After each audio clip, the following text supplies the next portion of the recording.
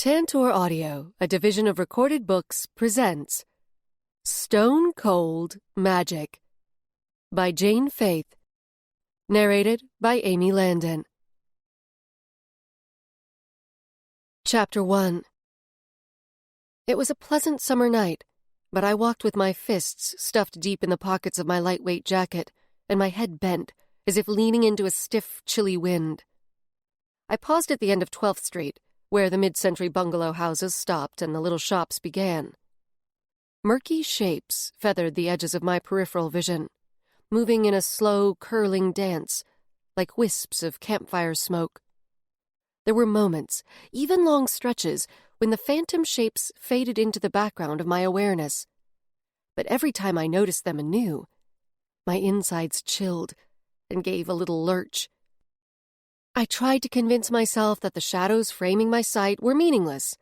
More than once, I'd sternly told myself they were just misfires of my optic nerves, artifacts of having been clinically dead for 18 minutes. My brain had been deprived of oxygen, and there were bound to be some lingering effects. Hell, what were a few blurry dark shapes when I could have suffered serious brain damage? Or not come back at all? But none of my internal cajoling had worked particularly well.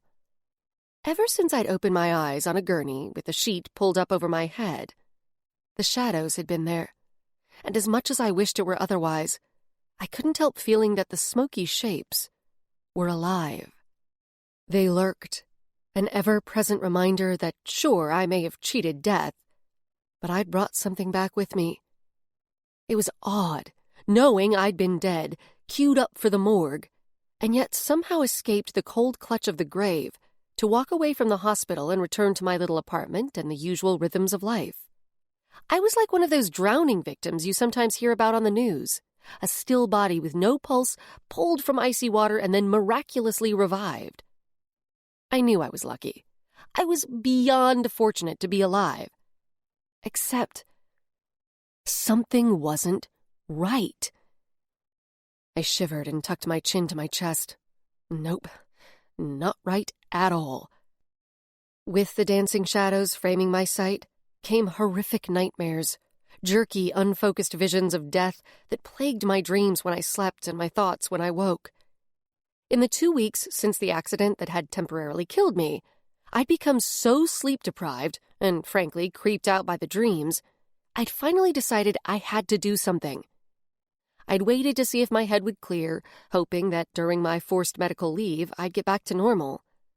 But it hadn't happened, and I couldn't wait any longer.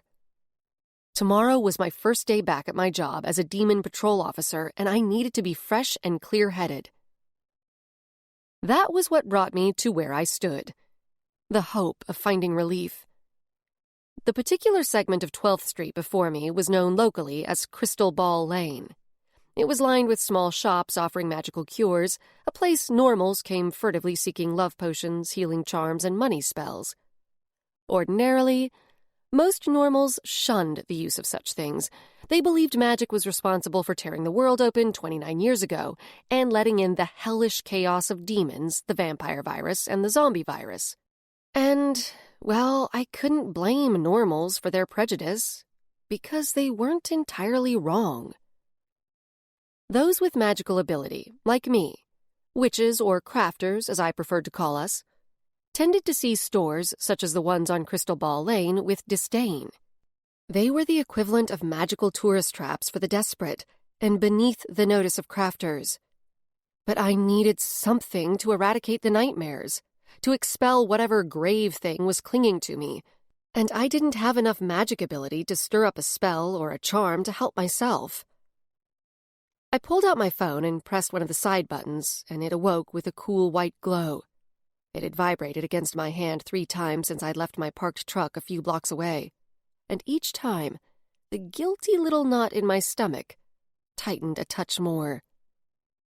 The device buzzed again as I held it, and a new text from Deb flashed. "Ella? I'm an empath. You can't trick me. Spill it, lady. What's wrong?" There were 2 little frowny faces at the end. I ruefully shoved the phone back in my pocket. It was almost uncanny how Deb's texts had started coming through as soon as I'd hopped in my truck to seek help on Crystal Ball Lane. I talked to her earlier. She'd called to see how I was feeling about heading back to work. And of course, Deb being Deb, she'd picked up on the fact that I was having trouble with something. I didn't possess her intuition or empathic talent, but I could tell she had her own worries. It wasn't any magical sixth sense on my part, just an instinct born of many years of friendship. Her voice took on a particular tightness when she was having trouble with her husband, Keith, and I'd be damned if I was going to add to her burden. So I'd insisted that I was fine, knowing she didn't fully believe me. I entered the first block of the shops, eyeing the neon signs that advertised tarot readings, herbal remedies, healing crystals, and all manner of magical cures and spells. The store I was looking for, Nature's Light, was a few blocks down. I checked out the website and saw the owner offered a variety of services, aura cleansing among them. I tried the phone number, but never got an answer. Most of the businesses on the lane kept late hours, and I hoped Nature's Light would be no different. My phone vibrated again. I felt bad about ignoring Deb, but she didn't know the full extent of my problems, and I was hoping to eliminate them so that I could avoid telling her altogether. She knew I'd been off since my accident. When she pressed me, I made a vague mention of insomnia, but I left out the smoky forms around the edges of my vision, the weird throbbing in my forehead. I hadn't mentioned the dreams, either, and it was partly due to my difficulty trying to describe them, even to myself, because I couldn't shake the sense that they weren't mine. They were like films shot by a camera that was held by an unknown hand, images that seemed to come through the eyes of someone or something else. The other, as I'd begun to call it. And they weren't just visual. They were often laden with a heavy smell, a stomach-turning mix of wet leather, sulfur, and the metallic tang of blood. Deb had given me the name of a hedge witch and made me promise I'd make an appointment. I suspected I needed a remedy stronger than a hedge witch's herbs, but Deb's suggestion had prompted the idea to look up other types of services. I wasn't convinced an aura cleansing would do the trick either, but I had to start somewhere. The soft sound of movement to my left brought my low-top leather boots to a scuffing halt. I sucked in a breath, and my heart thumped hard at the side of my throat. With a familiar automatic motion, my hand instantly shifted from my pocket to my service stun gun at my hip. Some part of my mind knew that this was most likely perfectly normal street noise, but since my accident, I'd gotten jumpy, startling so easily it was sometimes embarrassing. As my pulse quickened, I squinted into the deeper darkness between two buildings. The center of my forehead thumped faintly, another odd post-mortem symptom that had been plaguing me on and off. Something dark and bulky moved. I flipped the strap on the holster with my thumb so I could draw out the gun if I needed it, and as an afterthought, I sent my senses through the bottoms of my feet and into the ground to pull up a thread of earth magic. Honestly, I probably shouldn't have even bothered. My weak-ass abilities barely even registered on the magic aptitude scale, and certainly didn't give me much in the way of protection. Crystal Ball Lane was situated along a stretch of ley line, an underground vein where magic concentrated and flowed, that enhanced my abilities by a smidgen, but not enough to properly shield myself against attack. Movement again. Just as I was on the verge of calling out and demanding that the lurker show himself, a large dog crept partway into the weak pallor cast by an orange neon sign across the street. We watched each other for a beat or two. The dog's tail waved back and forth, and he panted, his mouth stretching into a doggy smile. His eyes glowed like embers, reflecting the light of the signs nearby. Assured that he wasn't going to attack me, I released the magic thread. My hand relaxed on the gun. I nodded at the dog. "Careful of the cars, big guy. Drivers can't see you too well in the dark," I said, as if he'd understand. Voices ahead sent him scuttling back away from the street, and my attention whipping toward the new noise. Damn, but I was jittery these days. I shook out my hands as if trying to fling away some of my tension and peered ahead. A group of boys, jostling each other and laughing, had spilled out onto the sidewalk. By their heights and builds, I guessed they were around 14. I grimaced. A pack of kids out this late, and right around the age when their magical aptitude, if they possessed any, would be emerging. I'd bet my paycheck they were up to no good. The jeering voice of the biggest one confirmed my suspicion and quickened my pace toward them. The boys had circled around, trapping one of their own. The thin, small one in the middle had the hood of his sweatshirt up and was getting shoved around like a pinball. My hand back on my stun gun, I sped up to a jog. "Hey! Hey!" I got closer and saw the kid they were picking on was actually a girl. Anger spiked through my chest, and I yelled again, but the ring of boys was too caught up in its bullying to hear me. When I reached the mob, I grabbed the shoulder of the nearest kid, pulling him back and breaking the circle. The boys finally looked up. I pulled out my gun and waved it around for effect. "Go pick on someone your own size, you little apes." I drew myself up to my full 5'10" plus boot heel and glowered down at them. The big boy, the tallest by a few inches, shoved his hand across his snub nose and gave me a derisive once-over. He glanced at my weapon, but didn't even blink. "We don't have to do what you say." Strong currents of green earth magic swirled around his hands as he curled them into fists. The kid had a decent level of magical aptitude, but he appeared to enjoy using it for the purposes of bullying and intimidation. Great. In a depressing flash, I could practically see his future. Supernatural crimes would eventually haul him in for gross misuse of magic, or maybe something worse, and he'd either spend time in prison or get stripped of his ability. Maybe both. One side of his upper lip lifted in a sneer that was so exaggerated I might have laughed if I wasn't so ticked off. I stared at him for a split second, surprised by how brazenly he stood his ground. Then I reached to my belt and pulled off my badge. A faint tingle of magic stirred against my palm as I tilted the charmed object, so my credentials illuminated on the sidewalk. Demon Patrol Officer, City of Boise, Idaho. Gabriella Gray.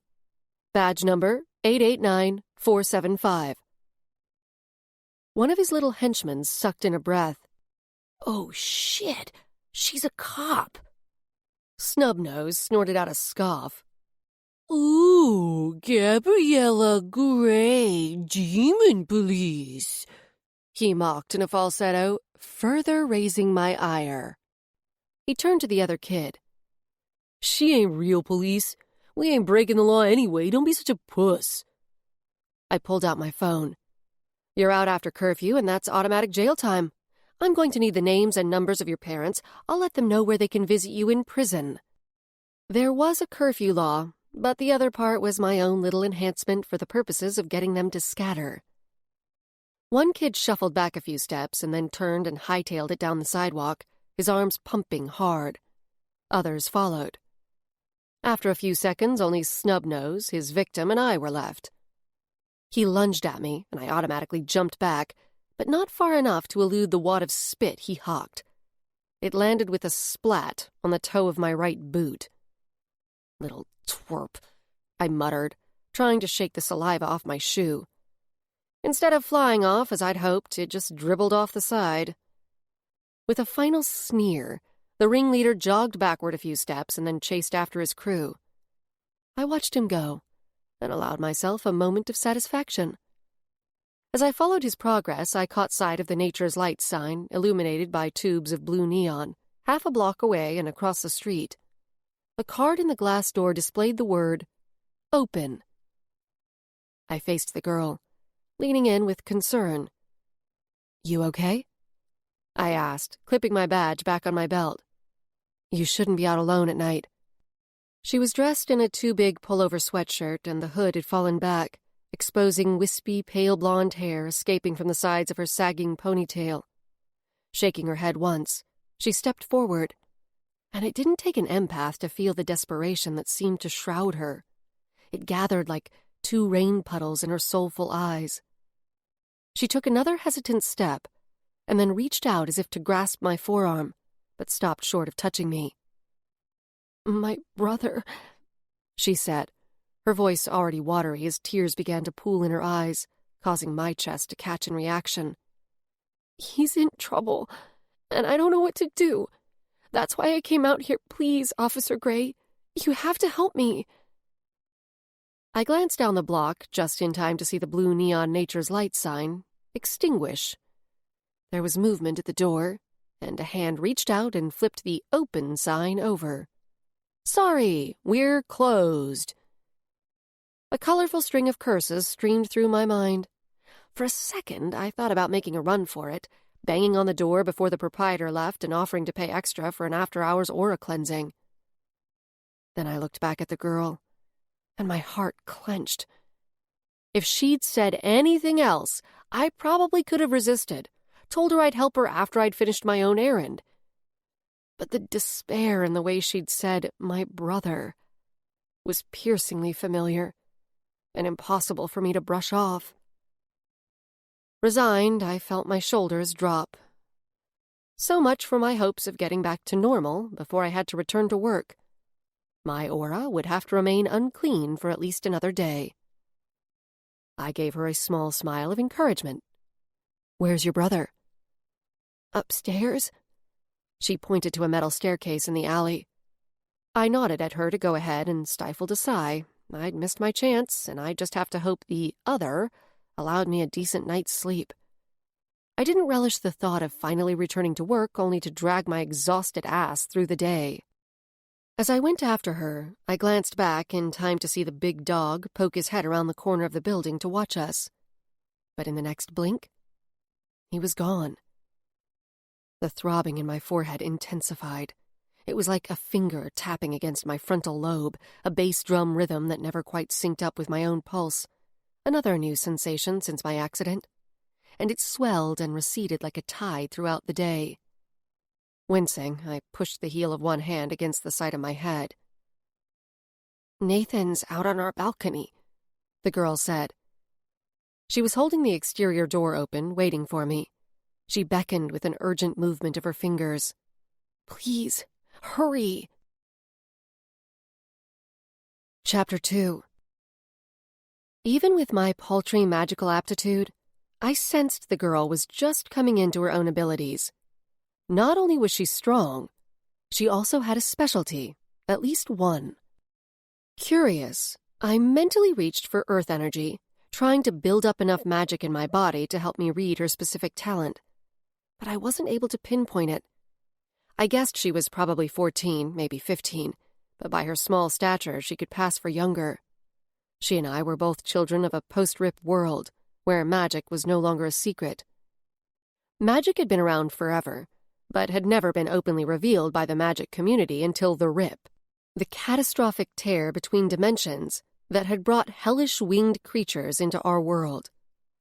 It had also catalyzed the emergence of the VAMP2 and Necra2 viruses, infecting normals and turning them into bloodthirsty vampires and brain-hungry zombies. The original RIP had first opened in Manhattan in 2001, around 30 years ago. The zombie problem had been contained before I was born. Vamps weren't a huge threat anymore either, after Grigori Industries developed an implant that made them docile, taking away their bloodlust and their ability to glamour, as well as allowing them to walk safely in sunlight.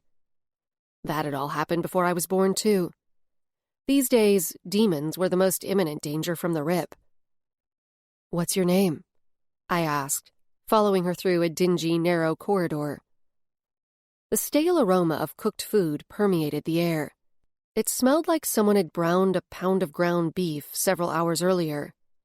We took a left turn, putting us in a hallway that ran along the back of the building. She glanced back at me. "Roxanne?" "I'm Ella." Roxanne was small and thin in that wafy way that was probably genetic, but still made you suspect she'd never quite had enough to eat. I wasn't the motherly type, but watching the points of her shoulder blades made me want to take her home, plunk her in a chair at the little table in my kitchen, and feed her cookies. I probed around her energy again. Her magic was definitely young, fresh, and barely formed. She might not even be aware of the specifics of her own abilities yet, especially if she didn't have a good mentor. Something about her supernatural signature reminded me vaguely of Deb, my longtime best friend. But Roxanne's had its own unique quality, one that I'd never sensed before. Deb was an empath and a healer, a strong level 2 on the magic aptitude scale. I guessed Roxanne was probably about the same as Deb strength-wise. I didn't think Roxanne was an empath, but perhaps the girl had a talent for sensing something specific in others. I barely registered at all on the scale, which put me at a low level 1 and without the capacity for enough supernatural juice to have a true specialty or distinct talent. Magical aptitude level and specialized talents were fixed qualities. No one really knew if they were pre-programmed in our DNA or emerged spontaneously. Regardless, they couldn't be altered, only honed with training and practice. Because of my low level of aptitude, I'd never felt much desire to put effort toward developing my skills. I preferred to rely on my athletic stature or my stun gun if I got into a jam. Roxanne and I passed a few doors with numbers on them, indicating there were apartments on this floor. The place wasn't dirty, but it showed signs of neglect. Peeling paint here, black scuff marks there, threadbare, nondescript industrial carpet lining the hallway that gave it a depressing vibe. Roxanne stopped at the door with a lopsided 8 on it. She pushed it open, leading me into a cramped space that served as kitchen, living room, and dining room. It was messy, dishes in the sink, crusted food on the stovetop, pillows askew on the sofa, bills and unopened envelopes covering the little table. Continuing across the room toward a window, she pointed. "He's out there, on the balcony. His name's Nathan." The window sash was raised a foot, the glass fogged with dirt and age. I glanced around, counting 3 doorways leading out of the main room. 2 bedrooms and a bathroom. "Where are your parents?" Roxanne sighed, a sad, quick little reflex of a noise. "Gone." "Is your brother a crafter too?" "Yeah, he's a high-level 1. No surprise. If one sibling had magical ability, then in most cases the rest did too. I tried to peer through the window, as I had no idea what I was going to find out there. If Nathan were possessed by a demon, he already would have been wreaking havoc. Apprehension pulled my insides tight as I approached the open window. Roxanne hovered behind me. It was dark on this side of the building, which faced the alley, and I couldn't see much of anything outside. My pulse tapped, every swift beat seeming to emphasize the uncertainty of the situation I'd walked into. "Nathan?" I called. "My name is Ella Gray. Your sister says you could use some help?" "He can't answer," she said behind me. I forgot my weapon and moved forward more hastily. "If he's unconscious, we need to call an ambulance." I shoved the window sash up as far as it would go. It protested my efforts with a loud scrape and only budged about 6 inches. Leaning out, I expected to see a fire escape landing. Roxanne had called it a balcony, but proper balconies had doors, not rusty old windows you had to climb through to get to them. Instead of a fire escape, there actually was a tiny balcony, but it wasn't meant to be used as such. It was a sort of decorative architectural flourish, a well of concrete under the window. The only thing on the balcony was a garish-looking stone statue about 3.5 feet tall. It faced outward like a frozen sentinel keeping watch. I pulled my head inside and twisted around to shoot a questioning look at Roxanne. "He went out there for a smoke." She spoke breathlessly, and she was tearing up again. "I heard flapping noises and sounds like rocks hitting together. He hollered, and when I ran over, he'd turned into a gargoyle." A wave of vertigo began to sweep over me, and dread curled through my gut like a dirty, dark tide. Oh no, not now. It couldn't be happening. Not while I was wide awake. I squeezed my eyelids closed, and there was a bright flash across the screen of my mind. My heart skipped a beat as an archdemon the size of a horse flew straight at me. Even though I knew it was in my head, I flinched back. The scene swung and jerked nauseatingly, as if I watched a home video made by an unsteady camera operator. I opened my eyes, blinking hard a couple of times. Cool relief rushed through my veins when I saw Roxanne peering at me. For the moment, at least, the strange foreign images in my head had subsided. I cleared my throat, as if that would also clear the residual fog of the brief vision. This is probably just a gargoyle that came to roost here for the night. People don't turn into statues. Don't you think it's more likely he just went somewhere else? Maybe took off for a while? She planted her hands on her hips and her pale cheeks reddened with irritation. He did not leave me. Nathan was out there, no gargoyle. And now there's a gargoyle and no Nathan. My brother is in that statue. She looked at me with her brows raised, her face turned at an angle, as if it should all be perfectly obvious. I knew that look. It was teenager, for adults are such morons. I felt my defenses rise. I was only 24, for cripe's sake. Surely not old enough to be considered the enemy by someone her age. She extended an arm and pointed toward the balcony. That's my brother. It is. Her expression dissolved back to desperation, and I realized it wasn't just about the disappearance of her brother. She needed me to believe her.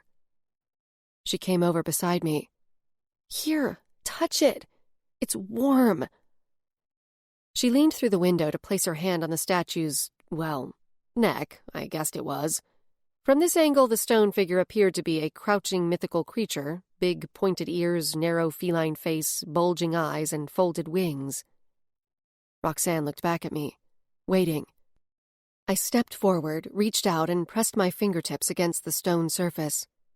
It was smoother than I thought, more like marble than the textured concrete it appeared to be. As soon as I made contact, the shadowy shapes in my periphery began to swirl like curtains whipping in a storm. My heart slammed against my ribcage as I tried to fight, but an image crowded into my vision, replacing Roxanne, the apartment, and the gargoyle. As in my recent dreams, it was colored only in yellows and blues, as if the eyes that saw it had a strange sort of color blindness. I sucked in a gasp and blinked, trying to force the image away, but it persisted. Edges sharpened into objects, and then into recognizable human forms. The off-color scene clarified, and I was no longer standing in a dingy little apartment, but in an unfamiliar room. I could make out the faces. At first, the people lounging on tattered sofas and curled up on the floor looked too still, and my chest clenched with the sudden fear that they were all dead. Then one of them, a teenage girl who lay in a heap against the sofa like a forgotten rag doll, with her legs splayed at awkward angles, shifted her shoulders. I caught a glimpse of the 2 puncture wounds on her neck and smear of what had to be blood.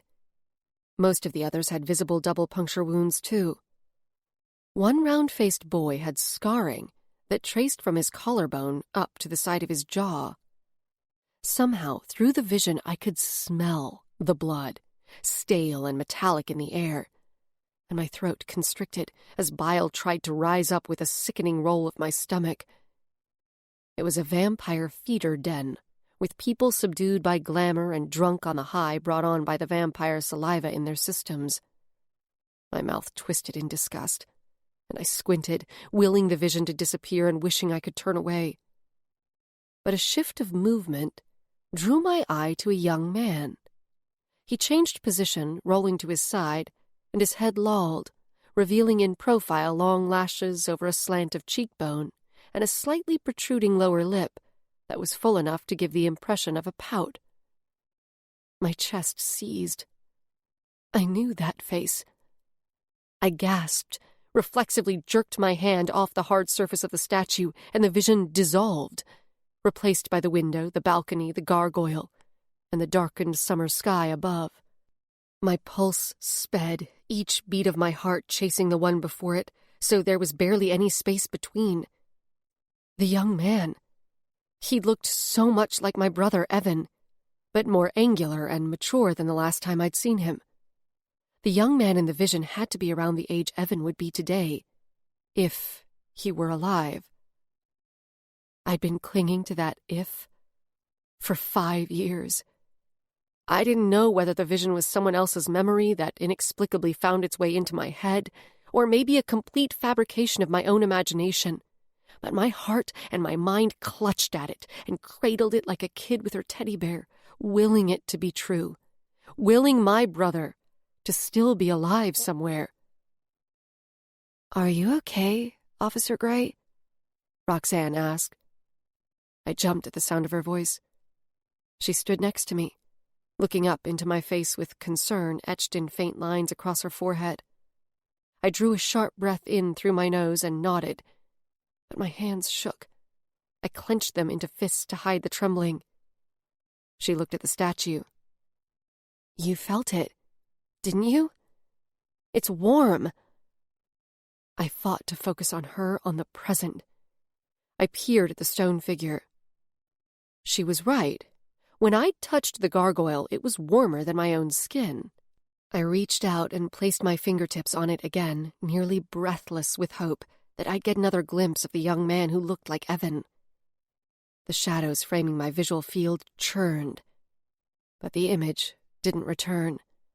I was about to ask Roxanne if she could remember anything else that happened before the gargoyle appeared, but the words died in my throat. I heard it before I saw it, the leathery flapping sound of wings above. Adrenaline surged through me as I leaned my upper body out the window to look around. A dark shape was circling overhead. "Demon," I said grimly. Roxanne screamed and backpedaled. I pulled back, bumped the top of my skull hard on the windowsill on the way in, and reached up to slam the sash down. It didn't move. My heart hammering, I let out a strangled grunt, straining harder, but the old window remained stubbornly raised. I tipped my head up, looking through the dirty glass. The demon seemed to hang in the air, its midnight black shape momentarily outlined against the weak moonlight that illuminated the sky over the building across the alley. Then, after an almost graceful pause, the demon tipped into a dive, hunting and aiming straight at the window. I tried the sash one more time before I gave up and hastily shuffled backward. With my left arm, I shoved Roxanne behind me. My right hand reached for the cylinder that was holstered on the back of my belt, just as the demon landed on the balcony with a soft shuffle of wings and scrape of claws. I kept my eyes trained on the open window. "Is it coming in?" Roxanne's voice was thin with fear. "Yeah." Without looking down, I flipped the top of the can off with my thumb. The lid fell to the floor. I backed us up some more. "Don't worry, I've got a trap. Stay right there and keep still." I left Roxanne and tiptoed a few steps toward the window. It was an archdemon, several times bigger than the small, bat-like creatures I usually trapped while on demon patrol, and capable of possessing a human. It was only a little smaller than the one that had killed me 2 weeks ago, the day my partner and I had responded to a routine call for a couple of minor demons in the basement of a downtown residence. It should have been an easy job. And it was, until a sudden dimensional burp sent an archdemon into the middle of things. As I faced the window, my mouth was as dry as sandpaper, my hands damp with sweat, and my heart seemed to be trying to thump its way up my throat to make an escape. If I'd had time, I would have called this one in, but the damned window wouldn't close. With the soft brushing sounds of its leathery wings, the demon shifted and poked its lumpy black head inside. Roxanne let out a strangled squeak. I slowly knelt to set the canister upright on the floor, my heart hammering loud in my ears. "Come on over here. See what I've got for you," I coaxed in a high-pitched voice. I made clicking noises with my tongue, as if trying to lure a timid kitten out from under the bed. The demon folded its wings against its body and forced its way inside, barely fitting through the opening. I started backing away. "I've got something just for you. Come on. That's right. Take a little look-see." The creature's beady red eyes, the two flames in its coal-black face, flicked down to the canister. It flapped a few feet closer, and Roxanne whimpered. With a sinuous movement, it raised its head. its gaze zeroed in on Roxanne. Archdemons tended to target the young, the vulnerable, and the weak-minded. The larger varieties, like this ugly hellbird, were predators, demonic possession their only aim in this dimension. If this one was more attracted to me, or Roxanne, than to the demon bait in the trap I'd just set down, we were going to have a problem. The creature opened its beaky mouth and let out a disturbingly human-sounding scream. Roxanne responded with her own. Spreading its wings, the demon took flight. My heart in my throat, I did a hasty reverse jog and sandwiched Roxanne between my back and the wall next to the fridge. One of the demon's wings brushed the kitchen counter, hitting a mug that fell and shattered on the grungy linoleum. I drew my stun gun. It wasn't much defense against a demon of this size, certainly wouldn't kill it, but it was all I had. The demon reared up to charge, and I stepped forward, raised the gun in both hands, and took aim. Still a few feet away, the creature suddenly pulled up short with surprising agility. The crackling blast from my gun shot under the demon's curled talons and dissipated with a burst of sparks against the far wall. Roxanne shrieked again. "Damn it!" I ground out through clenched teeth. With dread curling darkly in my stomach, I crept another half-step forward and aimed again. But instead of firing, I watched the thing in confusion. It was backing up. Demons didn't hesitate. They weren't plagued by conscience or indecision. But this demon had stopped its attack. I took another step. If I could get it close enough to the canister, the trap would pull the creature in. The demon retreated another foot or two. It was still in flight and stirring the air enough to make my hair lift around my shoulders and shuffle the mail on the table like an autumn breeze tossing dry leaves. One wing knocked into a floor lamp, sending it toppling over like a felled tree. But the creature didn't seem to notice. I took another step, and again the demon retreated. I'd never heard of this behavior in a rip spawn, but I'd take it. The demon was hovering over the canister now, only a couple of feet outside the trap's range. I raised my gun, aiming for the top of the demon's head, and gently pulled my index finger in against the trigger. The blast crackled and hit, right between the demon's eyes. It screeched with rage, tossed its head back, and, as I'd hoped, it dropped several inches. The trap activated, and I threw up an arm and squeezed my eyelids closed against the blinding blue-white flash as the trap's magic concentrated the demon into pure energy and pulled it in. The odor of sulfur and burned hair wafted up my nose and stung my eyes. I waved my hand through the puff of smoke the trapping process had created. The can had fallen to its side, and it was shimmying around as if it held a hyped-up gerbil. Hastily holstering my gun, I scrambled for the canister lid with one hand and the twitching trap with the other. I slapped the lid on the can, and there was a faint hiss of air compression. The canister went still. I looked over at Roxanne and shook the trap like it was a can of spray paint. There was a faraway but angry-sounding squeal from within it, and a few little thumps against the inside walls. Contained and under control. I gave her what I hoped was a reassuring smile. Actually, we were damn lucky the demon wasn't any bigger and it was alone. The trap wasn't graded to contain much more demonic energy than what was in it, and certainly wouldn't have held 2 archdemons. "That was a close one," Roxanne said, shakily returning my smile. The encounter had obviously rattled her, and she was giving me some bravado. I looked down, reattaching the can to my belt and giving her a few seconds to collect herself. I heard her take a deep breath. "Officer Gray, can you get my brother out? I don't know how much longer he can survive in there." "I'm going to call a friend of mine," I said, pulling out my phone. "I think he might be able to help us." There was definitely something odd about the statue. Gargoyles were cold-blooded creatures, and this one was much warmer than my own body temperature. But I wasn't convinced there was actually a human trapped in it because, well, I was pretty sure that was impossible. I knew someone who'd be able to tell me if Roxanne's story had any merit. I scrolled to Johnny Beamer's number and tapped it. Johnny was a freelance supernatural PI, and he developed a slew of devices that could detect all manner of phenomena. He did private jobs, but was also often called in as a consultant when the police suspected supernatural involvement in a crime. That was how we'd met, first a couple of years back.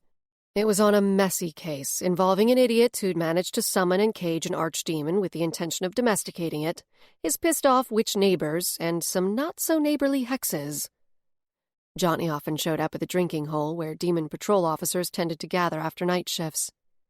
We sometimes ended up at the same table or knot of people around the bar, and though we'd always greeted each other by name, we'd never had much more than casual conversations peppered with his flirty little gestures and phrases, which I'd always deflected.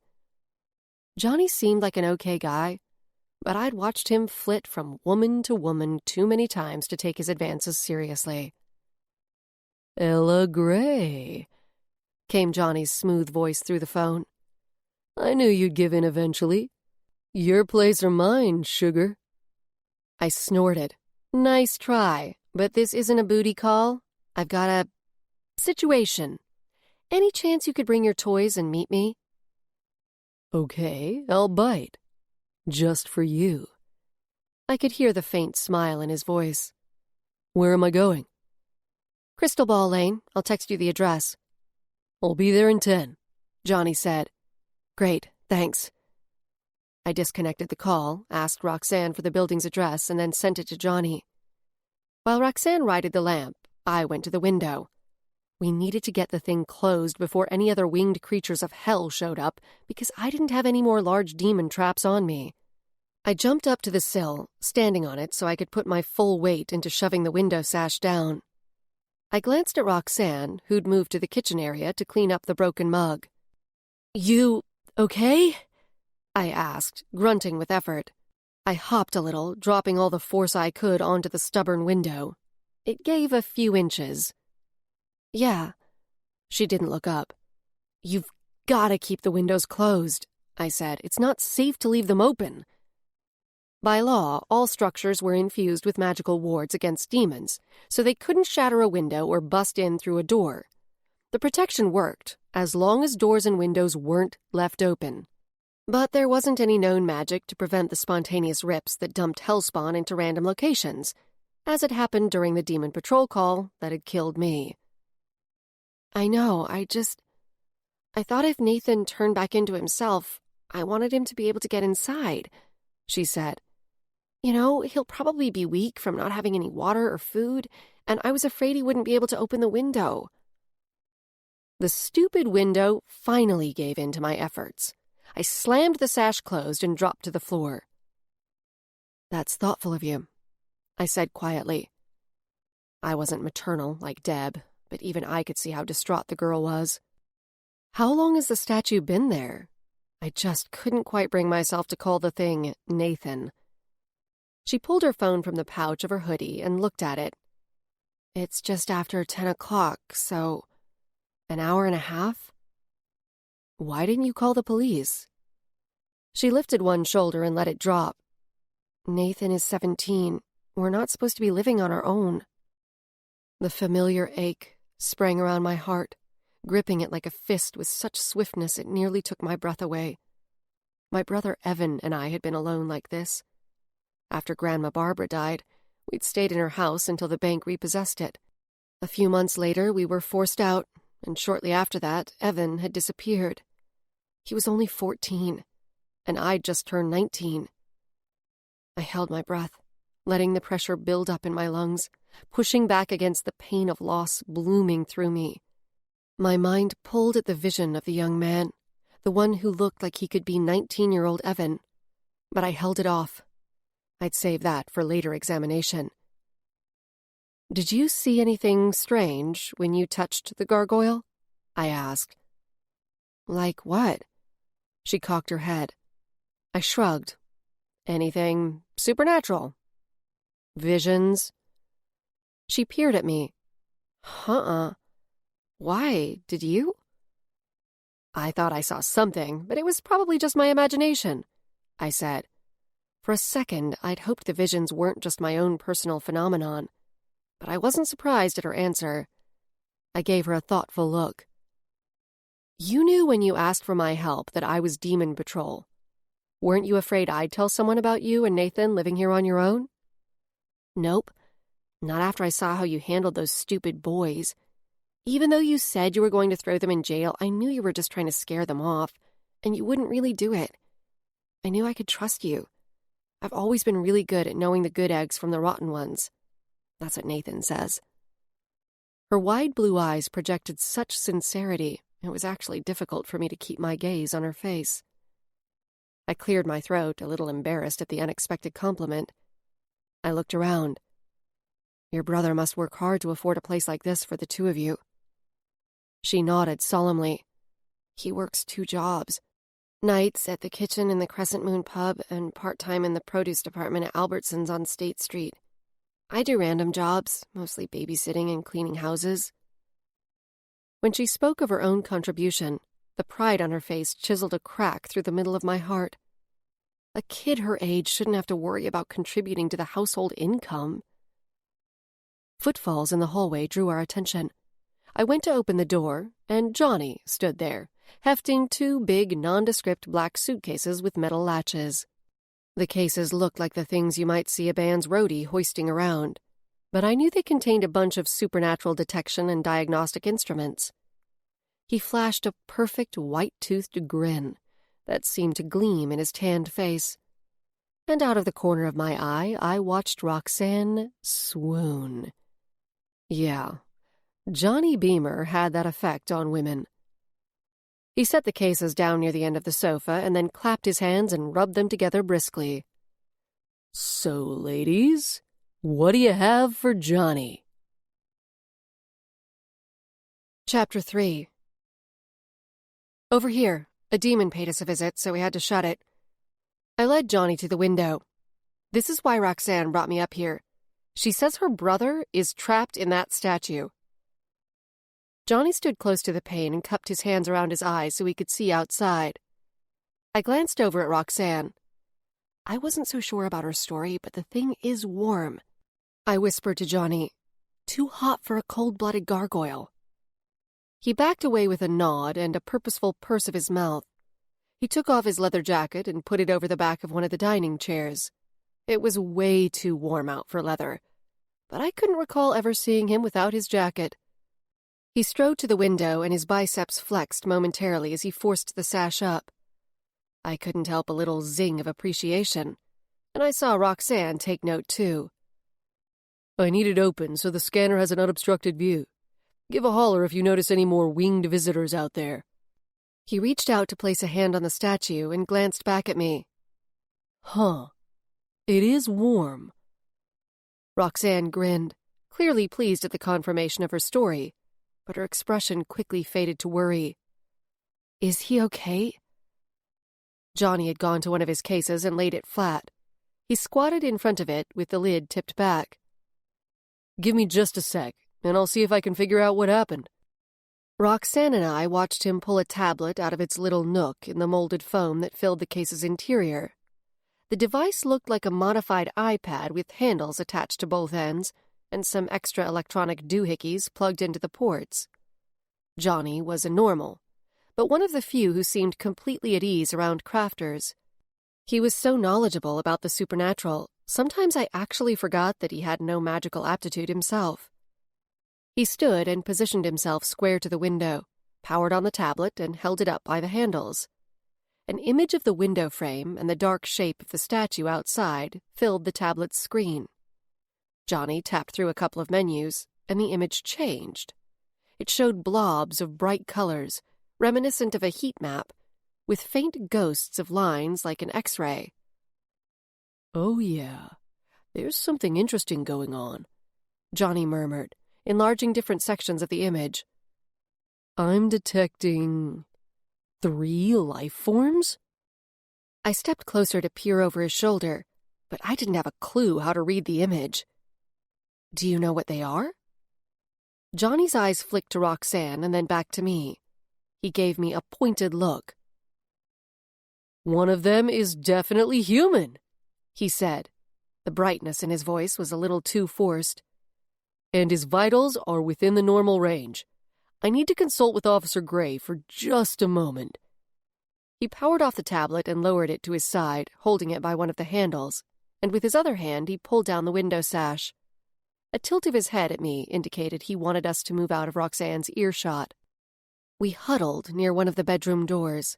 A waft of his clean-smelling aftershave filled my nostrils, and I resisted the temptation to lean in for a deeper whiff. I wasn't interested in Johnny, not like that. But I wasn't made of marble.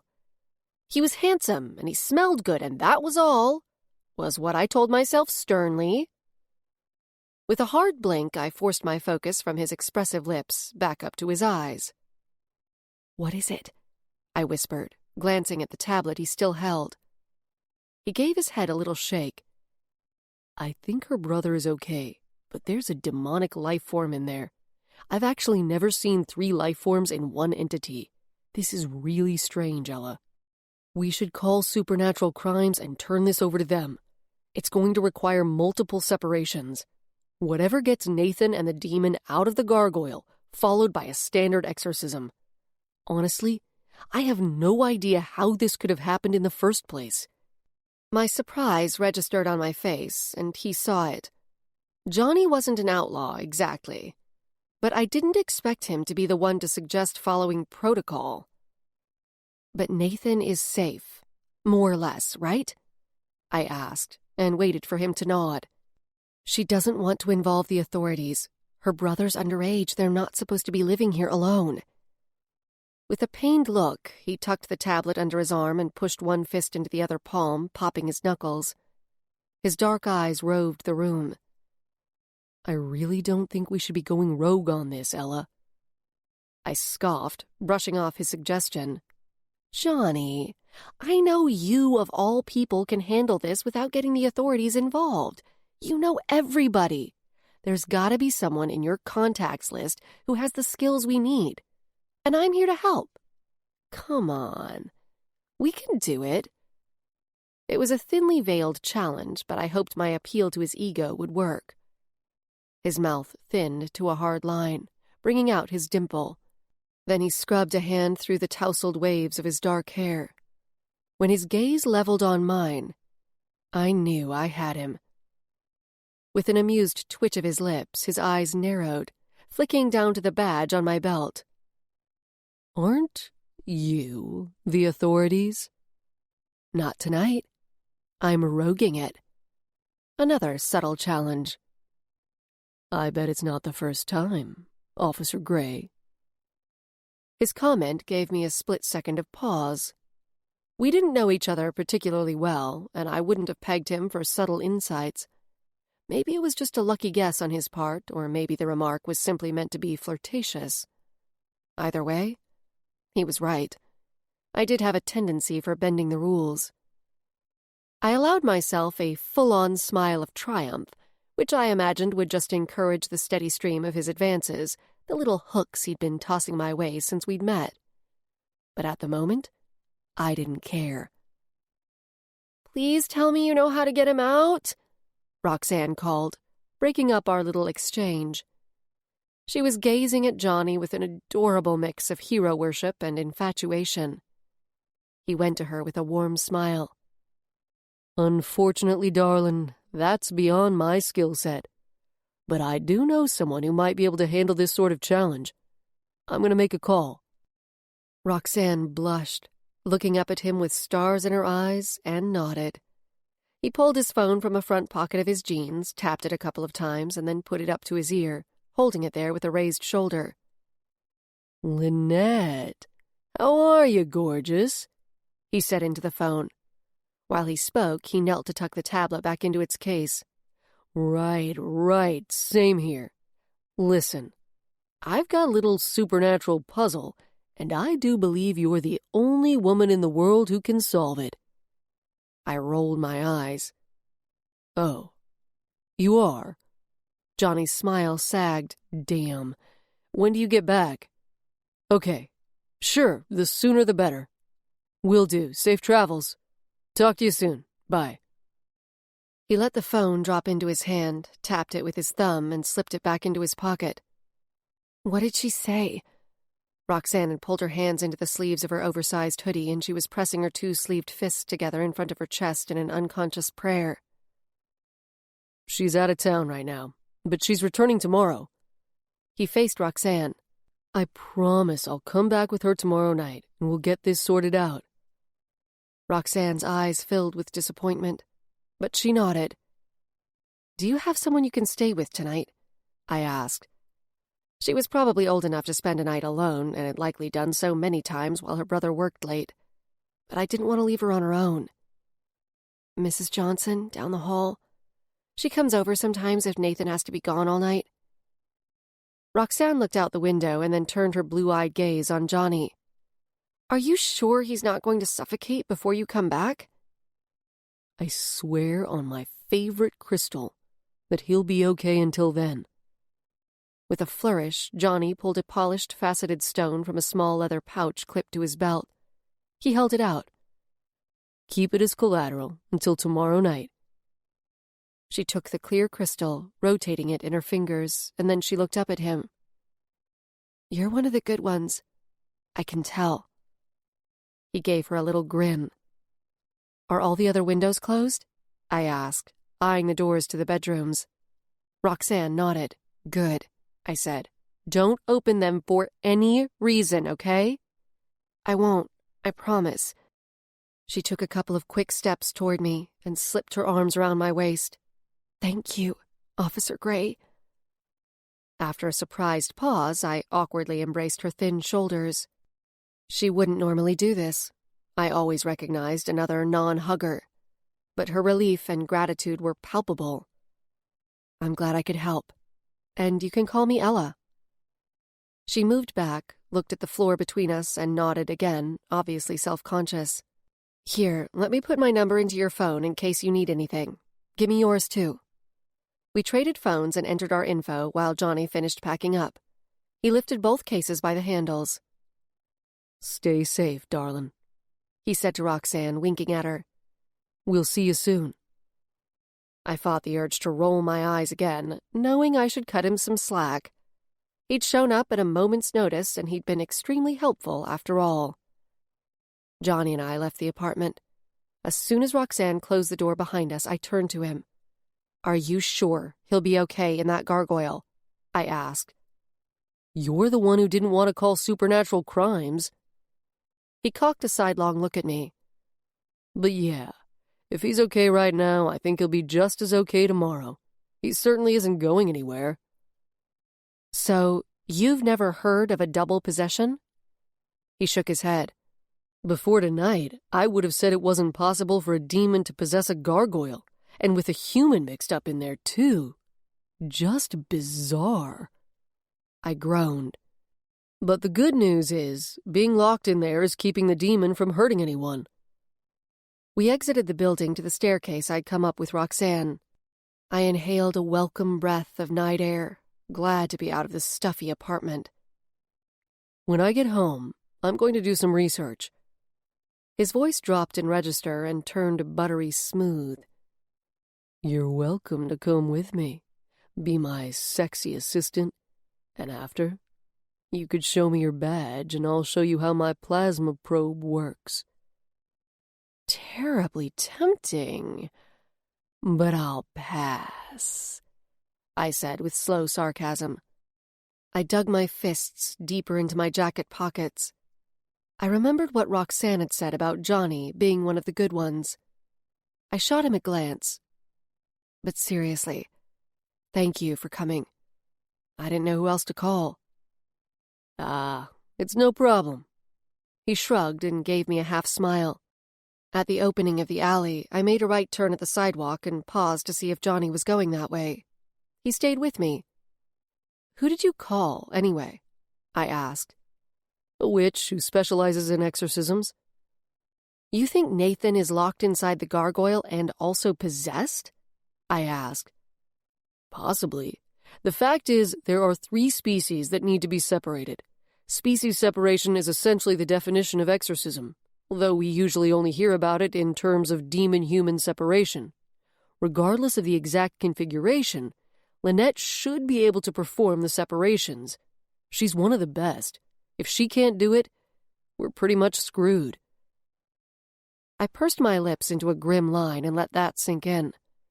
After a second or two, I looked over at him. He was tall, but my 5 feet 10 inches plus an inch of boot heel put me slightly above eye to eye with him. "Johnny, I don't expect you to work for free." He gave me a playful grin. "Don't worry about it, sugar. I'll find some way for you to repay me." I rolled my eyes. "Good luck with that, Romeo," I said with a good-natured laugh. There was nothing menacing in his words. It was more flirtation. He slowed, and I spotted his Mustang parked on a side street. We stopped on the corner. "Will you text me if you make any breakthroughs in your research?" I asked. "Yup, will do." I jogged the rest of the way to my pickup. Weariness washed over me as I got in, started it, and headed home. I was just considering allowing my brain to return to the vision of the vampire den and the guy who looked like my brother, when I happened to glance in the rearview mirror. 2 orange eyes stared at me from the bed of the truck. I started, accidentally jerking the wheel and crossing the yellow line with the left front tire. Shit! I yanked the wheel the other way, correcting. I pulled to a stop at a red light, gripping the wheel hard with both hands, and turned around. My heart hammered as a dark, furry face stared back at me. It was the dog from before. His tail wagged and his panting breath made a little patch of fog on the glass. I listened to my pulse beat in my head for a few seconds and then let out an unexpected laugh. I considered turning around and dropping him off, but didn't want to risk him getting hit by a car as he wandered Crystal Ball Lane. With only a few more blocks to home, an old house on Hayes Street that had been converted into a fourplex, I decided to continue on with the dog in the back. The house where I lived had 2 apartments upstairs and 2 on the main floor. The 2 upper ones were occupied by couples, one in college and the other a newly married man and woman in their early 30s. Mine was the ground-level one on the right. The apartment on the left was the home of a crotchety, middle-aged witch named Simone. Her familiar, a very cliched black cat, sometimes watched me out the front window, its yellow eyes radiating uppity feline disapproval. I parked in my usual spot on the street. The slam of the truck's door seemed unusually loud in the quiet night. By day, a steady stream of traffic flowed up and down Hayes. Not a main artery, but it was a well-used street at the north edge of downtown. I went to the back of the truck and leaned on the side rail. "So, you think you're spending the night with me, huh?" I reached out a hand and the dog came over to give it a sniff. No collar, of course. Apparently liking what he smelled, he swiped his tongue across my knuckles. He had strange eyes, reflective like a cat's. He had unusually long legs, a wide chest, and a dark, short, curly coat. Definitely a mutt, though I didn't know dog breeds well enough to even begin to identify his makeup. But he looked healthy, like he'd been cared for and fed regularly. Though he'd been a little skittish on Crystal Ball Lane, he seemed at ease around humans. "Okay, big guy, just for tonight. Tomorrow, we'll figure out who's missing you." I moved toward the back of the truck to open the gate for him, but before I could release the latch, he leapt over the rail and onto the strip of grass between the sidewalk and the curb, landing on silent feet. He followed me up the steps to my little porch, where the lamp next to my door bathed us in wan yellow light. I unlocked the door, walked in, and flipped on a light switch, holding the door for the dog. He followed me through the living room and into the tiny and underused kitchen, where I pulled 2 ceramic bowls from a cupboard. I filled one from the faucet and set it on the floor, and piled Cheerios in the other bowl. The dog gave the Cheerios a sniff, and then crunched a few. He looked up at me.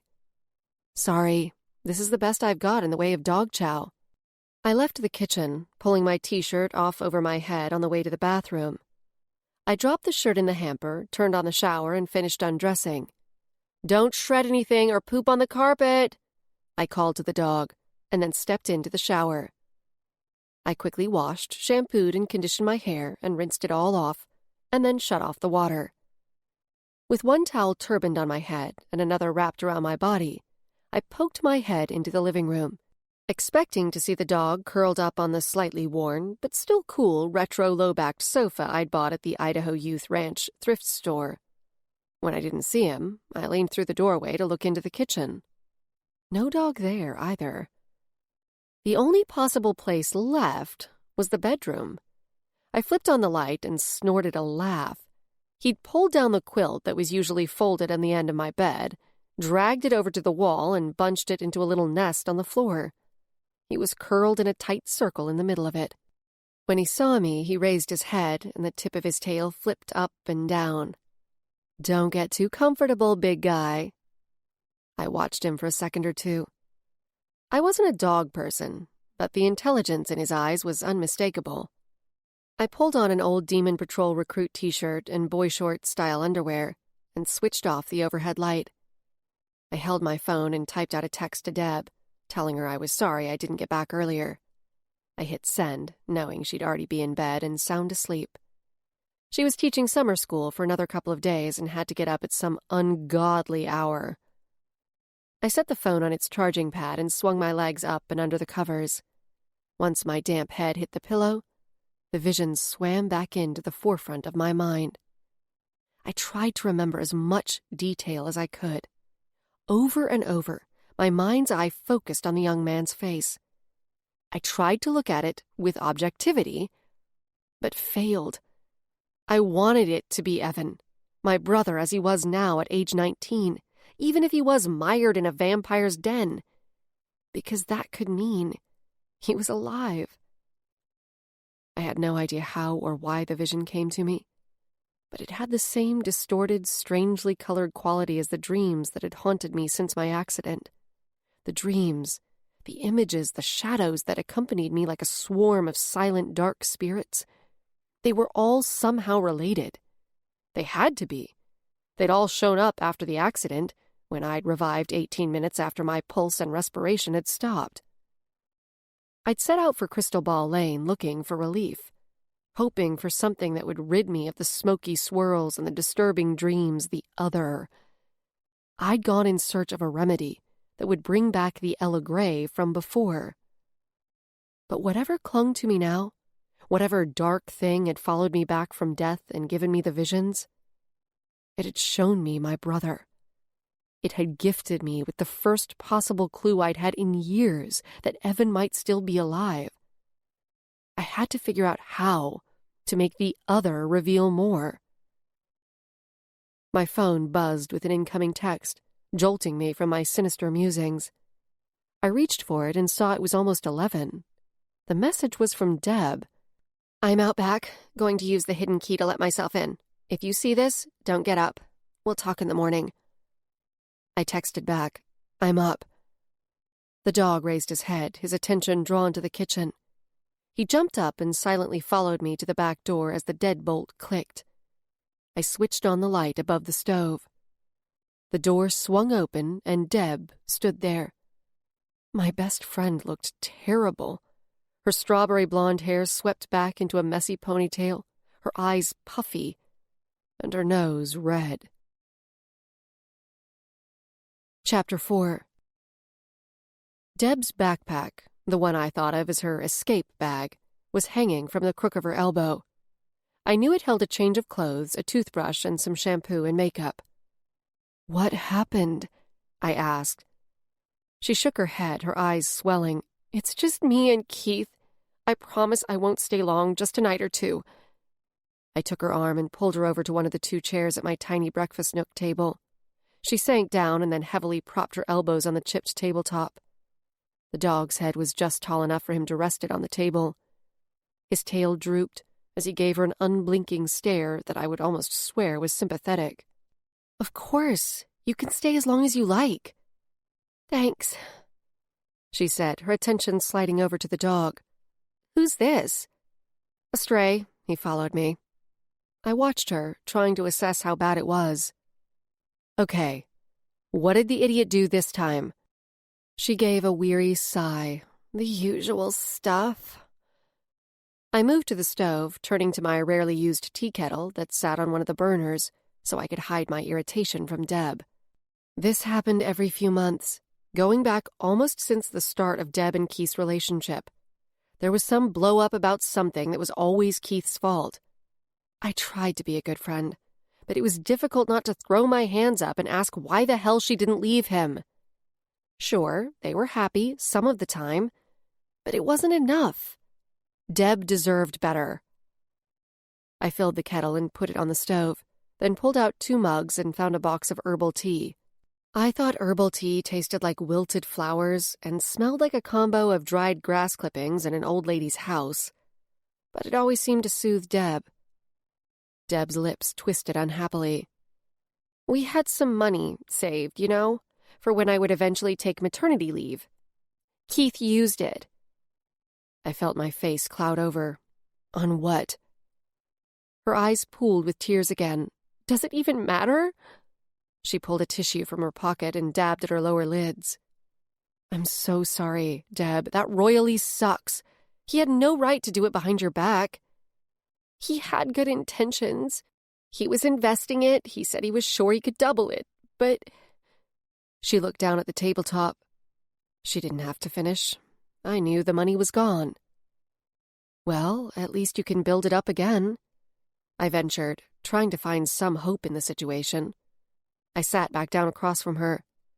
And this time get a separate account, one that he doesn't have access to. When she raised her eyes to mine, the look of misery on her face hollowed out my chest. I don't have time, she whispered. I'm 6 weeks pregnant. My mouth fell open. I snapped it shut as surprise, and then anger coursed through me. This was what Deb had wanted her entire life. But instead of radiating joy like she should have, she'd never looked more unhappy. All because she'd married an irresponsible knucklehead. Congratulations? I said, wincing. She started to laugh, softly at first, but pretty soon she had both hands clamped over her mouth.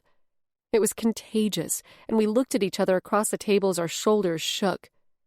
The kettle made the whooshing sound that comes right before the whistle, and I sprang to the stove to pull it off the burner. When I returned to Deb with 2 steaming mugs, she was wiping her eyes again, but there was a faint smile on her lips. She sipped her tea and then looked down into the mug. I haven't told Keith yet. I tilted my head. How come? With another sigh, she slouched a little lower. I guess I'm not completely sure I want to do this with him. Her eyes took on a dazed, glassy sheen. Wow. That's the first time I've really admitted that. My chest stirred with a storm of emotions. Hope that she'd finally seen the light. Fear for what it meant. And a little ray of happiness at the knowledge that she was going to be a mom. Something she'd wanted more than anything. Then don't, I said firmly. We can get a place together, just like old times. I'll help, do the diapers and bottles and stuff, whatever you need. The image of the clock displaying the wee hours of the night while a red-faced baby howled its tiny lungs out made me want to writhe, but I tamped it down and managed to control myself. She gave me a teary but grateful smile. I know you would. I just don't know yet what I'm going to do. Well, you probably need some sleep. You're sleeping for 2 now. I glanced pointedly at her belly with an exaggerated, wide-eyed expression. She giggled, but exhaustion pulled at her features. Take my bed, so you can get some rest. I'll sleep on the fold-out. I stood, but she reached for my wrist, stopping me. Are you okay, Ella? Yeah. Why? Her gaze roamed all around me, and I knew her empath senses had kicked in. Your energy feels tangly. Did you go see that hedge witch I recommended? Not yet, I said. Let's talk about it later, okay? Normally, she would have pressed me, but she was running on empty. After I got Deb settled in my room, I moved the living room furniture so I could pull out the sofa bed. I expected to toss and turn for a while after the eventful evening, but my eyelids grew heavy and I dropped off quickly. The next morning, I was up early, even before Deb, who had to rise at still dark o'clock to get to her summer school teaching job. I'd fallen asleep, hoping to see more images of Evan, but the night had passed with only regular dreams. While the dog was doing his business in my postage stamp yard, I called the Humane Society and the Pound to report my late-night hitchhiker. Neither one had any record of someone looking for a dog like him, but maybe his owner didn't know yet that he was missing. I couldn't imagine he was a stray. He was well-behaved and clearly comfortable inside a home. 3 days ago, the doctor who'd been monitoring me since my accident, my death, had reluctantly cleared me to return to work after my 2-week leave. When he'd taken my vitals and everything checked out normal, he'd actually seemed annoyed that I wasn't showing obvious physical effects from my ordeal. He forbade me from resuming my daily runs or any other extended cardio until after my next checkup. But I couldn't start a workday without some sort of physical exertion. Out on the tiny square of patio in the yard, I did 15 minutes with the jump rope, and then set out a rubber mat and went through my usual 50 push-ups, crunches, and leg lifts. I let the dog in and then hopped in my truck and drove to the grocery store for a collar, leash, and small bag of dog food. Back home, I filled the Cheerio bowl with kibble and refreshed the water. Deb appeared in the kitchen doorway. She rubbed one red-rimmed eye with the heel of her hand. But overall, she looked much better than when she'd shown up last night. "Morning. Want a shower first?" I asked. "No, that's okay. I don't have time. I've got to get dressed and head to work." "Are you sure? Maybe you should just call in sick today." She shook her head. "I'll be all right." She went into my room, and I headed to the bathroom. "Check in later?" I hollered down the hallway at her. "Yeah, I will," she said. "Thanks again for letting me stay." I quickly used the restroom to freshen up, and by the time I emerged, Deb was gone. In my room, I dressed in my Demon Patrol uniform, royal blue button-down shirt with the patrol emblem patches on the sleeves and over the left breast pocket. It would be over 80 degrees by afternoon, so choosing the short-sleeve summer version of the shirt was a no-brainer. Gray-fitted pants with cargo-style pockets, service utility belt with stun gun, guided net launcher, flashlight, badge, and a pouch for brimstone burners. Black leather low-top boots. I secured the cylinder-shaped demon trap from last night, the one containing the archdemon that had invaded Roxanne's, onto a band on my belt. I pulled my shirt over it to hide it the best I could. I wasn't actually supposed to have this kind of trap, but I disagreed with the policy that forbade Demon Patrol from carrying higher-level traps. I'd swiped the can from the supply room at work, and it wasn't the first time I'd done so. I swept my dark hair back into a long ponytail, put on my black patrol visor, and slipped sunglasses into a shirt pocket. My patrol precinct was about 7 blocks from home, so I walked. When I arrived and saw how full the lot was, my stomach dropped a couple of inches. It was my first day back after 2 weeks mandatory leave, and I'd intended to get there earlier to beat the crowd and take a seat in the back for briefing. I really preferred not to make an entrance in front of an audience. And there was one other thing I was dreading. The absence of my partner, Terrence. He'd been injured in the demon attack that had me on the way to the morgue until I miraculously revived. Supernatural Crimes, the arm that oversaw Demon Patrol, had given him an extended medical leave that would transition into retirement. He was set to retire in less than a year anyway, and the accident had ensured he'd probably never walk without a limp. It was a generous move on the part of the division, and I knew it was the right thing for him. But I'd get a new partner. Terrence and I were practically family. We'd been together since I started on patrol, and the idea of walking the beat with anyone else felt disloyal. I let out a long sigh as I passed Terrence's parking spot. A late-model Lexus stood where his old Jeep used to be. I snorted. What self-respecting Demon Patrol officer drove a freaking Lexus? I was half tempted to take a picture of it and send it to Terrence for a laugh. Gray. I turned at the sound of my name to see Brady Chancellor, dressed in Supernatural Strike Team dark gray, crossing the parking lot with a few of his strike buddies.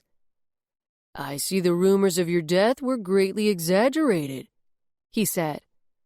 The guys walking with him peered at me with curiosity. I stifled a groan.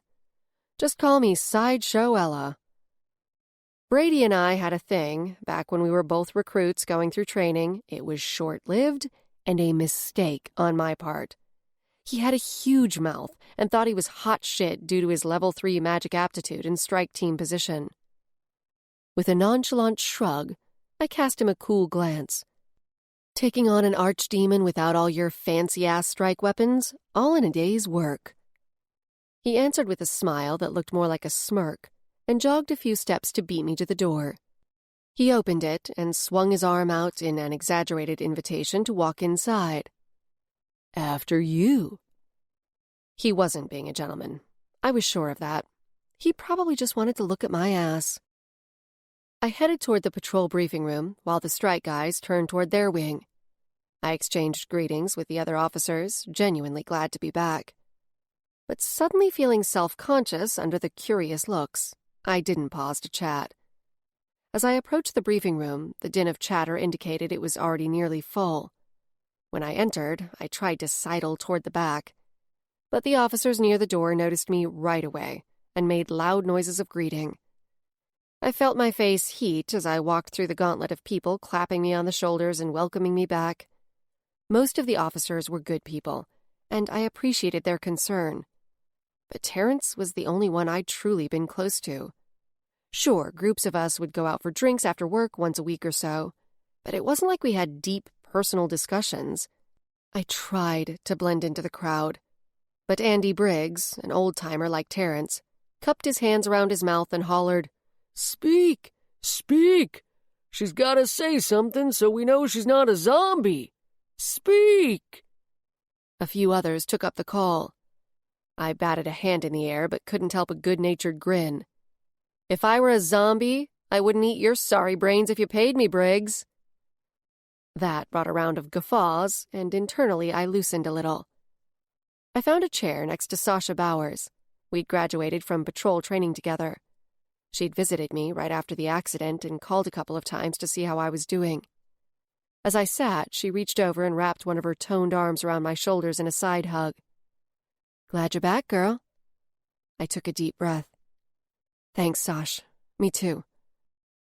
Sergeant Devereaux and Captain Morrow appeared in the doorway, and everyone settled as our superiors strode to the front of the room. I sat and automatically angled my body to hide the demon can on my belt, the one holding the rip spawn I'd captured at Roxanne's. It was the final of 3 strike team cans I'd swiped years ago, back when I was new on demon patrol. The archdemon capacity traps were equipment that, as a patrol officer, I wasn't allowed to have. Back then, I still had hope of finding Evan.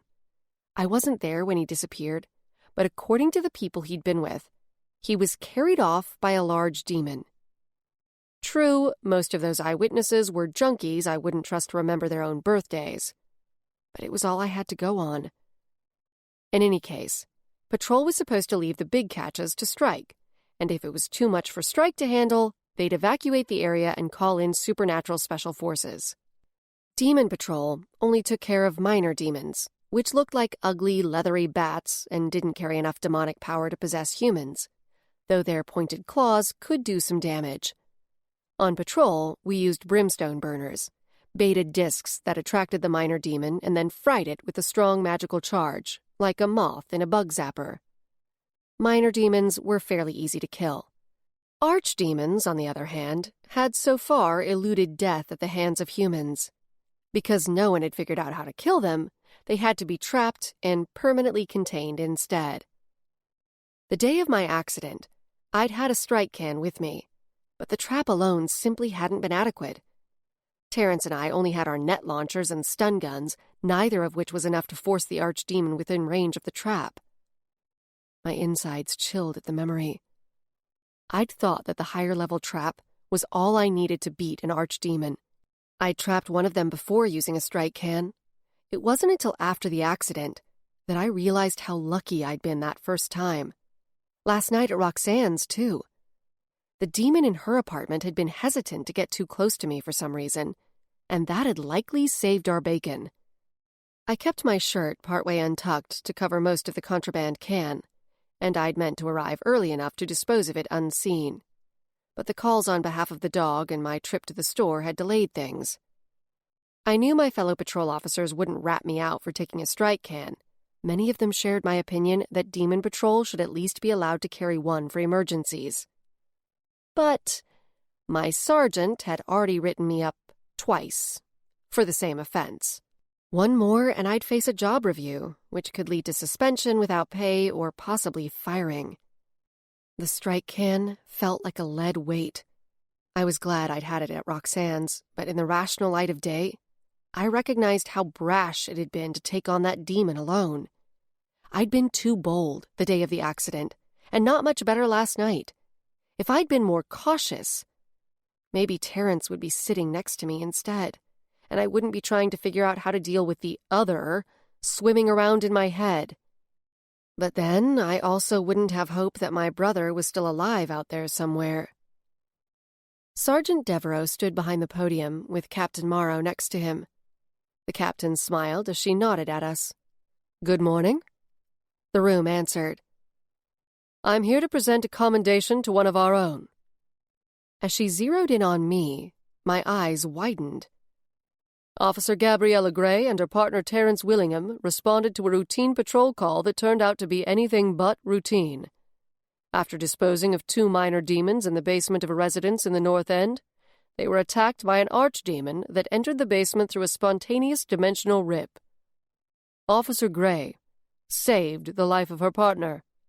On behalf of the entire division and a grateful city, I thank you for your bravery, and I present you with the Pin of Valor.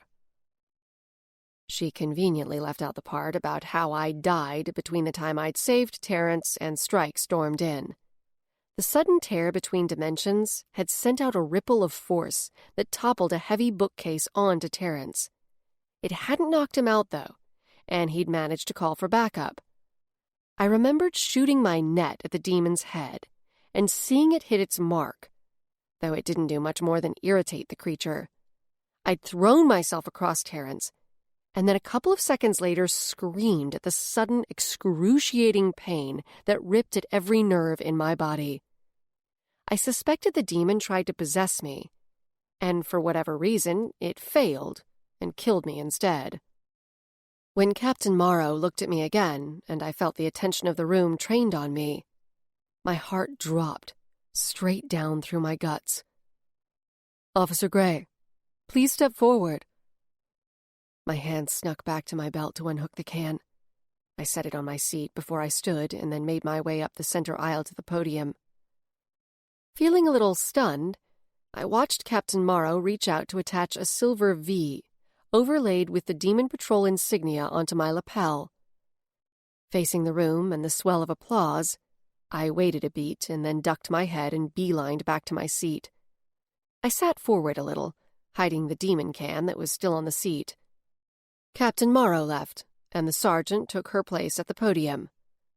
To my enormous relief, he launched into the briefing as a map illuminated on the screen behind him. "We've had several bubble-ups around the city in the past few days. Most of them are clustered around the Foothills ley line and the ley line that runs down Capitol Boulevard. Minor demons only so far." The line in the Foothills was out of my beat, but the northernmost 3 blocks of Capitol Boulevard, including the Capitol building itself, were my territory. Normally, I would have looked forward to a bit of action, but with a new partner, I'd been hoping for an easy first day back. Remembering I still didn't know who was replacing Terrence, I straightened and peered around, searching for a new face. There were nearly 70 officers on this shift, and the room was crowded. I craned my neck, trying to see to the far front corner. If my new partner was present, he or she was hiding. "Special Forces is still manning the Boise Rip," Sergeant Devereaux continued in his faint Louisiana accent.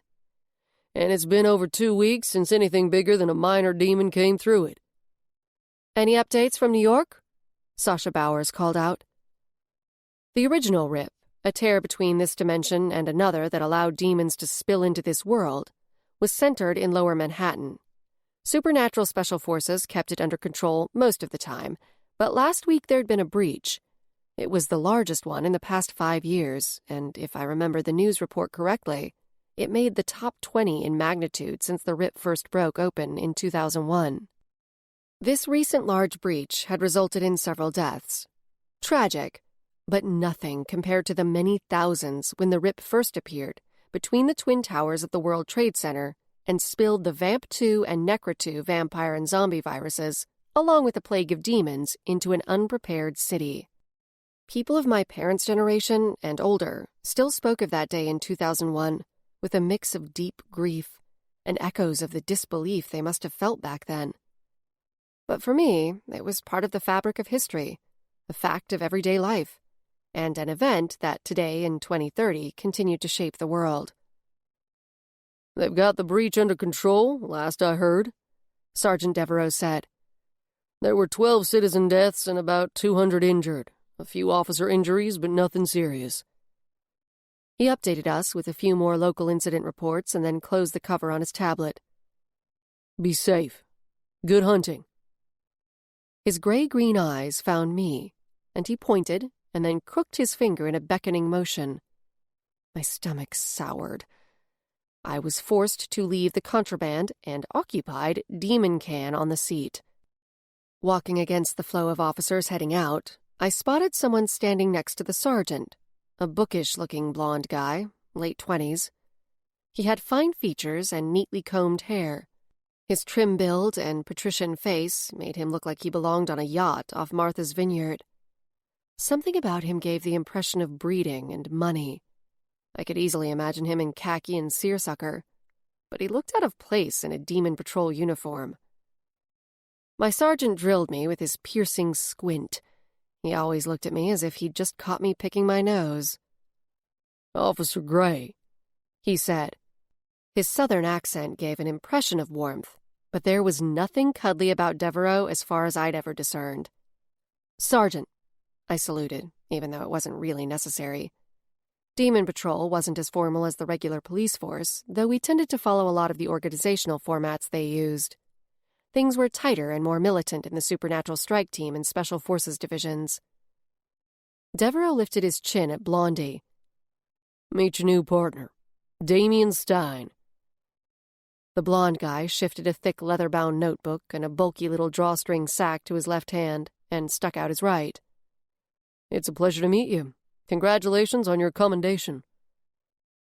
His voice was steady with an Upper East Coast edge to his pronunciation, which didn't surprise me. His sky-blue eyes were wary under my scrutiny. After hesitating almost long enough to make me look like an ass to the sergeant, I grasped Stein's hand. "Welcome to the force," I said evenly. This guy just did not seem like Demon Patrol material. And there was something else. Supernatural power practically oozed off him. Even with my low-level aptitude, I could actually see a faint corona around him, like a shaft of sunlight that hung in the air an inch or two away from his skin. If he didn't register at the tippy-top edge of level 3 aptitude, I'd eat a bowl of dog chow. What the hell was a level 3 doing on Demon Patrol? Level 1 aptitude was the magical requirement for the job, and rarely did any 2s end up on patrol. I couldn't recall ever seeing a 3 here. This guy could be doing 1,000 other jobs, and frankly, he just didn't appear to be suited to this one at all. Devereaux was giving Stein a little background on my history with the Force. Graduated near the top of my recruit class, nearly 5 years service, same downtown beat since I started, blah, blah. He left us alone without offering anything about Stein. Stein and I were the last 2 people remaining in the briefing room. I folded my arms and peered at him. "You related to one of the higher-ups?" I asked. He frowned and then caught himself, but not before I read his expression. It was only a flash, but it clearly said, no, he did not come from a Force family. Heaven forbid such a thing. He shook his head. "No connections, and no one handed me this job. I went through training the same as you did." I gave him a withering look. "That's not what I meant. You're a high 3. Is this job some kind of punishment or something?" "No, I just thought demon catching would be an interesting job. That's all. I didn't buy it, but I was stuck with the guy for at least 6 months. That was the breaking-in period for new partners. If the pairing didn't work at the end of the 6 months, either of us could apply for reassignment. I tipped my head toward the door, and we headed that way. Well, we'll have plenty of time together for you to explain to me in great detail why a level 3 out-of-towner would take a job on Demon Patrol in Boise, Idaho. Because no offense, but you in that uniform makes 0 sense. To my surprise, he let out a rumbling laugh. It was low and warmer than I would have expected. I'll do my best. I paused, my eyes sliding back to the briefing room. Gotta grab something. I'll meet you over there. I pointed down the hall, waited until he turned away, and then ducked back through the doorway. The can had gotten knocked off my chair and had rolled over to the wall. I let out a breath of relief when I spotted it. I attached it to my belt and bloused my shirt out and over it as well as I could. I jogged to catch up with Stein. You haven't been issued a belt and a weapon yet? I asked. Sergeant Devereaux said I should ask you about that. He only gave me my badge, phone, and earpiece. The armory should have the rest of your stuff. We descended to the basement where Herb, my favorite armory sergeant, was on duty. He was an older guy with an asthmatic wheeze and a gut that hung over the waist of his pants, completely obscuring his belt. "Welcome back, Officer Gray."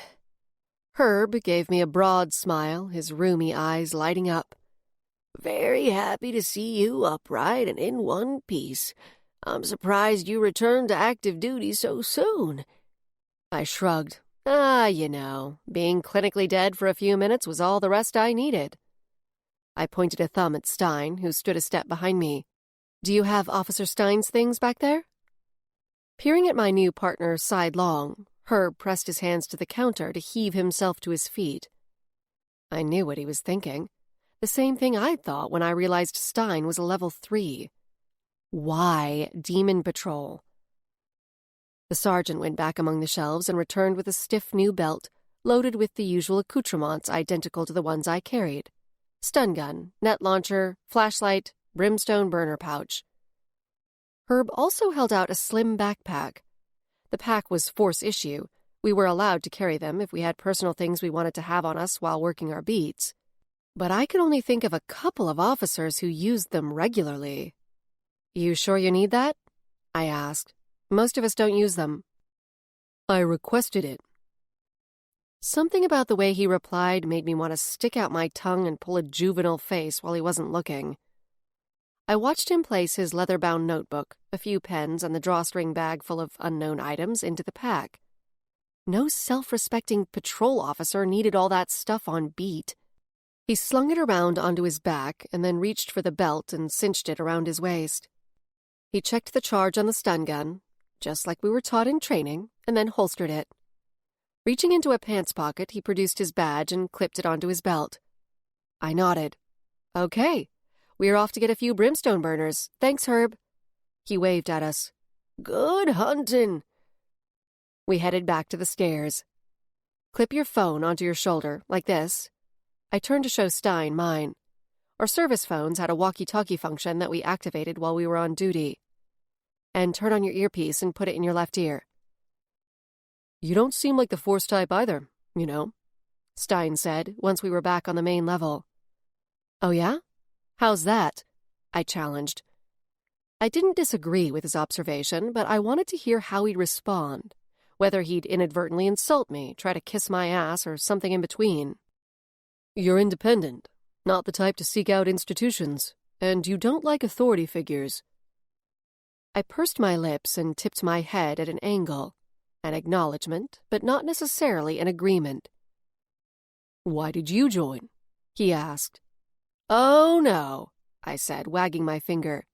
You're going to explain why you're here before you get an answer to that. I took him to the window of the supply room. 4 brimstone burners for each of us, I said to the clerk. She passed us the fat plates, each fitted with a lid. A burner was about the size of a medium pancake and with a solid heft, and Stein and I stuck them into the plate pouches on our belts. Let's go. I pointed to the exit. Once outside, he started to veer toward the Navy patrol cars. I shook my head. Our beat starts 3 blocks from here. We walk. Then I stopped short, pretending I'd forgotten something. Wait here. I'll be right back. I jogged around the side of the building to an unmarked door in the alley. It was an emergency exit at the back of the supply room, and as usual, it was propped open. Some of the clerks came out to smoke and often left the door ajar. I took the strike can from my belt, palming it against my thigh as I slipped inside. The demon trap disposal drums were at the back of the supply room. I darted around rows of shelves, avoiding the clerks, and reached a drum undetected. My hand was on the drum's release latch when an irritated voice made me jump clear of the door. "Officer Gray." I squeezed my eyes closed, cursing silently, and slowly turned around to face Sergeant Devereaux. He folded his arms and looked at the canister in my hand for a long moment. I opened my mouth and took a breath, trying to formulate my excuse, when he held up a palm. "I don't want to deal with the paperwork today, Gray." He jerked his head toward the drum. "Just get rid of it. If I catch you in here again, your job will be in serious jeopardy." I jammed the can into the hatch and scurried away before he could change his mind. I rejoined Stein outside. "Everything okay?" he asked. "Yep, fine." I stared straight ahead. I knew I'd been lucky that Devereaux had let me escape.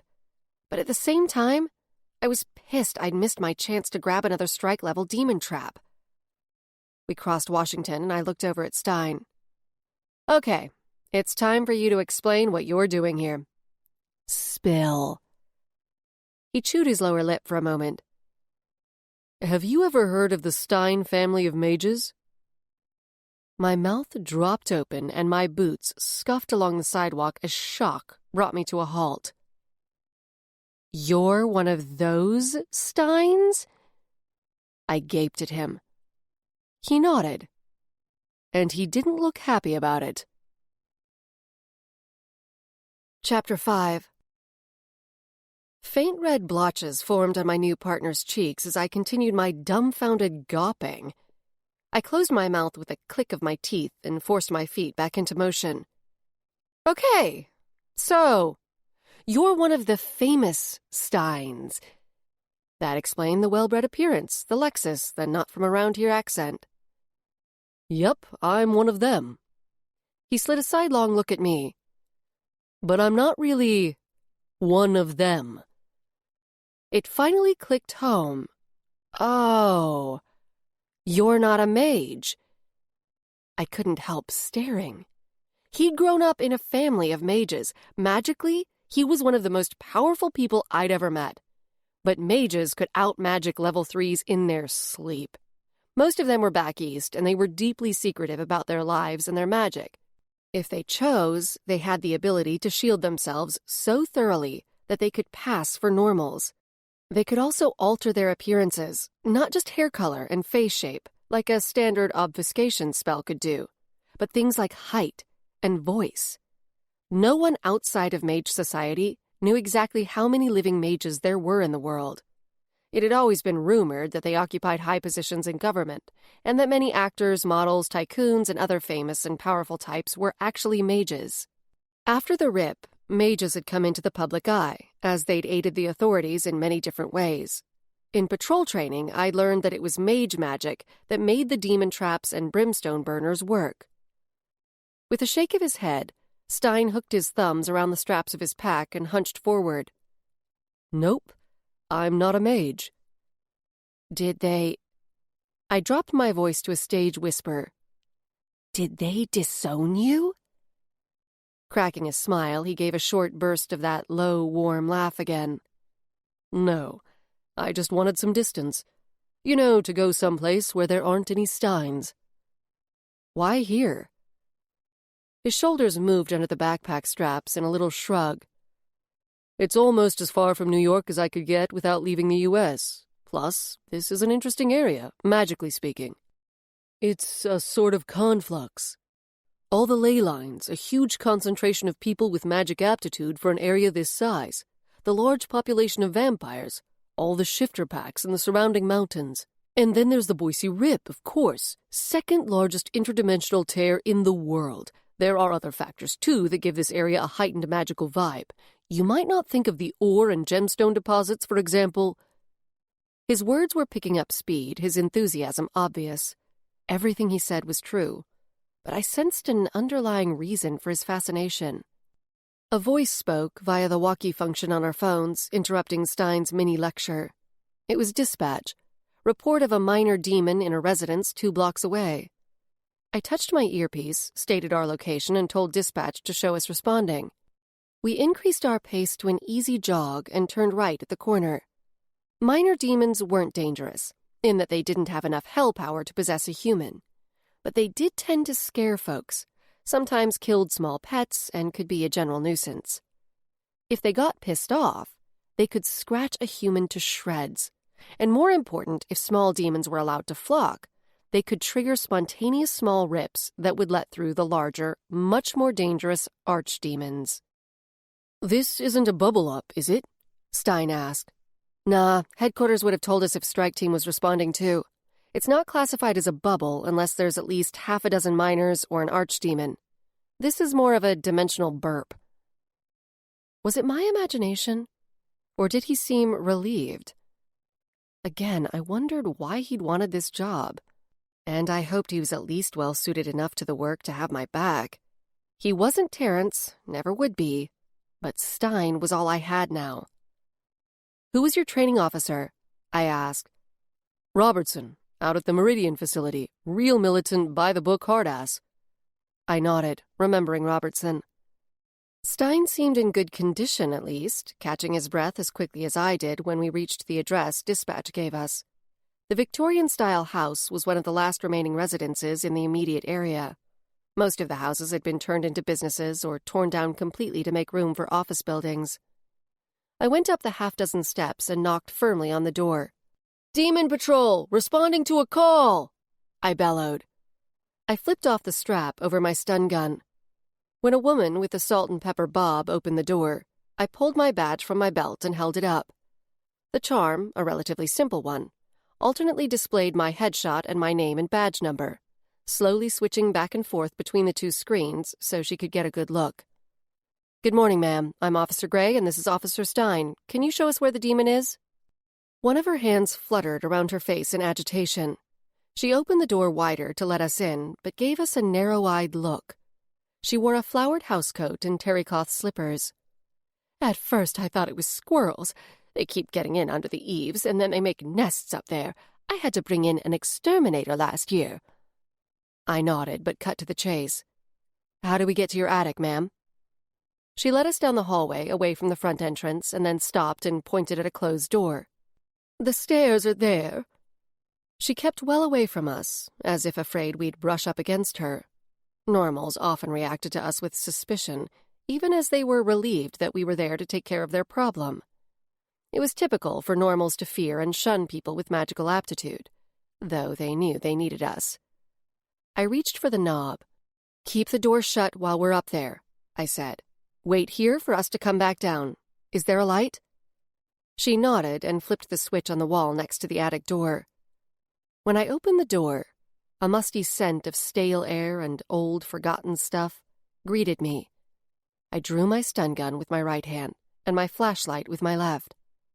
I sensed the presence of demonic energy as a faint, heated prickle under my skin. Stein followed me up the steep, narrow staircase. A naked light bulb glared above us. At the top of the stairs, I made room for Stein. "See it?" I asked, swinging my flashlight and gun around. There were stacks of sagging boxes, a few rickety high-back chairs, a big trunk with leather straps, the usual attic stuff. "There." I looked to where Stein was pointing. Sure enough, a demon about the size of a large crow perched on the crossbar of an empty clothing rack. Its head was narrow and sleek, its eyes illuminated and beady. Most minor demons looked like the deformed offspring of a pterodactyl and a bat, and this one was no exception. "I'll cover you," I said, raising my gun arm. "Pull the top off one of your traps and set it on the floor under the demon, and then get out of the way."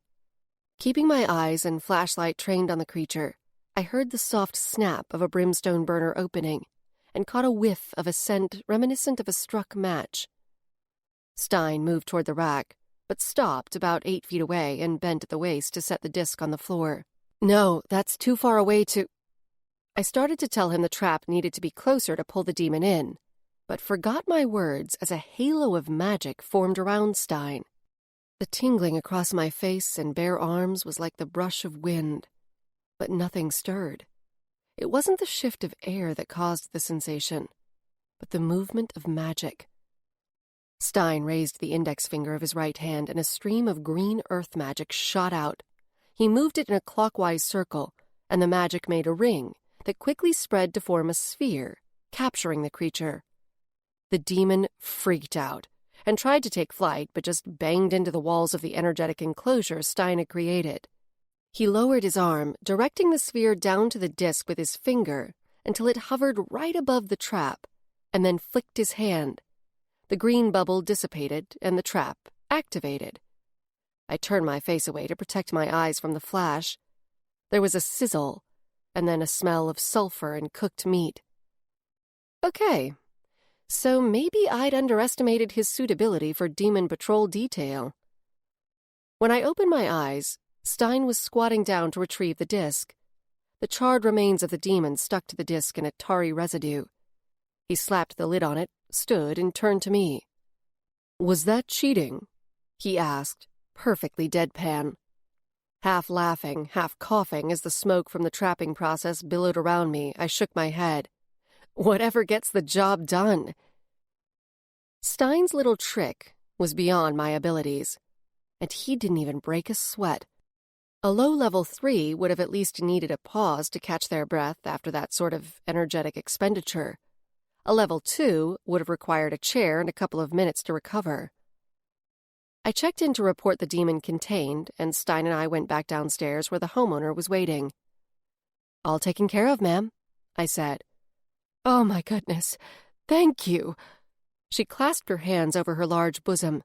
In her relief, she seemed to be warming up to the thought of having crafters in her home. "They can make such a mess, and I have a neighbor who was scratched up something awful last year when a trio of demons appeared in her pantry." "You're welcome." I headed for the front door, where I turned and gave her a little wave. "Have a nice day." It was best not to get too chatty, especially with the retired folks who called in, or you could get stuck in their house for an hour as they tried to show you a bazillion pictures of their grandchildren. Demon Patrol officers were graded partly on how much time we spent on each call. More time wasn't better. Back on the sidewalk, I looked over at Stein with new curiosity. "So, even though you're the most powerful level 3 I've ever seen, you're the black sheep of the family, huh?" He gave me a wry smile, but his eyes were guarded. "In the Stein family, anything less than a mage doesn't really count." Mages had magic abilities that were literally off the charts.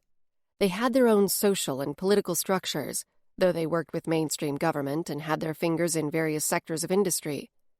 Even before the Rip and magic became known to the world of normals, mages had always kept to themselves within the magic community. They were a breed apart, a club with an exclusive membership, and there was only one requirement to get in. If you didn't have mage-level ability, you were an outsider. I tried to imagine a young Damien Stein at home with parents and siblings who were all mages, surrounded by people who could freeze him with a look, compel him with the wave of a hand. It was no wonder he'd fled a couple 1,000 miles to escape them. "Your family helped to contain the original Rip?" I said, my voice lifting a little in question. It wasn't an actual question. Everyone knew the Steins had played a key role in rallying the mage community to respond to the New York Rip. The death toll would have been much higher if the mages hadn't stepped in. I didn't need Stein to confirm the fact, really. I was just interested in his family's lore. He nodded. "It was right before I was born, so obviously I have no memory of it. But yeah." That made him around 27 or 28. Another member of Generation Post-Rip. I aimed us back toward the center of my beat. Our beat, my grudging mind corrected, toward Capitol Boulevard. My head was doing its offbeat throb, and the shadows seemed to be stirring. Reminders that I'd yet to manage a truly good night's sleep since I'd died. I stifled a yawn with the back of my hand. "There's a coffee place a block from the Capitol building. Let's head there before another call comes in." Before Stein could answer, my phone jangled. I pulled it off its shoulder mount. My insides gave a little twist when I looked at the screen. It was Roxanne calling. Maybe it was good news. Maybe the statue cracked open and her brother popped out whole and unharmed and unpossessed. Yeah, it probably wasn't good news. "Hello?" I answered. "Officer Gray, they're taking Nathan." Roxanne's voice was shrill with panic. "Who's trying to take him?" I stopped walking, considering whether I should try to book it on foot to Crystal Ball Lane or run to my place and take my truck. "Men. Big men. They're going to put the statue on a wheelie thing and take him away. They said it's their property and they have the right to claim him." "Okay, try to stall them," I said, talking fast. "I'll be there in a flash." I took off, running toward home. Stein caught up with me. "What's going on?" "I need to help a friend. It's an emergency." "Is this part of the job?" "No." His footfalls faltered a little, and then he sped up to draw even with me again. "We're not supposed to leave our beat without notifying our sergeant first." I glanced over at him. "You don't have to come." On the force, leaving your partner was a cardinal sin. But Stein was new, and I was obviously going to break the rules. I wouldn't have held it against him if he didn't stick with me. Besides, with my luck, I'd probably get caught and end up in deep shit. Stein didn't need to get mixed up in my tainted reputation with Devereaux. We were almost to my block. I lifted the flap on one of my pockets, awkwardly digging for my keys as I ran. I skidded to a stop at my truck, threw open the driver's side door, got in, and jammed the key in the ignition. The passenger door slammed, and I looked over to see Stein with his mouth open, panting, as he shoved his pack down next to his legs and reached for the seatbelt. I pulled away from the curb with a faint whine of rubber on asphalt. Chapter 6. We reached Roxanne's building in 4 minutes flat. There was a white truck double-parked there with its hazard lights on, one of the long movers with a ramp that extended out the back. Unremarkable, except for the logo.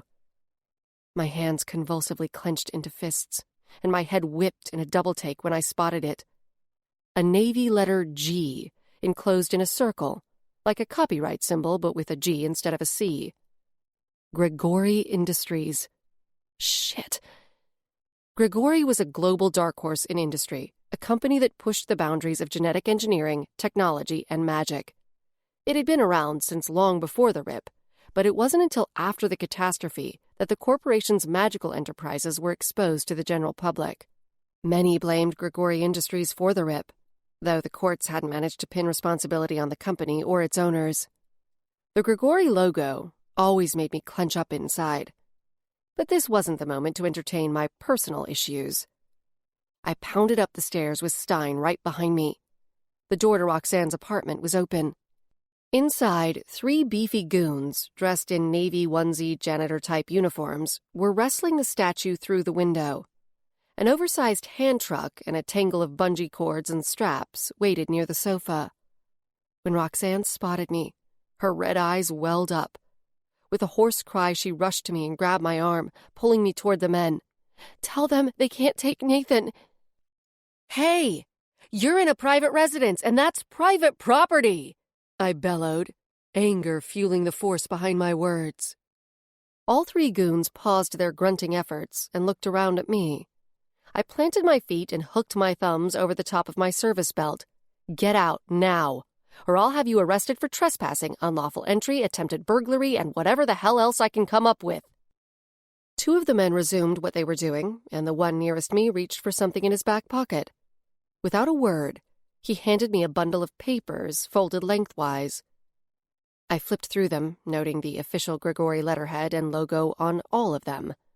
The logo shone off the page, literally rising up in 3 dimensions off the paper in holographic ink, a techno-magical material that Grigori had developed, and I knew the paperwork was legit. The holographic seals were impossible to forge. Stein had come to peer over my shoulder. That's not a warrant, is it? No, it's documentation showing Grigori Industries owns that gargoyle, I ground out through clenched teeth. What? Roxanne's voice broke, and her pale face contorted in horror. Damn it, damn it, damn it. I should have listened to Johnny and called the authorities. Not the regular police, but someone in supernatural crimes and public safety like he'd suggested. SCPS would have claimed the gargoyle, but it would have been a hell of a lot more accessible than it was going to be once Grigori had it. Johnny's instincts had been right. But had I listened? No, of course not. I was so sure I could handle it, so I batted my eyelashes at him and convinced him to do it my way. Tag number is right here, Head Goon said. With a sausage of an index finger, he pointed at the side of the statue's base. Next to the tag number was an animated seal of authenticity, another Grigori techno-magical invention. I whipped my phone off its mount and snapped a picture, but my stomach was dropping like a faulty parachute. Embossed into the stone were the words, Property of Grigori Industries, specimen number G5996613-06B, along with the company logo. I shoved the paperwork at Stein. Take pictures of all of these. Then I tapped Head Goon on the back and folded my arms, waiting until he turned around. Explain to me how Grigori came to own this rare creature. Sorry, can't disclose that info.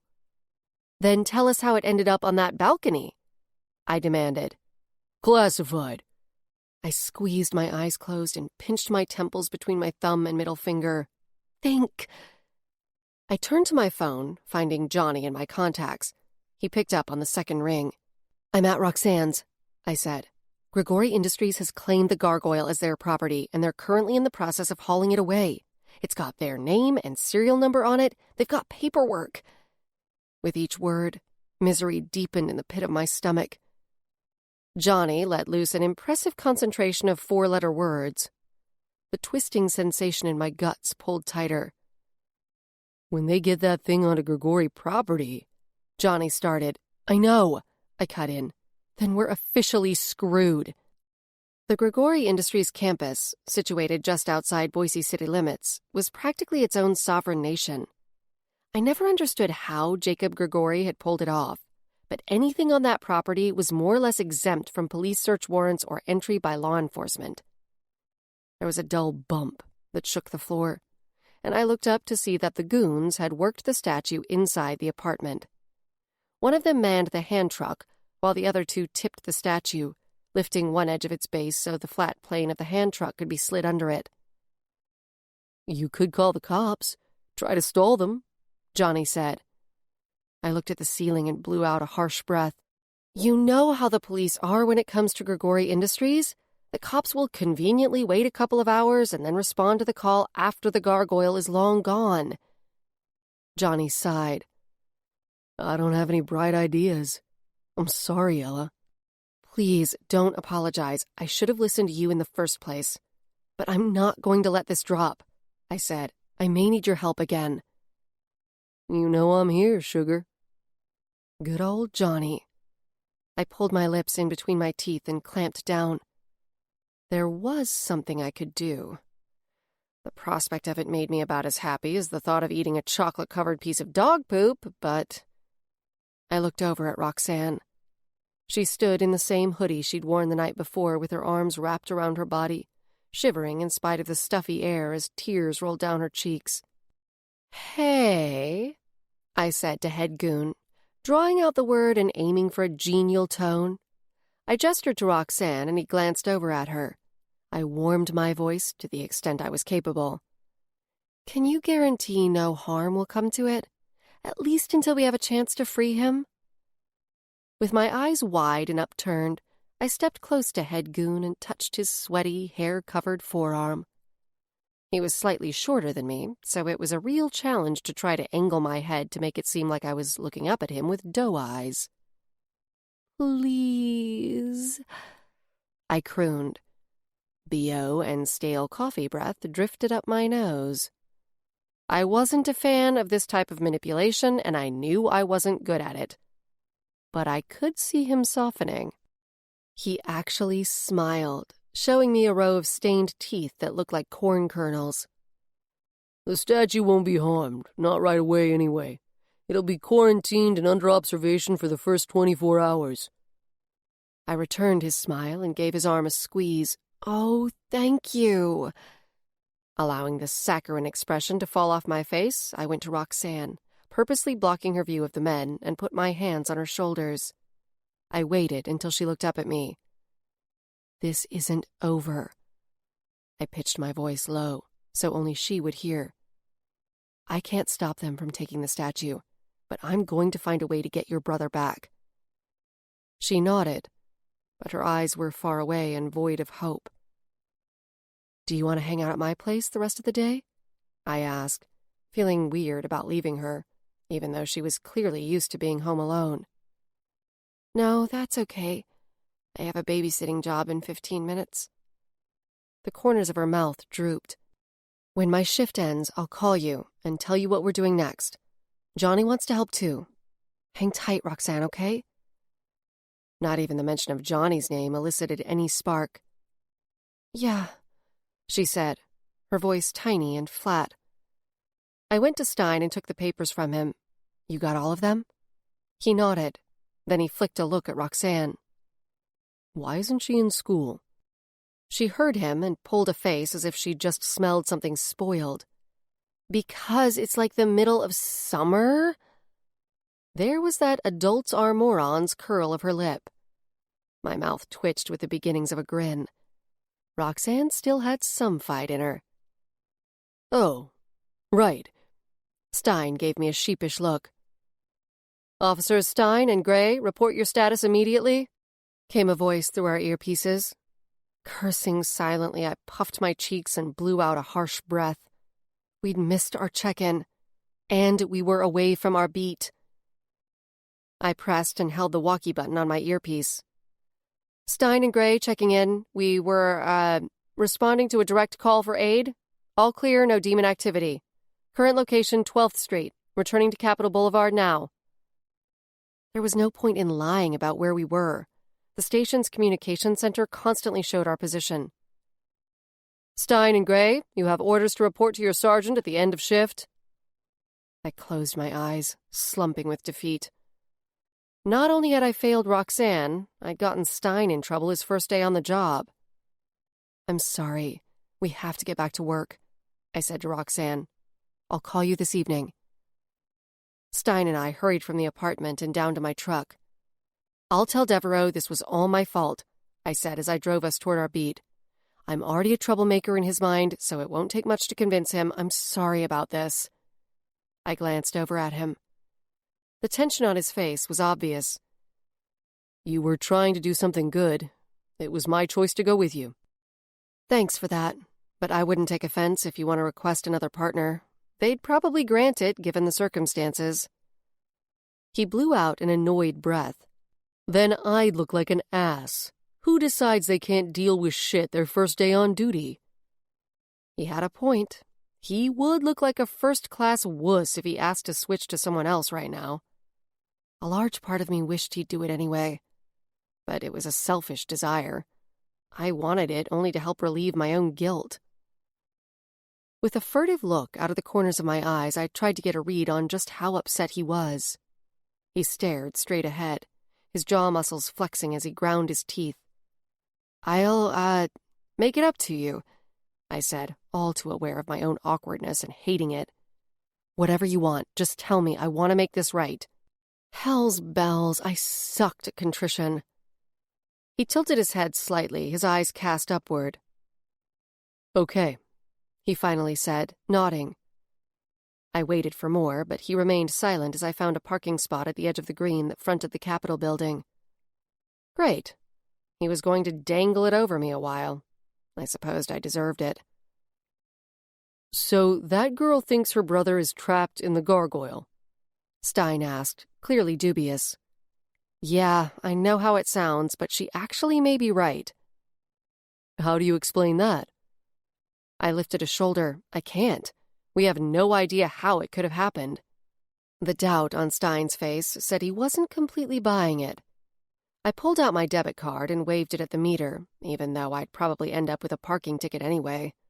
The spots around the Capitol were 1 hour max, and I couldn't go running back every hour to feed the meter or move my truck. The alternative would have been to park at home and walk the handful of blocks to our beat, but that would have delayed us getting back to our territory and made it look like we were purposely dawdling, which only would have incurred more wrath from Devereaux. I preferred a ticket. A crowd was gathering on the green. The shadows framing the edges of my vision took notice, too, gyrating like dark smoke stirred by a breeze. A dull ache thumped between my eyes. "Rally or something?" I asked Stein, mostly just for something to say. "That guy looks familiar." Stein was squinting at someone in the crowd. I followed his gaze, and my eyes jumped right to the man who, despite standing at one edge of the people milling around, gave off the impression of being at the center of things. "Raphael St. James," I said. "Why do I know that name?" "He's in the news every so often, activist for equal treatment of vampires and other causes." "That's right, I remember. He lives around here, doesn't he?" Stein asked enthusiastically, as if he'd just realized we were in the presence of a celebrity, which wasn't far from the truth, actually. Glad that he seemed to be thawing, I nodded and quickly tried to dredge up anything I could think of about Raphael St. James. Some of the things I knew about Rafe weren't appropriate for polite conversation, but I'd leave that revelation for another time. Yeah, he grew up here, comes from money, but instead of following in his father's footsteps, he dedicated his life to humanitarian causes. His father was a rich farmer, and his mother was an illegal from Central America. Both are gone now, and he must be sitting on a fortune. But for the most part, you'd never know it. Let's make a loop and see what's going on. We'd reached an intersection, but instead of crossing, we angled around to continue following the sidewalk that bordered the green. Now that we were back on our beat, we could take our time until another call came in from dispatch. As we neared Raphael and his people, I spotted a news van parking across the street. I glanced at Stein, wondering what he sensed from the vampires in the crowd. I saw several, recognizable by their ethereal, ageless faces and the way they seemed to glide rather than walk. But I identified them by sight, as my magic wasn't strong enough for me to sense what little magical signature they emitted. If there was a rogue vampire nearby, I'd feel the presence. But these were all dociles, treated with a special implant that released a continuous low-level dose of silver and other proprietary ingredients. The treatment allowed the vamps to walk in sunlight without burning and suppressed their bloodlust. It also made them much less detectable by people with magical aptitude. The implants had been invented by none other than Grigori Industries, not long after the New York City Rip and the subsequent emergence of the Vamp 2 virus. All vampires were required by law to get the implant. The federal government claimed compliance was over 99%, but many believed that was an overestimation to diminish public fear and discrimination against vampires. Independent groups estimated compliance was quite a bit lower. Rogue vamps were out there, but they were stealthy and smart.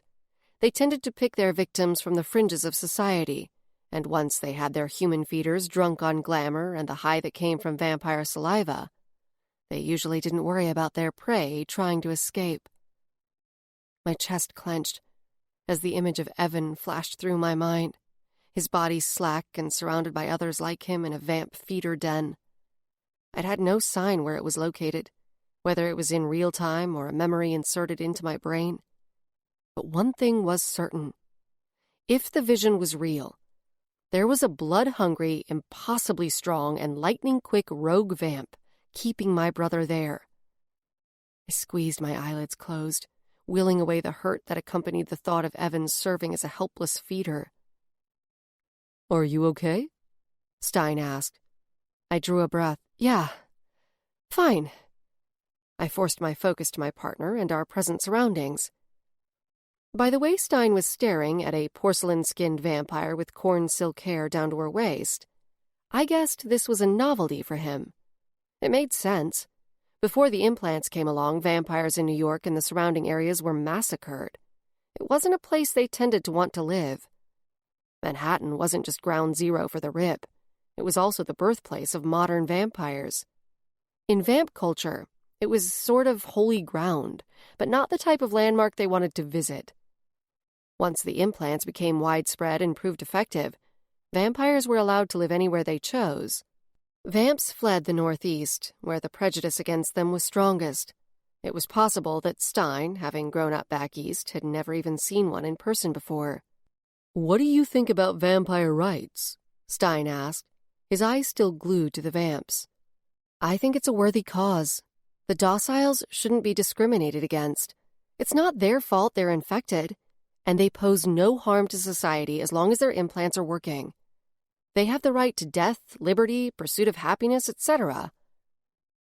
"Do you know any?" "Yeah, I've known a few, but they tend to keep to themselves. There are a ton of them out west off Hill Road," I said, naming a long, winding road that began not far from my apartment and stretched westward at the base of the foothills. There's a big neighborhood that was built about 20 years ago, Sunshine Valley. Other pockets of vamp communities live farther west. "It's interesting. The different attitudes about vampires, I mean." Stein glanced at me, but I couldn't read his eyes. "Back home, there are too many who lost loved ones to the virus. Others whose loved ones disappeared into feeder dens. It's too fresh." In the early days of Vamp 2, SWAT teams shot vampires on sight using rounds infused with oak filaments and silver, a sort of vampire steak in bullet form. Citizens killed a fair number, too. It was considered acceptable self-defense back then in the midst of the panic, so no one was ever charged with murder of a vampire. Today, the fear of even the docile vampires was still heavy and public in some places. In general, the farther west you went, away from the East Coast and the original RIP, the greater the acceptance of docile vamps. It was an uncomfortable topic. I wasn't born yet when it all went down, but I knew enough from old footage on the web, media references, and what I'd learned in school to understand that out here, so far from New York, people had been incredibly lucky to suffer only a few deaths at the hands of a relatively small number of rogue vamps that made it this far west immediately after the RIP. By the time I was born, the implants had been around for a few years. The prejudice against vamps, however, still lived on. We slowed and then stopped at the edge of the crowd. Raphael's people were setting up a little fold-out platform. A few were handing out pre-printed signs from the back of a pickup. I caught a look at some of the signs. One read, "Equal health care for all." Another read, "Vote against legal discrimination." Some of the people arriving on the green carried their own homemade signs. "Vampires are people too. I'm a vampire and I pay my taxes." Raphael hopped onto the platform, and there was a little smattering of applause and cheers. He flashed a smile at the crowd and then looked down to switch on the megaphone in his hand. There was a brief screech of feedback, and he winced good-naturedly.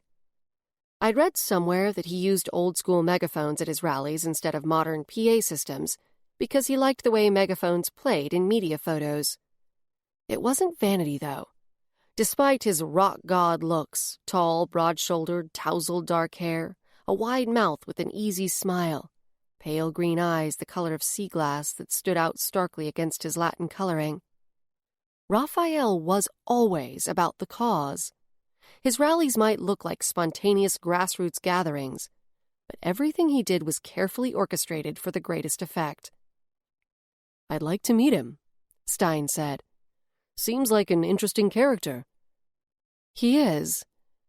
He turned to me. "You know him?" "We've crossed paths a few times," I said mildly. Just then Raphael's gaze swung my way. The corner of his mouth lifted in a little half-smile of recognition. I couldn't help smiling back.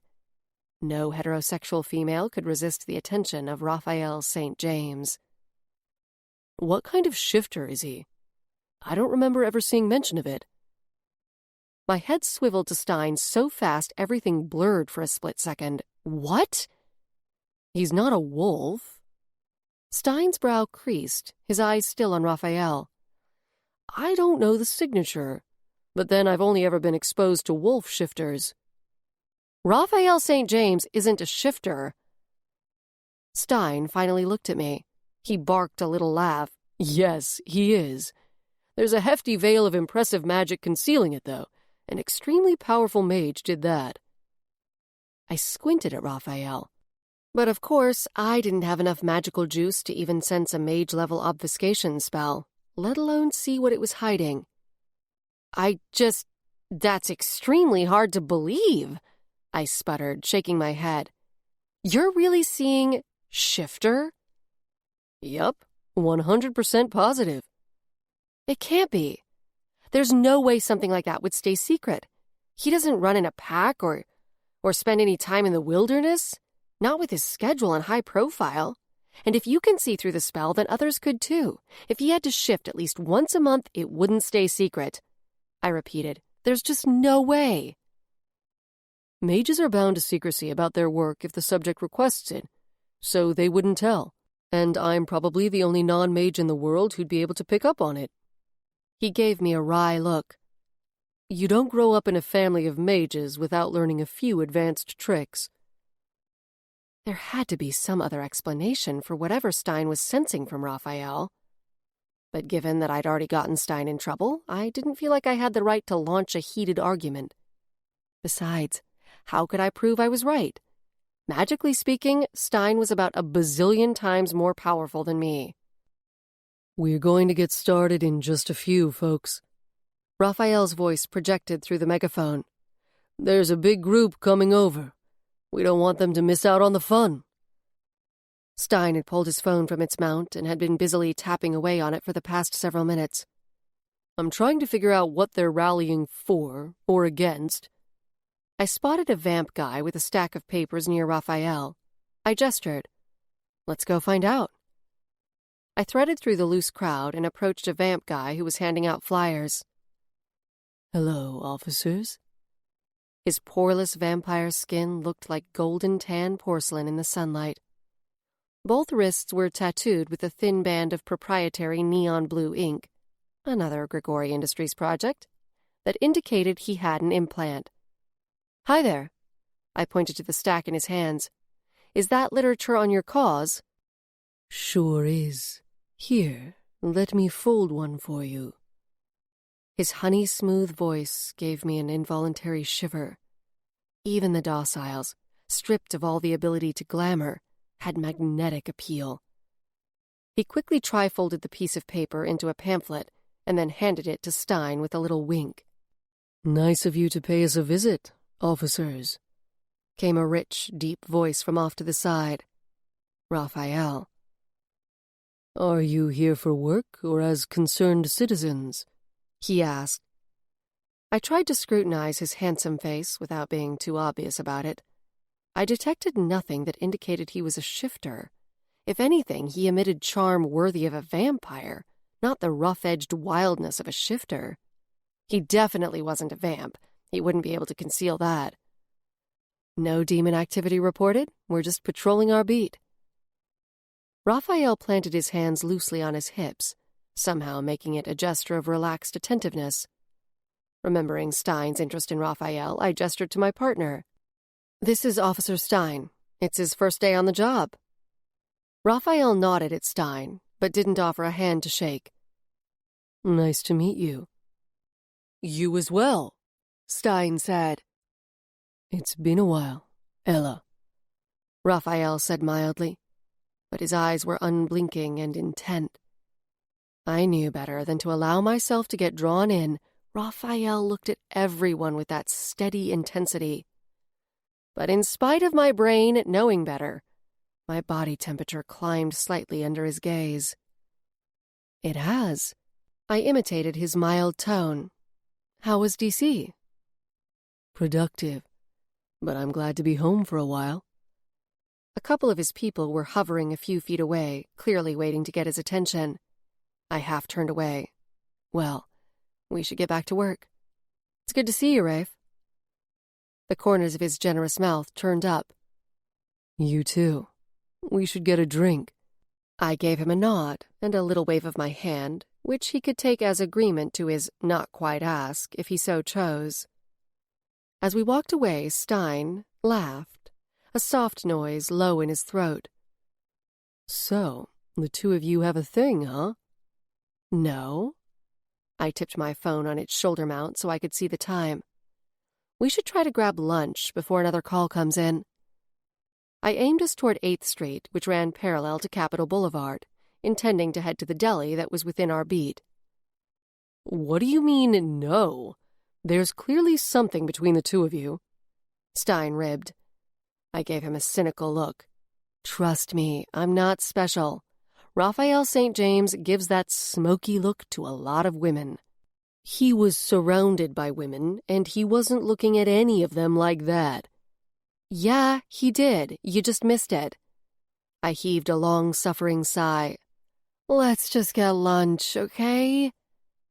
Fine, but I'm calling in part of your debt. Over lunch, I want to know why you joined Demon Patrol. I rolled my eyes. Part of my debt? How long do you get to string this out? Depends on how much trouble we're in with Devereaux. That shut me up. We grabbed sandwiches at Blossom's Deli and sat down on a bench outside. You may begin. Stein made a rolling motion with his index finger. Shooting him a withering look, I took a giant bite of turkey on sourdough, which allowed me to stall for a minute while I chewed. I joined Demon Patrol because I wanted a job where I wouldn't be pinned to a desk or stuck inside all day. I wanted something with a little bit of excitement, I said. And seeing as how I'm barely level 1 on the scale and not some kind of level 3 wizard prodigy like you, I didn't have the option to go for strike or special forces. Do you come from a police family? I shook my head and took a long pull of iced tea through the straw. I didn't think so, but there are lots of jobs where you could work outside. Judging by what I saw of the dynamic between you and Devereaux, I'd guess our diversion today isn't the first time you've gotten in trouble with him. I'm also guessing you're not interested in advancing to a higher position.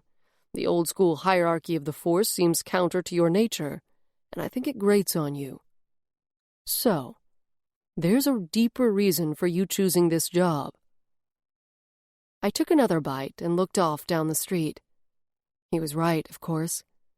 I didn't really want to talk about it, but I owed him. Plus, he was my partner, and some amount of confiding between partners was good for the working relationship. I swallowed, took a breath, and held it for a moment, and then let it out. My younger brother, Evan, disappeared about 5 years ago. Originally, when I joined the force, I thought it would give me a chance to search for him. I had no money, so I didn't have the luxury of traipsing all over to try to find him, especially when I had no idea where to begin. I figured on patrol I'd be out all day, and I could show his picture around and try to figure out what happened to him.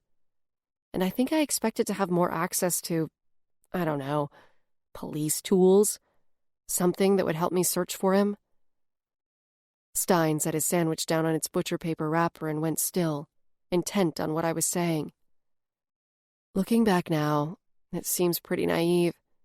I quickly learned that there's not actually a whole lot of freedom on the job, and we don't get access to much of anything except the gear we have on our belts. I continued. I did what I could. I picked up a bit of information here and there, and of course kept searching on my off days, but all the leads went cold. What were the circumstances of his disappearance? I moistened my lips, hesitating. An archdemon grabbed him and took off. Stein's dark blonde brows pulled together. Grabbed him? I know it sounds weird, but multiple eyewitnesses swore to it. I've never heard of a demon behaving that way. The archdemons go straight for possession. They don't play around, and they don't haul off their victims. It's the only instance I know about, I agreed.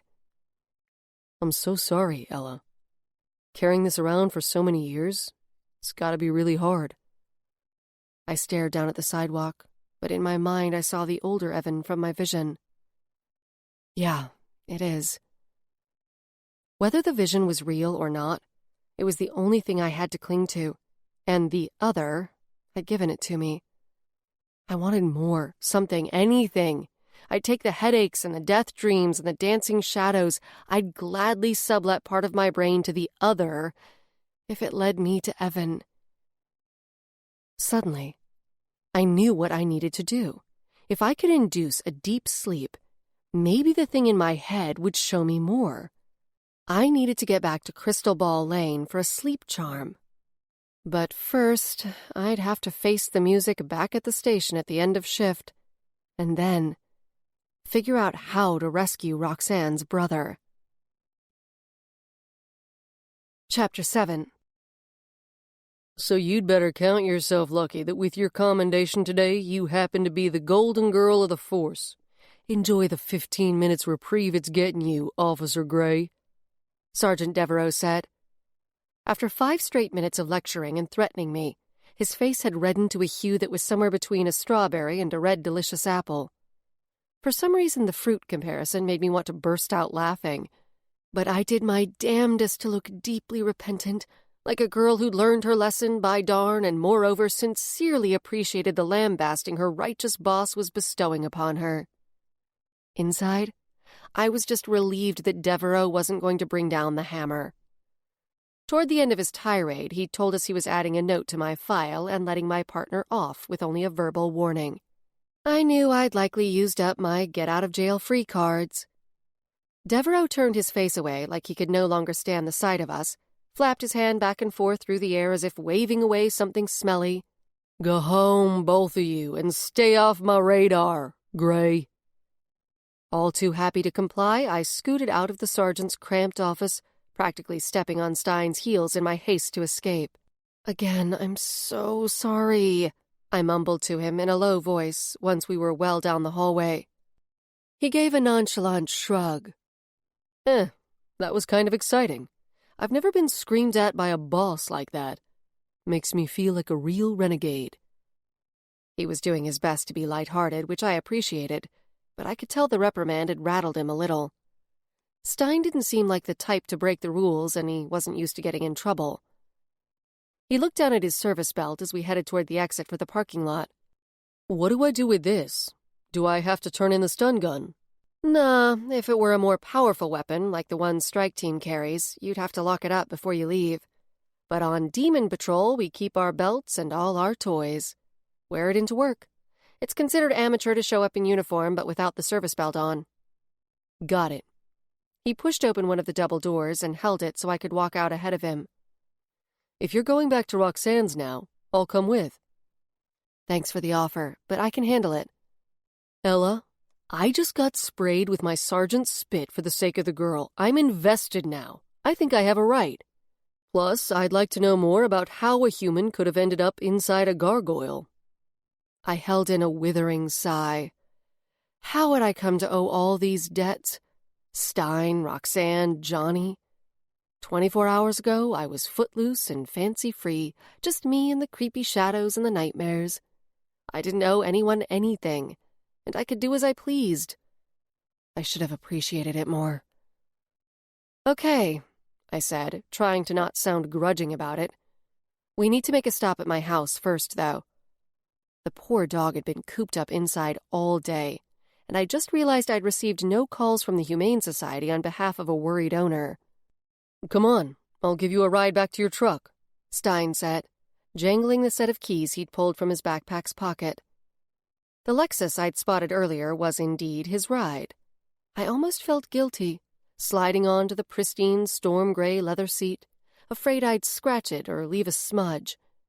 The vehicle's motor made a quiet, smooth hum, nothing like the throaty rumble of my truck. The fresh-off-the-lot scent still clung to the car's interior. Stein dropped me at the green, and I gave him my address so he could meet me at home. Raphael's gathering was long gone. It seemed an odd time of year to stage such an event, as the local legislature was on break for the summer. But I didn't pay a whole lot of attention to politics. The Lexus was parked in front of the fourplex by the time I got there. I pulled up to the curb on the side street, and Stein followed me up to my porch. Suddenly a little nervous about the state of my place, I unlocked and opened the door. I wasn't messy by nature, but I wasn't used to having people I barely knew in my home. "Where are you, big guy?" I called the dog. I heard paws drop to the wood floor in the bedroom, and he emerged, bounding toward me with a happy loll of his tongue. I caught his paws as he jumped up to greet me, and he swiped my chin with his tongue. I couldn't help returning his doggy smile. Come on, I'm sure you need to go out. He followed into the kitchen and then trotted through the doorway that led to the backyard. Interesting dog, Stein remarked from the kitchen doorway. What's his name? I'm not sure. He followed me home last night. Followed your truck? Hitched a ride in the bed, actually. I didn't see him until I was nearly home. He didn't have a collar on. The buzzer sounded and my head whipped to the front of the apartment. I hardly ever had visitors. I passed Stein to go see who it was. Johnny. I opened the door. Hey, I said, beckoning him inside after a moment's hesitation. In the 2 years I'd lived in this apartment, I couldn't recall having 2 people in my home at the same time. I was going to stop by Roxanne's, but when I saw your truck, I thought I'd see if you were home, Johnny said. I didn't recall ever giving him my address, but I supposed I shouldn't have been surprised he knew where I lived. After all, he was a private investigator. Hi, Johnny Beamer, Johnny said to Stein. This is my new partner, Stein, I said by way of introduction. Stein, meet Johnny Beamer, supernatural PI.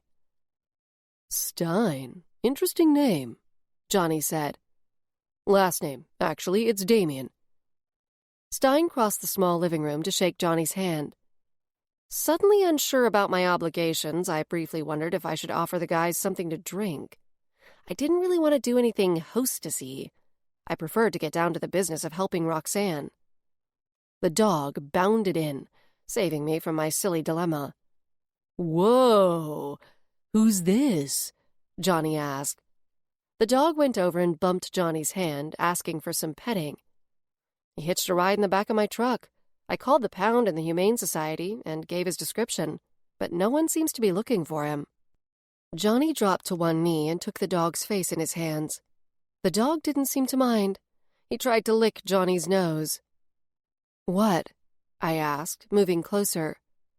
Johnny had that focused look in his eyes, the one he got when he was concentrating on one of his gadgets. Any idea what kind of dog this is? None at all, I said. Why? Johnny rose, stepped back, and crossed his arms. He tilted his head to the side, peering at the dog. Definitely a mixed breed, but there's something odd. If I had to guess, I'd say Labradoodle Hellhound.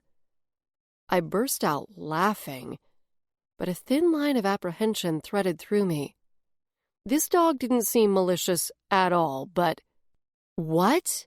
The only living hellhounds are owned by Grigori Industries. Hellhounds had come through the original RIP along with demons, but all except a few had been killed.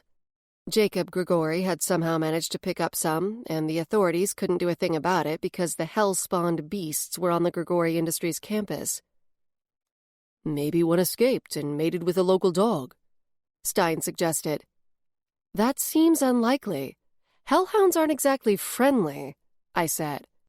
That was an understatement. Before the situation was brought under control in Manhattan, packs of hellhounds worked in concert with demons, herding people into the open where the demons could swoop in for easy possession. Hang on. I'm going to get my scanner, Johnny said. He went out to his car and returned a moment later with the tablet he'd used at Roxanne's. He powered it on and aimed the camera at the dog, who jumped up onto the sofa to sit next to Stein. Both Stein and the dog were captured in the image on the tablet's screen. Johnny glanced up. Damn, Stein. You're leaking magic all over the place. Looking back down at the image, he gave a low whistle. He's an extreme level 3, I supplied. Yeah, I'd say so, Johnny said. Sometimes I forgot that Johnny didn't have any magical aptitude, which meant he wouldn't have sensed my partner's abilities. Johnny was so immersed in the supernatural world through his job and his passion for using technology to quantify magic, as he put it, he was practically an honorary supernatural. I glanced at Stein and then looked harder. His eyes were intent on Johnny, and the look in them was, well, appreciative. I filed that away for the moment. What about the dog? I asked. Johnny pointed to the screen, tracing a purple aura that shimmered around the dog. See that? Indicates hellspawn. He snapped a still of the image. The screen froze for a second and then returned to the live picture. I'll do some more analysis, but I'd say my original guess was right. We all peered at the dog, who lay with his head resting on his paws. Is he dangerous? I asked Johnny. I watched him scroll down his tablet and then back up before he met my gaze. If he were driven by hellhound instincts, he definitely wouldn't be hanging out on your couch like this. He'd be aggressive, calling to his demon master and hurting us. I'd say you're safe. A shiver spread through me as I recalled the baying of hellhounds. I'd never witnessed it personally, but I'd seen footage. Even on video, the sound was bone-chilling and terrifying. Stein reached over and scratched the back of the dog's neck. His tail thumped, and he rolled over to his side in a submissive posture. You know what that means, don't you? Stein asked. I looked at him out of the corners of my eyes. What? A faint smile played on Stein's face. He's yours, or more properly, you're his. I glanced at Johnny, wondering if he had any idea what Stein meant. Hellhounds, full-blooded ones, imprint on their demon masters, Stein said. A dog will follow only his demon master, and the hound is loyal to the death. Nah. I shook my head. I eyed the dog as he shifted again and began licking the back of his paw. The faint maroon glint in his eyes shifted to orange, yellow, and then faded. That's just urban legend.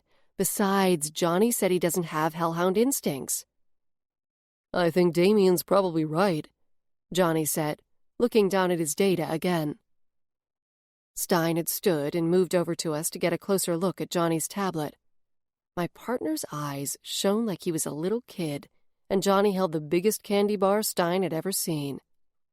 I planted my hands on my hips and looked back and forth between the two guys, suddenly getting the sense that they were ganging up on me and enjoying it way too much. Seriously, Ella, I think this dog has claimed you, Johnny said, and I don't think you're going to hear from an owner. This helladoodle is sticking around. I snorted.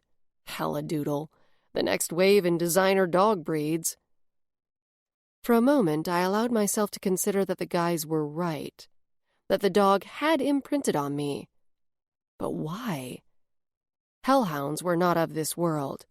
Perhaps he recognized that I'd recently spent a bit of time elsewhere, too. People always said that dogs could sense things. I looked at the dog, who sat still on the sofa. For a moment, I could have sworn I saw the flicker of orange flames deep in his eyes. His lips stretched wide, and he panted a little. Then he turned in a couple of tight circles and curled up against one corner of the sofa. He seemed like a good dog. Would it be so bad if he stayed? I let my arms drop. I guess we'll just have to see. How about we focus on Roxanne now? Right, Johnny said. He took a breath, but then hesitated, glancing at Stein. It's okay, I said with a small sigh. He was over there with me today, and we got into trouble with the sergeant. Stein's part of this now, so whatever you have to say about the case, he can hear it too. Johnny nodded and then pulled out the old blue leather ottoman from its place in front of the matching chair and sat down. I sat between Stein and the hellhound doodle on the sofa. While we waited for Johnny to tap and swipe at his screen, I filled Stein in. Johnny detected 3 life forms in the statue, I said. Human, presumably Roxanne's brother, plus a demon and a gargoyle. Surprise registered on Stein's face. When Johnny set his tablet on the coffee table, it displayed a chart with a bunch of numbers. Stein reached down to unzip his backpack, which sat at his feet, and pulled out his notebook. He flipped to a blank page and started scribbling some numbers. I ran a deeper analysis on the scan I took.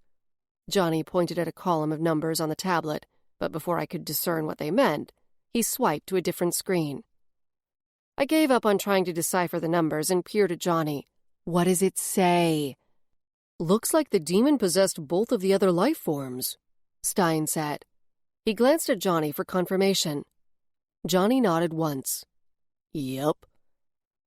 Stein was clearly struggling to wrap his brain around the news. So, the scenario with the statue. A demon possessed Roxanne's brother, and what? Then the gargoyle ate him and also became possessed? Johnny tilted his head. Maybe.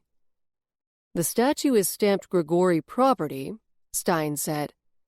Grigori must have captured some gargoyles in the wild and then started breeding them. Poor things. Johnny shook his head. Gargoyles are shy creatures and have never been known to harm humans unless people are threatening their nests. They need space, large habitats to hunt and roost. Is it even legal to keep them in captivity? I asked. Probably not, but compared to the other things that go on behind the walls of Grigori Industries, this is nothing, Johnny said. He grimaced. Lucky for the gargoyles that Philip Zarella isn't around anymore. The mention of the madman sent a chill winding up my spine.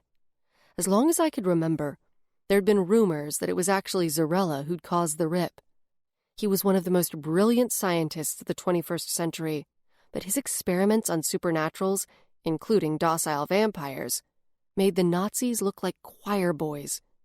If Grigori Industries thumbed its nose at the law, Zarella put it on a chopping block and gleefully sawed off its head. Zarella and Grigori had never been officially linked, but the madman's lab had been located near the original Grigori headquarters in New York. To add to his creep factor, he was one of the world's few necromancers, able to take command of and steer death-touched creatures, including vampires, zombies, and demons. Zarella had finally been tried and convicted for his long list of atrocities when I was a teenager, and had sat in prison while his team of lawyers went through appeals of his death sentence. Until last year, when, in an escape attempt, he'd been gunned down. Lucky for the world in general that the bastard is dead, I said. We had a moment of silent mutual agreement. Grigori has literally stamped its ownership on the creature, Stein said. Knowing Jacob Grigori, he's probably found a way to patent his gargoyles. His mention of Jacob reminded me of my earlier resolution to make one last-ditch effort on behalf of Roxanne. My stomach flipped over with a nauseating lurch. I rubbed my damp palms across the tops of my thighs. Johnny pulled a hand down the side of his face and then slumped against the back of the sofa. What the hell are we gonna do? I cleared my throat and started again. I'm going to, try to talk to Jacob Grigori. Johnny squinted at me. Huh. That's a nice idea, but you can't exactly go knock on his door. Even if you could get in touch with him, he's refused meetings with the president. I sort of know him. Oh, I so did not want to be having this conversation. Ella? Johnny said my name slowly, the pitch of his voice rising at the end as if he'd just caught me stealing $1 from his wallet. What do you mean, you know, Jacob Grigori? I closed my eyes and let out a long breath. When I raised my eyelids, I looked at Johnny and Stein in turn. What I'm about to tell you cannot ever leave this room. I'm absolutely dead serious. Okay. Johnny was looking at me with concern, his brows raised. You have my word. Mine too, Stein said. I moistened my dry lips. I have personal ties to Jacob Grigori. Trust me, he'll take my call. Chapter 8.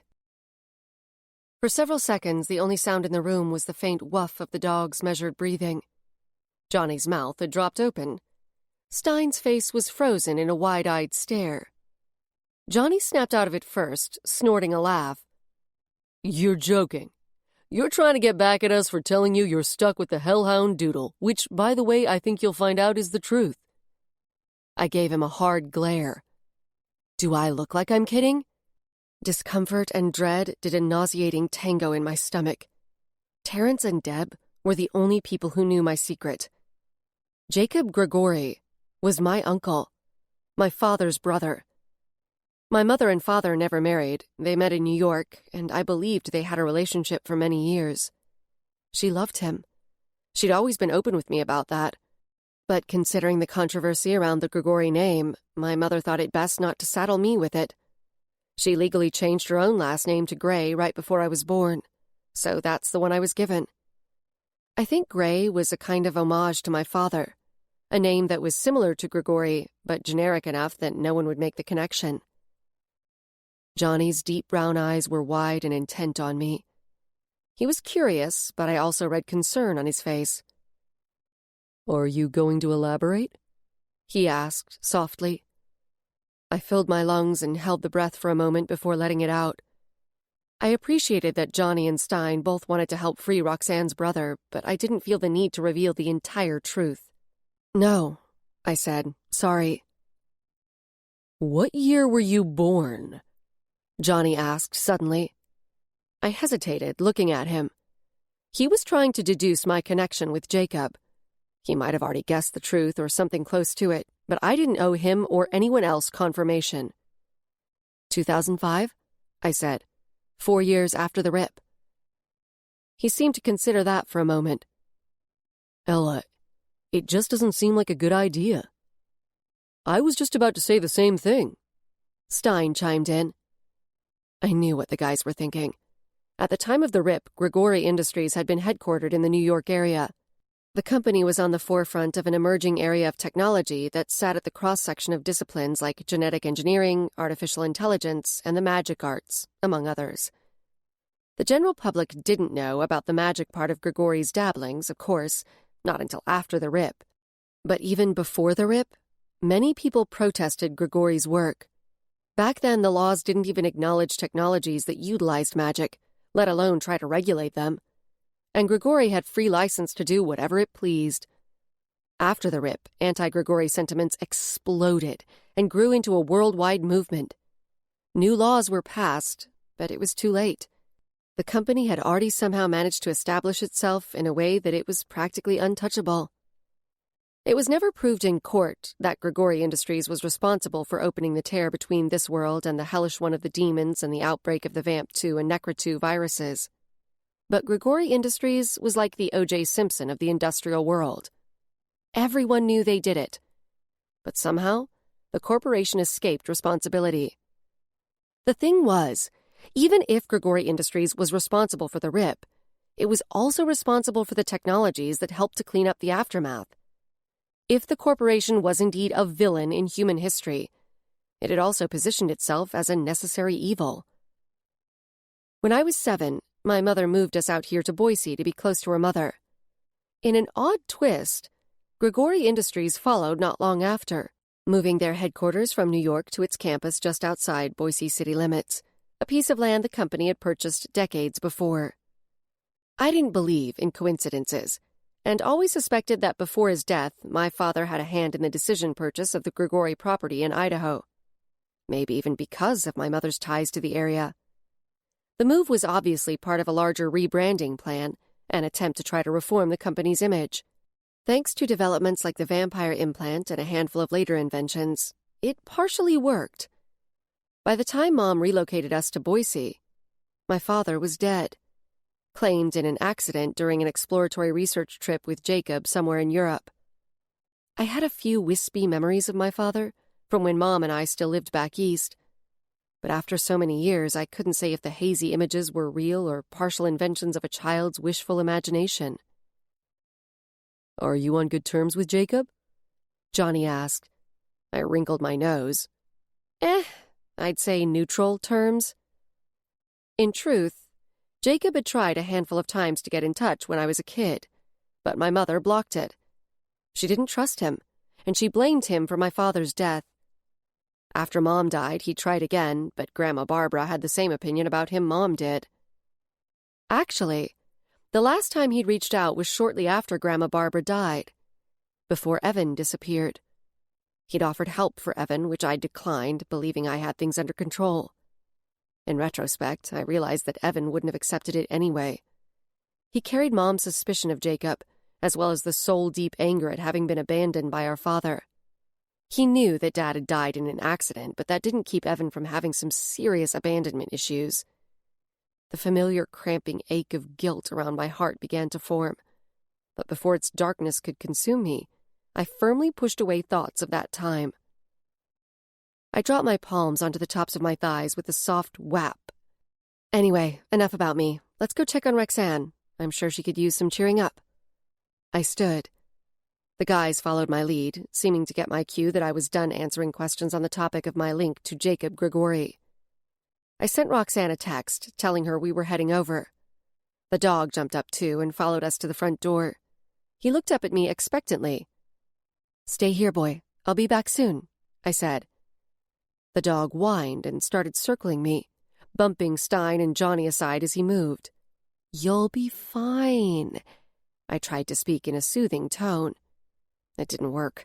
The dog added some yips to the whining. I grabbed and held his collar, trying to get him to settle. "You guys go ahead. I'll be right out." I exited and closed the door behind me, and the yips turned to barks and scratching noises against the door. "Shit," I muttered. I couldn't leave him if he was going to bark up a storm and shred the door with his nails. He'd seemed like such a well-behaved dog before. But maybe I'd made my assessment too quickly. I looked at Stein and Johnny, who were waiting on the sidewalk. I gave them a wide-eyed, exaggerated shrug. "Bring him," Johnny said. "Kids like dogs, right?" Grumbling, I opened the door and went back in. The dog bounded around me in delight as I went to the kitchen to grab the leash from the counter. I hooked it to his collar. "Okay, you win." I got him situated in the back of my truck while Stein and Johnny started their cars and pulled away. At Crystal Ball Lane, I took hold of the dog's leash and gave him a stern look. "Best behavior, big guy," I said. "Don't scare the girl." We went up to Roxanne's apartment, where she'd already let in Stein and Johnny. Her face brightened at the sight of the dog, and she came over to pet him. I looked across at Johnny, and he gave me a little told-you-so grin. "What's his name?" Roxanne looked up at me. Loki," I said, "after the Norse god of fire and mischief." Stein gave an appreciative laugh. "Hi, Loki." "Are you still working?" she asked, glancing at my uniform. "I don't want to get you in trouble." "Nah, I'm off duty now. I just didn't have time to change." I looked toward the window. "No more demons or visitors or other strange stuff?" She straightened and shook her head. "Everything went okay last night? And your neighbor kept you company?" "Yeah." She looked so forlorn. I felt like a total ass even thinking about leaving her alone here again. "How about if you pack some things and come with us back to my place?" I said, managing a smile.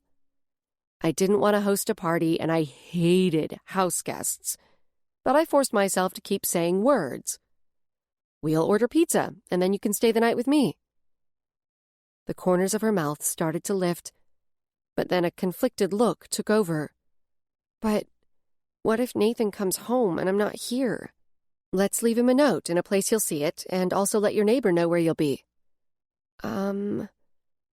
Okay." She gave me a wavering smile. Roxanne went into her room to get her things together. I gave the guys a rueful look. "You up for pizza and beer?" I asked with zero enthusiasm. "Gee, how could I turn down such an enticing invitation?" Johnny said sarcastically, and Stein snorted a laugh, but Johnny's eyes sparked with warmth. "Sorry." I wrinkled my nose. The thought of so many people in my place makes me twitchy. "I'll pick up pizza and meet you back there," Stein volunteered. I gave him a look that was equal parts relief and gratitude. "Awesome. Thank you." He left, and I turned to Johnny. "Would you mind waiting for her and bringing her back with you? I need to run a quick errand. It will make her weak to get a ride alone with you," I added in a whisper. He gave me an amused roll of his eyes. "Sure." "Thanks, Johnny." I squeezed his forearm. He really had been a champ the past couple of days, and went to tell Roxanne I was taking off. The dog, Loki, and I set off down the street. I peered at the signs as I passed, looking for a shop that offered charms. I slowed at a door that read, "Discount spells and charms." but then decided I wasn't too keen on the discount part. What did that mean, anyway? Crappy spells produced in bulk? Charms that didn't always function as advertised? No thanks. A sign across the street caught my eye. Personalized magic. In the little window, stenciled words read, "Drop-ins welcome, custom spells, results guaranteed." And underneath, "Fully licensed and insured." I angled toward it. When I pushed open the door, little tinkling bells attached to the inside announced my arrival. The owner's license to sell magic was posted at eye level. A woman dressed in a flowy boho skirt and peasant top rose from a chair behind the counter. Her pale blue eyes sparked with a genuine smile. Her face was smooth, but her hair was nearly all gray, making it difficult to guess her age. "Good evening," she said. "What can I provide you with?" "Oh, I need a charm that will induce a deep sleep." I glanced down at Loki. "I can tie him up outside if you prefer." "He's welcome here." She reached out and patted his head, and Loki panted happily. She peered up at me, and I was pretty sure I knew what was passing through her mind. She was assessing my level of magic aptitude and probably thinking something pitying. "What you want is a spell rather than a charm. A charm is a magic-infused object you carry with you, something for luck or courage or protection, for example. A sleep charm would make you perpetually sleepy." I scratched my cheek, a little embarrassed that I'd exposed myself as a magical dunce. Yeah. You're right. I should have said spell. Single use. Something I can use tonight. I hesitated. "And if there's a way to make me, open to visions while I'm asleep, I'll pay extra." "Sure, I can do that. It will be $45 plus a 15% surcharge for the insurance. If that's okay, I'll go to the back to create your spell." I nodded, and she disappeared through a batik curtain hung in the doorway behind the counter. I looked around the shop. There wasn't much actual merchandise. A rack with a couple dozen different types of incense, another rack full of different colored spell candles, a shelf with little bottles of essential oils. I picked up the peppermint oil bottle that had a red sample label on the top, unscrewed the lid, and took a whiff. The pungent, refreshing scent seemed to perk me up and sharpen my mind. I'd been in magic supply stores with Deb, but I'd never had much interest in witchy rituals and supplies. She was a full-on practitioner of the craft and self-identified witch, with an altar set up at home and a book of shadows she'd started when she was a teenager. And like many witches, she celebrated the pagan holidays. I knew she'd been vying for months to get into a specific coven, but I didn't really know the details. The world of witches and covens never held any attraction for me, even though Deb had tried more than once to get me interested. She kept telling me that magical aptitude didn't matter. Even people with no detectable magic could have an altar and celebrate the pagan holidays. But I just wasn't the type to burn herbs, chant under a full moon, and talk to Mother Earth or universal wisdom or whatever was out there supposedly listening. I understood that nature was the source of magical energy, but I just never really identified with the spiritual aspects of magic that most witches seem to embrace. The curtain stirred, and the woman emerged with a few items in her hands. I sensed she was probably a high-level 2, like Deb. The woman set the items on the counter next to the register. She held up a printed piece of paper. "Here are your instructions." Then she pointed to a white spell candle and a little white muslin drawstring bag. "The candle has been anointed with oil and carved with some runes. The bag contains some crystals and herbs for under your pillow. Just follow the sheet. It outlines what to do." I glanced at the printout. "Okay, sounds good." She placed all the items into a small paper sack. "Would you like to start a punch card? 10th spell is free." "Nah, that's okay." She'd been helpful, and I was grateful, but I doubted I'd be returning here 9 more times. "Thanks for the offer, though, and thank you for the spell." I paid and left with my spell. Loki and I went back home and found that in addition to Johnny and Stein's cars, Deb's Honda stood out front. When I pushed the door open and found 4 people making themselves at home in my tiny living room, I nearly backed away. "Ella!" Deb jumped to her feet, her long strawberry blonde hair swinging, and ran over to throw her arms around my neck. At barely 5'4", she practically had to hop clear off the floor to make it happen. She laughed at my startled expression. "Don't freak out. I told everyone to speak softly and not make any sudden movements or you'd clear the room." As usual, Deb had accurately read my emotional state. I relaxed a little when I caught the familiar scent of her floral woodsy perfume, and actually felt a smile lifting the corners of my mouth. "How are things at home?" I asked in a low voice. For the briefest of moments, her face clouded. But then she blinked, and her usual contented expression returned. It'll be fine. I just wanted to check on you after your first day back at work." She gave a tiny shrug as her eyes grew a little misty. My initial reaction was to brush off her concern, but I died on the job, and I supposed that gave her the right to hover and get a little bit emotional. My throat thickened, not at the thought of my own death, but at the thought of what it would have done to Deb, what it had done to her for about 20 minutes. I turned my head to look around the room, partially to cover my own unexpected emotions. "You got here just in time for the party, I guess," I said, not quite keeping the rueful tone from my voice. "Want to help me get some beer?" She rolled her eyes at my less than enthusiastic expression and followed me into the kitchen. I pulled glasses from the cupboard to the right of the sink, noting with an amused chuckle that I actually only owned 6 proper drinking glasses, one of them a random lone pint glass. Fortunately, 5 of them were clean. I filled one with ice and water for Roxanne. Deb found my bottle opener in a drawer, pulled a bunch of paper towels from the roll on the counter, grabbed a 6-pack of local lager from the fridge, and helped me carry everything to the living room. I sat between Roxanne and Johnny on the sofa, and Deb took a patch of floor across the coffee table from me. To my relief, they'd all done introductions before I'd arrived, saving me that little hostess job. As we ate, we kept the conversation light, with Johnny taking the lead for most of it. He entertained us with stories from his work as a supernatural PI. I'd always found it interesting that he was so at ease around self-proclaimed crafters.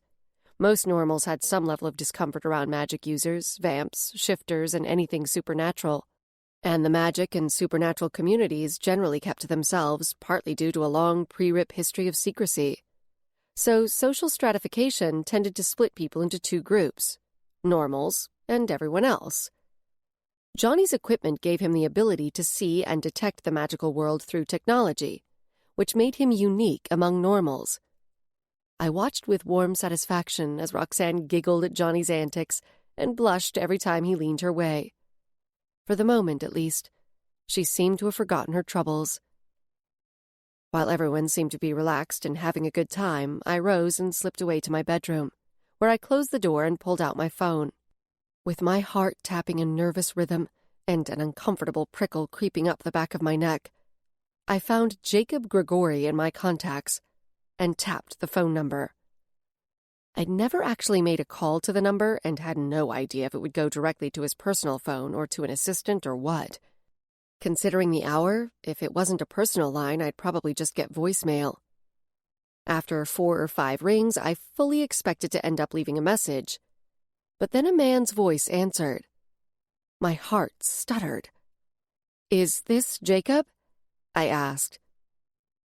"Gabriella Gray, I presume." I sat down on my bed, my legs suddenly shaky. I'd changed my phone number the previous summer.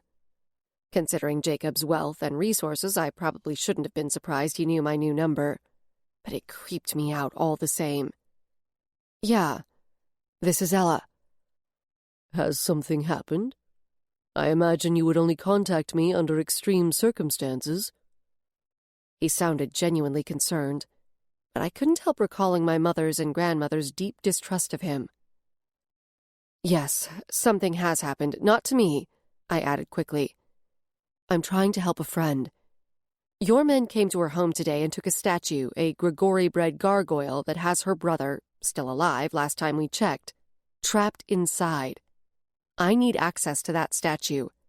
I didn't really have any leverage or grounds for threats, but I wanted him to know that I wasn't totally ignorant about what he was doing. I was almost positive that whatever gargoyle breeding scheme Grigori Industries was playing around with was illegal. At the very least, it was unethical, and as far as I'd been able to discern, it was still secret. Jacob made a little tisk sound. Ah, yes. One of our prototypes failed to find its way back home. His mild tone sent a spark of indignation shooting up through my chest, though I did feel some satisfaction that he'd more or less confirmed our suspicions about the gargoyle breeding. Can you at least tell me if Nathan is still alive? I gripped the phone hard against my ear, trying to control the irritation in my voice. Of course he is. We would never purposely hurt a human being. Our entire mission is centered around protecting humanity. But the situation is delicate, and the specimen is under observation. His sister is only 13 years old. She's now living alone, and she's terrified she's never going to see her only family member again, I said. My voice cracked, and I struggled to keep it under control. Exactly when do you plan to release her brother? I understand your concern, he said. But instead of reassuring me, his words only pissed me off more. How about this? You come to the Grigori campus tomorrow after your shift, and we can discuss it in person. I'll be able to let you know when the young man may be freed. You know there's a human trapped in that statue, and you're knowingly risking his life. It seems pretty obvious that the best thing to do, the right thing to do, is to release him immediately. If you'll meet with me, I can explain the situation. It's a sensitive matter that I can't discuss over the phone. But once we've spoken, you'll understand why we haven't released him yet. My nostrils flared as my breath came faster, but for Roxanne's sake, I couldn't lose my temper. Can you swear to me that Nathan is being monitored and nothing will happen to him? I swear on the name of your dear departed father. Okay, I relented. Instructions will be sent to you in the morning, he said. Good night, Ella. I hung up and sat on my bed for a long moment, holding my phone and staring blankly at the closet door. I'd achieved what I'd set out to do, contact Jacob to try to get Nathan free. But cold apprehension settled low in my stomach. I couldn't pinpoint why, but the whole thing made me uneasy. I pushed myself to my feet, trying to shake off the inexplicable film of ick the conversation had left me with. Perhaps I was being unfair, allowing my mother's and grandmother's prejudices to so strongly slant my feelings about Jacob. After all, he did seem to want to help. I blew out a harsh breath, and then went back into the living room to rejoin the others. I wasn't going to let Roxanne know the specifics, but I planned to text Johnny and Stein about my impending meeting with Jacob. Deb was the first to leave, and I walked her out. She'd gone quiet several times with a drawn look on her face. I paused at the sidewalk, and she stopped too. I don't have your empathic skills, I said softly. But if I had to guess, I'd say things are still rough with Keith. She hesitated for a moment before responding, which partially answered my question. I loved Deb like a sister, but I'd never been a fan of the man she chose to marry. During the 7-ish years they'd been together, married for the past year, they'd had more ups and downs than I would have wanted for her. She forced a smile and reached up to gather her strawberry blonde hair at the nape of her neck. Oh, we'll figure it out. She kept fiddling with her hair, pulling it around to the front of one shoulder and worrying a strand between her fingers. Another sign that things weren't okay. Is there something I can do? I asked. She let out a little sigh and looked off down the street. No, but thanks. You know Keith, always chasing the rainbow for the pot of gold. Her gaze returned to me, and she gave a short laugh that held no actual amusement. I shook my head, trying not to appear too judgmental, but knowing I wasn't doing a great job at hiding my irritation. Keith and Deb had been together since Deb was 17 and he was 18, and he'd always been searching for the next surefire get-rich-quick shortcut. Over the years, she'd tolerated more pyramid schemes and crazy-ass business ideas than I cared to tally. I had no doubt that he loved her, but all Deb had ever wanted was to have lots of kids and immerse herself in being a stay-at-home wife and mother. She needed and deserved someone who was steady and supportive and wanted the same life she did. I suspected that Keith was okay with having children only because he knew Deb would do the heavy lifting. He didn't seem to have any real aim or plan to support a family financially, though, and I hated the thought of Deb having to work full-time when her deepest heart's desire was to stay home and care for her babies. And gain a place in the coven of her choice, of course. She'd been talking about coven life almost as long as she'd been dreaming of a big family. And both of those dreams were born of an obvious desire to be part of a close community and family. Deb was a former foster kid, so it was no surprise. "Do you need some space?" I asked. "You're welcome to stay here more than just a night." She smiled, and this time it was genuine. "I know. Thank you." I pulled her in for a hug. Deb was the only person in the world I hugged willingly and without any internal cringing, and didn't really want to let her go. On the surface, we didn't seem to have much in common, but we'd been tight since the start of junior high. I was a loner who preferred to devote my social energy to one or two people, and she had always longed for closeness. My focused loyalty to her seemed to fulfill something she deeply desired, and in turn, her genuine warmth had been a bright point through my difficult years of losing one family member after another. I went back up to the porch and watched her pull away. The sounds of Roxanne's laughter and Johnny's deep voice drew me back inside. The two of them were sitting on the floor facing each other with their phones out. It looked like they were engaged in some sort of game. Stein was sitting on the old navy leather chair with a notebook spread on his lap and his backpack sagging open on the floor next to him. His brows were drawn low in concentration as he scribbled on a page. Through the doorway into the kitchen, I saw Loki standing at the back door. I let him out, and then tiptoed up behind Stein to try to get a peek at what had him so intent. His handwriting was almost annoyingly neat, and it looked like he was making notes about moon phases. There were also some symbols I recognized as representations of the zodiac signs. "I didn't take you for an astrology buff, Stein," I said. He jolted and snapped the notebook closed, twisting to shoot me a look that was half irritation and half chagrin. "Why don't you call me by my name?" he asked. Stein is your name?" I reached for the last beer, popped the cap with the opener, and plunked down on the ottoman. "You use last names for people you don't like. Devereaux, for instance." I took a swig of beer, considering. I guess you're right. "Do you have something against me?" He crossed one arm over his stomach to grip his other elbow in his palm, his gaze ticking down and away before coming back to rest on my eyes. I lowered my lids partway and gave him a wry look. "I'm not sure yet." His mouth tightened. I shifted a little, remembering how he'd looked at Johnny earlier, and suddenly suspected I knew why Stein was getting closed off all of a sudden. "So, Damien Stein, are you a Virgo?" He cut in, giving me a wry, unblinking look. "Gay," I was going to say. "I know you were. And yes, I am." His eyes tensed the slightest bit. "Gay or a Virgo?" "Both." "Good. I don't have to worry about you checking out my ass all day long." I gave an exaggerated sigh of relief. A small smile broke over his face and he seemed to relax. "Well, since we have to work together, how about if you make a leap of faith and call me Damien?" he asked, hardly missing a beat as he returned to our previous topic. "At least until you've completed your assessment and know for sure whether I'm first-name worthy." I laughed. "Fine. Damien it is. For now, anyway." I jutted my chin at the closed notebook in his lap. "What's that? Your diary?"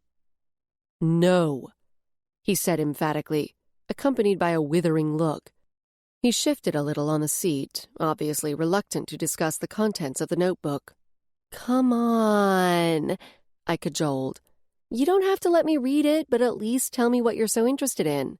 You know, in the name of partner bonding or whatever. Or do we need to go back to Stein?" He brushed one hand over the cover of the notebook in a gesture that was almost a caress. Whatever was inside was meaningful for him, I suddenly realized. "I'm collecting data," he said at a near whisper, clearly not wanting Johnny or Roxanne to overhear. "Observations about things that seem to influence magic." Huh. I peered at him. "You went to college, didn't you?" He nodded. 2 degrees. In Bachelor of Modern Magic Arts and Sciences with an emphasis in research, master's in the same. The look on his face was so sincere and solemn, I couldn't bring myself to rib him about being a high-minded academic in a blue-collar job. "Sounds interesting," I said, and actually kind of meant it. I wasn't the bookish type and always felt antsy and trapped in a classroom. "Is this independent research you're doing?" "Yeah, an extension of something I worked on for my master's, you could say." I wanted to probe more, less due to any academic interest on my part as suspicion that his presence in Boise somehow related to his project. But Johnny had stood and was making motions to head out. I reached for my phone to check the time and my eyes bugged. It was past 11. Yikes! I didn't realize how late it was. I pointed at Roxanne with a mock stern look. "You need to get to bed, young lady." Johnny gave Roxanne's arm a squeeze and moved toward the door. "I need to get going, but give me a ring if anything comes up, okay?" he said to me. "Will do. Thanks for everything." I lifted my hand in a little wave. Damien, was packing up his things. "I'll get out of your hair, too. See you at work," he said to me. He turned to Roxanne. "Sleep tight." "Thanks for the pizza," she chirped. I went to the door with him, digging into my pocket. "Here, let me give you some cash for the food." He waved off my offer. "It's on me. You can get it next time." I nodded. "Thanks. See you in the morning." I locked the door behind him and then showed Roxanne to the bathroom so she could brush her teeth and change into her pajamas. While I was waiting for her, I let Loki in and moved the living room furniture around so I could pull out the hide-a-bed in the sofa.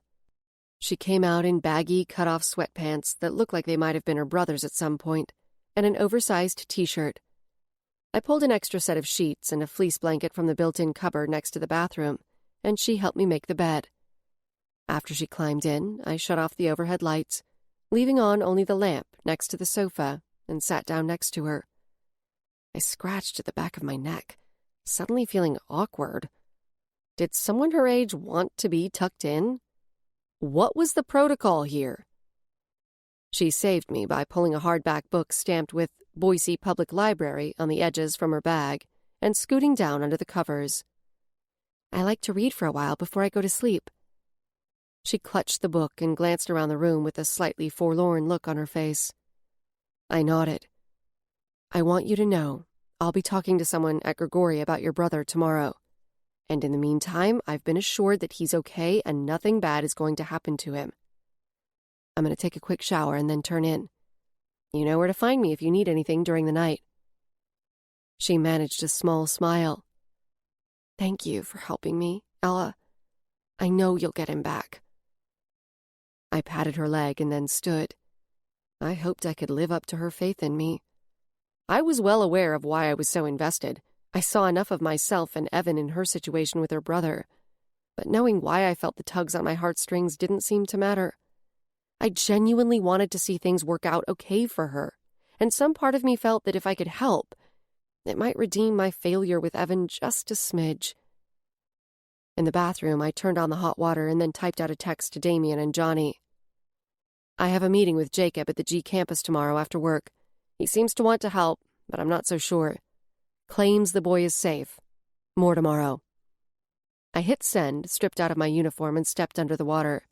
As I scrubbed off the day, weariness seeped into my bones and settled there. I heard a series of pings as texts came in. After I shut off the water and dried with a towel, I picked up my phone to check them. From Johnny. I'll go with you. Even if I can't go in, someone should be there waiting to make sure you come back out. Another one from Johnny. This one sent only to me. Night, sugar. Followed by winky face and kissy lips emojis. I rolled my eyes. The text from Damien read, I wouldn't trust Grigori. You're right to be on guard. I hope you can sway him. Wrapped in a towel, I tiptoed out of the bathroom. Roxanne's book had fallen to the floor, and she was sound asleep. Loki was curled up next to her, and his head rose when I came over to put the book on the side table and turn out the lamp. "Night, boy," I whispered. In my bedroom, I closed the door and switched on the bedside light. Once in my old Demon Patrol recruit shirt, I pulled out the bag from Nature's Light that I'd stashed in the nightstand drawer. I glanced at the door, hesitating. The spell should put me into a solid sleep, but not an all-out coma. If Roxanne needed me, she'd be able to rouse me. The lady had included a cheap aluminum holder for the spell candle, as well as a book of matches printed with the store's name and logo. I fitted the candle in the holder and set it on the nightstand. Scanning quickly through the instructions, I realized I needed to move the candle to the dresser so it was on the east side of the room. I did so and struck a match, lit it, and then climbed in bed. As instructed, I sat for a moment with my eyes closed, clearing my mind and pulling in my focus. It was the same little exercise I did whenever I tried to draw up some magic. Every crafter had his or her own way of preparing the mind, and I took more time than usual to make sure I was centered and could feel the tingle of receptivity in my hands and feet, the signal that I'd mentally cleared the way. It's akin to placing a finger on a light switch, but not yet flipping it. Still holding my focus, I clutched the muslin bag in my left hand, drew up a thin wisp of magic from the earth, and whispered the words of the spell the woman had written for me. I sealed my intent by releasing my connection to the earth magic. Further worn out from expelling energy for magic and already feeling the pull of sleep from the spell, I put the muslin bag under my pillow, dropped the piece of paper on the bedside table, and turned out the light. I passed out within seconds. Some indeterminate amount of time later, I jolted awake.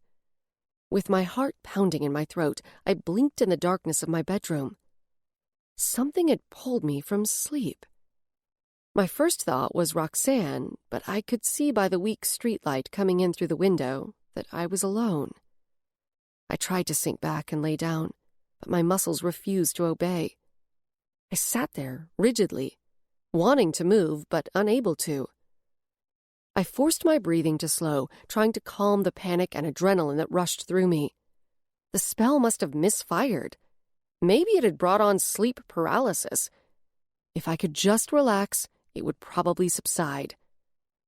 I waited, listening to the sound of my breath as a few seconds ticked by. But instead of regaining control of my body, my limbs began to shift in ways that I was not commanding them to. I gasped and tried to scream, but produced only a weak exhalation. Something had taken control of me. My terror deepened as I watched my hand push back the covers and my feet swing to the floor. Like a puppet with no will of its own, I moved under the power of an unseen influence. It forced me to walk to the bedroom door and out into the living room. It brought me to a pause near Roxanne, who was still sleeping. Loki's eyes shone orange in the darkness, and his rumbling growl swelled as he jumped from the bed. With every fiber of my being, I tried to fight what was happening, but my efforts failed to halt my progress toward the front door, and only brought a sheen of sweat to slick my skin. I stared in horror as I watched my own fingers fumble with the deadbolt. My hand unlocked the door, and then opened it. My feet carried me outside, across the porch and down the steps to the sidewalk. I was powerless, and I had no idea where the invisible force was taking me. Chapter 9. Hayes Street was dark and dead silent. I supposed that was good because even if there were people around, I couldn't form words to ask for help. If anyone saw me clomping zombie-like down the sidewalk in my pajamas and bare feet, I'd probably just get picked up by the police, possibly committed, or worst case, mistaken for an actual zombie. Though these days the only remaining zombies were kept in containment for study. I was going to have to ride this out. Whatever had assumed control of me couldn't hold on forever. At least, that's what I hoped. I wished like hell I'd told someone I was going to use a sleeping spell. For the second time in 2 days, my assumption that I could manage everything on my own had backfired massively. Only my pounding heart and my near-hyperventilating breaths seemed to be still under my power, so I focused on trying to calm them. The shadows were writhing in my periphery, like wraiths performing a furious, fevered dance of glee. I couldn't explain how, but I was sure the shadows were celebrating, happy that I was forced to move under the control of something that wasn't me. My gut told me that the something was connected to the shadows and to the thing that had pounded in my temples and fed me nightmare visions since my accident. Somehow I knew it was the other, now no longer occupying just a corner of my mind, but out full force and in charge. Wincing internally as my bare feet plunked onto pebbles, I hoped there wasn't any broken glass on the sidewalk. I was heading west on Hayes, passing old houses that had been divided into apartments like mine and homes that had been converted to small businesses.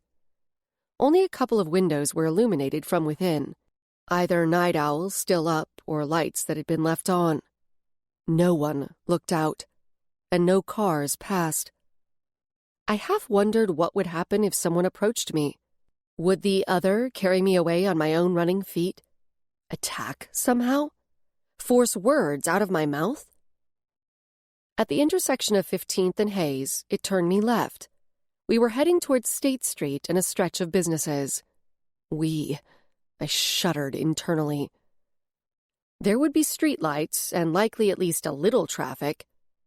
Albertsons came into view up ahead to my right. I knew the grocery store was closed at this late hour, but there was a gas station across from it that was lit up like Christmas 24 hours a day. And yes, up ahead on State, I saw a couple of cars motor past. When I got half a block away from State Street, a white SUV pulled into the gas station. The driver, a man with glasses, peered through the windshield at me. He stepped out, watching me for a moment. "Hey, are you okay?" he called out. "Do you need help?" I lost sight of him, as the other didn't allow me to turn my head to look at the man or respond. A car whizzed past ahead of me on State, and a scruffy-haired dude leaned out of a back window to whistle and holler at me. I caught a glimpse of his leering face, and suddenly it hit me in a new way just how vulnerable I was. I heard the SUV's door slam, and strained in vain to turn and see if the man at the gas station would try to approach me. But a moment later, the rhythmic sound of the gas pump filling his vehicle told me he wasn't coming after me. I forgot about him as I faced a new concern.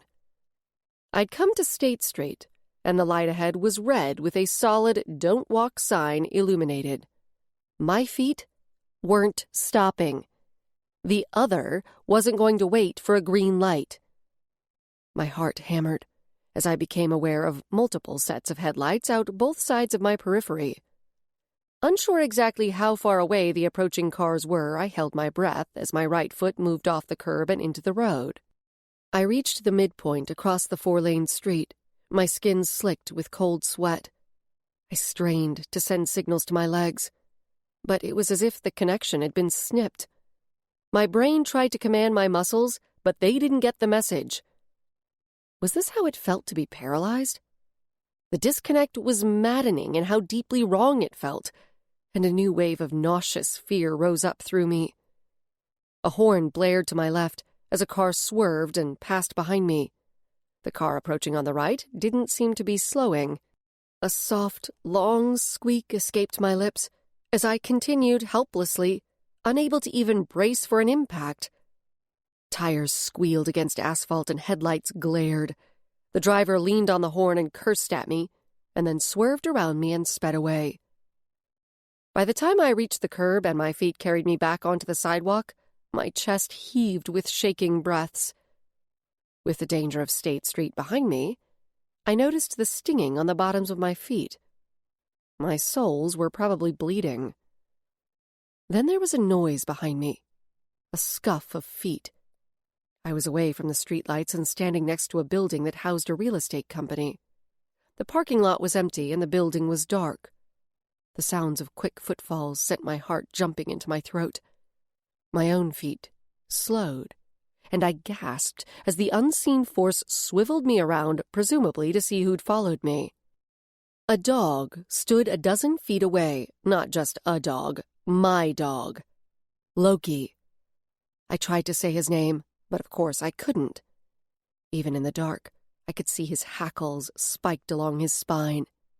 His growl rumbled louder and louder like a fast-approaching train, and his eyes flared into two burning coals. The growling deepened into snarls, and dread washed through me. What if he attacked me? He'd seemed friendly, but I'd only had him for a day.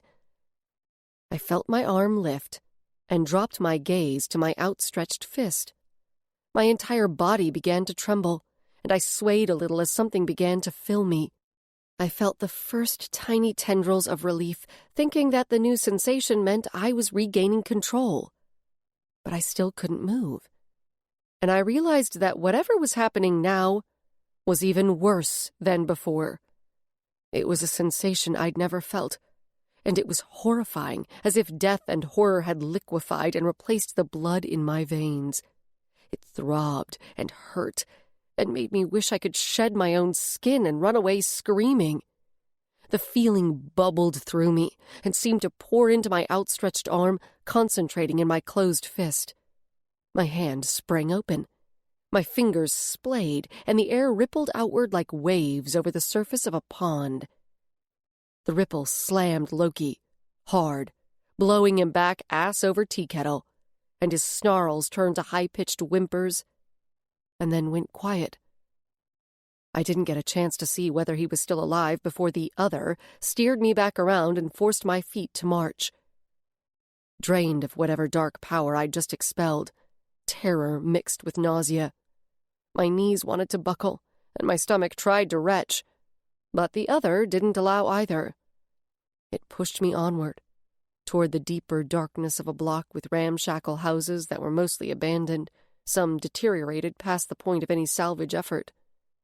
It was one of those blocks that you passed on the way to somewhere else without looking around too hard, because the houses were depressing shells of gaping windows and peeling paint. A 10-foot-high chain-link fence with "Keep Out" signs surrounded one of them, and that was where my feet halted. The other turned me to face the house, a 3-story structure with a steep roof. From my vantage point, it looked as if part of the house had burned. It was hard to tell in the dark, but one side of the top story appeared to have a charred hole through the roof, and dark burn stains smeared upward from the broken-out windows on that side. Other than the fire damage, it didn't look as bad as some of the other houses nearby. As I peered at the abandoned house, the nauseous, dark magic began to fill me again. My eyes rolled back, and for a moment I thought I might pass out, and actually kind of hoped I would. I swayed and blinked several times, and when I focused again, my breath snagged in my throat.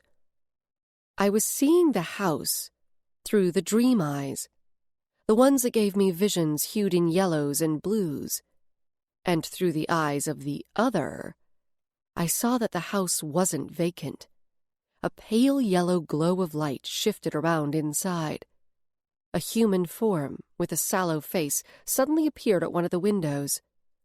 I sucked in a breath and tried to take a step back, but my feet moved me forward instead.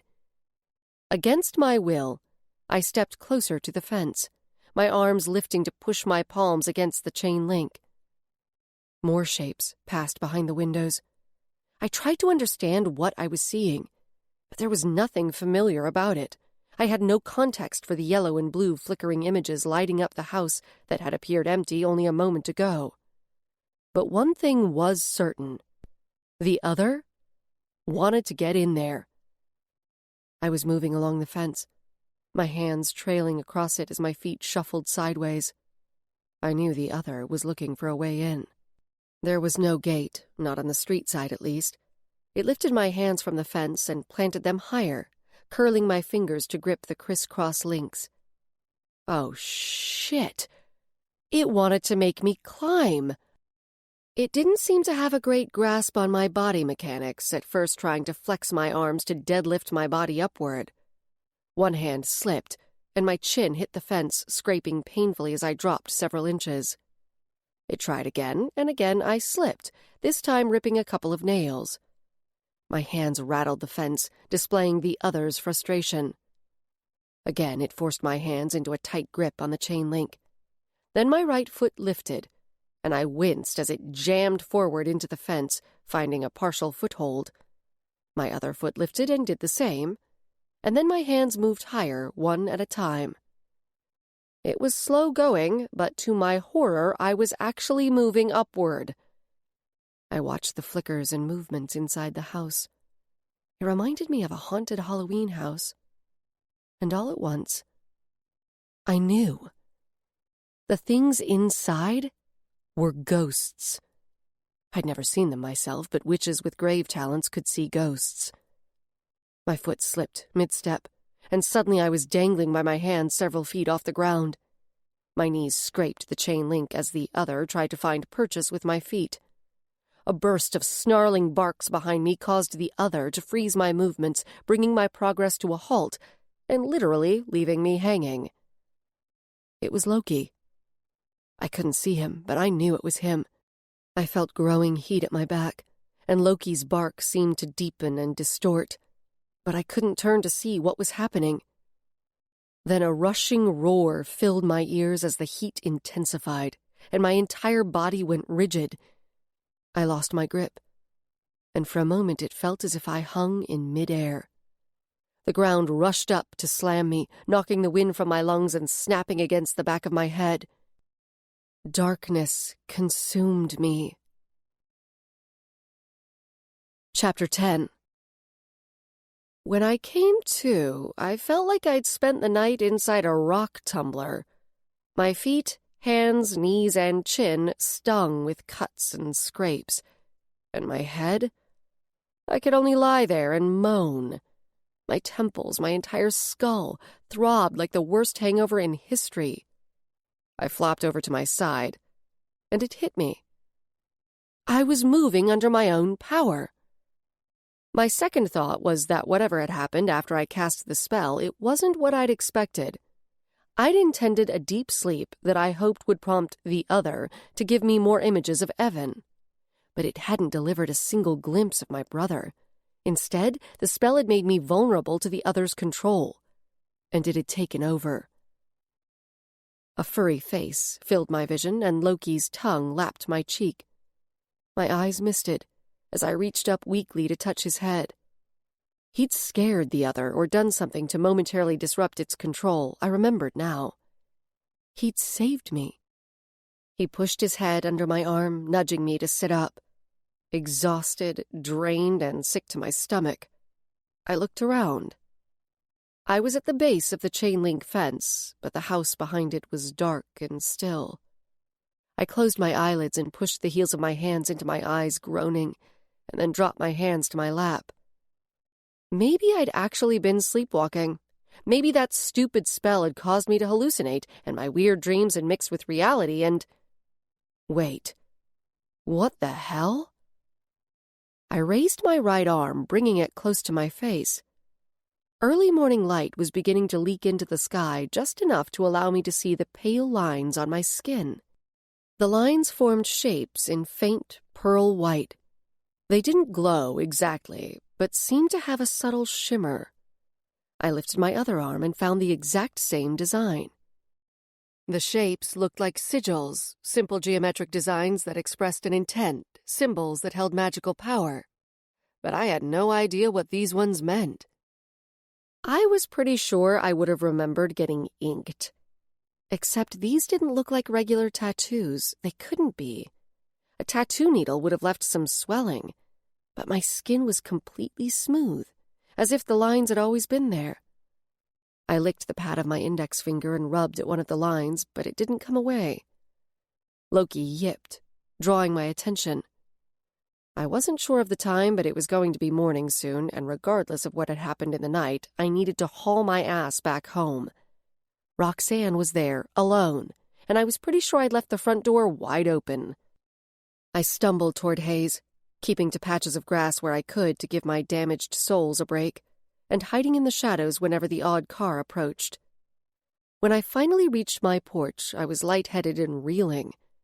Loki and I went inside, and I crept past Roxanne, who was remarkably still fast asleep. In the bathroom, I flipped on the light and winced at the sudden brightness. When I looked down, I let out a low groan. I was an absolute mess, bloody, dirty, and scraped up like I tried to use a chunk of asphalt as a loofah.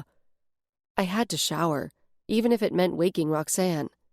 I turned on the hot water and then bent to dig around under the sink for a first aid kit. While I waited for the shower to heat up, I stripped down and examined my injuries. After a quick evaluation, I let out a relieved breath. There was plenty of damage, but none of it required stitches. In the shower, I scrubbed myself clean, biting my lips against the pain as the soap hit my cuts. I scrubbed at the marks on my arms, too, but I wasn't surprised to find they didn't wash off. I turned the water off, tried to dry myself without causing additional bleeding, and then wrapped a clean towel around my body. Sitting on the toilet, I went to work with the first aid kit, disinfecting and bandaging my skin until I looked like a patchwork of Band-Aids and gauze. I dry-swallowed 4 Advil from the medicine cabinet, and then with a weary sigh, I flipped the light off and quietly opened the bathroom door. The cooler air of the living room hit my skin, raising goosebumps up my limbs and bringing an involuntary shiver. I clamped my arms against my sides, trying to ward off the chill, but too tired to really care that I was cold. Loki was curled in a tight circle on the floor next to where Roxanne was miraculously still asleep, and his tail thumped when he saw me. Hobbling over on sore, scraped feet, I knelt next to him and held his furry face in both hands. As I peered into his eyes, I thought I caught a flicker of flaming orange deep in his pupils. I don't know where you came from, but I'm glad you're here. Thank you, I whispered. I hope you know it wasn't really me that zapped you with magic, but I'm sorry just the same.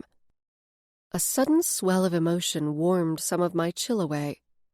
What would have happened if Loki hadn't followed me and done whatever it was he did to save me?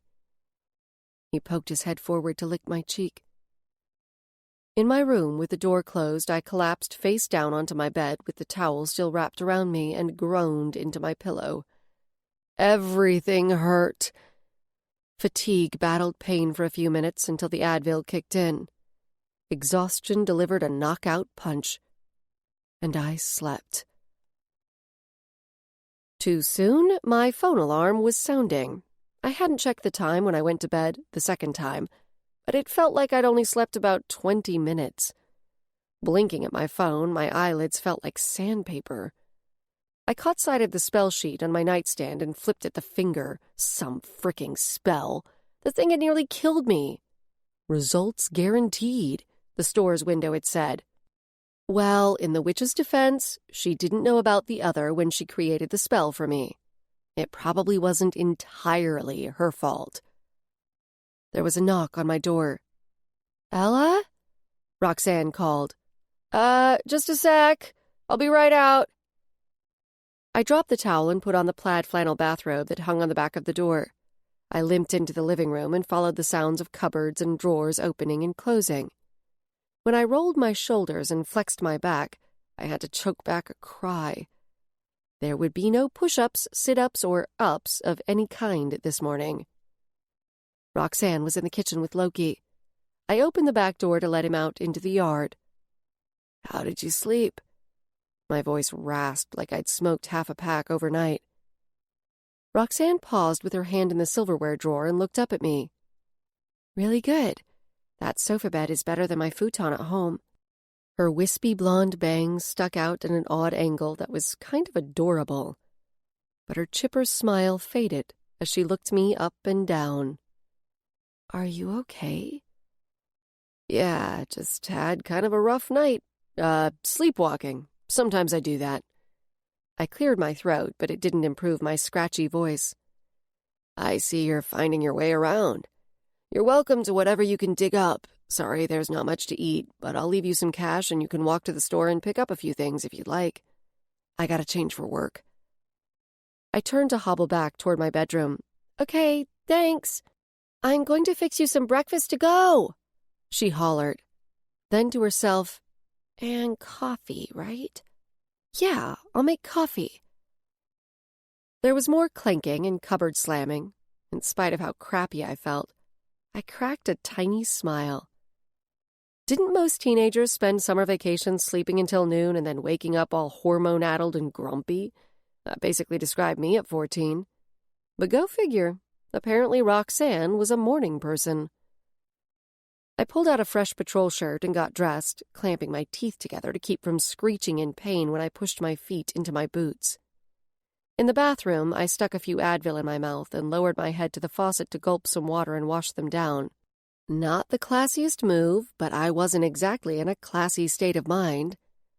I raked my hair back into a ponytail and then twisted it around itself and pinned the bun in place, trying to ignore my throbbing feet. Walking the beat today was going to be hell. My chin was red and raw where I'd skimmed it on the fence. I leaned close to the mirror, trying to decide whether concealer would do any good. Probably not, and I didn't have time to fiddle with makeup anyway. I looked down at my forearms, exposed in short sleeves. The pearly white sigils had faded until they were only visible if you got really close and knew where to look. A little thread of relief twined through my various aches. I'd melt in the summer heat if I had to wear a long-sleeved shirt, and probably would have drawn even more attention than just leaving the tattoos exposed. Maybe the marks would disappear altogether, and I could forget they'd ever been there. Sure, that would happen, because all kinds of things were going my way lately. When I emerged, dressed and as ready for work as I was going to get, Roxanne came out of the kitchen. She held a travel mug with a faint line of steam curling from the sippy hole in the lid, and what appeared to be a sandwich wrapped in a paper towel. With her thin arms outstretched, she offered both items to me. "I couldn't really find any portable breakfast foods, so I made you a toast sandwich with jelly, peanut butter, and Cheerios in it. Oh, and the coffee has some of the creamer that's in the fridge." Genuinely touched by her efforts, I grinned and took the mug and sandwich. "You are an absolute lifesaver, thank you, and you're impressively innovative in the kitchen." I lifted the sandwich in a little salute to her talents. She held her hands behind her back and beamed up at me. "Oh, here's some cash." I balanced the sandwich on top of the coffee mug and dug in my hip pocket, finding a wad of folded bills and passing them to her. "Buy whatever you like. There's an extra key in the antique tea kettle on top of the fridge. I'm not sure what time I'll be home, but I'll text you." "Okay, thanks." She wrapped her finger around the cash. "I'll get stuff for dinner. I know how to make spaghetti." I started toward the door. I needed to get going so I wouldn't be late for morning briefing. "That sounds awesome," I said over my shoulder. "Invite Damien to dinner," she called after me as I let myself out. "And Johnny." I laughed. "Will do. Have a good day with Loki." Feeling oddly buoyant, knowing Roxanne and Loki would be waiting when I arrived home, I took a bite of Cheerio PB&J. The cereal added a surprisingly satisfying crunch to the sandwich. I wolfed it and downed the entire mug of coffee, scalding my mouth in the process on the short drive to the station. Normally, I preferred to walk to work, especially during the summer, but I was running late. Plus, I needed my truck because I planned to take off for Grigori Industries right after my shift ended. And I wanted to give my cut-up soles as much a break as possible before subjecting them to a long day on my feet. I parked and went inside, hobbling to the break room to quickly refill my mug with gross but potent station coffee, and then found Damien in the briefing room and slid into the chair next to him. When my bruised spine touched the seat back, I winced and leaned forward. "Morning," I mumbled. I gulped more coffee and glanced over at him. He was staring at me as if I'd grown a second nose overnight. What the hell happened to you? You look like you got into a fight and lost, he said. I slumped, closed my eyes, and pinched my temples between my middle finger and my thumb. I, did some really clumsy sleepwalking last night. I glanced away. He leaned closer to me, his clear eyes intent and his J. Crew catalog model face tense. Bullshit, he said in a low voice. He peered at me as if he could see straight into my brain. My pulse gave a little bump, and I fought the urge to squirm under his gaze. Was he reading or sensing something? Or was I just that bad a liar? Maybe his magical aptitude made him a human lie detector, or slightly psychic, or perhaps he could sense the residue of my insane midnight escapade still clinging to me like invisible cobwebs. I squinted at him from the corners of my eyes. What, you think I have some kind of secret nightlife? I twisted fully to face him and deadpanned. You know the first rule of Fight Club. I forced a laugh and sipped some more coffee, hoping he'd drop it. Ella, what's going on? Is someone after you, harassing you? I almost laughed. No, someone wasn't after me. It had already found me, and it seemed to want to boot me out of my own body and take over. Nah, it's nothing like that. I swear I'm just an extremely klutzy sleepwalker. I flicked a furtive look at him again. His jaw muscles pulsed, his eyes clouded with worry, and it was obvious he wasn't buying my story. But Sergeant Devereaux had arrived and everyone quieted as he took the podium. All through briefing I could feel Damien's attention, his awareness flicking my way. Devereaux's eyes paused on me a few times while he spoke, and I wasn't sure if it was due to my scraped chin and bloodshot eyes, or because I was on his radar after running over to Crystal Ball Lane in the middle of shift yesterday. Oh, and the stolen demon can. Cans, actually. Yeah, it was probably my multiple transgressions rather than my appearance. I was pretty sure he didn't give a damn about the fact that I looked like I'd spent the night falling down stairs. He just wanted to avoid more paperwork. I shrank down in my seat, trying to look rule-abiding and blend in with my fellow officers. When Devereaux dismissed us, I managed to push myself up without moaning in pain and turned to Damien. I want to hear more about the research you're doing. What kinds of things can affect magical power? I asked.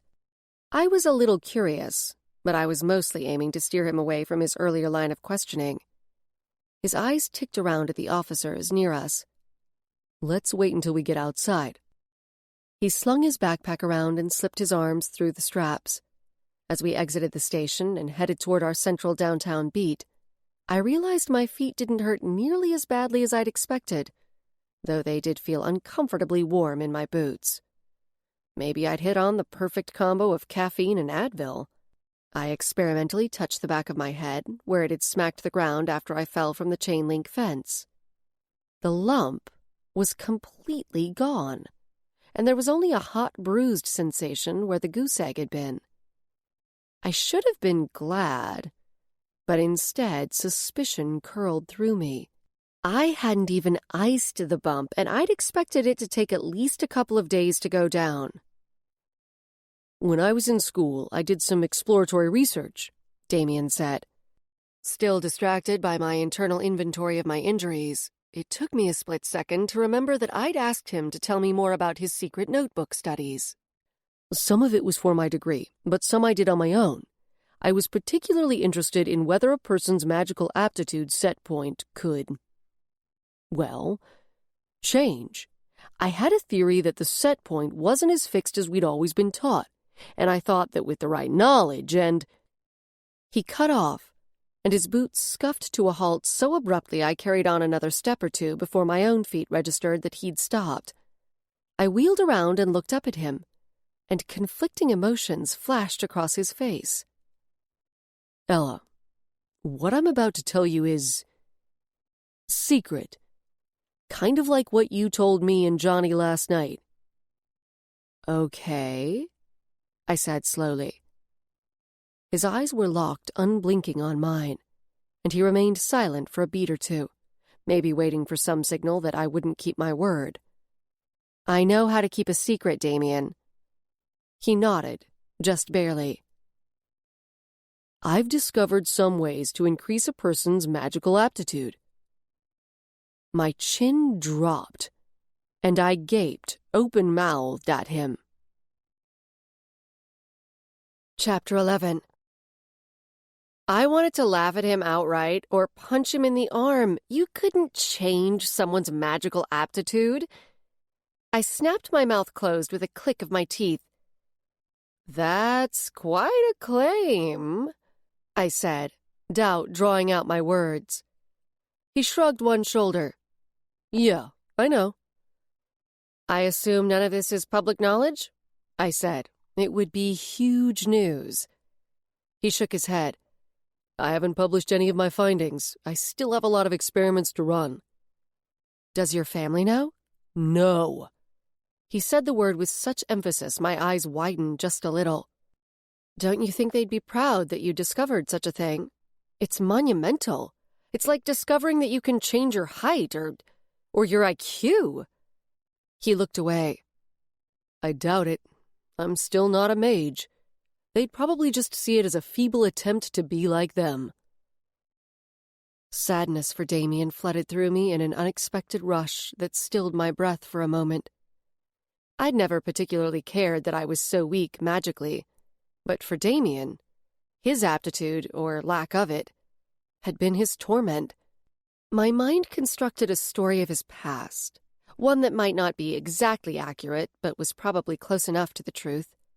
It was painfully obvious that with his research, he'd been chasing an impossible dream, one that had formed in his young adolescent mind as soon as he discovered he wasn't like the rest of his family.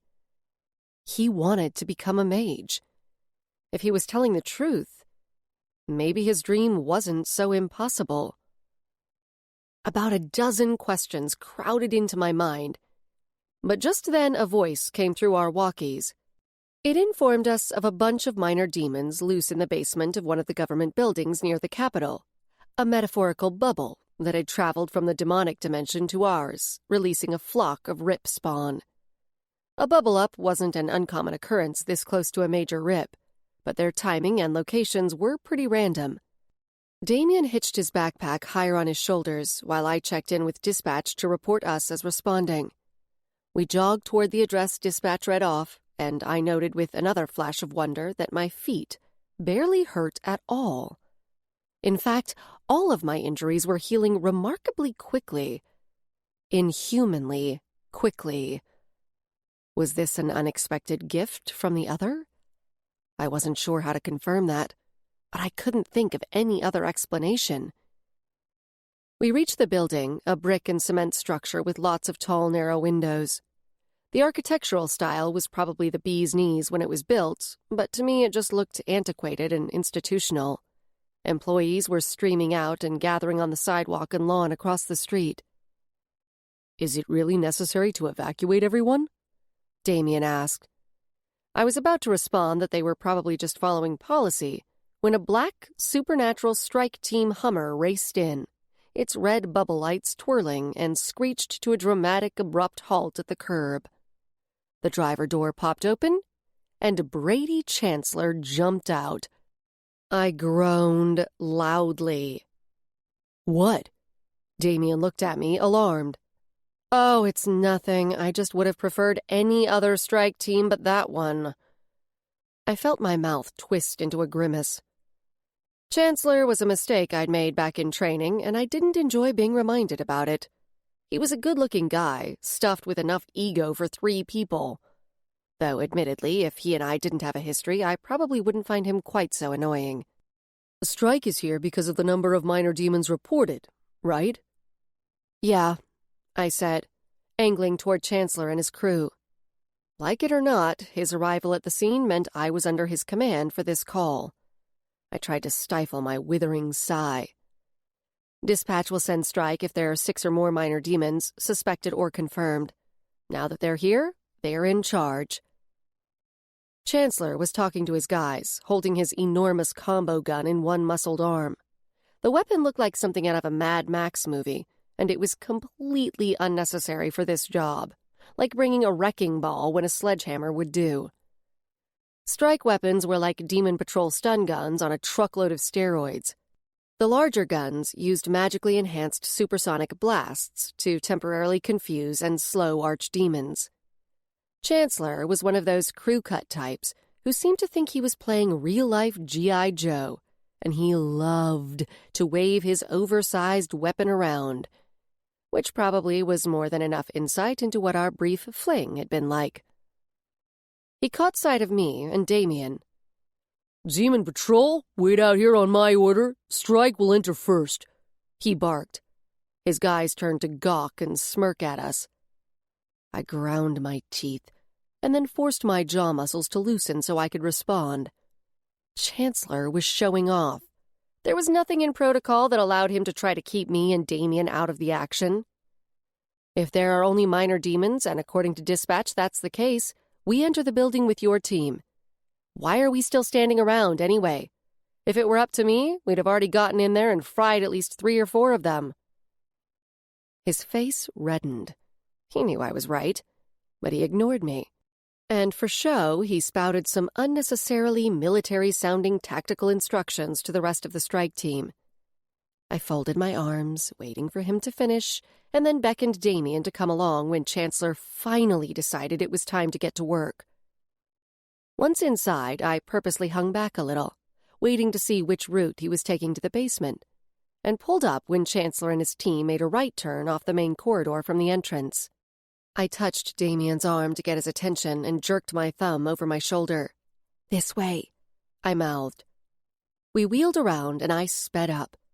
Past jobs in this building had given me some knowledge of the layout, and based on the information dispatch had passed along, I knew exactly where the demons were and how Damien and I could beat Chancellor there. "Grab a couple of brimstone burners off your belt and have them ready," I said. I pulled 2 of my own burners, holding them both in one hand so I could remove their lids and slip them back into my burner pouch. We pounded down a couple of sets of stairs. I sensed the presence of the demons, but not their exact location. "You feel them?" I asked, hoping Damien could better pinpoint where they were. "Yeah, there's one close, heading right." He cut off, and I swore, dropped my burners, and reached for my stun gun as a bat-like creature swooped toward us. It abruptly halted mid-dive and let out its eerie demon's screech. I shuffled forward a few steps, trying to provoke it into charging me so I could shoot it down when it got within range of my gun. But in a move that reminded me of what happened with the demon at Roxanne's place, the creature backpedaled. My brows raised in surprise. My skin prickled as a current of magic flowed past. Behind me, Damien was gathering his power. Like before, he trapped the demon in a sphere of magic. I quickly holstered my gun, grabbed another burner off my belt, opened it, and set it on the floor. While Damien moved the trapped demon down to the burner, I retrieved the other traps I'd dropped when I'd reached for my gun. I heard the sizzle of the trap as it captured and fried the demon and squinted in the sulphurous puff of smoke it emitted.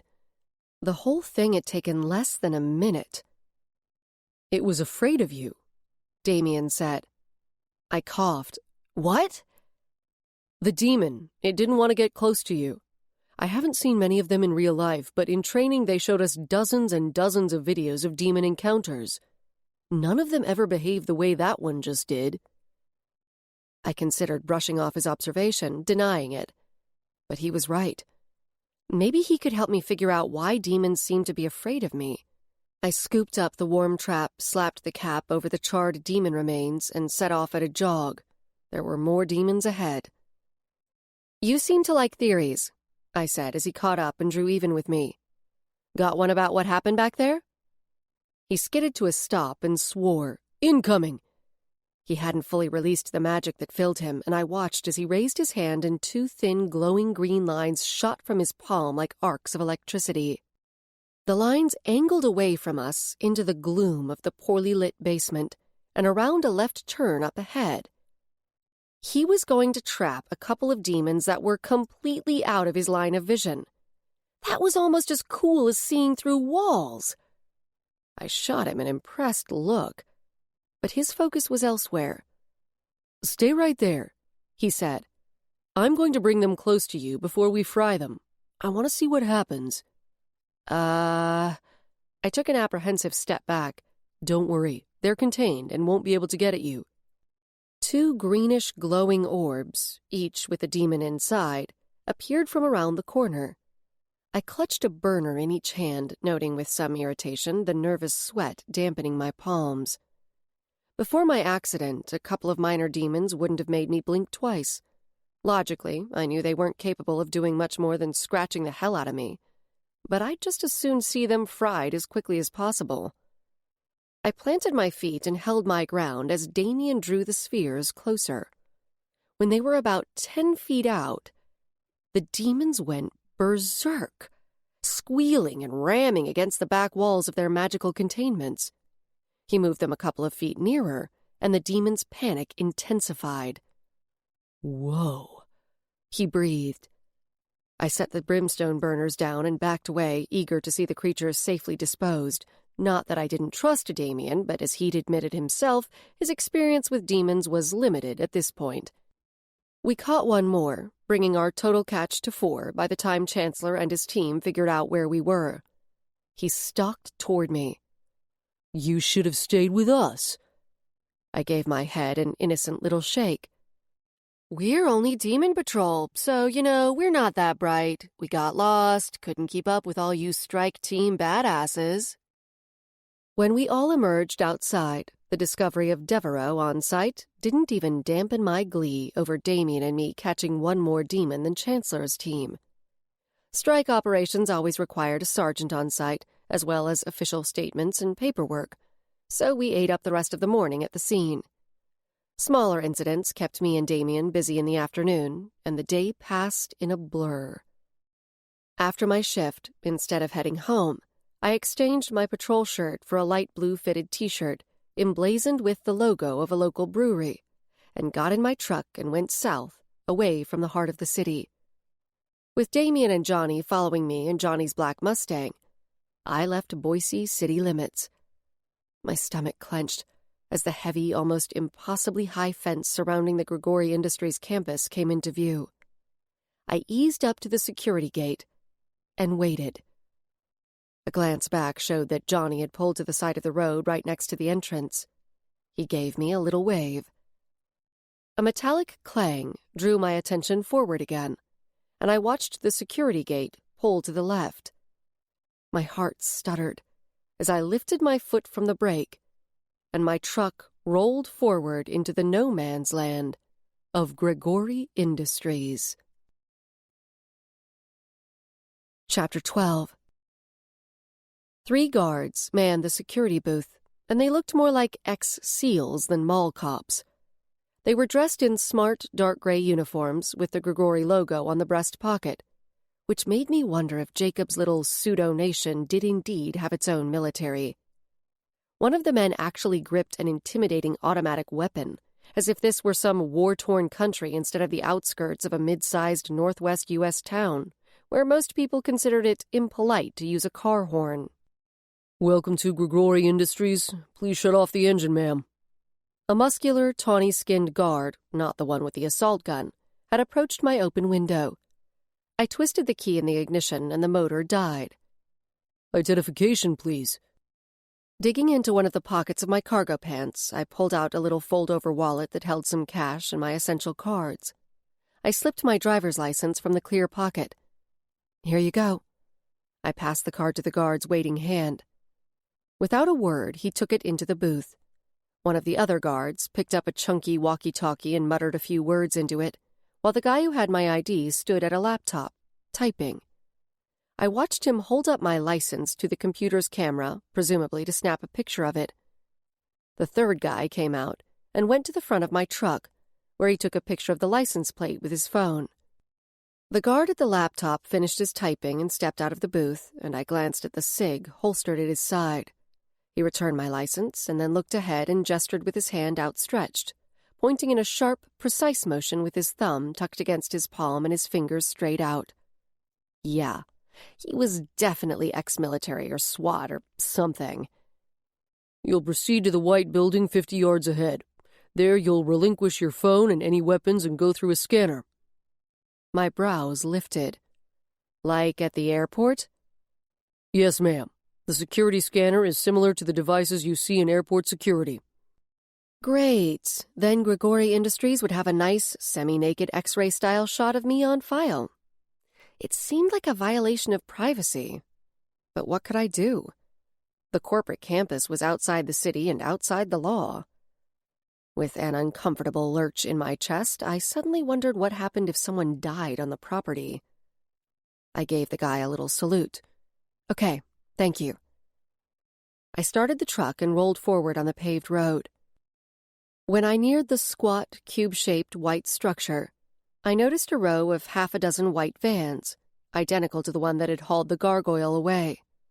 Another guard emerged to direct me into one of the handful of marked parking spots. He had the same build and mannerisms as the ones at the front gate. Orange-red crew cut, fair skin, serious weightlifter. He looked around my age, maybe a year or two older. I parked and got out, not bothering to lock my truck. If they wanted to search it while I was with Jacob, I had no doubt they'd do so whether it was locked or not. Good evening, ma'am. Come on inside and we'll get you processed. Any weapons? He let me go in ahead of him. Nope, I said. I'd left my service belt behind. Inside, the climate-controlled air hit me like a cool splash. The building was mostly one big room, with only a little windowed office at the back where another guard watched us. In the middle stood the security scanner, along with a few folding tables. At the wall was a row of about 20 full-length lockers. The ginger guard walked backward, beckoning me with his fingers toward the scanner as if he were lining up 100 people to process instead of just me. I fought the urge to snort a laugh. He pointed with his index and middle finger at one of the tables. Please place your phone, any jewelry, magically charged items, and all the contents of your pockets on the table. I did as he asked, briefly wondering how he'd react if I said I had a nipple ring.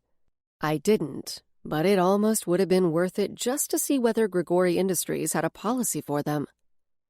Once I'd relieved myself of everything I carried, I wasn't wearing any jewelry and didn't have any magical charms or amulets on me, he directed me into the scanner. I stood in the requisite legs spread, arms raised position while the mechanism whirled around me, checking for any weapons as well as scanning for certain types of magical items. When I exited the device, he handed me a clear plastic bag from a stack on the table. Place your possessions in here and then lock them in one of the lockers. He nodded at the wall behind me. Set the lock by pressing your thumb on the blue pad. By the time I'd finished, the guard in the office had emerged. I must have passed the scan because he handed me a generic visitor badge on a lanyard. Keep this visible at all times, he said. I settled the cord around my neck. Will do. Mr. Grigori will meet you just outside the door, the ginger said. He flicked his eyes to the exit, indicating I could escort myself out. All righty. Thank you, gentlemen. I sauntered casually off, but a sheen of clammy sweat coated my skin. It felt like I'd entered a maximum security prison. Grigori Industries had such a legacy of secrecy and skirting the law, I might as well be on another planet. Memories of Mom's and Grandma Barbara's anger toward Jacob rippled through my mind. They'd clearly believed he was dangerous and dishonest, and hardly hid their suspicion that he'd had a hand in my father's death. I'd been thinking that surely I was safe, as his own flesh and blood. But maybe my confidence was misplaced. I tried to shake off the dark fears curling around my heart and bring my focus to the task at hand. I had to get Nathan released. I needed to bring Roxanne's brother back to her. She and Nathan had become too entwined in my guilt and regrets about Evan, and I couldn't accept another failure. Outside, the sun sat at a low angle above the western horizon.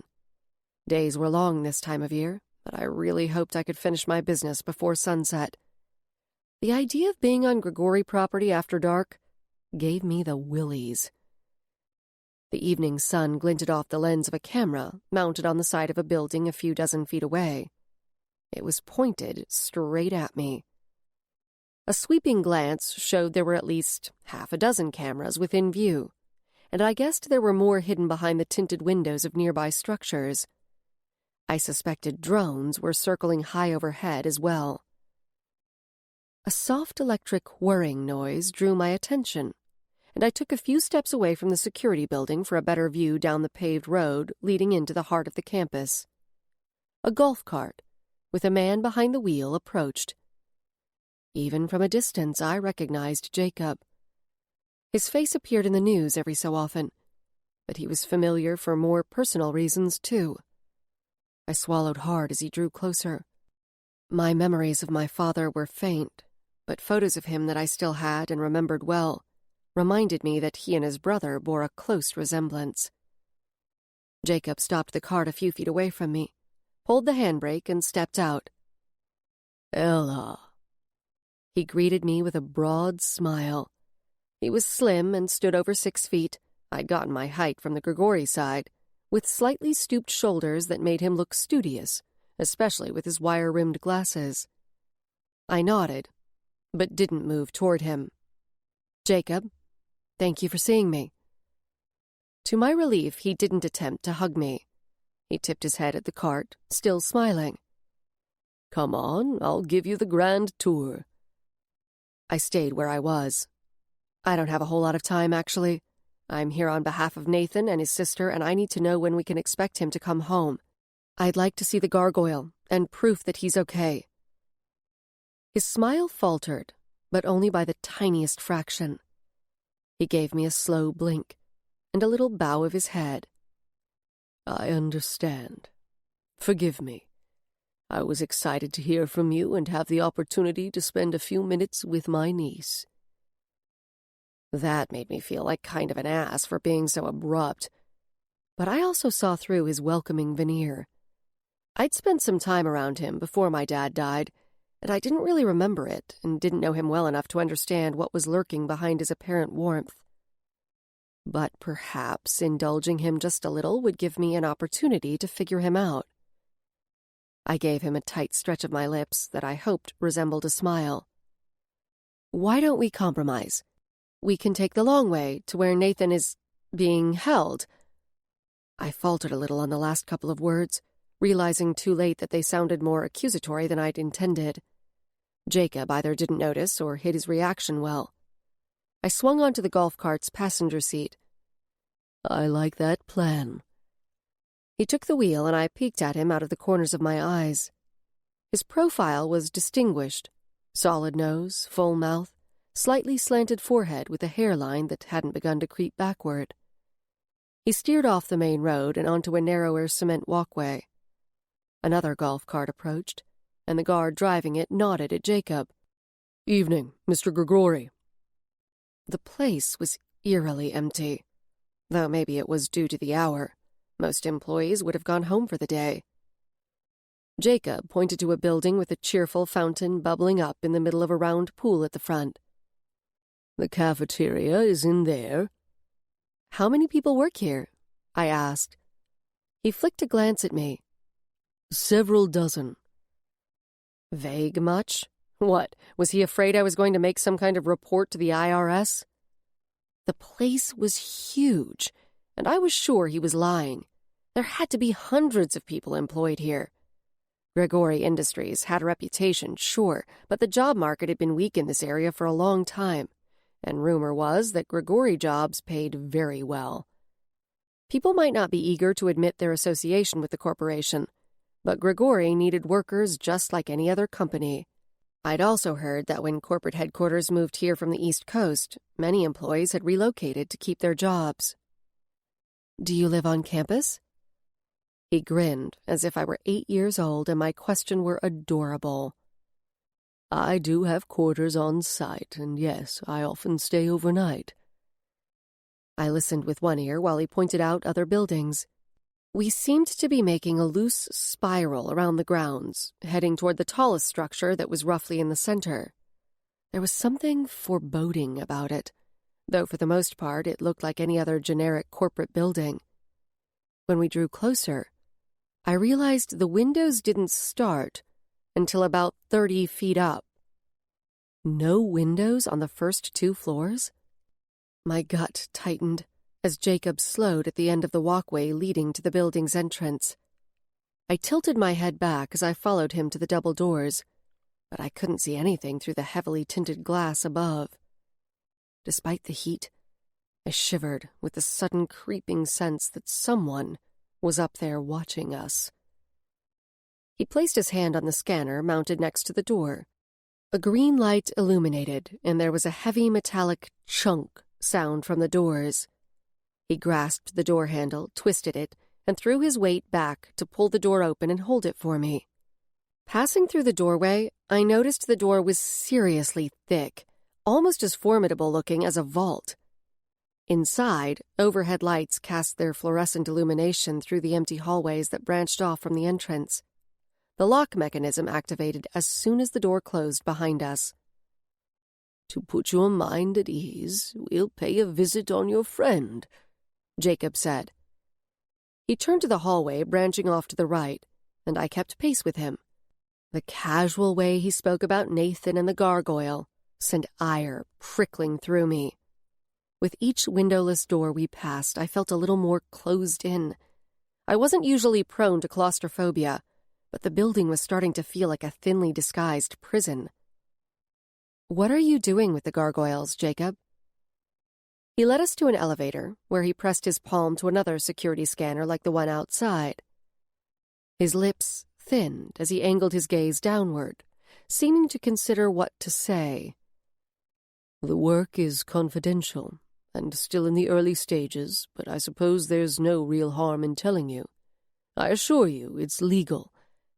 I want you to know that the boy getting caught up in the trap was a freak accident. The traps are only supposed to trap demons, and it was a very unfortunate fluke that a human got mixed up in the process."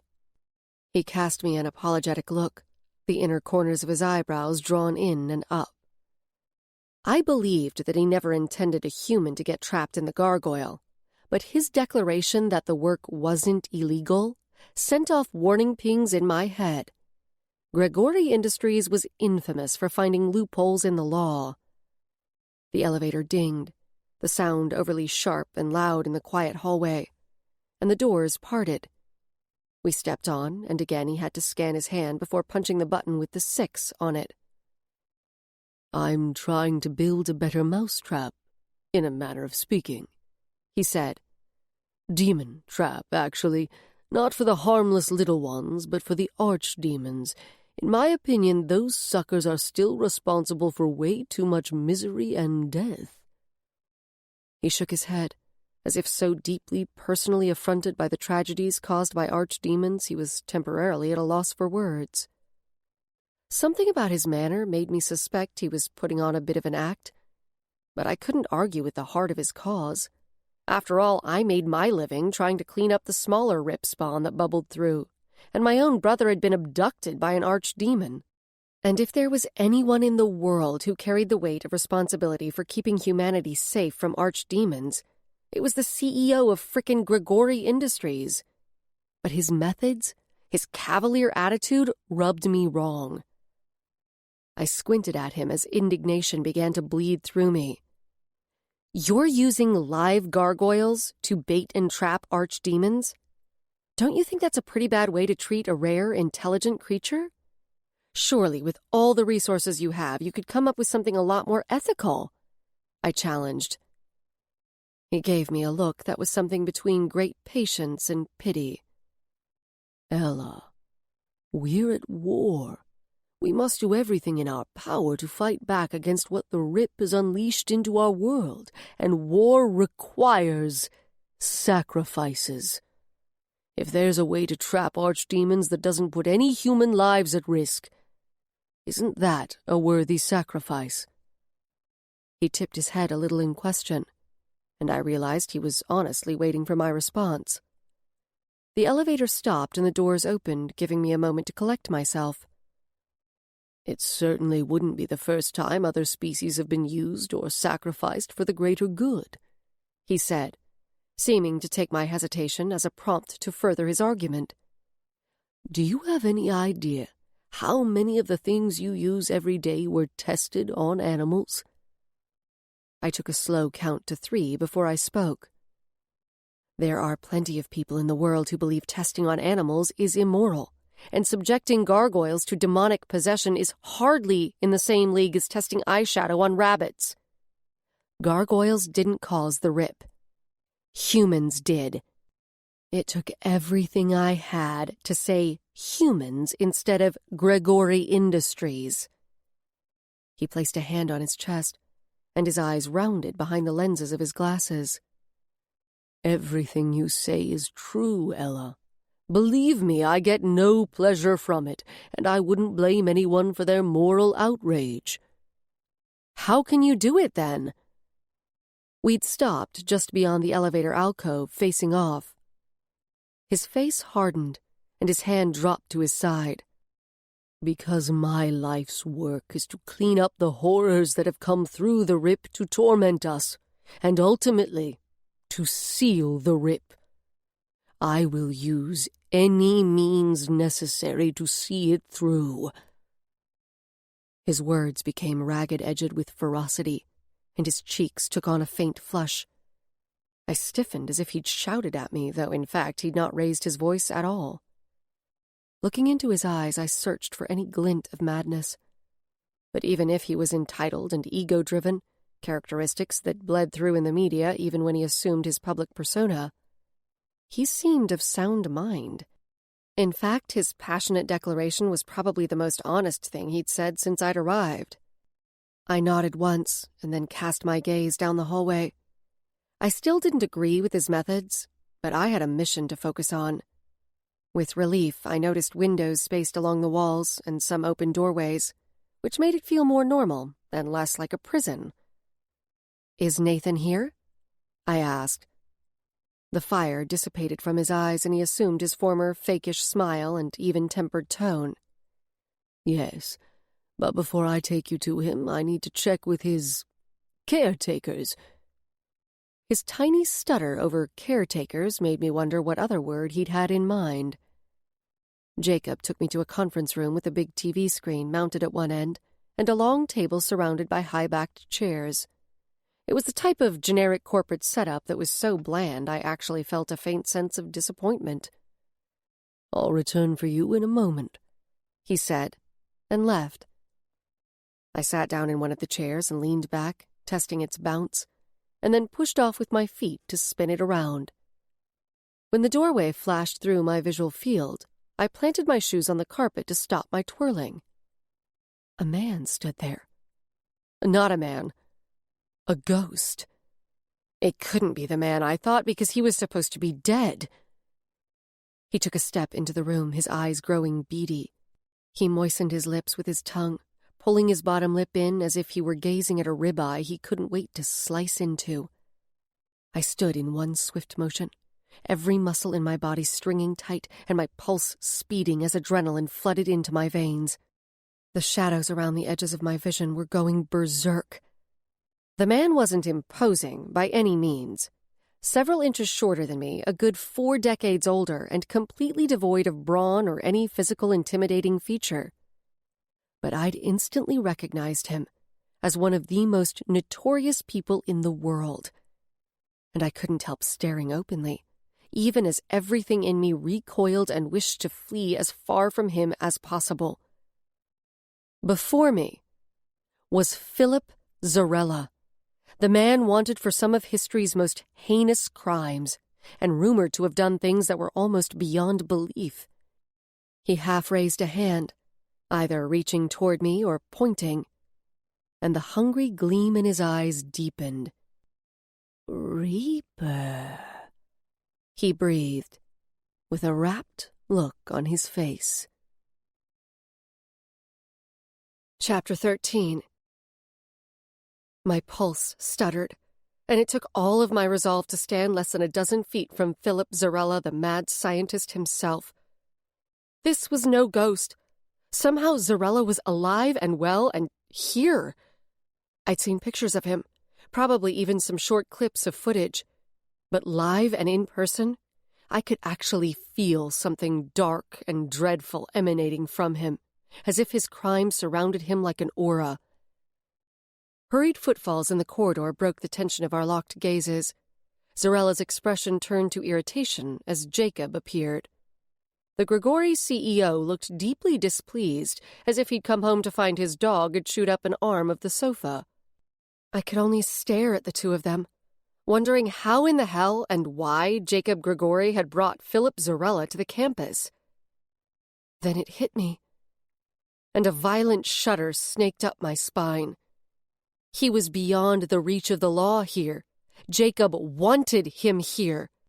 For some reason, my uncle wanted Philip Zarella free, in spite of the long list of atrocities that would have meant multiple death penalties had Zarella not escaped from a maximum security prison last year. Escaped and supposedly been shot and killed in the ensuing attempt to recapture him. "Excuse me a moment," Jacob said hastily to me, grabbing Zarella's arm and pulling him away from the doorway and out of sight. I stiffened my knees to keep them from buckling, as I truly began to realize what I'd seen, what I was positive I wasn't supposed to see. Philip Zarella was dead. After his escape, he'd been caught trying to cross the border into Canada. There'd been a shootout and he'd gone down. At least that's what had been reported far and wide not 6 months back. My pulse surged again, and my hands began to shake as I suddenly feared I might not leave the Grigori campus alive. I pushed to my feet and ran to the doorway, intending to find a way out. But I nearly crashed into Jacob's chest. My feet tangled, and when I stumbled, he caught my upper arm and kept me from falling. I looked into his face, unable to mask what was probably a look of pure terror. "The feds know he's here, Ella," Jacob said. He let go of my arm and moved to the side. I blinked several times. They do? He lowered his lids and nodded once. "They do. I regret that he startled you like that. He wasn't supposed to be in this wing. But please, don't worry about any repercussions of witnessing his presence here." I took a shaking breath and swallowed, still trying to wrap my mind around the fact that Zarella's death had been staged. Why the hell would you give asylum to Philip Zarella? I made no effort to hide my repulsion. His mouth twisted in genuine disgust. "I know how it must look, but I have him here only for his knowledge. There are things he understands about demons and the dimension on the other side of the rip that no one else does. As abhorrent a human being as he is, I need him to achieve my goals." "And the feds are okay with it?" "We have an agreement." I gave my head a shake as I felt my adrenaline fading and my temples beginning to pound. Jacob bent a little to peer into my face. "Do you want to sit down for a moment? Do you need some water?" "No." I gestured down the hallway with a flip of my hand. "I want to see Nathan." I did my best to pull my shit together as we passed more conference rooms and offices, and then I took a left turn into an area that appeared to be part zoo and part laboratory. "On this floor we keep minor demons for study," Jacob explained when we passed a windowed room where several of the bat-like creatures were perched like a flock of crows on what looked like a jungle gym-type structure you might see in a park. It was set up at the back wall, and the juxtaposition between the rip spawn and the brightly colored plastic toy was almost absurd. "We need to know everything we can about our enemy." Remembering how demons had been reacting to me lately, I stayed as far away from the windows as possible without being too obvious about it. The last thing I needed was to cause a scene that piqued Jacob's interest, or I might end up in one of these cages. In all seriousness, my fear probably wasn't all that far-fetched. He stopped in front of a window and tipped his head at it. "And here we are." Inside stood the familiar stone form of the crouched creature with the narrow feline face. "How do I know Nathan is okay?" I asked. Jacob stepped over to a panel on the wall. He entered a code and then beckoned to me. The image on the panel showed 3 separate shapes, gargoyle, demon, and human, and next to each there were vital sign readouts. See? Jacob pointed to the human. Vital signs normal. He seems to be in a deep sleep, actually. Or maybe a brain-dead coma. I faced him and waited until his gaze met mine. When will you release him? He blinked, and his tongue darted to the corner of his mouth, immediately raising my suspicions that whatever he was about to say might not be the whole truth. We have to wake up the gargoyle first and then separate the human from the gargoyle. Nathan, I said. The human's name is Nathan. Yes, of course. Anyway, once Nathan is free from the gargoyle, we expect he'll still be in a state of demonic possession. So then we'll have to remedy that. You still haven't answered my question. When will he come home? Jacob's demeanor shifted so abruptly it felt like someone had snuck up and flipped a switch between his shoulder blades. His face closed off. We'd planned to keep the creatures in this state for several weeks so we could observe the symbiosis. In the original study, we'd intended to conduct several experiments, he said with all the concern of someone talking about tomorrow's forecast. My mouth dropped open, but before I could voice my outrage, he raised a finger and continued. But because there is a human involved, yes, Nathan, we will attempt the separation after an abbreviated period of observation. I felt my nostrils flaring and my breath came rapidly through my still open mouth. How long? Another 3 weeks, but I'll shorten it to 2 weeks if you'll do something for me in return, he said. What? Allow me to help you find your brother. I pulled my head back in confusion. I don't understand. I want to do something for you, too. Well, to help alleviate my guilt, I suppose. He looked away, scratched the side of his head, and then resettled his glasses and met my eyes with his. If your father hadn't died on that trip, he'd be here today. He would have been there when your mother passed, and he would have taken care of you and Evan. And maybe if he'd been there, Evan would have stayed out of trouble and he'd be okay. I was the one who pushed your father to go with me into a region we knew was dangerous, and I've regretted it every day since. If you want to find Evan, you can do it on your own. You don't need me to agree to anything. No, that's true. But I want you to agree. I want it to be something we pursue together. The thought of doing anything with Jacob sent a wave of distaste through me. I shook my head, suddenly hyper-aware of the tightness in my chest and a deep, desperate need to escape this place. Fine, okay, we'll hunt for Evan together, but 2 weeks is too long. We need Nathan released as soon as possible. His sister needs him to come home. It's the best I can do. The words fell like bricks. He folded his arms and his face became an expressionless wall, except for the glint in his eye, the same one I'd seen when he'd spoken of defeating the Rip at all costs. I knew Jacob wasn't going to negotiate, and I also suspected he was lying. I would bet my paycheck that Jacob Gregory had no intention of releasing Nathan. He would continue to come up with vague excuses about why he couldn't. And knowing he was working with Philip Zarella only reaffirmed and deepened my fears in the worst way. Zarella was brilliant, but he was the most notorious psychopath in history, completely devoid of any moral center. He'd think nothing of allowing Nathan to die, if only for the sake of his twisted curiosity. I ground my teeth. I wasn't waiting 2 weeks, and I didn't need his help finding Evan. The other had already given me a clue about his whereabouts, and I would find a way to get it to show me more. It's been grand, but I need to get home, I said, not even attempting a pleasant tone.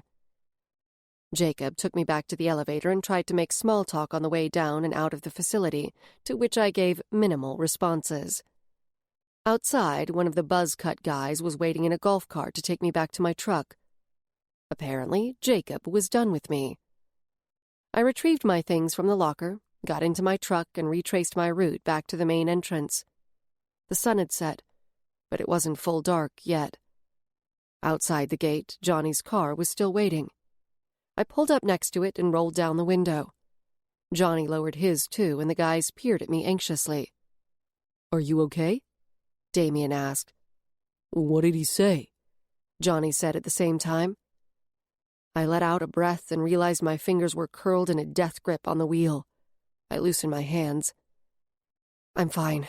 He's keeping Nathan another couple of weeks," I said. "But I don't want to wait that long.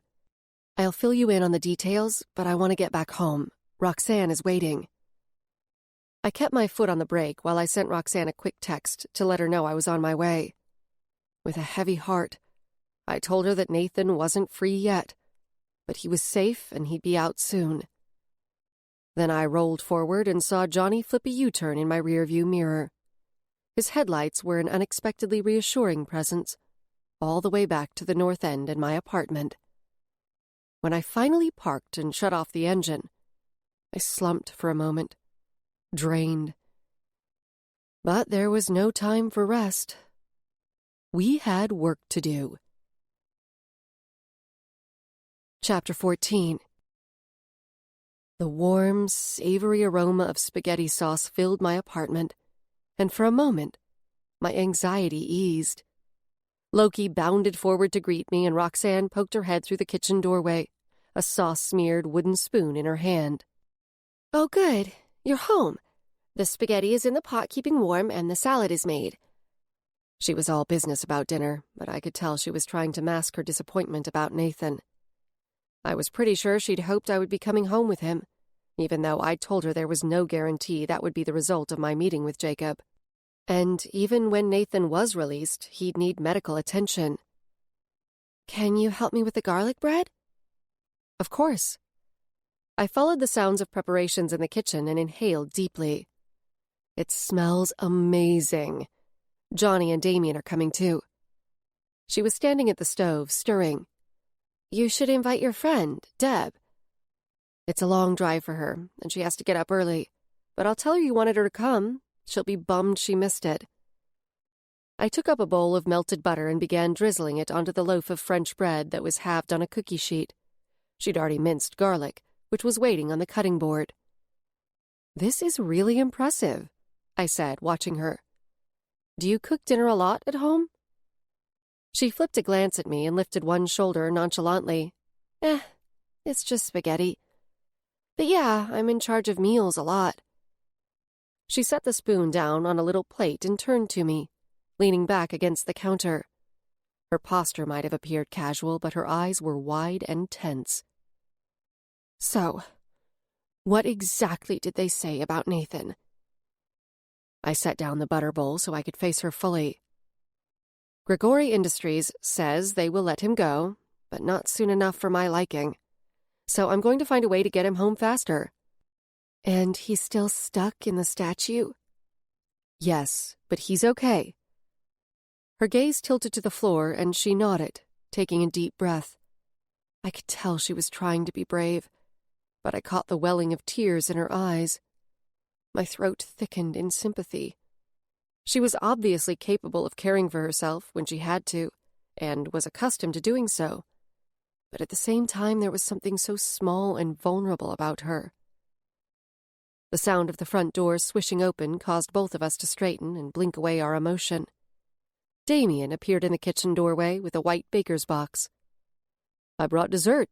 Hope you like cupcakes," he said. I could tell he was trying to cheer up Roxanne, and I shot him a grateful smile. "Yum!" Roxanne rewarded him with a grin. I heard the door open again. "Sounds like Johnny's here. I'm going to talk to the guys for just a minute, and then I'll come back to finish the bread." I beckoned Damien to follow. I grabbed Johnny's arm and towed him back to the front porch, where I turned to the two of them. "I don't want her to hear, and I'm going to talk fast. Jacob has Philip Zarella on campus." Shock registered on both their faces, but I didn't have time to acknowledge it. Words spilled from my lips. Although Jacob said he'd release Nathan unharmed in a couple of weeks, I don't trust him, especially not with that psychopath roaming the facilities. I want to break Nathan out. Damien and I saw that 3 men were able to get the statue onto a hand truck. I say we hijack a Grigori van, get onto campus, and take the statue. Johnny gave me a sidelong look out of the corners of his eyes. I'm not arguing with the urgency of the situation, but that sounds awfully risky. Not to mention potentially, impossible. I made a face at him. Those vans are all over the place. I saw 6 when I was there, and they're close to the main gate. 3 guys moved the statue with a hand truck, and we have the advantage of Damien's magic to help us with the heavy part. And you think you could get us into wherever Nathan is being held? Damien asked, his voice pitched high with doubt. I know which building it is, what floor, and what room. I looked at Johnny. I'd, need you to hack the security system, though. There's a hand scanner, and then I think the cell requires a code to open it. Johnny planted his hands on his hips and shook his head, his lids lowered partway over his dark eyes. I appreciate your confidence, but I think those things are beyond my skill set. I shot him a withering look. Whatever, dude. You could do that stuff in your sleep, and we both know it. His expression grew grave. I'm all for saving Roxanne's brother, but once we're on the Grigori campus, it's like the frickin' Wild West. If we get caught, they can basically do whatever they want with us, to us. In the silence that followed, I knew all 3 of us were thinking of Philip Zarella. I swallowed as an uncomfortable tightening sensation gripped my chest. Dinner's about ready. Ella just needs to toast the bread. We all jumped and turned to see Roxanne peering at us through the cracked door. I pasted on a big smile. On it! I cast a glance back at the guys, widening my eyes. How much had Roxanne overheard? Probably not the part about Zarella hiding out on Grigori Industries' property. She was plenty old enough to know about Zarella's notorious crimes. If she'd heard me talking about Zarella at Grigori, I doubted she could have hidden her reaction. I watched the back of her pale blonde head, concerned about what she knew. How did parents do it? All the worrying, the managing of expectations, and the soothing of fears. I felt the sudden weight of my responsibility for Roxanne settle in my chest, and for a moment, it was monumentally overwhelming. In the kitchen, I narrowed my focus to the present and helping Roxanne finish dinner preparations. As I carried my plate, loaded with spaghetti, spinach salad with sliced cherry tomatoes, and a hunk of garlic bread, I marveled that for the 2nd night in a row, I seemed to have ended up hosting a dinner party. We gathered around the coffee table again. My little kitchen nook table only had 2 chairs and wasn't big enough for all 4 of us anyway, with Roxanne in between Johnny and me on the sofa, and Damien on the leather ottoman. As soon as we were settled, Johnny lifted his water glass. To Roxanne and her culinary badassery, he said, and Damien and I raised our glasses too.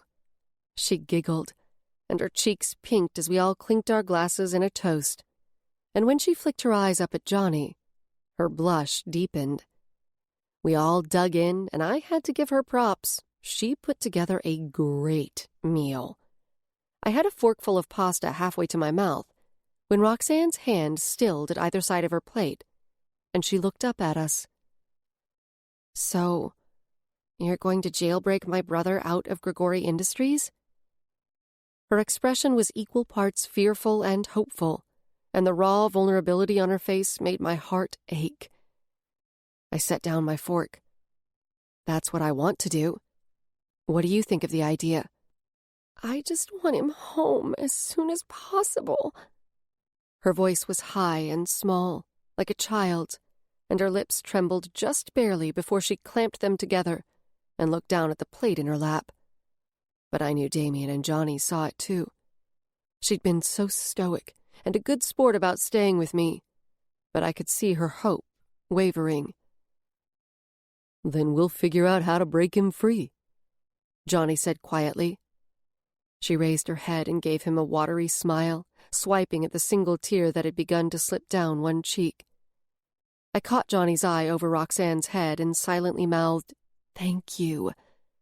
He responded with a smile, and his dark eyes glowed with warmth. I meant to look away, but for some reason my gaze snagged on his, and I couldn't break the connection. An unexpected spark lit in the center of my stomach, and I inhaled sharply through my nose. Snapping out of the odd little moment, I dropped my eyes to my plate, but I could still feel Johnny's attention lingering on me, like the heat of the low-angled sun in the evening. A bit rattled and curiously off balance, I lifted my fork and took a bite, forcing myself to chew. It had only been a second or two, maybe not even that long, but my face and chest felt as if they glowed a bit too warm, and I had the urge to splash cold water over my face. What the hell was that? Johnny just wasn't that kind of guy, not for me. For other women he was, for a lot of women, according to his reputation and extrapolating from the times I'd seen him in action. I wasn't an idiot. He was a movie star handsome and had a twinkling, charming vibe about him. But he was too obvious, too out there with the way he pursued women, calling all of us sugar and gorgeous, and getting all croony with his smooth voice. I preferred more subtlety. I gave myself a mental shake.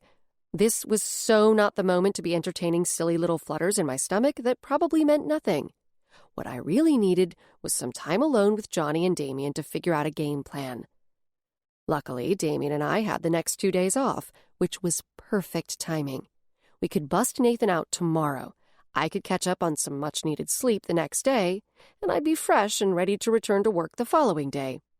Easy peasy, lemon squeezy. Johnny's phone bleeped, and he picked it up and flicked his thumb across the screen in a few quick motions. His eyebrows drew together, and he set his plate on the coffee table to focus more fully on whatever message had come through. He grabbed his plate in one hand and sidestepped out from between the sofa and coffee table. "Damn. I'm sorry, but I'm going to have to run. I'm on call as a consultant for the local police, and they're paging me to come to a crime scene." With an internal sag of disappointment, which I tried to tell myself was purely due to Johnny's departure ruining my plans for figuring out our next move against Grigori, I turned and watched him quickly load his plate and fork into the dishwasher.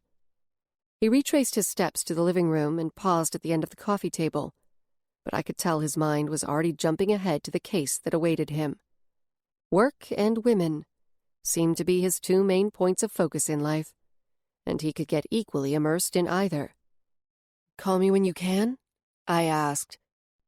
"It'll be late," he said. "No problem. I'll be up." He flashed me a nod and half grin, squeezed Roxanne's thin shoulder, and then he was off to the front door, leaving a little stir of air in his wake. I turned back to find Damien aiming a smug little smile my way. "What?"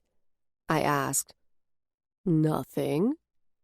He gave me an exaggerated wide-eyed look. He bent his head down to push a piece of spinach around on his plate with his fork, but I still saw the uplift of the corners of his mouth as if he were enjoying a private joke. I exchanged a glance with Roxanne, and we both shrugged. Exhaustion tugged at my limbs, but I forced myself up off the sofa. "Let's get the kitchen cleaned up so we can crash out," I said. "We've got a big day tomorrow." Roxanne hopped up and went ahead of me, and I let her go and stalled near Damien. "What was that about?" I stage whispered. He shook his head. "Nothing important, but I have something for you."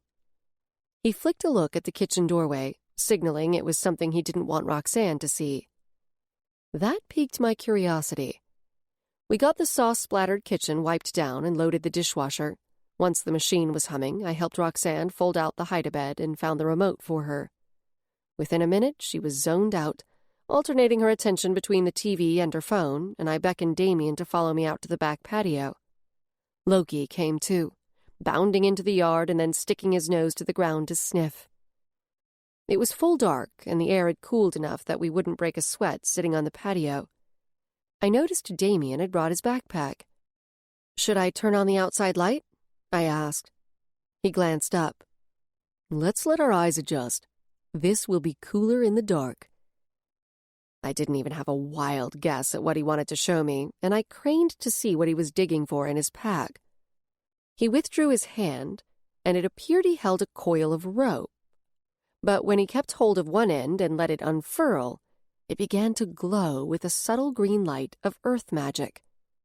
The faint prickle of nearby magic raised the hairs on my forearms.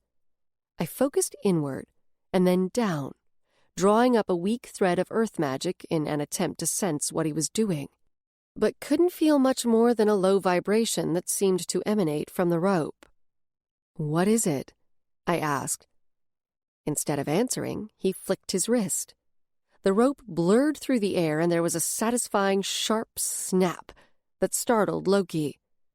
He looked at us from the corner of the little yard with the glow of hellfire in his eyes, and then went back to snuffling along the fence line. "A whip that you've charmed?" I ventured. "Yes," he said, his tone warm and pleased.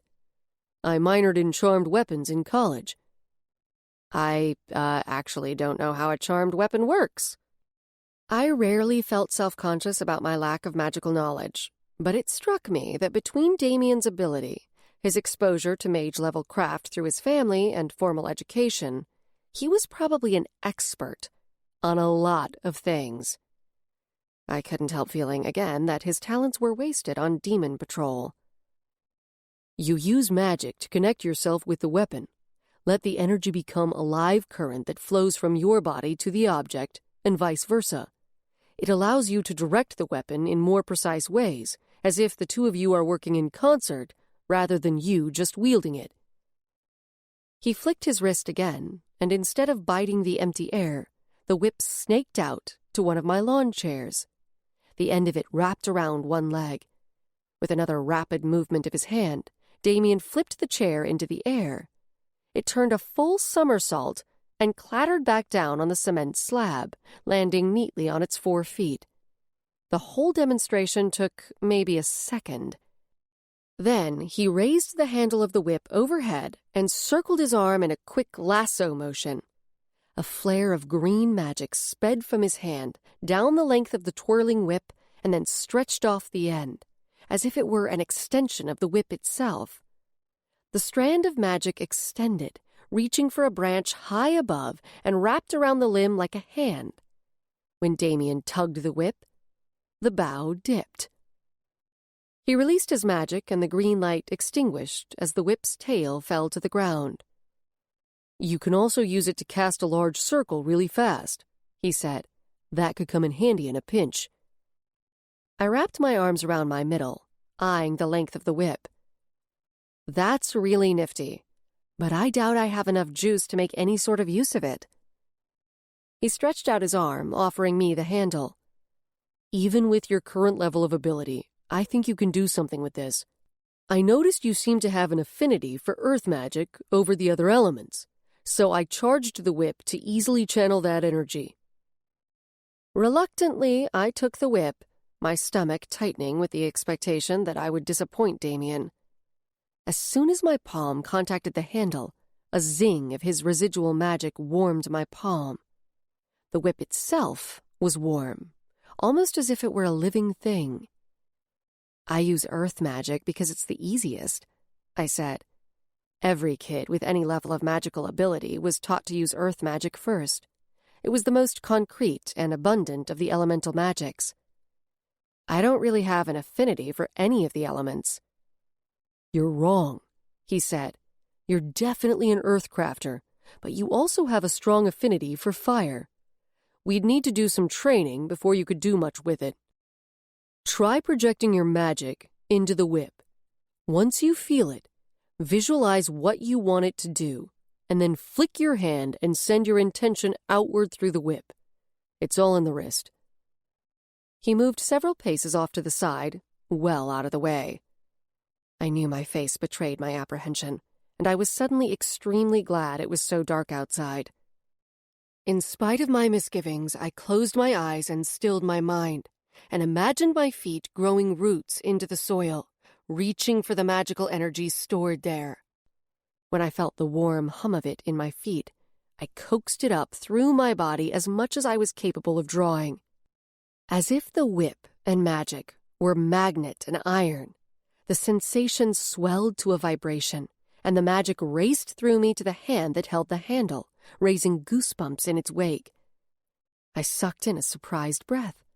The whip glowed with strands of green earth magic, amplifying the supernatural power I fed it. The end of the whip twitched over the patio like a predator itching to strike out. I eyed the dark shape of the folded umbrella in the middle of my glass-topped patio table. Visualizing the whip spiraling around it, my pulse accelerated, and I gripped the handle tighter. Holding my focus, I raised my hand and tried to imitate Damien's demonstration. Magic sparked down the whip and flew off the end, arcing to the umbrella. Instead of twining around it as I'd intended, the magic flew outward in one glob, missed the umbrella completely, and smacked into the wood fence with a bang, rattling the slats with the solid force of earth magic as if I'd walked up and kicked them. At the same time, the shadows in my periphery went wild, and my head thumped hard enough to make me wince. The other? Reacting to my magic? The strands of green spread out in a paint splatter pattern before fading and leaving the faint scent of ozone hanging in the air. I crowed a laugh, in spite of the misfire and the smoky shapes swirling frantically in a frame around my vision. I'd never felt such an abundance of magic before, and certainly never wielded it that way. My ability was too meager to perform distal magic at a distance of more than a couple of feet, and my heart galloped at the thrill of slinging magic for the first time in my life. I grinned at Damien in the dark. This thing kicks ass. His face was shadowed, but I had the sense that he was grinning back. I drew more earth magic and shook my hand back and forth, and the whip skipped across the patio, leaving green in its wake. I did it again, just for the fun of it. He chuckled at my playing. I'm glad you like it. I can teach you to do some specific maneuvers if you want. I released the earth magic and began coiling the whip, suddenly aware of the familiar drained sensation seeping into my body. There was always a price to wielding magic, and the lower the ability, the faster the crafter tired. A shiver passed through me as the faint chill left by the absence of magic set in. There was a little strap on the base of the handle, which was probably for keeping the coils in place. I wrapped the strap around the whip and snapped it. The thumping in my head was still going strong, and something from my visit to the Grigori campus pinged in my memory. I shivered again as I remembered the look on Philip Zarella's face when he'd appeared in the doorway of the conference room. He'd looked at me like he wanted to devour me, and muttered the word, Reaper. I licked my dry lips. Zarella said something to me. It was before Jacob showed up and shooed him away. My words came haltingly as a vague tightness clutched at my insides. What was it? Damien's head tilted in curiosity. He said, Reaper. And it wasn't just what he said, but the look on his face, like he wanted to whisk me back to his lab and take a saw to my skull so he could poke around in my head. I hunched forward and wrapped one arm around my waist. Damien went still. Are you sure that's what he said?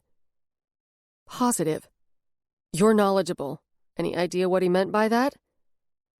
He let out a harsh, scoffing breath, an expression of disgust.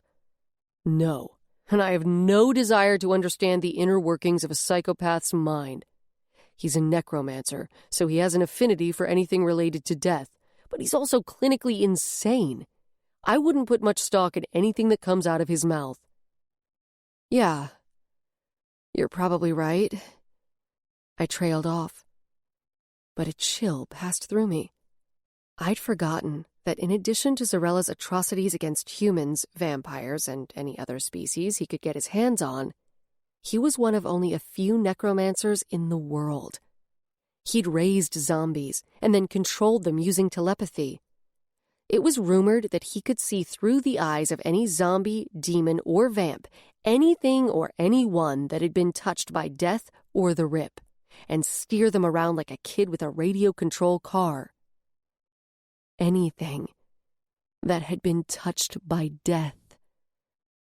My mind flashed to the moment I'd awakened on a gurney under a sheet, queued for the autopsy lab along the side of a dark hallway in the basement of St. Luke's Hospital with 2 other stiffs.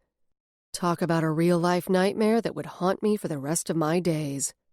The poor orderly would need therapy for the next decade after witnessing me bolt upright, screaming bloody murder as the sheet fell away.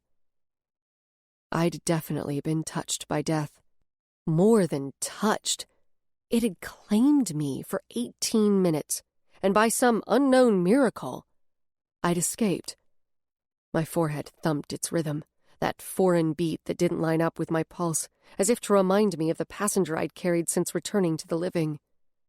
Zarella had seen something when he looked at me, and I didn't think it was just a hallucination of an insane man. Damien's voice jolted me from my thoughts. If you did some focused training, you could do a lot more with the whip. I seriously doubt I could do all that much, I said. I disagree. I think you have more capacity. Why? I asked.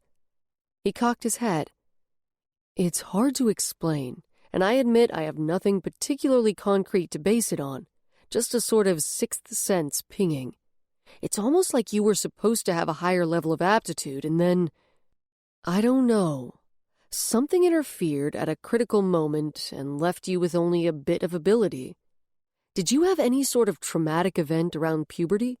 A bad accident or serious illness?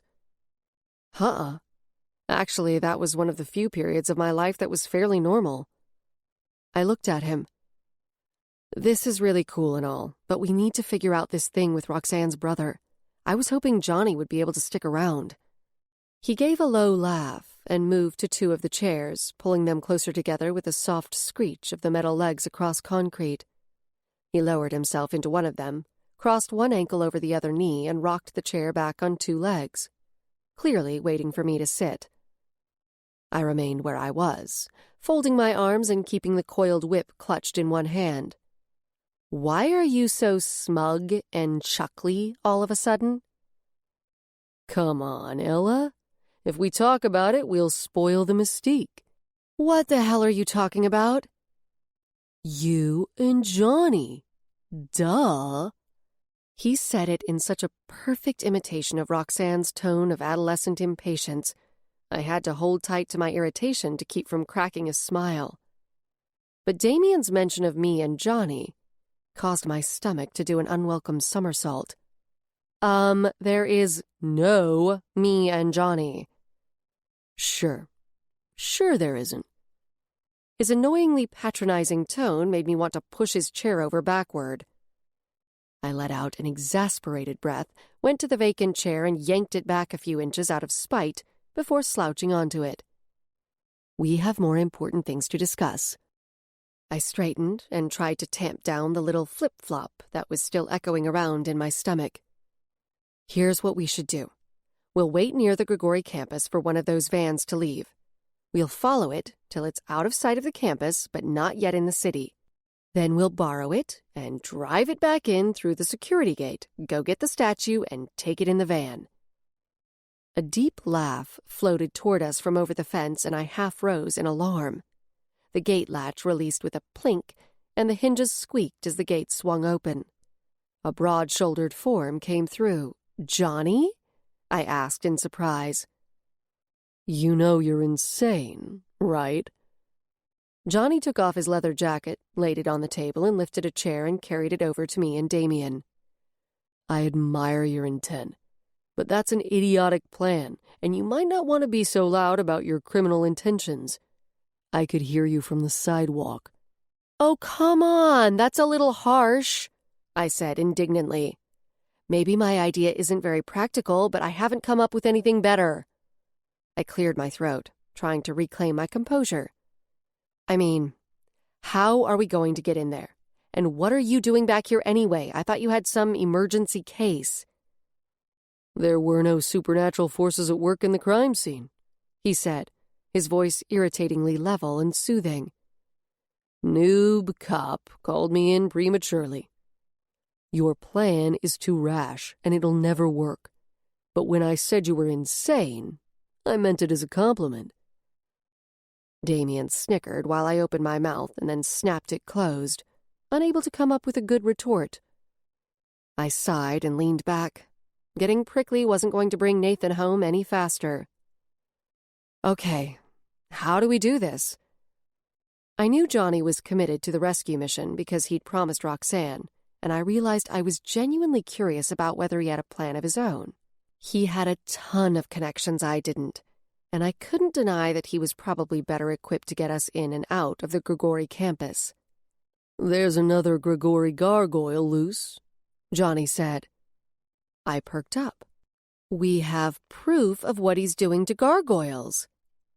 Yup. That's what I was thinking. A friend of mine has eyes on it right now.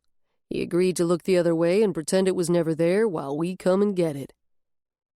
We need to do it now, Damien said, tonight, before Grigori has a chance to track it down and claim it. Then we can go to the press in the morning. Yeah, I agree. I glanced through the kitchen screen door. The dull flickers of light indicated Roxanne still had the TV on. You think that'll be enough to get Nathan released? Damien asked. We won't know until we try, but Jacob seems to want to redeem Grigori Industries in the eyes of the public, if only to help his own reputation, I said, already standing and moving toward the door. I'm pretty sure he doesn't want more bad press. Johnny stood too and looked into the house. What do we do about the kid? I bit the inside of my cheek for a moment and then shrugged. Let's take her with us. Hey, Roxanne? I called into the living room. How'd you like to go on a gargoyle mission with us? Her blonde head popped up over the back of the sofa. Can I pick a secret code name? I laughed. Absolutely. Chapter 15. Without a Grigori van to transport the wayward gargoyle, we needed something that could handle the weight of the stone creature. Fortunately, Johnny's father had a trailer we could hook up to my truck. The gargoyle would be exposed, but shouldn't attract much notice in the middle of the night, or so we hoped. Johnny and I got in my pickup to go get the trailer, while Damien and Roxanne went to the apartment complex near the Boise River, where Johnny's buddy had spotted the gargoyle. They were going to stand watch and make sure it didn't go anywhere. We figured if the gargoyle tried to take flight, or anything else of a supernatural nature occurred, Damien's magic was our best shot at keeping it contained. So that left me alone with Johnny. I tried to keep my focus on the task at hand, but caught myself becoming annoyingly aware of the aroma of his cologne, which was a distracting scent reminiscent of both sea and mountain forest. Between that, the swirling shadows around the edges of my vision, and the faint thump behind my forehead, I had my work cut out for me just keeping the truck on the right side of the yellow line. You see your dad much? I asked. I didn't know anything about his family, though the way he'd mentioned his dad made it clear he lived alone. Johnny and I had crossed paths several times through work, and occasionally our social circles overlapped. Actually, it was probably more accurate to say his social circle pretty much engulfed mine. He was one of those people who seemed to know just about everyone, either directly or through 1 or 2 degrees of separation, especially when it came to people around our age in town. But I didn't know much of anything about his background. He spends a lot of time at his cabin in eastern Idaho in the summer. In the winter he goes south to Arizona. His tone was curiously flat. My eyes ticked over to his face, trying to read his expression. Maybe he wasn't on the best of terms with his pops. Wow, 3 homes, I said. I wouldn't have guessed Johnny came from money. He worked hard, and his services were in demand, and I knew he did quite well on his own. He was no trust fund silver spoon kid. Why does he hang on to the place here in Boise? Sounds like he doesn't use it much. I looked over to see Johnny's non-committal shrug. I don't know for sure. I think he does it out of loyalty to Mom's memory. His eyebrows were drawn low, as if trying to hide his eyes. "I didn't know you lost your mother. I'm sorry to hear that. That's sweet that he keeps the place in her honor." "She's been gone a long time." I wanted to say something comforting, but I got the sense the topic of his mother's death was one he tried to avoid. "Who's the mysterious exorcist lady you know?" I asked, hoping a topic change would lighten his mood. He shifted in his seat, straightening and unfolding his arms. "Her name's Lynette LeBlanc. She's a witch who specializes in dark edge magic." The name sounded familiar, but I couldn't manage to pull any references from my memory. The unfamiliar term he used piqued my curiosity and sent off a little ping of warning at the back of my mind. That's not the same as black crafting, is it? Not many were stupid enough to get mixed up in black magic. It was forbidden in the magic community, and it was dangerous. Black magic was always accompanied by unpredictable and unintended results.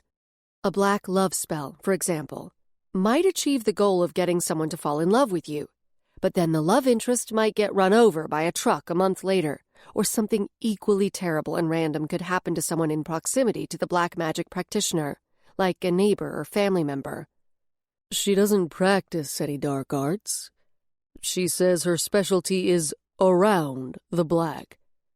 Johnny lifted his hands to make air quotes with his fingers.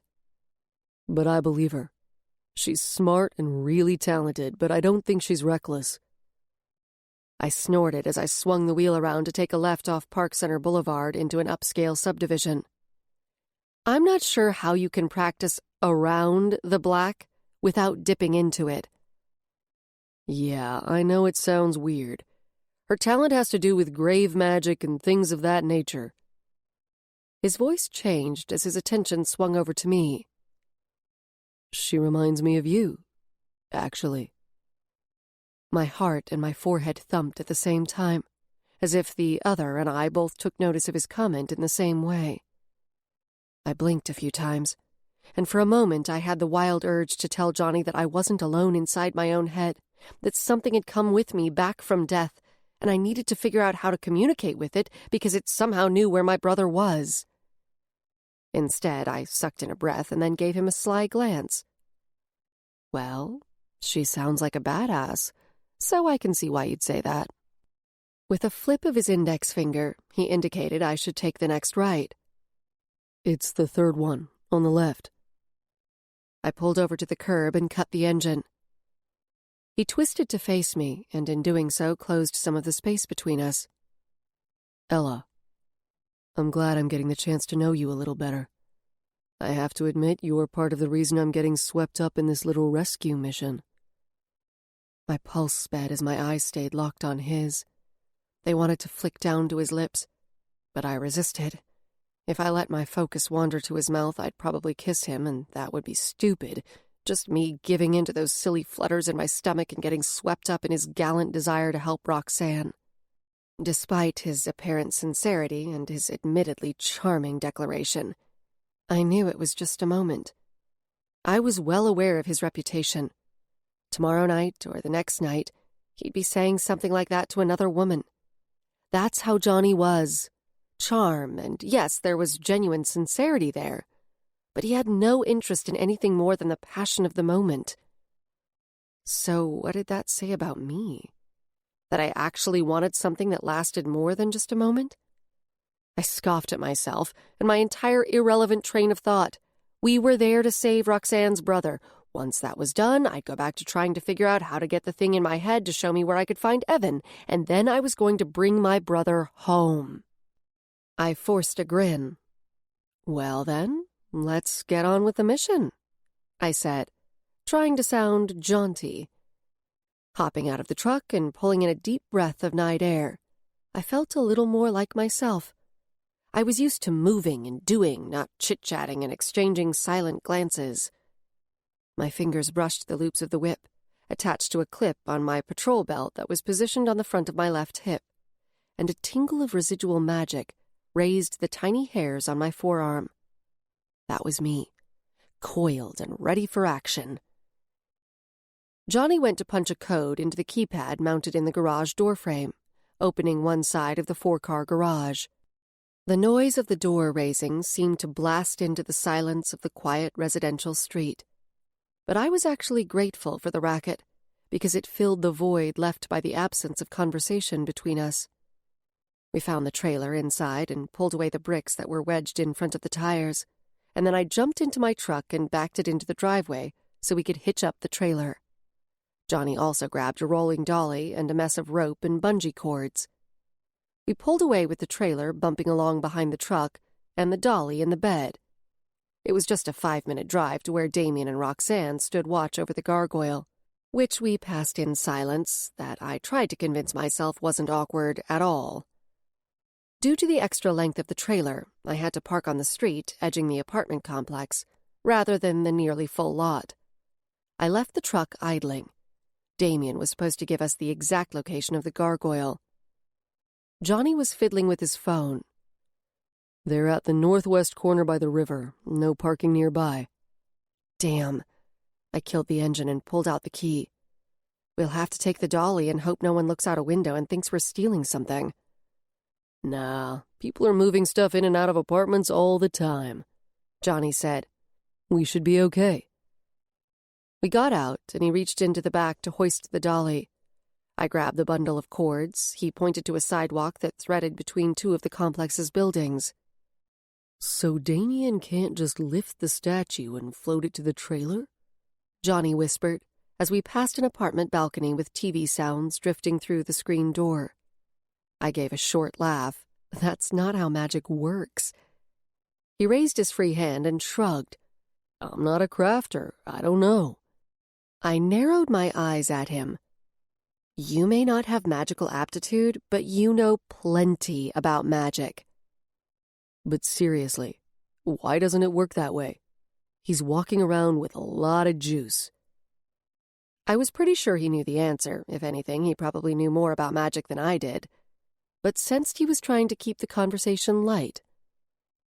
Most magic makes use of the 4 main magical elements: earth, fire, water, air.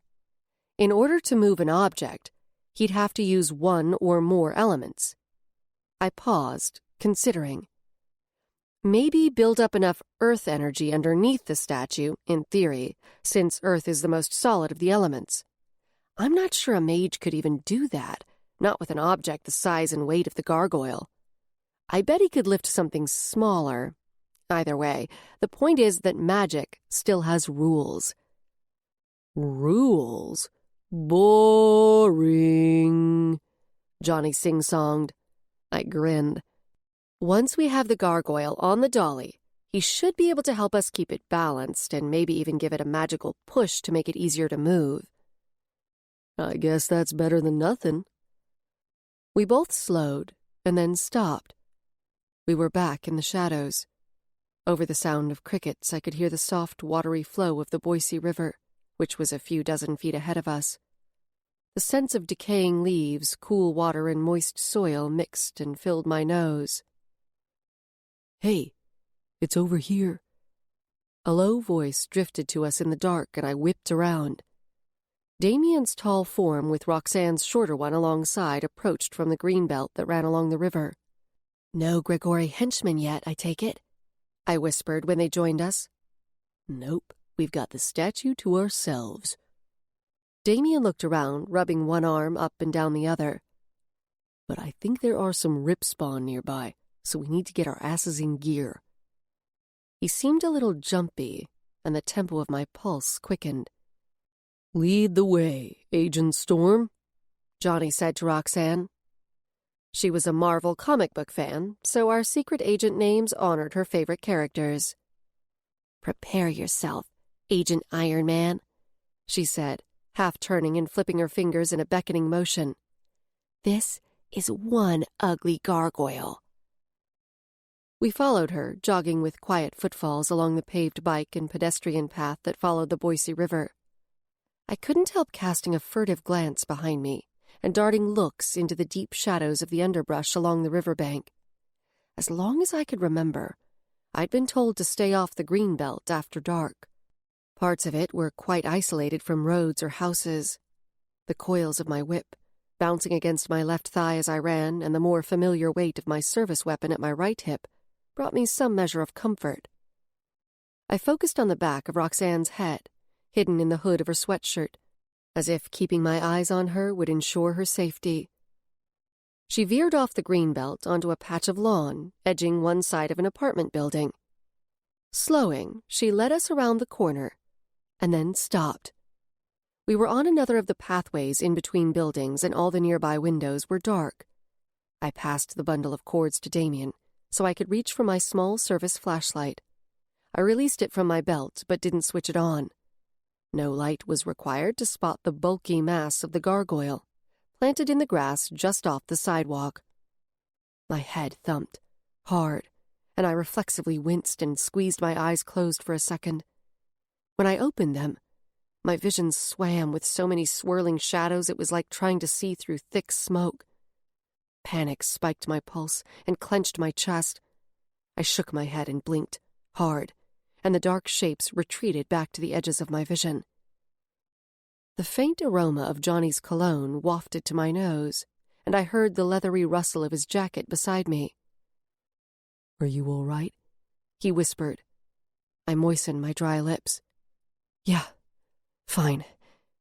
With my heart still racing, I pressed my fingers over the end of the flashlight to partially shield it and switched it on as I approached the hulking form, aiming the beam at the statue's base. It stood at about 5 feet tall, shorter than me, but somehow seeming much bigger because of its bulk. I had to walk partway around it to find the Grigori stamp. A hissing screech sent my pulse racing again, and I sucked in a sharp breath through my nose. The sound had come from within the gargoyle, but it was also inside my head, and I was sure no one else had heard it. Cold sweat sprang up on my palms, neck, and chest. As if drawn by an unseen force, my hand, the one muting the flashlight's illumination, reached out toward the statue's wing. When my fingertips made contact, the first thing I registered was that the surface was hot to the touch, like Roxanne's gargoyle. I hoped the heat only indicated the demonic energy of a trapped rip spawn, and not a human as well. My eyes filled with a shadowy image, and the only thing I knew for sure was that it was cast in the strange blue and yellow hues of my previous dreams and visions. A terrible choking feeling of claustrophobia stole my breath. Only it wasn't my lungs that felt compressed. I could feel my chest moving, nearly hyperventilating as my breaths came too fast. My mind reeled, trying to reconcile the sensations that belonged to me and the other things I felt, the foreign perceptions that somehow filtered through me. I blinked, blindly, trying to clear the images that came through the eyes of the other. The vision sharpened, and my eyes sprang wide in shock as I recognized my own face. I was somehow looking through the gargoyle's eyes, or... no. Through the eyes of the demon, locked inside. Chapter 16. "Ella, can you hear me? Is she breathing? Should I call an ambulance?" Faces in front of me swam into focus. An arm was slung around my upper back to support my slack body, and hands held the useless weight of my head. In a reflexive spasm of my lungs, I sucked in a loud breath and then coughed and panted, drinking air in hungry lungfuls as if I'd just been dragged from the water and resuscitated. Nausea poured through me as unwanted recognition registered in my fogged brain. I knew this feeling. It was the same sickening surfacing sensation that had filled me when I'd awakened on the gurney, when I'd narrowly escaped the grave. Roxanne's face, slashed with shadows from the off-angle beam of light coming from the flashlight I'd dropped, crumpled in tearful relief. "Ella, are you okay?" My focus shifted to Johnny's face. I nodded and opened my mouth to respond, but produced only a weak croaking sound. I cleared my throat and tried again. "Yeah, I think so." I sat up under my own power, let my head fall forward, and pushed the heels of my palms over my closed eyelids. When I dropped my hands to the cool grass to push myself up, the world tilted dizzily, and I groaned. With Johnny grasping one arm and Damien holding the other, they carefully hoisted me to my feet. "What happened?" Damien asked, still keeping hold of me. I swallowed hard against the foul taste of bile, trying to work some moisture back into my dry throat. I passed out, I guess. But I'm fine, I insisted. I bent down to pick up my flashlight, forcing Damien to let go of my arm. When I straightened, I realized Roxanne was staring at me, her eyes huge and round, and her hands pulled inside the cuffs of her sweatshirt and pressed over her mouth. "Hey, I'm okay, really," I said, softening. "What do you say we get this thing loaded and get out of here?" I gestured to the gargoyle, but didn't touch it. I wasn't a complete idiot. No one moved. I cast my light around at the three people staring at me, aiming at their chests so I wouldn't blind them. They all wore similar expressions of apprehension and concern. Damien took half a step forward and started to lift his hand toward me. He stopped short of actually reaching for me. Smart guy. "Ella," he said, "it's only been a matter of weeks since you experienced something really traumatic. Maybe you haven't given yourself enough time to—" "Look, I'm just tired and a little out of condition," I interrupted. "I haven't slept much lately. After we get Nathan back, I'm going to rest. I'm planning to catch up on sleep and take it easy the next couple of days, I swear. Now, can we please get on with it before someone shows up to snatch our bargaining chip out from under us?" I tried to look bright and energetic, but I don't think they bought it. Regardless, Johnny went to retrieve the dolly he'd dropped a few feet away, and Damien gathered the rope and bungee cords. I knew I'd have to touch the gargoyle again to help move it, but I hesitated, looking around for something to put between my hands and the stone. I couldn't afford a repeat of what had happened a few minutes ago. I quickly untied my boots and slipped out of them so I could pull off my socks. Both Johnny and Damien gave me long, wordless looks, and I knew I'd have to answer their questions at some point. With my socks on my hands as makeshift gloves, the guys and I tipped the statue, and Roxanne shoved the dolly under the lifted edge of the base. When we pushed the gargoyle upright, the dolly creaked a warning at us, but it held. The weight caused the wheels to sink into the damp grass, however, and there was no way the three of us were going to muscle it to the nearby sidewalk unaided. The tingle of magic brushed over me as Damien gathered his power. I recognized heavy rope-like strands of green earth energy with much smaller filaments of yellow air magic intertwined. Air energy was the hardest of the four elements to master, and integrating it with another element required a high degree of skill. The gargoyle shifted under our hands as Damien raised the wheels of the dolly just enough to allow us to push it over to the pavement. By the time we got it to the nearest parking lot, all of us were grunting and sweating with the effort, even with the assist from Damien's magic. I left them to go move the truck closer, noting, as I ran around the back of the truck to the driver's side, that the trailer had no ramp.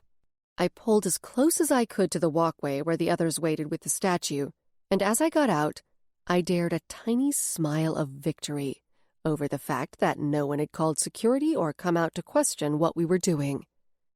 I should have saved it. We'd just tipped the gargoyle onto the trailer with Damien's magic to keep us from dropping it, and were working on shoving it into the middle of the platform, when a sickening icy shiver passed over me like a chilly wind. I froze, my eyes scanning the sky. "Do you feel that?" I heard Damien ask. Roxanne gasped. "Something's coming," she said with fear thickening her voice. I spotted the dark form of a large demon briefly silhouetted against the moonlit sky before it dipped back down into the dark cover of the tree line. The creature was still near the river, but somehow I knew it was headed straight for us. My heart plummeted into my stomach like a stone dropped into a pond. "Archdemon, get in the truck!" I had a few brimstone burners on me, but they were for minor demons and wouldn't do a thing against a rip spawn that size. Thanks to my prominent position on Devereaux's shit list, I'd been unable to swipe a large demon can from the station.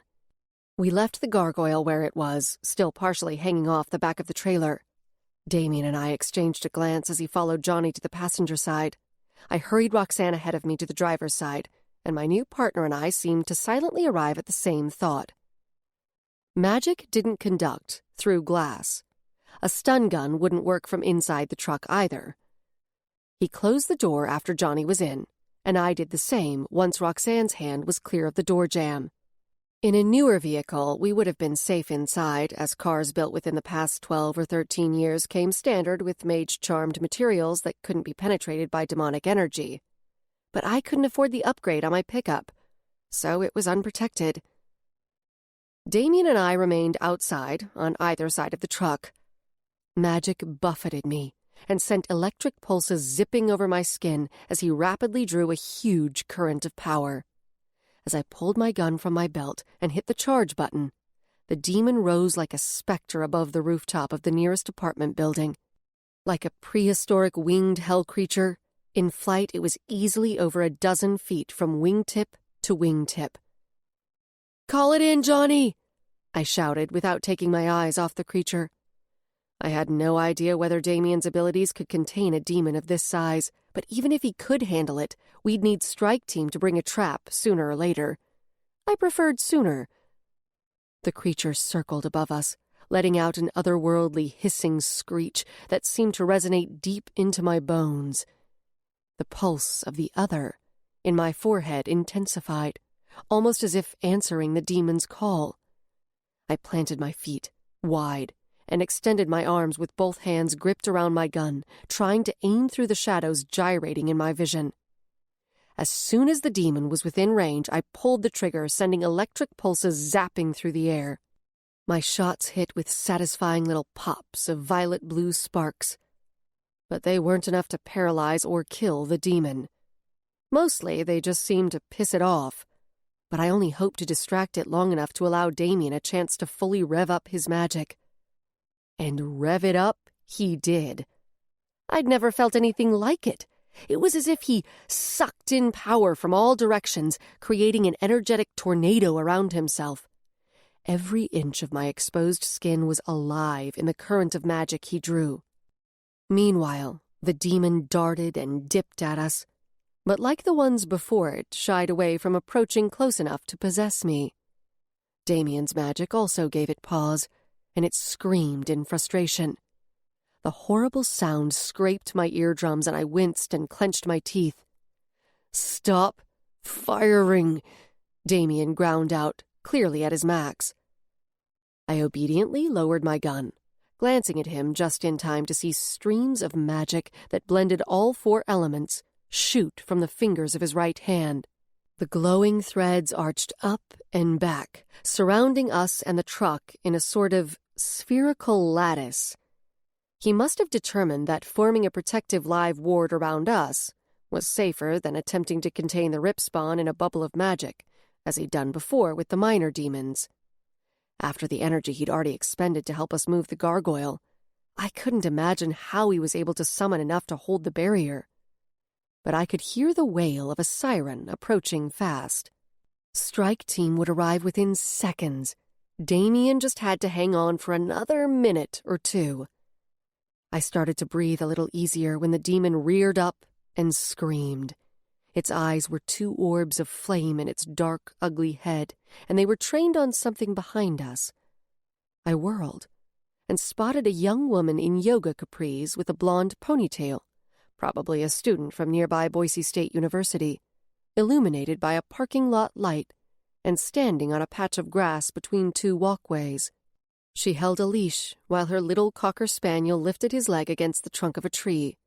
She was partially turned away, her eyes on something else, and I could see the cord coming from an earbud in her ear. I knew it was useless. If she hadn't heard the demon's call, she wouldn't hear my warning, but I screamed at her anyway. She didn't even turn around. Just as Strike Team's truck screamed into the parking lot, the demon dove at the woman. At the last minute, it twisted in the air above her and darted straight at her face.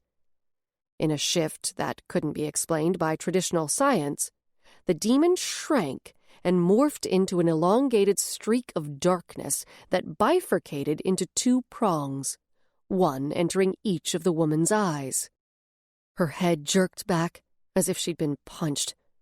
Her entire body grew rigid, and she released her hold on the leash. Her cocker wisely tucked tail and sprinted away. I called to him and clapped my hands, and he ran at me. Damien opened a space in the sphere for the little dog to slide through. I scooped him up in my arms and held him as he quivered. The woman turned to face us, but she no longer looked like the perky college student of a few minutes ago. Her skin had paled to the dead gray color of ash, and her eyes were burning coals in her head.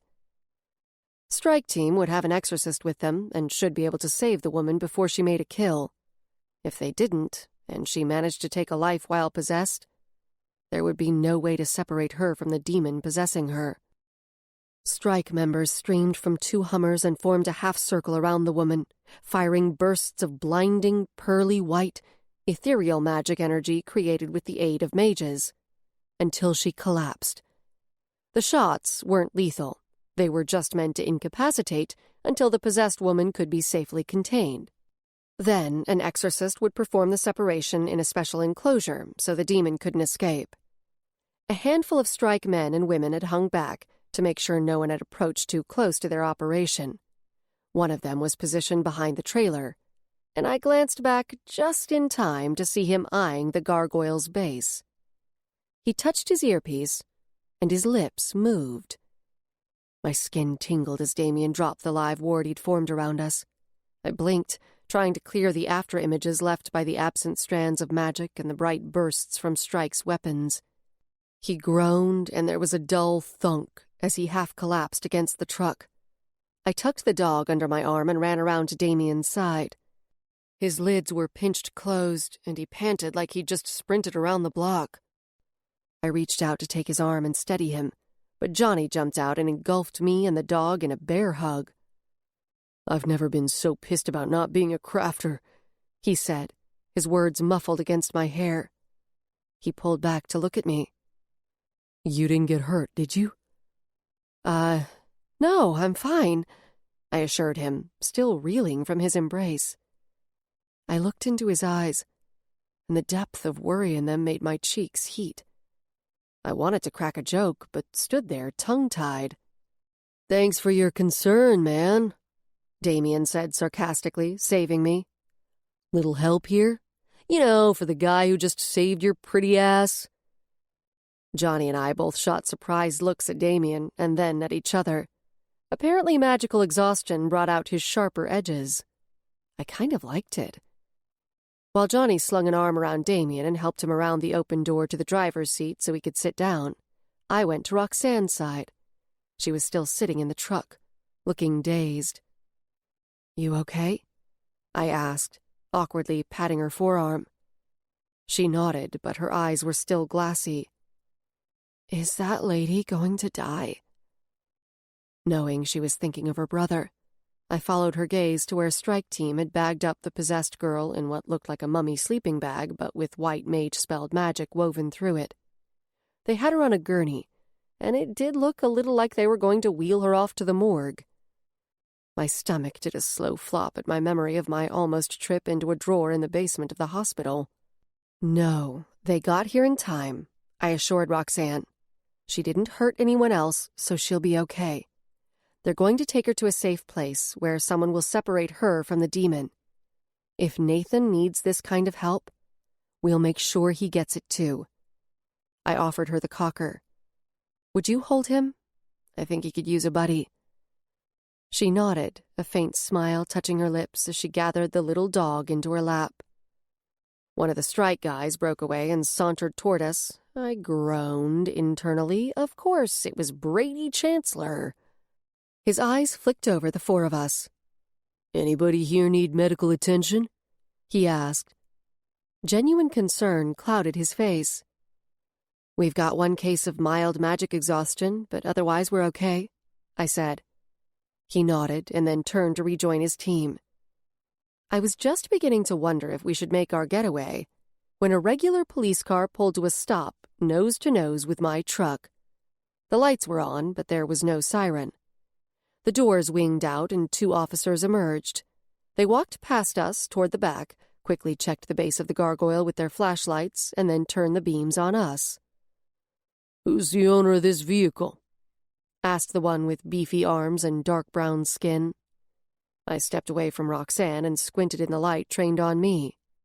"I am," I said, suddenly feeling sure that I didn't want to be the owner of the vehicle. Beefcake reached for his cuffs and came at me. "Ma'am, you're under arrest for possession of stolen property." I dropped my head back and groaned up into the night sky. The guys were protesting, speaking over each other, but I knew it would do no good. Cool metal rings laced with anti-magic threads clicked around my wrists, and Beefcake packed me into the back of the patrol car as he read me my rights. I searched the uniformed strike members, looking for the guy who'd been staring at the gargoyle during his team's operation. Instead of calling supernatural crimes when he'd spotted the statue, he must have called the regular police. Or maybe he'd contacted someone at Grigori directly. Regardless, it appeared that Jacob had at least one friend on strike, and probably at least a few in the police force. I fumed and silently cursed his name all the way to the station. Chapter 17. Grigori had dropped the charges by the time we'd reached the station, and I was back home an hour later. But Jacob's men had claimed the gargoyle in the meantime. Our bargaining chip was gone. Deb had shown up at the house while I was gone, and we'd spoken for a few minutes in my bedroom. She was still pissed at Keith, apparently. I let Deb take my room, and I lay next to Roxanne on the fold-out bed with Loki snoozing at our feet, the TV flickering in the dark room. The archdemon and the possession had really shaken her, and she didn't want to be alone. She'd fallen asleep an hour ago, but I was still awake, caught in that state of overexhaustion where your body longs to slip into unconsciousness, but your mind won't allow it. The events of the evening spun through my head and kept snagging on the moment when I'd touched the gargoyle. I'd replayed it dozens of times, slowing at the point when I'd seemed to look through the gargoyle's eyes and saw myself. My insides twisted as I forced myself to return to the painfully obvious implication. I hadn't seen through the gargoyle's eyes, but through the eyes of the demon that had possessed the gargoyle. The statue had been warm with demonic energy, and from what little I'd learned about the skittish stone creatures, it surely would have flown away under its own power long before we arrived, if it had been able. Gargoyles commonly hid atop tall buildings in their stone forms during the day, but at night, they flew and hunted. A Grigori gargoyle was somehow altered to attract a demon, and then once possessed, trap the demon by turning to stone. So, I had looked through the eyes of a demon. The only people able to do such things were necromancers. The mere idea that I could possibly have anything in common with Philip Zarella made me want to pull my own skin off. But I couldn't help wondering, did Zarella have necrovision like mine? Did he see random images in dreams like I did?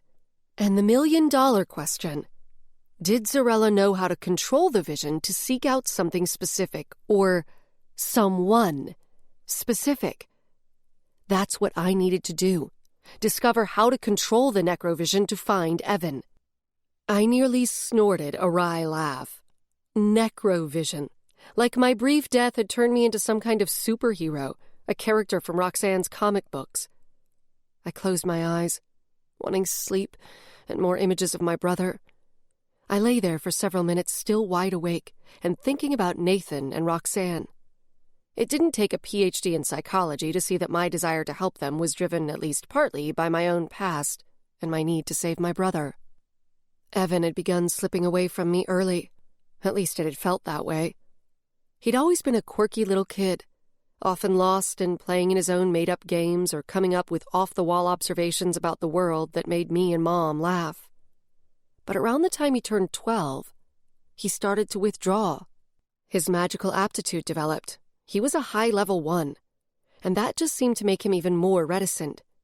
By the time Grandma Barbara passed, when Evan was 13, he was already experimenting with drugs. I'd been trying to deal with our grandmother's rapidly failing health, money problems, and finishing high school. I knew Evan was sliding headlong down a dangerous path, but he seemed determined to self-destruct, regardless of anything I tried to do to pull him back. It had all happened so quickly, and he'd seemed to slip through my grasp like smoke. I needed to find him. My breath was coming slower, and weariness was beginning to claim me. But before I drifted off, a thought bubbled up. My efforts to save Nathan had so far fallen short, and I realized I needed to enlist stronger forces. We'd intended to use the gargoyle to expose Grigori through the media, but I thought of something even better. Raphael St. James. No one could whip up outcry over injustice more effectively than he could. I wasn't sure how quickly he could act, but first thing in the morning I'd get in touch with him. Sleep finally came, but it was dreamless. I woke to Roxanne bending over me with her hand on my forearm. "Ella?" she said. "I'm leaving now. I have a babysitting job today. Will you text me and tell me what's going on with Nathan?" "Of course." I pushed up onto one elbow, passing the back of my hand over my eyes as I tried to sharpen my mind through the haze of sleep brain. "Do you need a ride?" She shook her head. "No, that's okay. It's only a few blocks away, so I'll walk." "Okay, text me so I know whether you'll be home for dinner." We stared at each other for a moment and then both busted up. "Will do, Mom," she said with that adolescent edge to her voice, but she shot me a grateful smile as she slipped out the front door. I flopped back and stretched, tempted to try to get another 30 minutes of sleep, but knowing it wouldn't happen. I had too much I needed to do, and first and foremost was to get hold of Rafe. I scooped up my phone and sent him a text, saying that I had an urgent humanitarian situation and needed his help. The bedroom door swung open, and I turned my head and watched Deb emerge, looking fairly rested, all things considered. But her eyes narrowed as she came and stood over me, holding up the remnants of a candle in one hand and pinching a piece of paper between the thumb and forefinger of the other. "What are these?" she demanded, and jiggled the paper. "I told you to see a hedge witch to get something medicinal for your insomnia, not buy a sleeping spell." My eyes popped wide as I recognized the sheet for the spell I'd purchased on Crystal Ball Lane. For a moment, my mind raced, searching for an excuse, a story I could feed her. I sat up and raked my fingers through my hair. No story. I needed to come clean. "You'd better sit down," I said. She did so, placing the spell items in her lap and looking at me expectantly. Then, I told her everything. I described the shadows that had appeared after my accident, the dreams, the visions, and what had happened the night I used the spell. The color drained from her face. "The thing that's with you now, it took you to the fenced-off house on 16th? 637 North 16th. I don't remember the address, but yeah, that's probably about right. Why?" "It used to be a foster home. Lots of kids went through that house." She clasped her hands together and pulled them into her chest, where her fingers twitched in nervous little movements on the fluorite stone she wore on a chain, a subconscious gesture she often made when unwanted memories of her childhood surfaced. "I lived there for a little while. There was a fire. Kids died." I swallowed hard.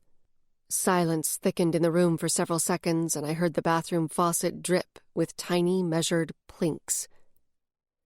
"So, those were ghosts I saw," I finally said. Necrovision was seeming more and more apt. "Sounds like it." She shook her head as if trying to jar loose some thoughts. "But that's not important right now. You need help, Ella." The other had been drawn to ghosts, the wandering souls of the dead that hadn't been put to rest. It had its own desires, but I didn't yet know the exact nature of them. Something told me I needed to learn what they were if I wanted it to cooperate with my search for Evan. I scrubbed my hands down the sides of my face. "Yeah, I guess. At first I thought I wanted to get rid of the thing, the other. But after the visions of Evan, I just want to figure out a way to use it so I can find him." She grabbed my wrist, gripping it with surprising strength. No. You need to have it extracted, exorcised, whatever. It's dangerous. I don't know how I missed it before. Her eyes roved the air around me. I guess I was too preoccupied with my own crap, but now that I'm paying attention, this is bad. This thing clinging to you, I don't know what it is, but you've got to get rid of it ASAP. I pulled my wrist out of her grasp. I can't, Deb. It knows where Evan is. It somehow sees him. I'm not getting rid of it until I find my brother. I don't care if it kills me. I spoke with such ferocity my voice cracked. We stared at each other for a long moment, and she finally nodded. You have to let me take you to someone who might be able to tell you what it is. Will you agree to that, at least? Yes, I said. I pushed myself up from the sofa bed, eager to leave the topic behind. My phone chirped, giving me an excuse to pick it up. It was a message from Rafe, saying he was going to Eats in Java soon, a coffee house a few blocks away from my apartment, and he could meet me there or talk after. I quickly filled Deb in on my idea to involve Rafe. Up for some coffee and eggs? I asked. Absolutely. She quirked a smile at me, but I could tell by the intent look in her eyes that she was worrying about my condition. We got dressed and headed out. A pleasant sense of normalcy washed over me as we walked to Eats in Java. I filled her in on my communication with Rafe. A glance around me told me we'd beaten Rafe, and by the time our food arrived, he still hadn't shown. While we sat at one of the outside tables with our drinks and omelets, Keith tried to call Deb about 10 times. She ignored all of them, and finally shut off her phone. And I started to wonder if she might actually be serious about leaving him. During a pause in our conversation, I looked up and spotted Rafe heading our way, holding the hand of a willowy brunette with dewy skin and trendy side-swept short bangs. His usual entourage of do-gooders followed, guys wearing beanies, even though it was almost 80 degrees out, and fresh-faced girls who looked like they just hiked a mountain. He caught my eye and flipped the fingers of his free hand in a little wave. He said something to his girl, and she and the rest of the group continued on toward the front entrance of Eats in Java. The girl half-turned and shot him a lazy-lidded smile, and then slinked away with a loose-limbed model's stride. I was about her height and build, but I couldn't pull off that walk if my life depended on it. I'd look like a drunken giraffe if I tried. I pushed my chair back and stood up. I'll be right back, I said to Deb. What's up? Rafe asked. I took a deep breath and then gave him the Reader's Digest version of our situation with Roxanne's brother and Grigori. I left out the part about being Jacob Grigori's niece. Rafe's face registered some surprise when I described the gargoyles. His arrow-straight brows lowered as I spoke until he was practically scowling. As far as I can tell, Grigori is committing any number of atrocities, I said, trying to wrap it up. What they're doing to gargoyles, using them as bait for demon possession, is tantamount to torture. And Roxanne's brother, Nathan, has been trapped inside a gargoyle, most likely demon-possessed himself, for days now. I wanted to talk to you to see whether you have any contacts who could help us free Nathan and shed light on what Grigori is doing with the gargoyles. At the very least, we need to get Nathan out of there fast. His lips pressed into a grim line, bringing out his dimples. He pulled his phone from his hip pocket. You're right. Grigori's violating the rights of the gargoyles as well as holding a human prisoner against his will. Atrocity is definitely the word, he said, giving me that intense gaze. I'm going to need a day or so to coordinate some things. I'll be in touch soon, okay? I tried not to look too relieved. I hadn't really wanted Rafe's contacts. I'd hoped he would want to jump in himself. As I watched him, I remembered how Damien had identified Rafe as a shifter, but I still couldn't wrap my mind around it. Pack animal shifters, as most of them were, tended to keep to themselves and spend most of their time in tight communities on the outskirts of cities or deep in the wilderness. And they all had an indescribable but unmistakable wildness to their eyes. He just didn't fit the profile. But then, until recently, I didn't know it was possible for a gargoyle, human, and demon to get into a three-way possession. So who was I to say what was impossible? I grabbed his forearm in both of mine. Thank you so much, Rafe. He nodded and pulled out his phone, already swiping the screen with short strokes of his finger. "I'll be in touch," he whispered to me, with his mouth away from his phone. He gave me one last look and then put his phone to his ear and started walking toward the coffeehouse door. This humanitarian champion of the underdog stuff was what Rafe was famous for, and getting him on board for our cause was huge, monumental. I straightened, feeling a grin spread across my face. I probably looked like a moron, but I didn't care. I returned to the table where Deb sat holding her mug, herbal tea, as she decided to give up coffee while she was pregnant, and I sank into my chair. "You look elated," she said, laughing. "I kinda am elated." "Why? You meeting up with him tonight after he sends Twiggy home?" She brought her mug up to take a sip, but not before I caught her wicked little grin. "No!" I shot her an irritated look. "That was eons ago. I'm just really glad he's agreed to help us." "I want in too," she said. "Promise you'll include me in whatever you're doing?" "Of course." I narrowed my eyes and tried not to chuckle. "You got a thing for Rafe, Deb?" She scoffed. "Who doesn't? But seriously, he's your type, not mine, and you're clearly more his type than I am." "He's not my type," I protested. "That was just a brief little opportunistic nothing. It lasted, what, a week?" Yeah, exactly." She stared at me wide-eyed as if I were missing something stupid obvious. "Flashy, hot guy, short-term, it's the Ella Gray special." "But no, that's not I trailed off into a frown. Brady Chancellor. Flashy, check. Hot, check. Less than 2 months, check. Rafe was basically the same, though not an asshole like Brady, and there had been a couple of other short dalliances in between Brady and Rafe. And recently those little flutters over Johnny. I slouched low and groaned, and Deb threw back her head and laughed. "Seriously? You really didn't know that was your thing?" she asked. Her eyes sparked with a bit of amusement, but I knew she actually cared about my answer. The death glare I aimed at her didn't do a thing to curb her mirth. "Go ahead," I growled. "Get it out of your system."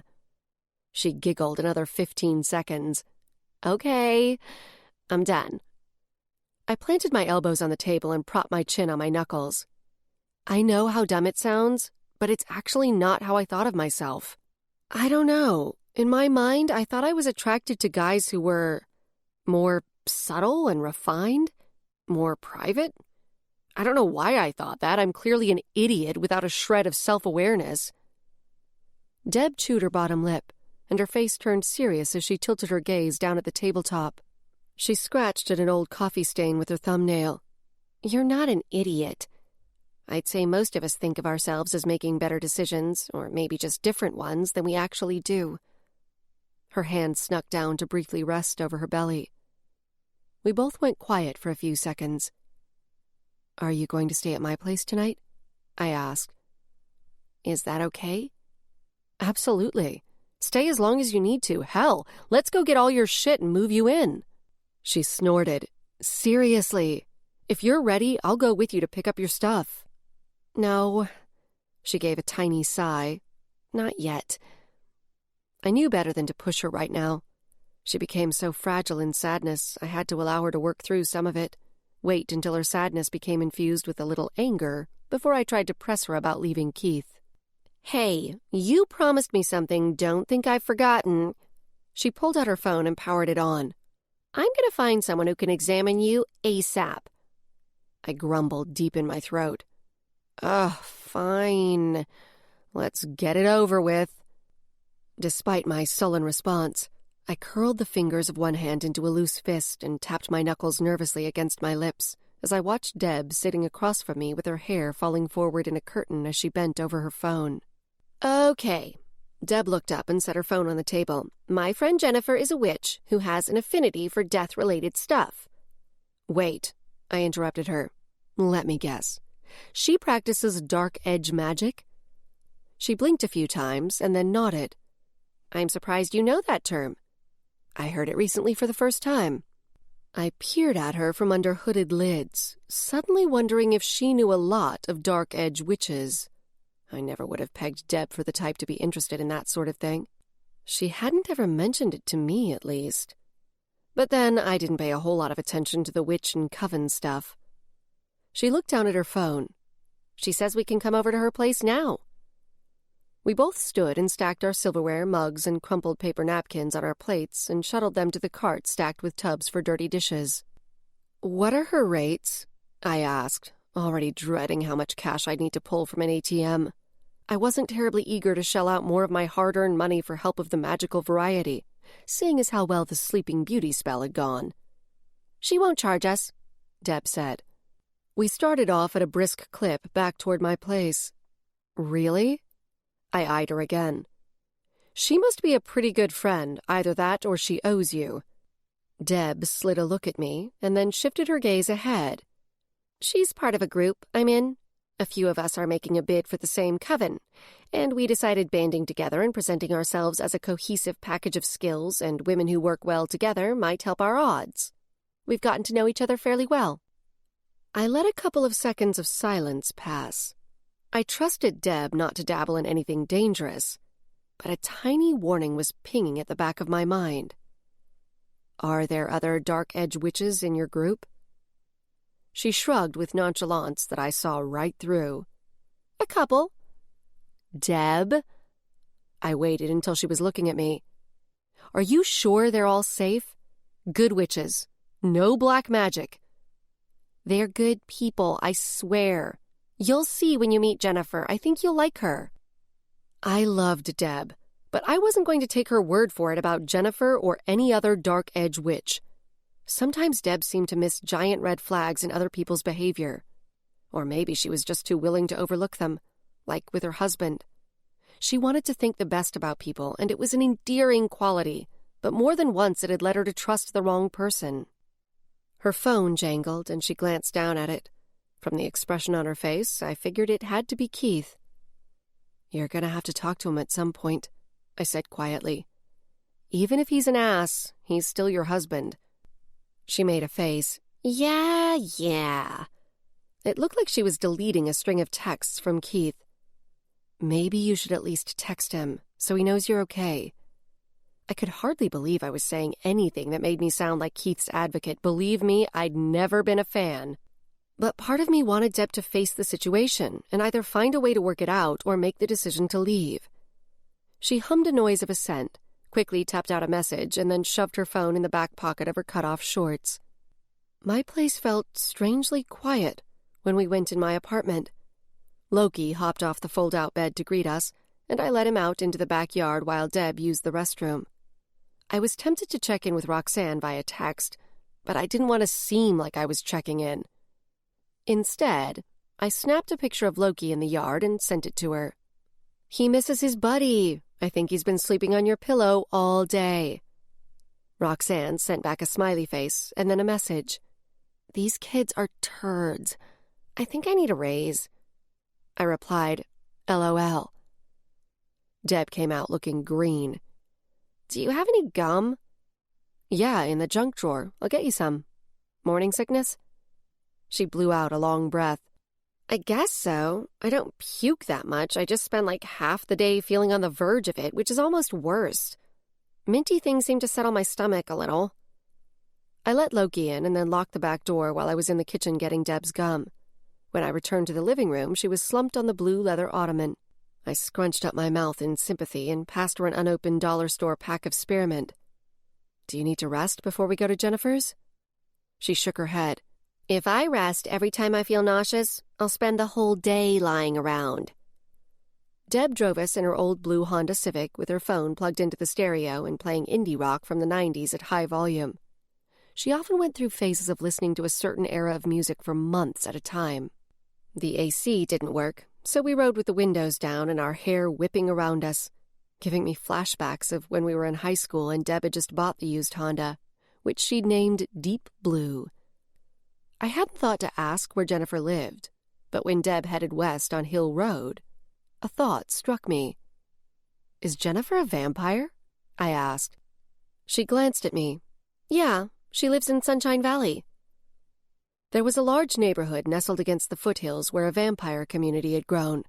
I'd only been there once before and remembered that the immediate surrounding area was desert, which gave it a sense of isolation, even though it was only minutes from a couple of main thoroughfares. I squinted up at the hills to my right, trying to wrap my mind around the idea of a vampire witch. "I've never heard of a vampire joining a witch's coven," I finally said, my voice raised to carry over the music. "I don't think I've ever heard of a vampire with magical aptitude, actually." "I don't think there are many of them, and I suspect the few crafting vampires out there just keep their ability to themselves." She let out a little exhalation and reached over to the stereo console to turn down the volume. "I don't blame them at all." "Yeah, me either. Just one more thing for the anti-vamp groups to latch onto. Your friend is brave." "Well, she's not exactly taking out an ad in the Statesman to announce her magical ability or coven bid. It's not secret, but it's not something she really wants spread around." "Gotcha." Maybe Deb was right about Jennifer. I had to at least give her credit for being a pioneer. If she got into a coven, I assumed she'd be the first of her kind to do so. I gave Deb a sidelong look, considering both her and her bid for a coven in a new light. My friend had aligned herself with a vampire witch. That took some guts. "Now I get why she has an affinity for death-related stuff," I said. Deb flipped me a wry nod. Vampires were considered a species of undead, like zombies. The VAMP2 virus killed the human body, and then it reanimated in its vampire form. Unlike zombies, which didn't retain any of their former memories, skills, or personalities, vampire minds were preserved, and they brought with them everything their minds had held and experienced in their human lives. The classification of undead basically required two things: reanimation after physical death, and subsequent physiology that was markedly different than human physiology. My heart seemed to stop for a moment. I met the first criterion. As my stomach began a slow, twisting tumble, I rubbed my palms up and down the tops of my thighs a few times.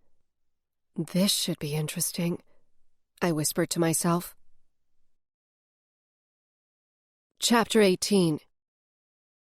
By the time we passed under the arch that welcomed us to Sunshine Valley, the sun was high in the sky, and I guessed the temperature was over 80 degrees.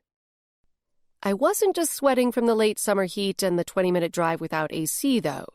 Anticipation churned rhythmically around in my gut like the agitator of a washing machine. At first glance, the sprawling subdivision looked like many of the others in the area. There were SUVs parked in driveways, teenagers on bikes, and a pickup game of basketball was in progress at Neighborhoods Park. But a closer look revealed that everyone here possessed the ethereal glow of vampirism.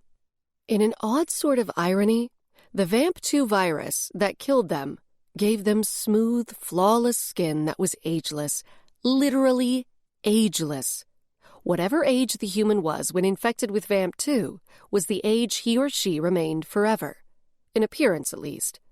In what was perhaps a merciful turn of nature and magic, children under the age of 15 or so never survived the virus to come back as vampires. Occasionally, VAMP2 killed older teenagers and adults as well, but it was unusual. The ones who did survive the virus were essentially immortal, invulnerable to human diseases and the breakdown of old age. The ugly and violent period following the RIP had unfortunately shown exactly what methods were required to end a vampire's existence permanently. Docile vampires could be killed only by silver poisoning, a stab through the heart with any type of wood or wood-laced object, or beheading. Wild vampires, those without implants, could be killed by those methods in addition to sunlight. Deb steered through the residential streets and then pulled over to the curb in front of a one-story starter home with a neat yard and upgraded finishes. She killed the engine, and I saw the curtains stir in one of the windows. When we were partway up the front walk, the door opened and a vampire with shining brown eyes greeted us. Jennifer was barely over 5 feet, with slim legs, a generous chest, and some extra weight around her torso. No, not all vampires were model thin and perfect-looking, contrary to what certain movies and TV shows portrayed. But she did have that incredible skin and the magnetism that was a weak, implant-dulled manifestation of vampire glamour. She smiled at Deb and pulled her into a quick hug, and then turned her attention to me. "You must be Ella." Jennifer held out her hand. I grasped it, the coolness of her skin almost stone-like against mine. The shadows edging my vision stirred, as if a sudden wind had disturbed them. "Thank you for making time to see us," I said. As soon as I let go of her hand, the swirling in my periphery settled. "Are you kidding? I'm thrilled to help Deb, and what little she told me has me curious as shit about you." She gave a throaty little cackle. Her face lit up when she spoke, and she moved her hands in little animated gestures. There was faint evidence of an Upper East Coast accent, which piqued my curiosity. Could she be one of the early generations of post-rip vampires? I grinned, already warming up to the vampire witch. "Do you live alone?" I asked, taking a quick look around. The living room was cozy, with a handmade Afghan thrown across the back of an overstuffed sofa, a cheerful variety of plants lining the narrow table under the front window, and a basket heaped with yarn and a couple of half-finished knitting projects next to a worn leather lazy-boy that faced the TV. A side table held a messy stack of trashy gossip magazines. Yep, bachelorette bitch, that's me. Jennifer moved farther into the room. "Can I offer you some iced tea? I still drink it all the time, out of habit." "Sure, that sounds great," Deb said, and I nodded in agreement. "Have a seat. Make yourselves comfortable." Our host disappeared into the kitchen, and a moment later I heard the sounds of ice cubes clinking into glasses. As I sank down onto the sofa, I started to relax. This wasn't at all how I'd pictured the abode of a dark-edge vampire witch. Jennifer seemed like any young single woman in her first home. I didn't even see any evidence of her devotion to witchcraft. Jennifer brought in a little tray with 3 tall, slim glasses of iced tea and some packets of sweetener. I passed on the artificial stuff and drank mine straight. We chit-chatted for a couple of minutes about how we knew each other. Deb and Jennifer had met through a mutual witch friend about a year back. The vampire witch had indeed come from the East Coast, though she didn't specify when. It could have been a couple of years ago or a couple of decades ago. That was the thing with vampires. You couldn't tell how long ago they'd turned. There was speculation that very old vampires would eventually develop distinguishing characteristics, and there were a few whack jobs out there who claimed to have seen Vamp 1 vampires, the secretive vamps of legend that had originated in the old world, who would have been hundreds of years old by now if any still survived. But the Vamp 2 population that was reborn after the rip was too young to have any aged vamps. During a little pause in the conversation, Jennifer gave one of her thighs a slap. "Well, shall we see what we can discover about Ella's predicament?" "Sure," Deb said. She smiled, but I read apprehension in her eyes. My mouth had gone a little dry, so I just nodded. The vampire witch stood, and Deb and I followed suit. "I've got a witchy area set up in the spare bedroom," Jennifer said. We followed her past the TV to a short hallway and into a dark room. My eyes began to adjust, and I saw there was a pagan altar set up on a trunk along the north wall. Blackout curtains were drawn over the single window. There was the scrape of a struck match, and then a little flame. And I watched as Jennifer lit the 2 candles on the altar and then struck a second match for the 3 pillar jars that stood on a corner table. The light reflected off a couple of smoked glass mirrors that were propped against the walls at a right angle to each other. She turned to us, shaking the match to extinguish it. "I'm going to cast a circle, with Ella sitting in the middle facing me. Deb, you can sit in the circle behind her if you like. Just take care not to disturb anything I weave. And fair warning to both of you. Grave magic is chilly business, so get ready to cut glass with your... well, you know how the saying goes." I snorted a laugh, but the term grave magic was ringing around in my head like a bell's toll, echoing off the hills. Jennifer opened a narrow door and pulled 3 cushions out of the closet. She set them up in a north-south line on the floor.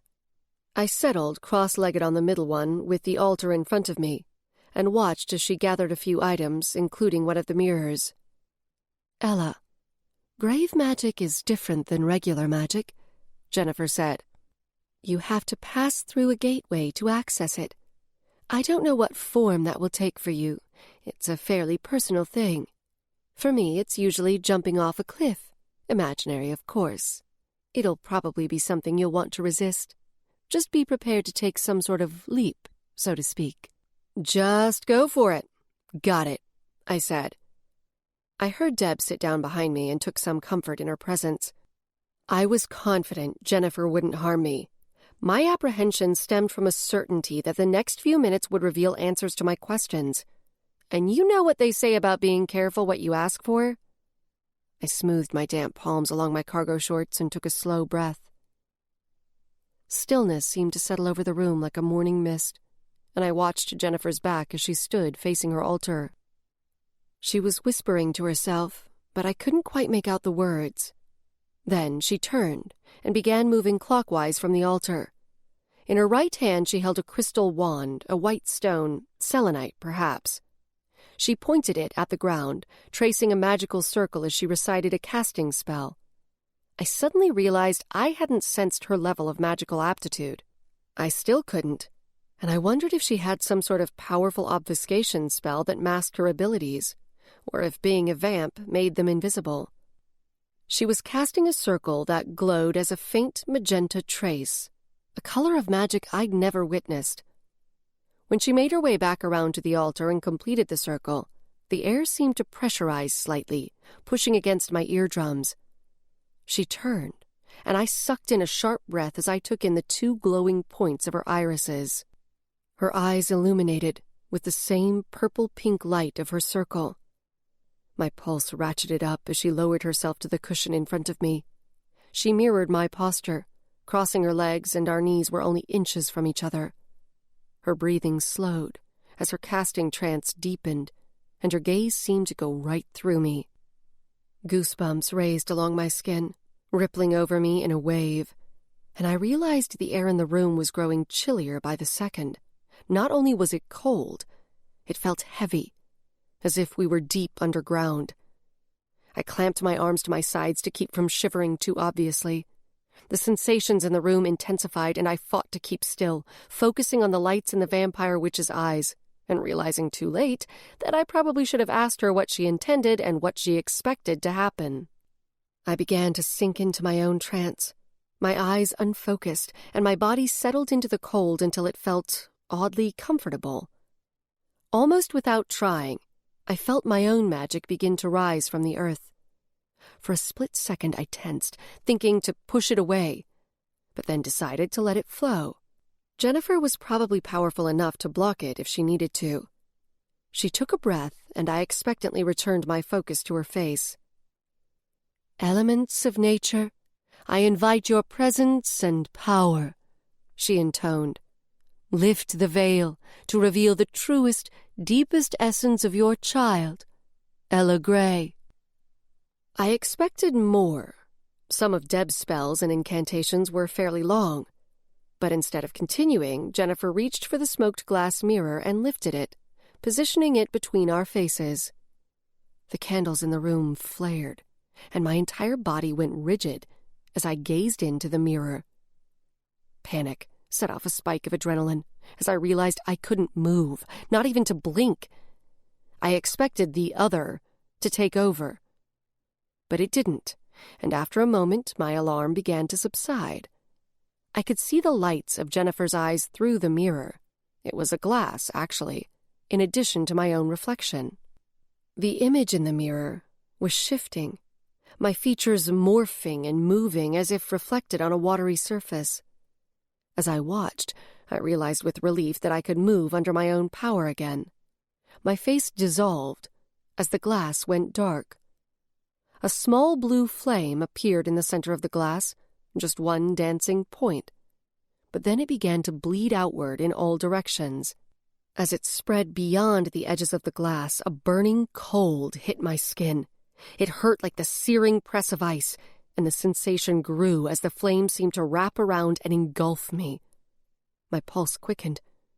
This must be the gateway.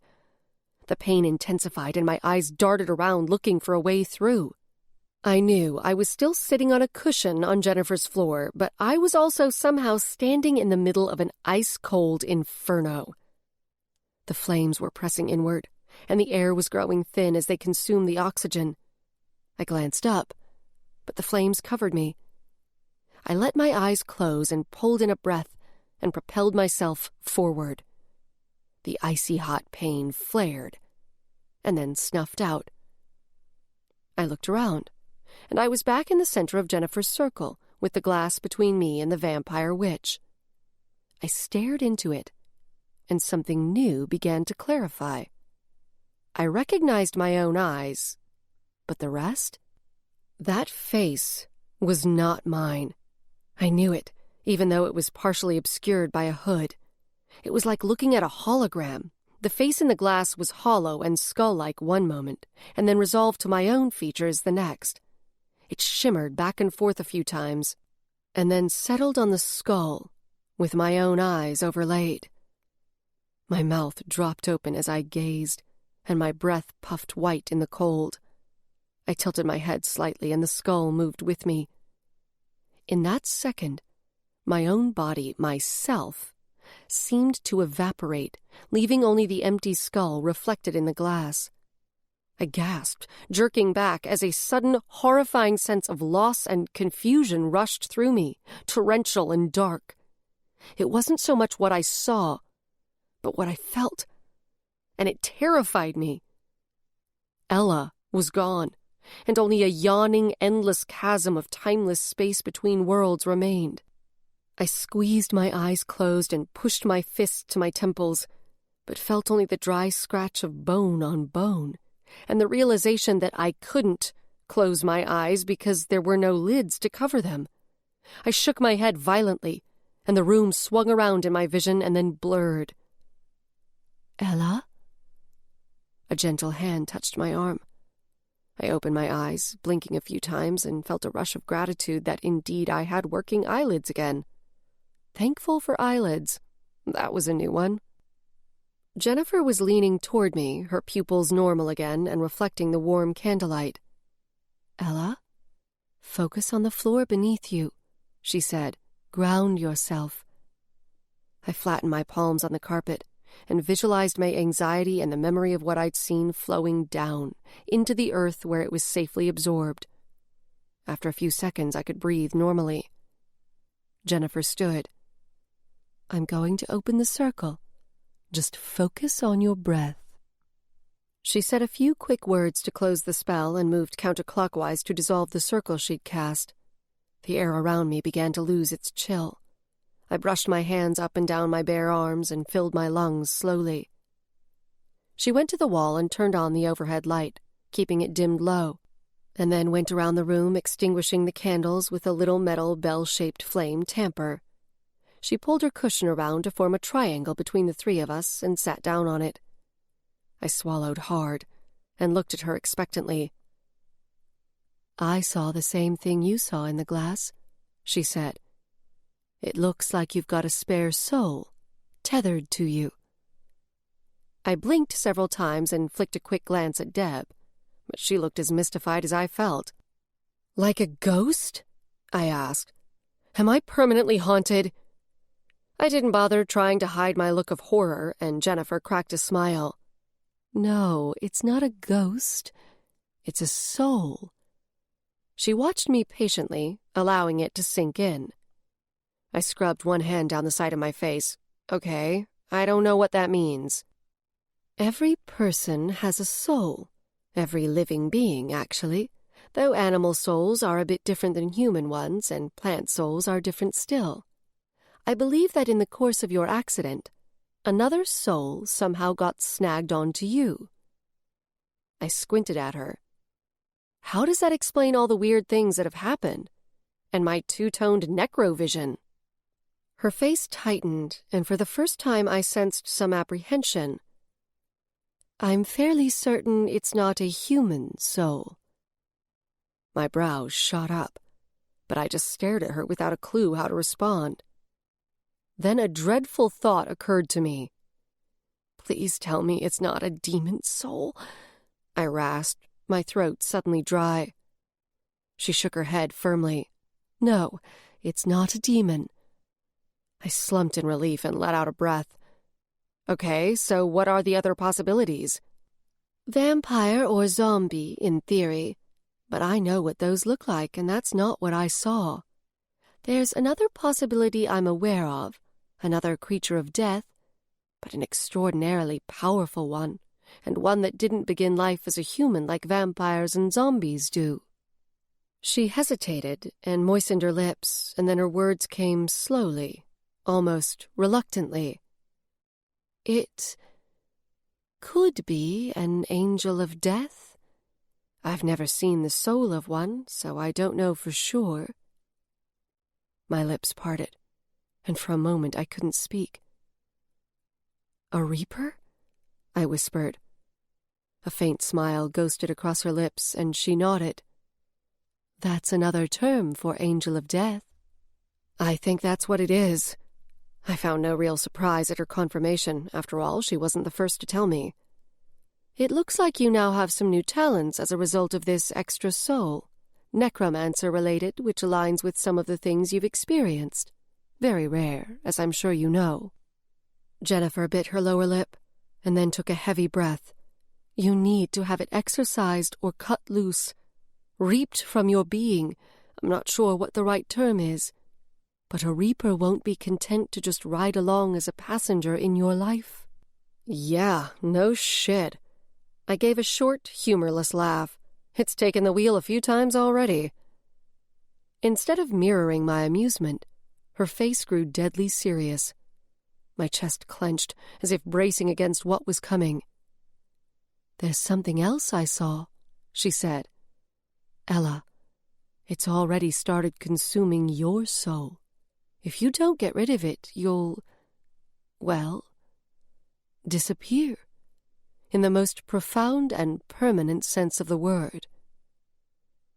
Deb let out a little sound of dismay, and I glanced over at her. She had her fingertips pressed to her lips, and her blue eyes were starting to well up. She gave a little sigh and dropped her hands to her lap. You'll keep this confidential? I asked Jennifer. What you saw and what we're talking about.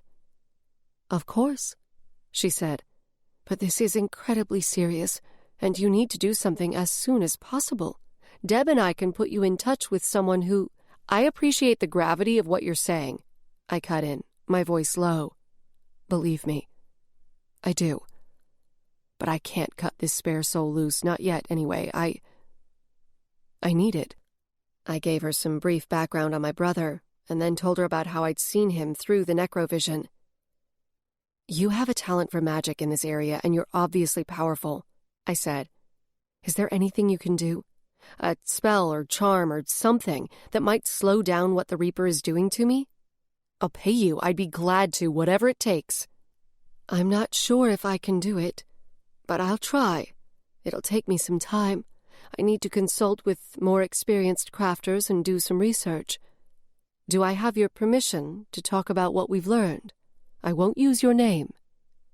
I gave the vampire witch a nod. She turned a hard look on me. But in the meantime, I want you to promise you'll reconsider. There's no way to tell how fast the Reaper's soul might consume yours. For all we know, it may reach a tipping point where it gains the upper hand, and then suddenly, you're done for. It could happen tomorrow, or next week, or a year from now. There's no way to predict it, and no guarantee of time enough to find your brother, or to come up with protective magic if there is any. There are people in your life who care about you and don't want anything bad to happen to you. And Ella, if the Reaper claims your soul, there will be nothing for your brother to come back to. My defenses prickled at what she was implying, that keeping the Reaper around and using the necrovision to try to find Evan wasn't worth the danger. But Jennifer was clearly a woman who called things as she saw them, and it was a quality I appreciated. She was trying to help, and she didn't have to do it. I nodded. I understand, and I promise I'll think about it. I swallowed hard, not daring to look at Deb for fear of what I'd see on her face, and more so how I'd feel when I saw it. Thank you so much for everything. Deb is lucky to have a friend like you, and I'm glad we got the chance to meet. I slowly unfolded my legs and began to rise. I didn't want to seem rude, but I needed to escape, to be alone to try to process what I'd learned. Deb and Jennifer followed my lead. I dug into a pocket of my cargo shorts and pulled out a slim fold-over wallet that held my ID, bank card, credit card, and some cash. I want to give you a down payment on the work you're doing for me. Jennifer held up her hand and shook her head. I'm not taking your money. Not today. If I can come up with something that'll help, I'll clean you out, though. I stared at her for a beat before I realized she was joking, and I managed to crack a shaky grin. Fair enough. I shoved my wallet back into my pocket. Deb didn't smile, and in my periphery she was too still. I ticked a glance her way. She looked stricken, staring past us at nothing. The tightness in my chest began to transform into a dull ache of guilt. Deb didn't need this burden, not right now when she was in the midst of her own crisis. I silently cursed myself for being the cause of more stress in her life. Jennifer saw us to the door, and Deb and I trudged out to her Honda. Once we were in the car and buckled in, she just sat there with the keys in her hand. Do you want me to drive? I asked gently. She shook her head but didn't move to start the car. She just stared straight ahead through the windshield. I know what you're thinking. I know you're feeling guilty that all of this angel of death stuff is putting more stress on me, she said. But it's okay. Really it is, because the alternative is that you'd be dead. You wouldn't have come back after your accident, and I'd be visiting your grave. I'd be pregnant and struggling with my marriage and unsure about what to do next, and I'd have to do it all without you. I'd rather have you here with a ticking time bomb leeching your soul than dead. Because you're not going to die again, Ella. We're simply not going to allow that to happen. This Reaper thing is not going to kill you. She spoke with such intensity her voice broke, just about the time a tear welled over the lower lid of my right eye and slid down my cheek. The emotion snagging in my throat wasn't about me or my strange predicament. It was more about the reversal of our roles, Deb trying to reassure me instead of the other way around, and the unexpected strength and determination she was radiating. She turned to me with a piercing look, but all I could do was nod. Then, to my great relief, she started the car. I rolled down the passenger window and closed my eyes as the hot early evening breeze blasted my face and swept away the last remnants of the chill left by Jennifer's grave magic. Chapter 19. Back at home, I let Loki out into the yard and then got in my truck, leaving Deb to wait for Roxanne to return from babysitting. Without exchanging a word, Deb understood that I needed a few minutes to myself. In spite of her brave words in the car, I could feel her worried attention like a spotlight trained on me. When I stuck the key in the truck's ignition, there was a thump behind me. I twisted around to see Loki through the rear window. "Aw, don't tell me you can jump over the fence." I narrowed my eyes, trying to look disapproving, but I couldn't help grinning back at him. I sent Deb a quick text to let her know he was coming with me. I headed past my precinct, where the lot was full of cars belonging to the Demon Patrol officers on shift. East of downtown, I took a street that angled past the military reserve and up into some older foothills neighborhoods.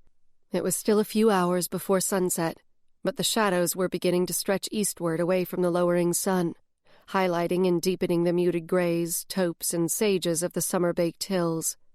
On a winding road that sloped gently upward, I made my way toward Table Rock, a mesa that overlooked the city. The paved road ended, and I crunched onto a steeper dirt road. Table Rock was a notorious hangout spot for teenagers, but this early in the evening I had the road to myself, and there were only 2 other cars at the top. I parked and got out, and perspiration prickled my body. Up here, with no cover, the sun was relentless. Loki hopped out and trotted alongside as I angled away from the other people enjoying the view. I walked to the edge of the rocky plateau and took in the trees, streets, and buildings that filled the valley below. Here and there, the river revealed itself as a twinkling ribbon stretching westward. A faint brownish haze hung in a stripe that layered low across the blue sky parallel to the horizon, evidence of smoke from summer forest fires. As always happened when I came up here, some of my tension began to melt away. I took a slow breath, wondering where Evan was and why he'd never tried to contact me. I'd always assumed it was because he was dead or lost in the haze of addiction, but we hadn't been on the best terms when he'd disappeared. I'd been trying to get him into a rehab program, and he'd stubbornly refused all help. Maybe he didn't want to speak to me, just didn't want me to be part of his life. I pushed the thought away before the familiar ache could take hold of my heart. Whether Evan was dead or alive, whether he ever wanted to see me again or not, I was risking my life to find him, and I'd never stop until I had answers. Or the angel of death claimed me, whichever came first. I reached for Loki and scratched between his ears. You scared the Reaper away that night when I was spellbound. I don't suppose you know how to keep it at bay until I find Evan? I looked down at him and he panted up at me, his pupils glinting maroon. It was a chance I had to take. Evan was my brother, and it was my choice to leave the Reaper soul right where it was. I pressed the fingers of one hand against my chest, as if I might feel it in there. I needed to learn more, to figure out how to control it before it consumed me. But right at this moment, there was a different fight to lead. I needed to focus on Roxanne's brother. I went back to my truck, got in, and pulled out my phone as Loki thunked onto the bed. Suddenly antsy to check in with Rafe, I felt compelled to urge things along, not just for Nathan's sake. I was now in a race against the Reaper, and I wanted to see things through with Roxanne and her brother. He answered on the first ring. "Hi, it's Ella," I said. My gaze went out the front windshield to the view, but I had already pulled my focus inward to the future. Ella, good news, Rafe said. I've got the Global Supernatural Humanitarian Organization on board, as well as the World Human Protection Federation. I nearly let out a whoop. Advocates for both the gargoyle and the human involved. That's perfect. My only concern is how fast we can move on it. G-Show is sending in a representative, and she'll arrive on an early flight tomorrow morning. They're accustomed to swift interventions. I've worked with human protection in the past, and they're willing to let us appoint a local proxy. I want to move in on Grigori tomorrow. You're a miracle worker, Rafe. You've got to let me take the lead on something. What can I do to smooth things along? Could we meet up in a half hour? I turned the key to start the truck. Absolutely. Do you remember where I live? Sure do. I could hear his faint smile as his voice warmed a notch. Come by whenever you're ready. I arrived home to an empty house. Roxanne was still babysitting, and Deb had gone off somewhere, maybe home. I quickly made my way around the living room, straightening pillows and clearing away a couple of glasses. I stood in the middle of the room, giving it one last assessing glance, and glanced through the front bay window as a small foreign car pulled to the curb. I wasn't sure what make the car was, but would have bet my paycheck it was one of those new ultra-environmental European vehicles that ran solely on a magic-enhanced battery. It probably cost more than I made in a year. I went to let Rafe in, realizing too late that I probably should have folded up Roxanne's bed. He greeted me, and I could tell by the intensity in his pale green eyes that his mind was already jumping ahead to what we needed to accomplish. The hide-a-bed caught his eye, though. "Houseguest," I said by way of explanation. "Let's go in the kitchen. We can use the table in there." Remembering that he drank coffee at all hours of the day, I went to the electric brewer to start a new pot. When I slid into the chair across from his, he'd already spread 3 tablets over the table. For the next hour or so, he sipped coffee and schooled me on the ins and outs of working with the 2 organizations he'd enlisted for our cause. "So we'll have the G-Show agent," he said. He sat back in the chair and gave me a penetrating look. "She's allowed 2 assistants, so we need people to do that, as well as 2 local proxies for human protection. Ideally, I'd like someone experienced with supernatural species as one of the assistants. And 1 or 2 high-level crafters would be good. Any ideas who to send in?" I thought for a moment, my mind spinning. Yeah. Actually, I think I can fill all 4 of those positions.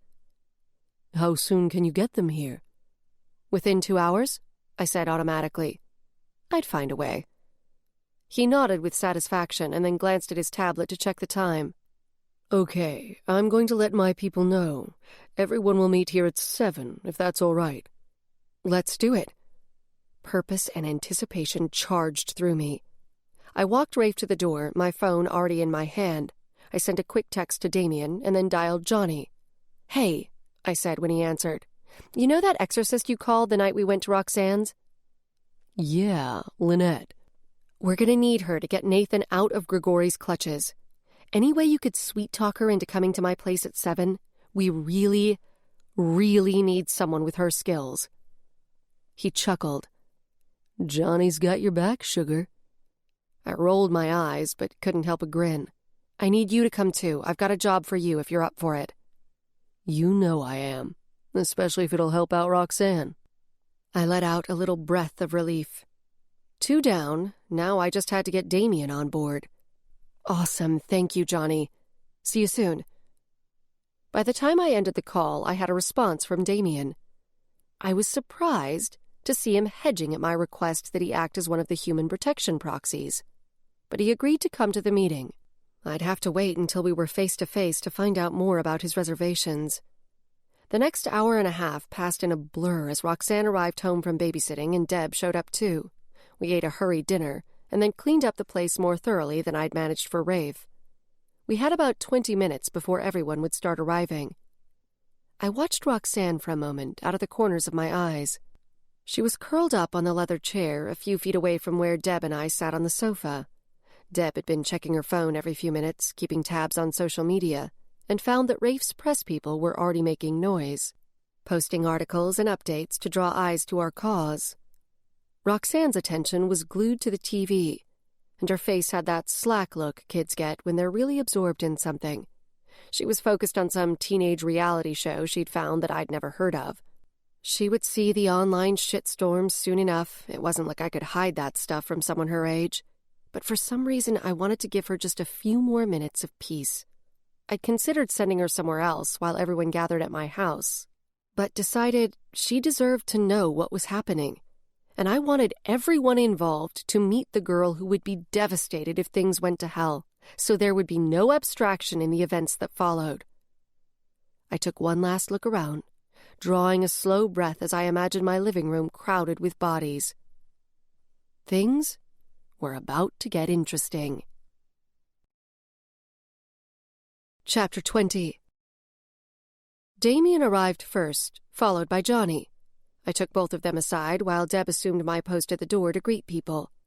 I led the guys back to the kitchen and gave them the very short version of what Rafe had explained to me earlier. Because of the skills you each bring to the table and your personal investment in Roxanne up to this point, I was hoping the two of you would act as the proxies for the Human Protection Federation, I said. Johnny gave me a crisp nod. I'm in. I shot him a quick, grateful smile. We both turned to look at Damien.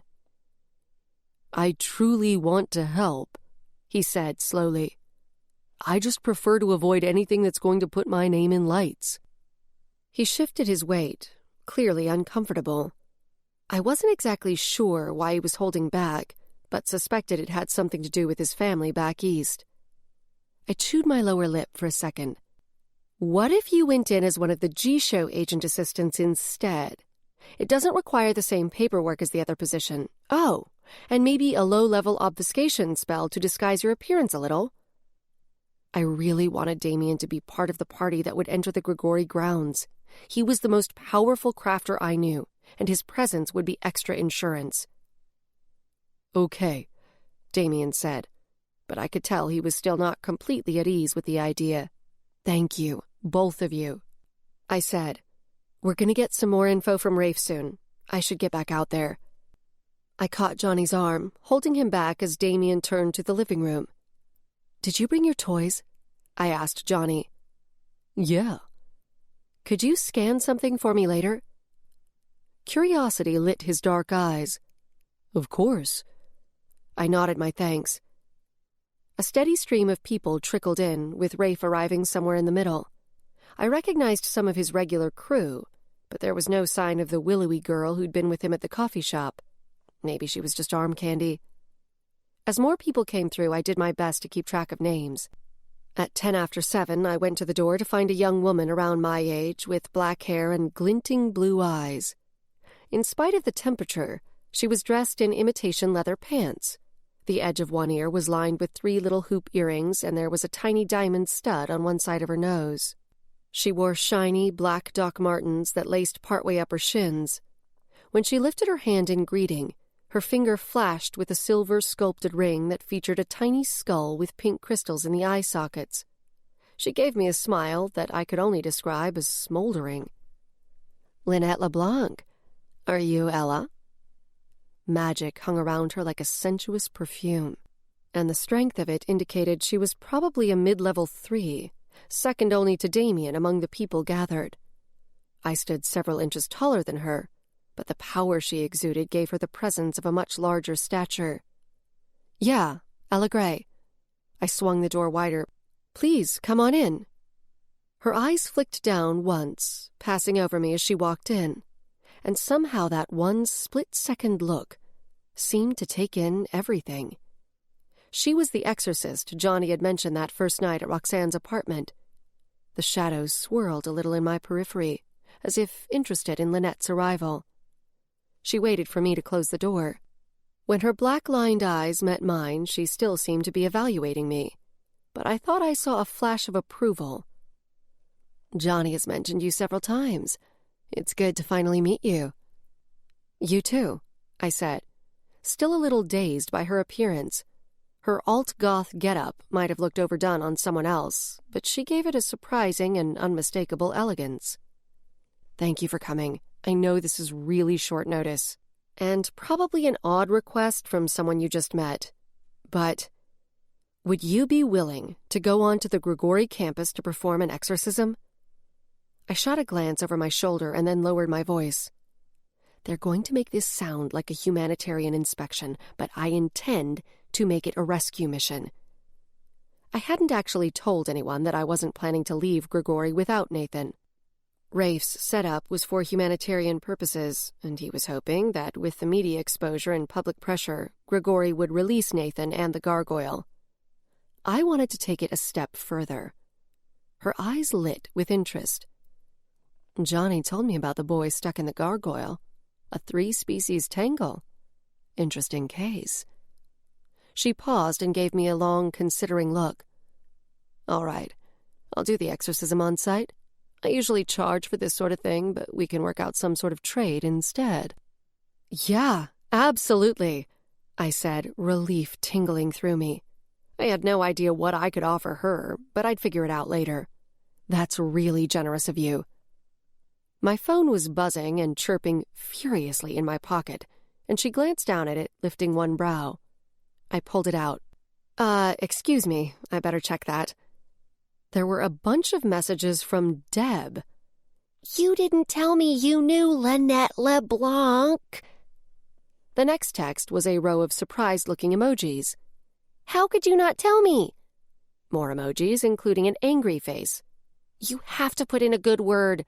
Please." Another smattering of emojis. I looked up and caught Deb's eyes on me.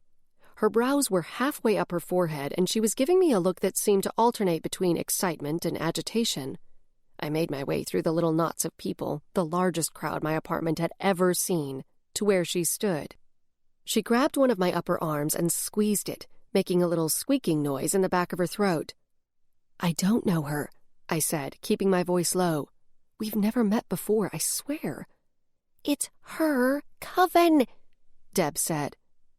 I gave her a sidelong, confused look. She rolled her eyes and huffed with impatience. "Lynette owns the charter for the coven I'm trying to get into. She's one of the most powerful witches in the Northwest and the youngest ever to be granted a charter." "Well, now's your chance," I said. I gave her a little push toward where Lynette and Johnny stood. "Go talk her up." "You're right," she said, her eyes narrowing with determination. She squared her shoulders and beelined for Lynette.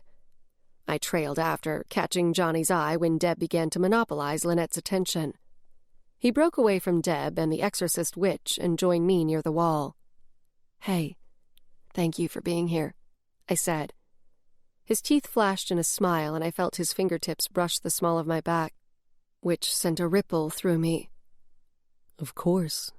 I wouldn't miss it," he said. "What is it you want me to check out?" Out of the corner of my eye, I saw Rafe had separated himself from the group, and the room was starting to quiet down. "After," I whispered. I went to join him. Everyone found a place to sit, several on the floor, except Johnny, who remained standing against the wall. Rafe grinned and looked around the room, seeming to give every person a brief moment of eye contact. He rubbed his hands together briskly. "Let's get down to business," he said. "First, I want to acknowledge Ella Gray, our host for the evening and the woman who contacted me and alerted me to a gargoyle and a young man who desperately need our help."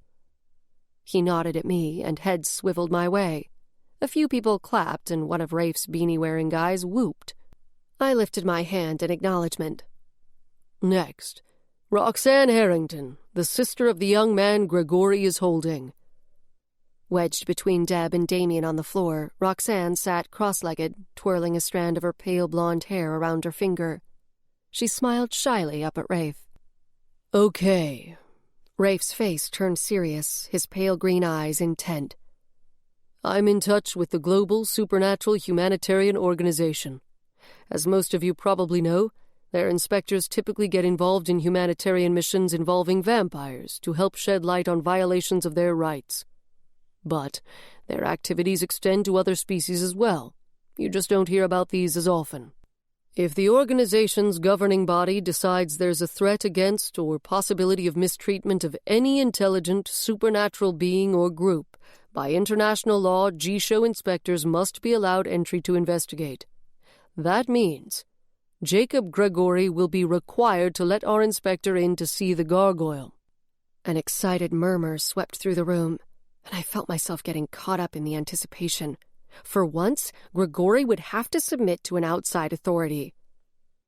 "The other half of the equation is Nathan Harrington, who is presumably demon-possessed and trapped inside the gargoyle. For Nathan, we're also bringing in the World Human Protection Federation. G-Show protects supernaturals from abuse by humans, and Whip-Fed gets involved when a human gets unduly caught up with a supernatural.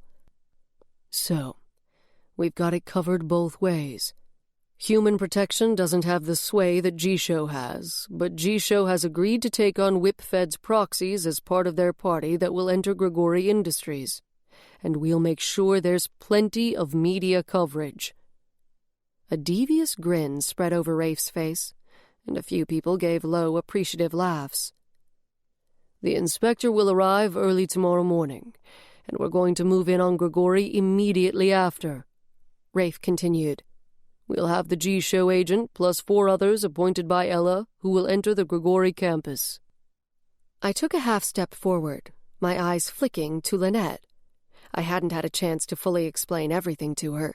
She'd already agreed to do the exorcism, but now that she had more details, I hoped she was still on board. Her impassive, sultry expression didn't give me much to go on. "Damien Stein, Johnny Beamer, and Lynette LeBlanc have generously agreed to do this," I said, pointing out each of them. "And I'll round out the group myself. Among us, we'll have a variety of special skills that I think perfectly meet the needs of the mission." I avoided looking at Rafe, not wanting him to read anything in my face that might indicate I had my own plan for the expedition to Gregory Industries. To my relief, when I flicked him a glance, he gave me a look of approval, and then returned his attention to the group. "Can they film it?" one of the women sitting on the floor asked.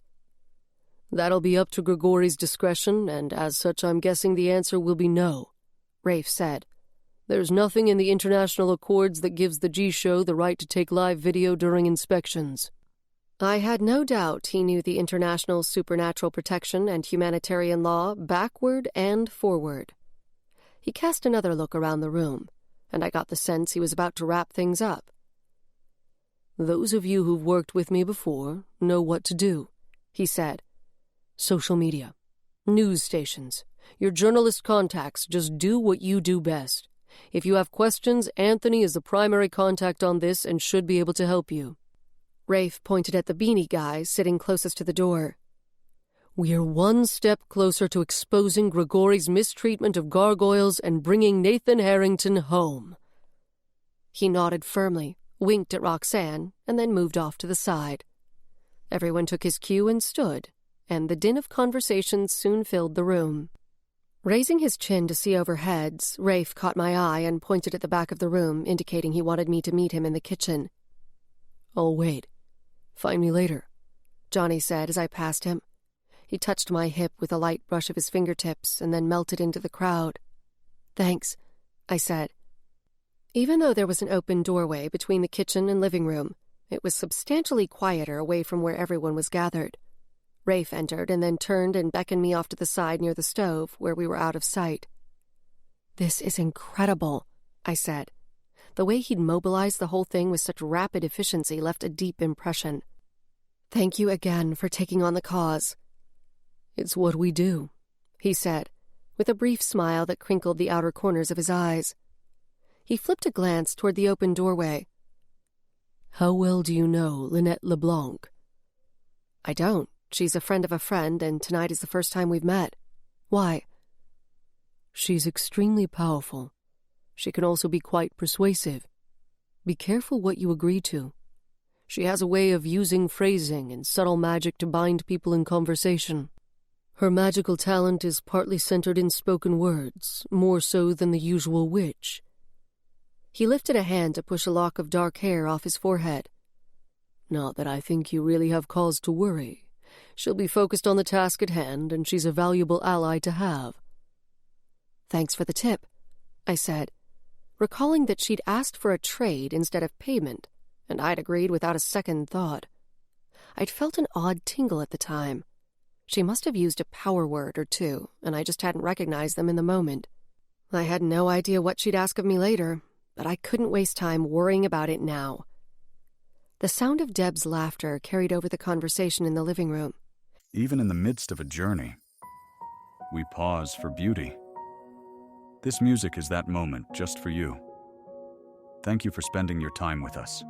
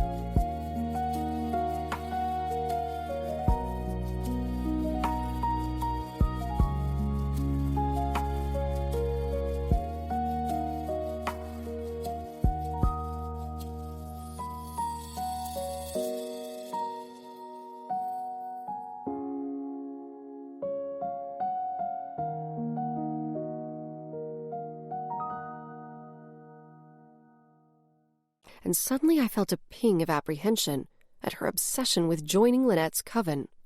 I wished I'd paid more attention and asked some questions when Deb had talked about the exorcist witch. I needed to understand what Deb was seeking and why it was so important to her to be associated with Lynette. "You'll get a text from me later tonight with tomorrow's timeline," Rafe said, back to his focused intensity and the mission at hand. "It may change by morning, so keep an eye out for updates." "Will do. And thank you again," I said. Rafe headed toward the front door. His gang had mostly dispersed, probably to go make noise on social media and rouse their journalist contacts. Damien still sat next to Roxanne, and it looked like they were playing some sort of game on her phone.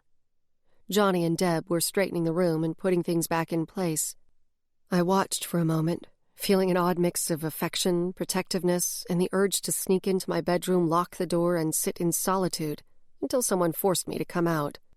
But this was my crew, and I couldn't disappear just because having so many people around gave me a permanent case of the willies. They wanted to help Roxanne, but ultimately, they were here because I'd persuaded them to get involved, or they'd unwittingly gotten sucked in like Damien. Damien glanced up and noticed me lurking. "Hey, I want to show you how to do something, a new skill you can take with you tomorrow."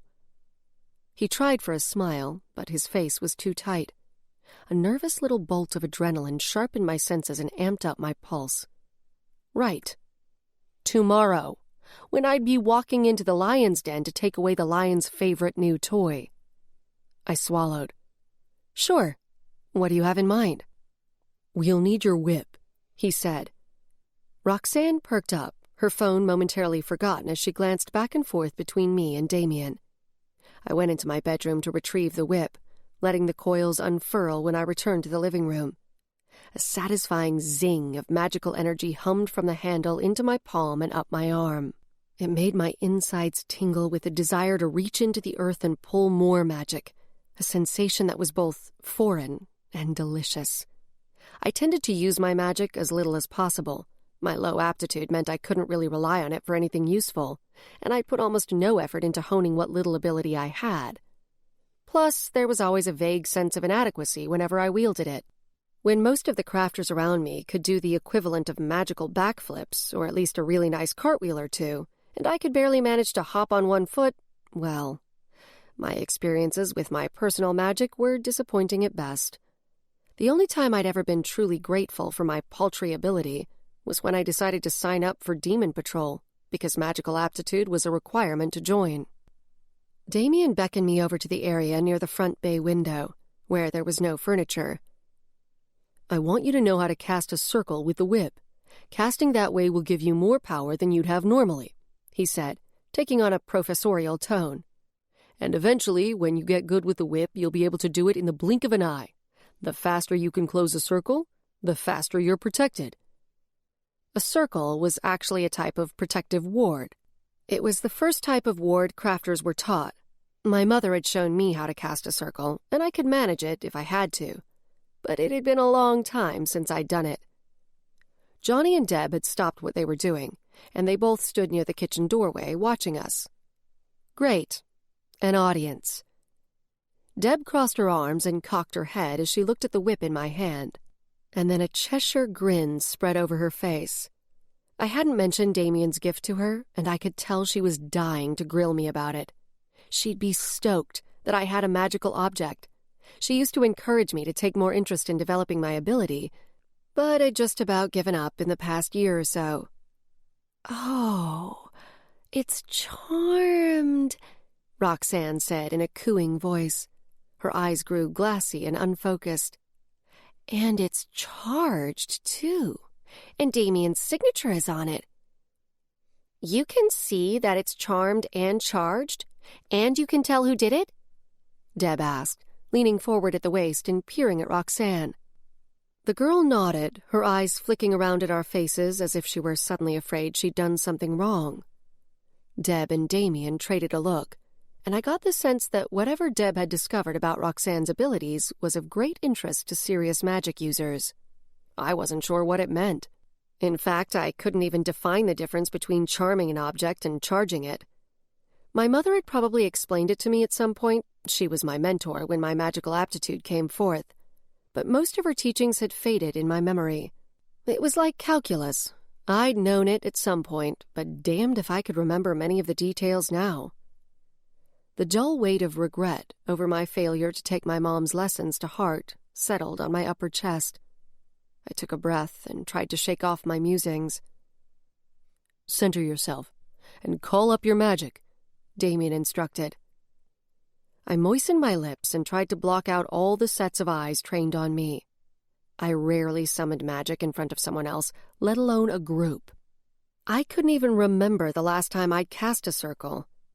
But the magic-infused object in my hand made me feel more powerful, more attuned to magic than I ever had before. I let my eyelids fall closed and extended my awareness downward, imagining myself as a tree with roots extending deep into the earth. Every cell in my body seemed to wake up as magic flowed through me like a conduit. As if aware of the object I held, the magic streamed up to my right shoulder and down my arm. "Now, use the whip to mark a circle around yourself," Damien said. I opened my eyes just as he was moving clear of the whip's reach. Raising my hand, I whirled it like a lasso, with only enough momentum to carry it in a cone around me. Apparently, it was too much. Instead of tracing a stationary ring, magic flung off the end in little green sparks, like water flying from a wild hose. The sparks ticked loudly against whatever they hit, but didn't cause any harm. At the end of the arc, the whip grabbed the curtain that was pushed over to the right of the bay window. I grumbled and went to pull the fabric free. "How do I get the circle to stay put?" I asked. "Instead of letting the magic fly free, keep control of it all the way down. Guide it. Indicate where you want it to go. It's yours to wield, and it'll do what you tell it to do." Damien said it as if it were all quite obvious. Maybe it was to someone who had more than a spoonful of aptitude or training. I tried again, with basically the same result. He stepped forward. "Here, let's go outside where the dark will show the traces better." I ticked a look at Johnny, and he winked at me, and then hurtled over the back of the sofa to sit down next to Roxanne. Apparently, he was willing to wait until my lesson with Damien was finished.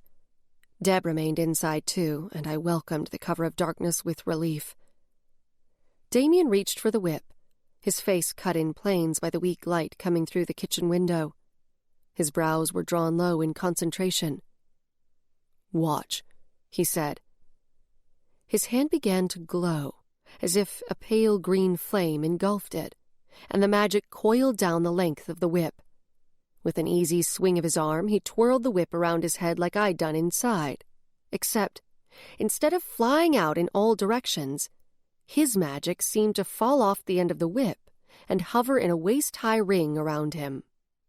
"You can set the circle on the ground or in midair," he said. "One isn't really easier than the other, but since you're more familiar with earth magic, try the ground one. Oh, and picture where you want the magic to land first. See the circle around you in your mind as a ring, magnetized to magic, or a wire that will absorb and conduct magical energy." "Ah," I said. The visual helped a lot. He passed the whip back to me. I did as he instructed, visualizing the line of a circle formed of dry, flammable tinder that could only be lit by magical energy. Then I centered and called up earth magic. Without opening my eyes, I raised my right arm and circled my hand. When I heard the crack of the whip, I winced. Too fast. My eyes popped open, and I expected to see magic splattered like paint around the yard. But instead, I stood in the center of a glowing ring. It was already fading, though. I thought I'd failed, so I hadn't bothered trying to keep the circle in place. "Nice," Damien said, with approval brightening his voice. He strode toward me, his phone in his hand, and stood next to me. "You've already got the hang of it. Take a look." He tapped his phone's screen. He'd videoed my attempt, and I was glad he did, because what I saw wasn't what I would have expected. He put the video on a loop. It was only a few seconds long, and we watched it in silence a few times. Instead of swinging out straight, the whip seemed to coil in the space around me, tracing a much tighter circle than if it had flown free. "See? It's like you're pulling it through water," Damien said, his voice charged with enthusiasm. "It stays close to your body because you're controlling it with magic instead of allowing the natural physics of momentum to make it flare wide." I nodded and felt a slow grin break across my face. "It helps if I don't look while I'm doing it," I said. "That's a good thing to know about your ability," he said, clearly excited about this development. "Most crafters can't work much beyond the context of their physical surroundings. If you're able to wield more effectively with your eyes closed, it means there's a strong visualization element to your ability." He turned to look me in the face. His eyes were wide, but I wasn't sure what he was getting at. I gave a little shrug. Okay. "That's awesome, Ella," he said. "It means you're not reliant on the reality that surrounds you. You can use your imagination to aid your craft. Believe me, it's a prized skill and not one that's easily taught." I snorted a laugh. "I don't see how you could know that after just one little demonstration." "Trust me, I'm right. The way you wielded completely changed on that last one. It was the first time I've seen you do it with any kind of ease. You need to trust yourself more. And you need to practice. A lot. Push yourself and do it every day, and you'll be surprised how adept you can become." "I don't have time to practice before we have to go to Grigori," I said. My stomach knotted as the next day's plans rushed back to the forefront of my mind. "No, but now you know what it feels like. Do it a dozen more times before you go to bed tonight, and you might be able to make use of it if you have to tomorrow," Damien said. "And after, start a daily practice." "Okay," I said, surprised to find myself agreeing to any sort of magical practice. Deb would pee herself with delight. "Thank you for showing me. And for this." I lifted the handle of the whip. "You're a really good teacher." He shoved both hands in the front pockets of his jeans. "It's no problem at all." He tilted his head and looked at the ground, seeming embarrassed by my gratitude. "I think I'll head home," he said after a beat of silence. "Big day tomorrow." "You sure you're okay with being involved?" I asked. "Yeah, I'm sure it'll all work out." Inside, Roxanne had changed for bed and folded out the sofa, and she was lying on her side with her book spread beside her, with Loki taking up half the bed next to her. His tail thumped a couple of times when he saw me. The sound of Deb in the shower came from behind the closed bathroom door. Johnny was sitting on the blue leather chair, his cheek propped against his fist as he flipped through messages on his phone. His arm was partially flexed, emphasizing the solid roundness of his bicep. His hair was just long enough to show some natural curl, and a dark C-shaped strand hooked over his ear. I blinked hard, mentally smacking myself. I really needed to get a grip. Just then he looked up and flashed me a smile, and I willed my cheeks not to flush. Pushing to his feet, he grabbed the handle of the black case next to him. He must have run out to his car for his instruments while I was in the backyard with Damien. He glanced at Roxanne, who was thoroughly absorbed in her book, and then tipped his head toward the kitchen. I nodded, and we went through the doorway and over to the table, where he laid the case. But instead of opening it, he turned to me.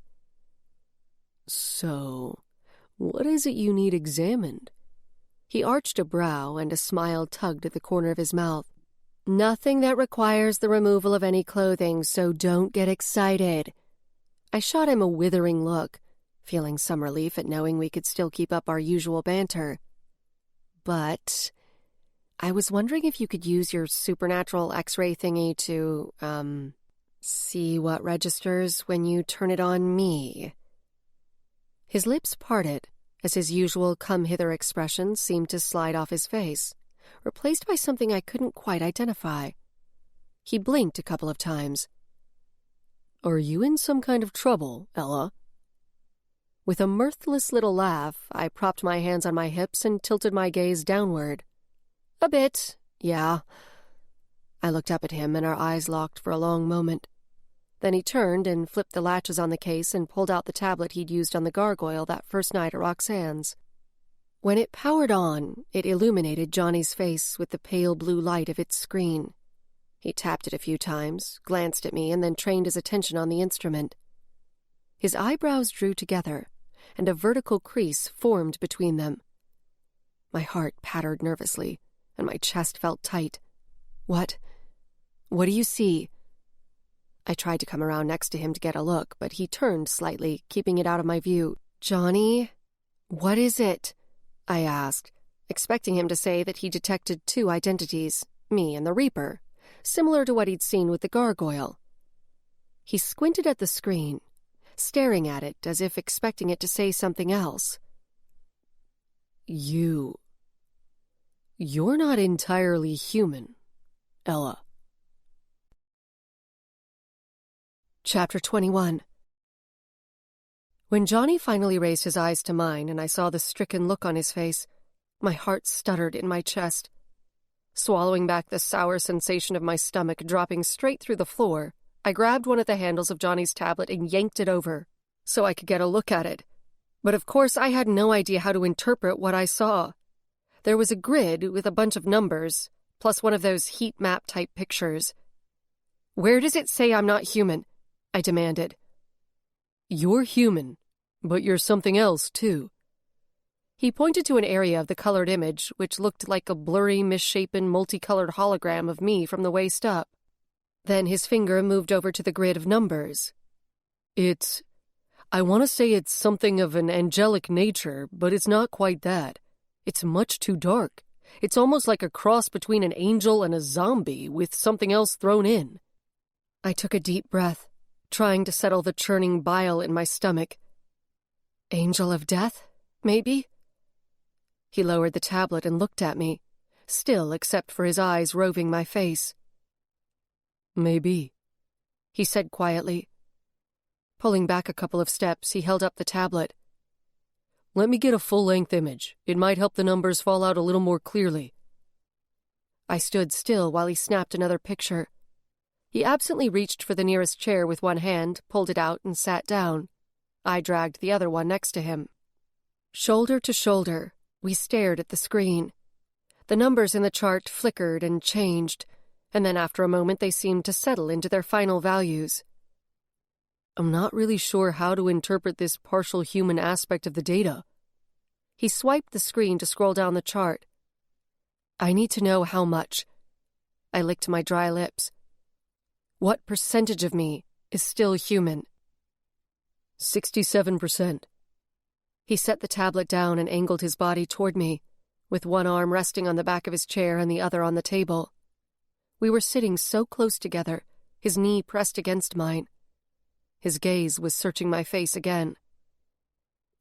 "You wanted me to confirm something you already know, something that has you scared." I pressed my lips together, trying to steel myself, but feeling dazed and off-kilter. A Reaper's soul latched onto me when I died. Now it's trying to consume me. Apparently it could eat up my soul at any moment and then poof, no more Ella Gray. Like, at all. My soul would cease to exist. I made a sound that was something partway between a squeak and a sigh. I pushed one hand into my hair, surprised to find my fingers were trembling. I couldn't seem to catch my breath. For some reason, Johnny's readings drove home my predicament in a new way. He was right. He was essentially confirming something I already knew. But something about seeing it on the screen and hearing him say it brought it into a whole new level of reality. Johnny grasped both my wrists, pulling my hands together in between his. "Hey, look at me." His voice sounded like it was coming down a long tube, like the cardboard ones in the middle of a roll of Christmas wrapping paper. Evan used to beg me to have sword fights with them when we were kids. We'd whack at each other, with me holding back to make the match more even until one of our tubes buckled. "Ella." The firm pressure of Johnny's hands around mine finally brought me back. I focused on his face. "You died and came back. You've survived this long with that thing riding around on your soul," he said. "You're gonna make it long enough to figure out how to cut it loose. I'm sure there's a way. There's gotta be. I closed my eyes and slowly shook my head. I can't get rid of it. I need it. I gave him the short version of what happened to Evan and why I wanted to keep the Reaper around. Johnny was silent, his jaw muscles working and his mouth pinched into a tense pucker. No, he said, his voice stony. I pulled my hands away from his and stood. What do you mean, no? It's not your choice. He rose too, his eyes fiery. There's no choice to make here. You don't need to risk your soul. There are other ways to find your brother. Yeah, there are other ways, but you know what? It's been 5 goddamn years and none of those have panned out. I hissed, trying not to raise my voice and attract Roxanne's attention. His hand whipped out to grasp my wrist, and he stomped toward the back door, pulling me along. I tried to twist out of his hold, but he squeezed harder. Once he had me outside, he pushed the door closed and let go of me and planted his hands on his hips. You feel guilty about your brother, and you think making this sacrifice will somehow ease your guilt. My hands clenched into fists against my thighs, my pulse high on a surge of anger. What the hell do you know about how I feel? You haven't been living with this every day. I knew he didn't deserve to be yelled at, but I couldn't seem to hold back the tension that had been building up in my chest all day. He stepped closer, getting in my face. You're being stupid, and it's not worth it. I know I am, but I'm going to do it anyway. I have to, I said. I let out a long breath, not in the mood to try to further defend my choice. No, you don't. Yes, I do. I shoved my fingers into my hair, pushing it back off my forehead. I'll help you try to find him, he said. I'm a private eye, Ella. Look, I really appreciate everything you've done, everything you're doing, really. Thank you. But I have to do this. We were silent for a couple of breaths. He lowered his chin and looked at the ground and gave a slight, reluctant nod. I knew he wasn't going to let the argument go, though. Don't thank me yet. Your IOU list is getting pretty damn long. He cocked his head and lowered his eyelids partway. I snorted. Yeah? Well, you better collect soon. I may not be around long enough to pay up. He moved closer, and for one insane second, I thought he was going to try to kiss me. But instead he leaned in and, with his cheek close to mine and his lips at my ear, whispered, Fair warning. I just might do that. Prepare yourself, sugar. My breath caught for a split second. I couldn't help it. But I managed to recover, remove myself from his personal space, and punch him lightly on the upper arm. Don't assume it'll be that easy, sweet cheeks. Too late I realized my mistake as a new fire lit in his eyes. I'd inadvertently issued a challenge. Oops. I exhaled a soft laugh and turned to go back inside. He followed a few feet behind me. Inside, the lamp beside the sofa was out, and Roxanne was a still, curled-up lump under the covers.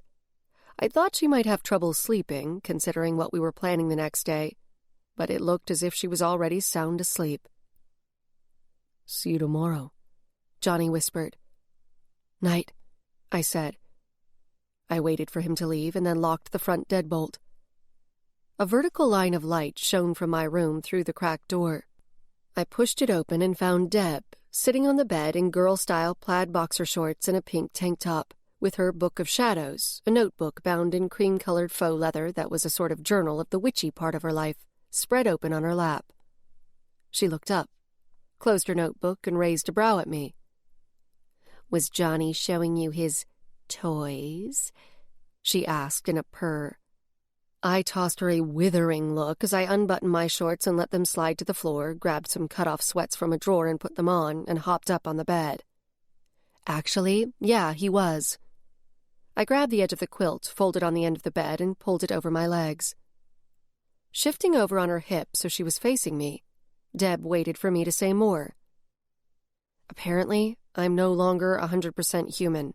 He picked up the Reaper, on his scanner thingy, though he wasn't quite sure what it was. How much did you tell him? She asked quietly. Pretty much everything. He tried to talk me out of keeping it. You like him, don't you? She said it in a wry tone with a hint of accusation, and there was no upturn of a question at the end. I sagged back against the pillow and pushed the heels of my palms over my closed eyes. Not really. I mean, I appreciate all he's done, but he can be a bit of an asswipe. He probably finds you really frustrating, she said. You haven't succumbed to his charms, and it offends his inner Don Juan. All the more reason to keep resisting, I said. She laughed. That's just going to make you more and more attractive. I groaned, and she closed her book of shadows. We can't really help who we're drawn to, she said, and reached to turn out the bedside lamp. I thought of Keith and wanted to ask her whether she'd talked to him, in particular if she'd told him yet she was pregnant. But sleep claimed me before I could form the words. The alarm on my phone burst through my slumber way too soon. I moaned in protest as I reached down to the floor for my shorts, pulled the device out of a pocket, and snoozed it for 10 minutes. Despite the lack of adequate sleep, I was wide awake. Deb turned over to her back and stretched beside me. I had a text from Rafe. Someone will be there to pick you up between 6:15 and 6:30. Morning, I said. Another groan for good measure, and then I swung my feet to the floor and went over to the closet and opened it. It's so early, she grumbled. Neither of us were morning people. My workout was the only thing that really got me going, well, that and a big cup of coffee, and I was determined to get in a quick run before the day kicked into gear. I wasn't okayed yet for strenuous exercise, but I figured screw it. I had an angel of death eating my soul. An aneurysm brought on by jogging was the least of my worries. I flipped through some of the clothes hanging in the closet. What does one wear to a gargoyle rescue mission anyway? Deb gave a short laugh, and I turned to the dresser and pulled out a pair of light running tights, a workout top, and an old Demon Patrol trainee sweatshirt. I got dressed and tiptoed through the living room in my running shoes, pulling my hair up into a ponytail as I went. I grabbed Loki's leash, and he dropped from the pull-out bed to the floor and joined me near the door. Outside, it was still dark. The sun wouldn't be up for another couple of hours, but I enjoyed the cool air as it whisked away any remaining grogginess left by sleep. Getting into a rhythm of breath and footfalls with Loki doing the same beside me, I headed toward Harrison Boulevard, a street of mostly large upscale historic homes. I zoned out, and my mind stilled, but I had to cut the run short. The G-Show inspector would be landing at the airport soon, and after that, Rafe would mobilize us to Grigori Industries. Back home, Deb and Roxanne were up, and the smell of bacon and coffee filled the apartment. I quickly showered and then got dressed, settling on gray pants that looked respectable enough, but were an outdoorsy brand, so they had some stretch to them, plus a long-sleeved navy Henley. There was no need to look dressed up, I'd decided, when it was likely I'd be trying to hold off an archdemon. I strapped on my service belt and snapped the tightly coiled whip next to my left hip. Shit, I'd meant to practice with the whip last night. My stomach nodded. Hey, Ella, Roxanne called. Damien is here to give us a ride to Grigori. Oh well, it was too late now. I filled a mug with coffee, but didn't take any food. I was too keyed up and preoccupied with kicking myself for forgetting to practice circle casting. I slid into the plush front passenger seat of Damien's Lexus, and Deb and Roxanne got into the back. Hello, ladies, he greeted us. Big day, huh? I can't wait to see Nathan, Roxanne said, her excitement evident. Damien and I exchanged a glance. This is just an inspection, remember? I said gently, twisting around to look at her. I intended to walk out of Grigori with Nathan, but she didn't know that, and I definitely couldn't make any guarantees. But we hope it will prompt his release. She nodded, her expression turning solemn. I felt bad for dampening her enthusiasm, but I wanted her to be prepared. The sobering truth was that I didn't even know for sure that Nathan would make it out of the ordeal alive. Exorcisms were tricky business, and though it sounded like I had the best in Lynette LeBlanc, I didn't know what condition Nathan was in. He'd been alive during my last trip to Grigori, but even the best exorcist couldn't do much if the victim was too weak to handle the separation. My insides laced tighter and tighter the closer we got to the Grigori campus. Half a mile away from the main gate, I could already tell it would be a mob scene. Vehicles lined the usually quiet 2-lane highway beyond the edge of town, and I could see police cars blocking one lane farther down. Damien pulled over to the side of the road. Rafe wants us to wait here. He turned to me. He's sending a car, so the 5 of us going in will arrive together. I pressed my lips together, nodding and taking a slow breath in through my nose. A car pulled up behind ours, and I turned to see it was Johnny's Mustang. He got out and ambled up to Damien's side and leaned down to rest his forearms on the window. Fancy running into you folks out here. How's everyone feeling? His eyes rested on me for an extra beat before he looked around at everyone else. Hopeful, Roxanne said. I reached back to pat her knee. Same here. Johnny stuck his hand into the pocket of his leather jacket and pulled out an object. He held it up, and his gaze locked on mine. I thought you might want this. A grin spread across my face. What is it? Roxanne asked. It's a demon trap, I said. Johnny had somehow procured a strike-level canister. I'd brought a couple of brimstone burners on my belt, even though they'd be useless against a rip spawn large enough for possession. I reached across Damien to take Johnny's can. I don't know how you got that thing, but you're a lifesaver. I noticed he also had a flat black foam case, the type that usually held a laptop or a tablet. His fingers brushed mine, and his smile widened. Not a problem. He straightened, looked back, and then smacked his hand lightly on the top of the car. Looks like our ride is here. I turned around to peer down the road, just as a long black sedan eased over to a stop behind the Mustang.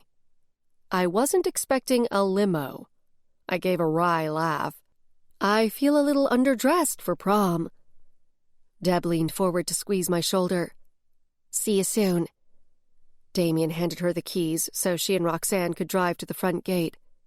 I swung the door open and stepped out, and just as I turned to head to the limo, a blonde-headed blur ran around the back of the Lexus and crashed into me.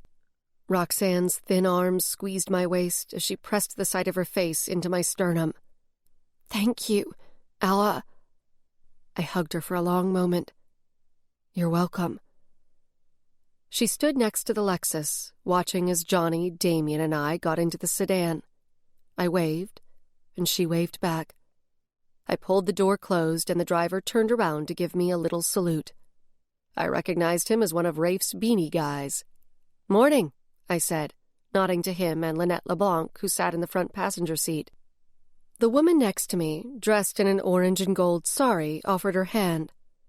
I'm Mishti Gupta, representative of the Global Supernatural Humanitarian Organization, she said in a lilting Indian accent. I clasped her hand. Ella Gray. Welcome to Boise, Ms. Gupta. Thank you for coming. She had no magical aptitude, which didn't surprise me. I vaguely recalled that G-Show inspectors were non-crafters, though the organization did have many magic users on staff, and their governing body included vampires, mages, and sub-mage crafters. We were already approaching the main entrance of the Grigori campus. A few police officers manned the crowd barricades set up to keep people off the road. Another officer beckoned us forward and indicated Rafe's guy should turn onto the patch of asphalt in front of the gate. On her lap, Mishti held a thick binder with a couple of file folders stacked on top of it. She lifted them and tucked them against her chest with one arm. Stay in the car while I issue the G-Show order, she said. An officer appeared to open her door and she stepped out. Media people were lined up behind barricades on both sides of us, and Mishti's appearance set off the cameras. A member of the Grigori security team, an authoritative ex-military type I didn't recognize from my previous visit, exited the guardhouse and came to stand on the other side of the fence, his expression stony. She went up to the gate and pulled a document from one of her folders. Our driver cracked the windows down a few inches so we could hear. By international treaty, the Global Supernatural Humanitarian Organization requests immediate entry onto the premises, she said, in a voice strong enough for the nearby cameras to pick up. By law, our request must be granted. Here is our order and my identification as an official of the organization. The guard didn't make a move to let her in. so Mishti had to bend down and slide the documents under the inch or so of space beneath the gate. I flipped a glance over my shoulder. There were a lot of people crowded around. The guard carried the documents back to the guardhouse, and I could see him talking on a phone.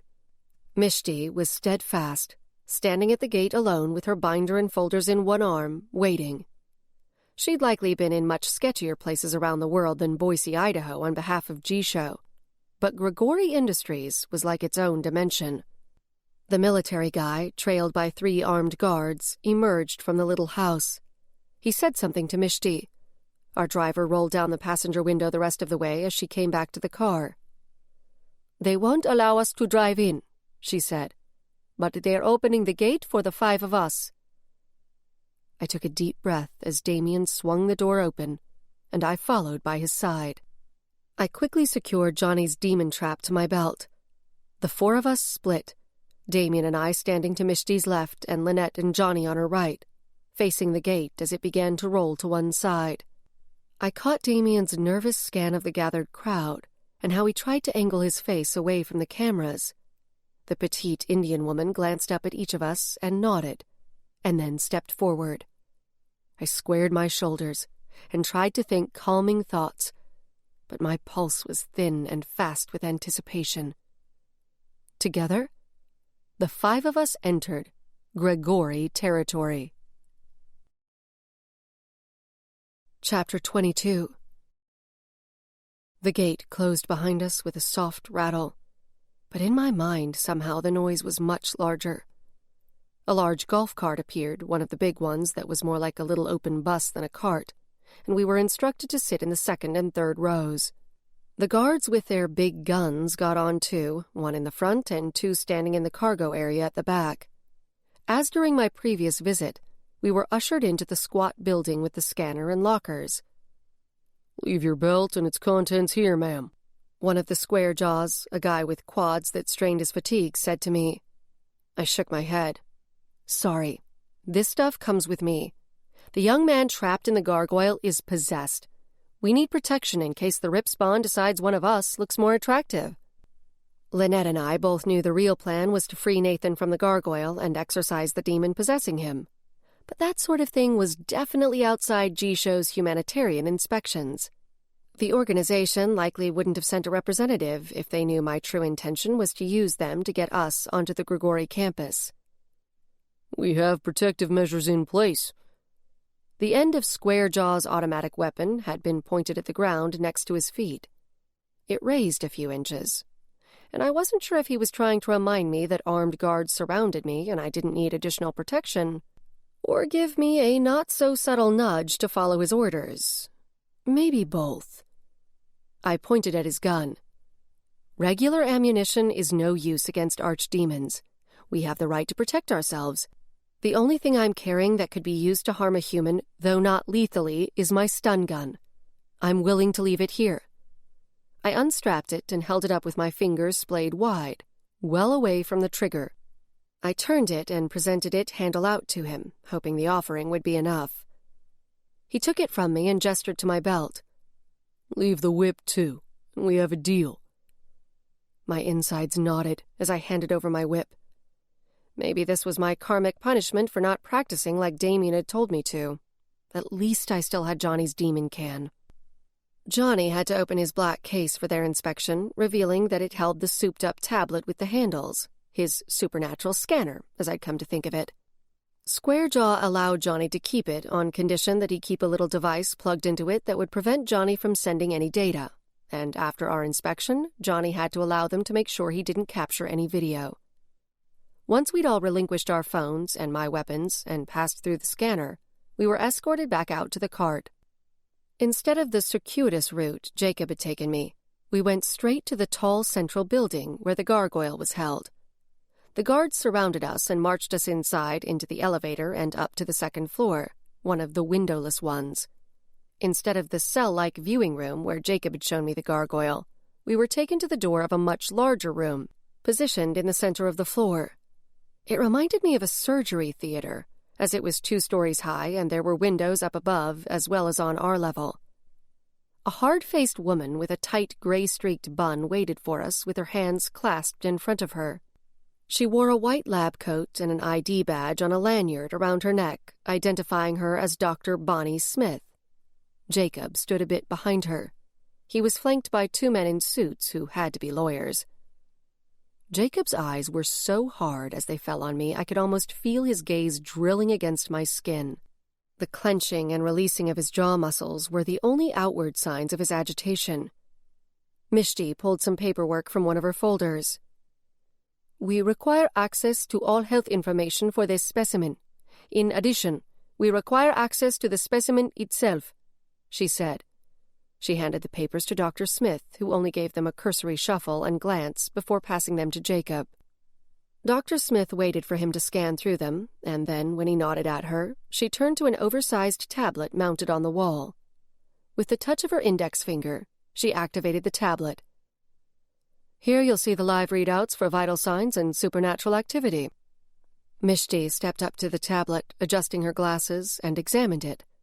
She pulled a notebook from under her folders and produced a pen from a pocket and began writing.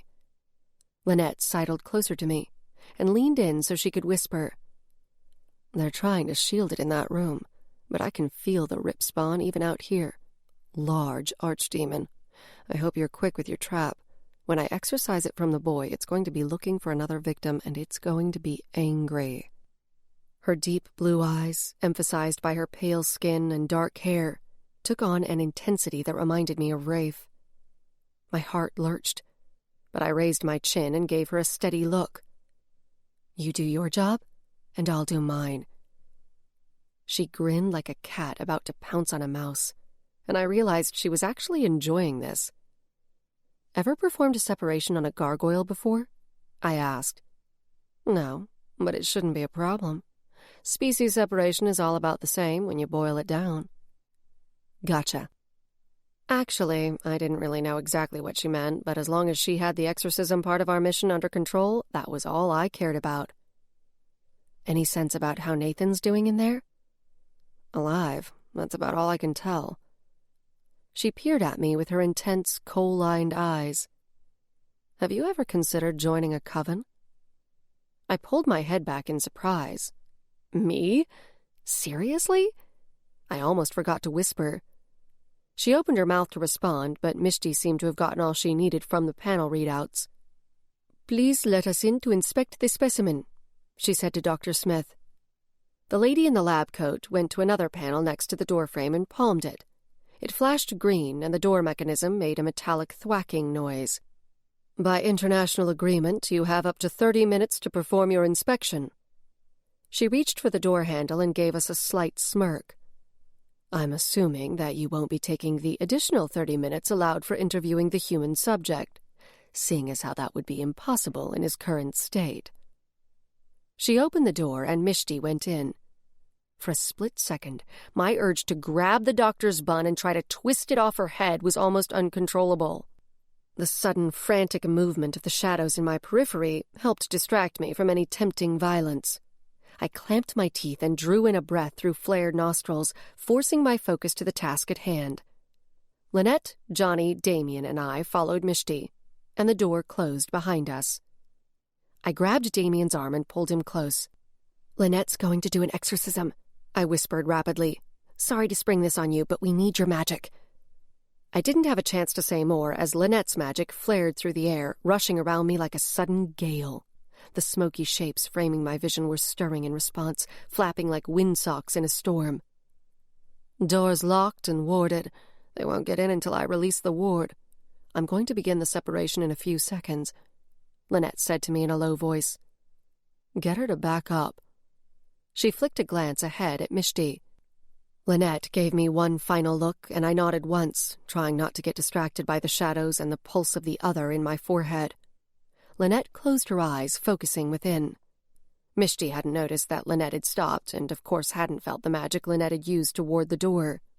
The small Indian woman had continued on to the gargoyle and was looking it up and down.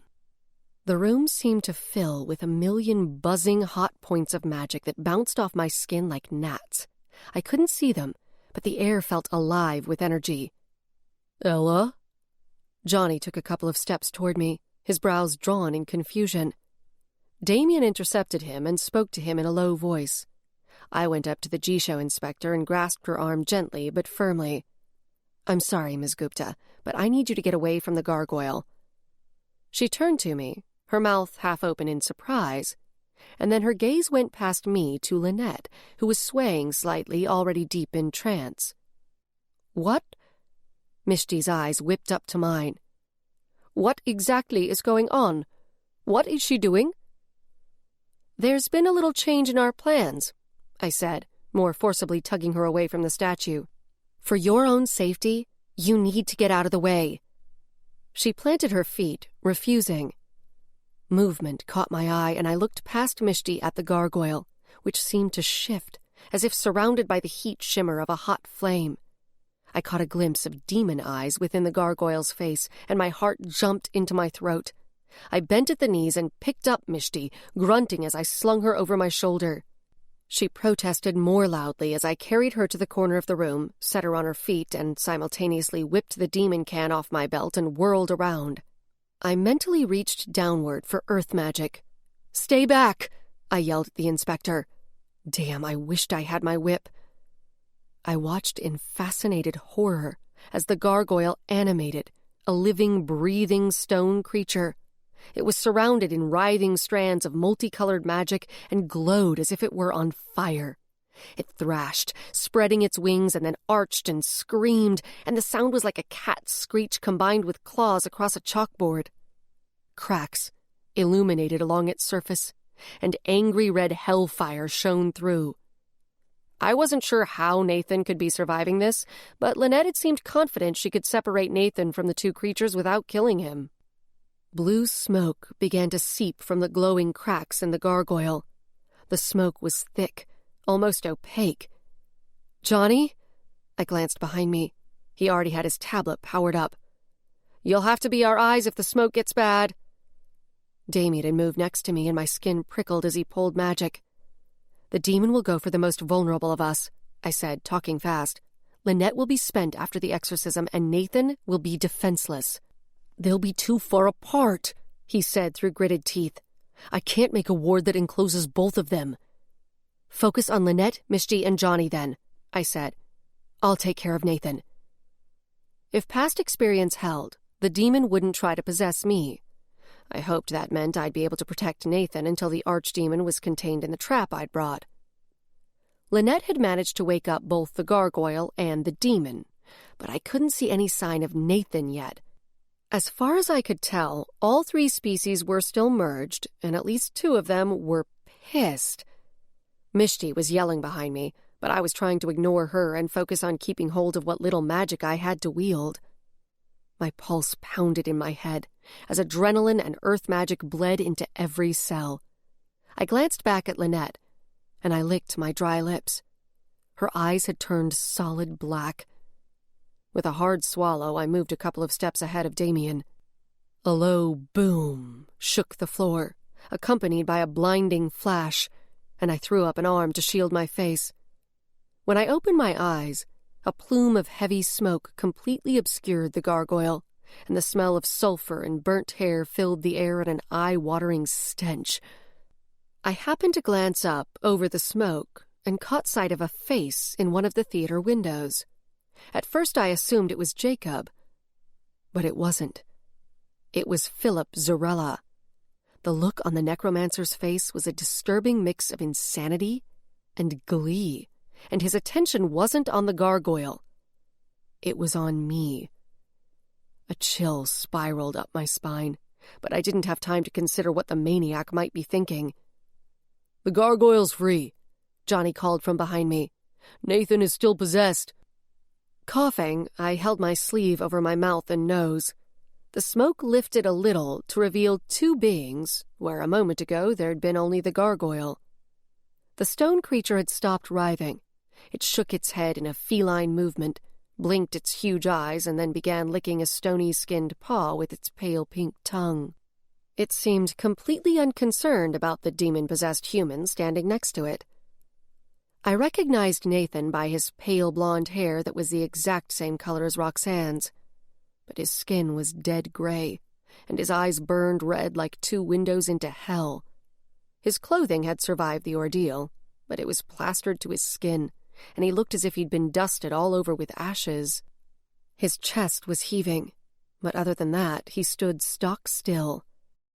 Angry red cracks began to peek out across his skin, indicating the separation of demon and human was imminent. At least Mishti had gone quiet.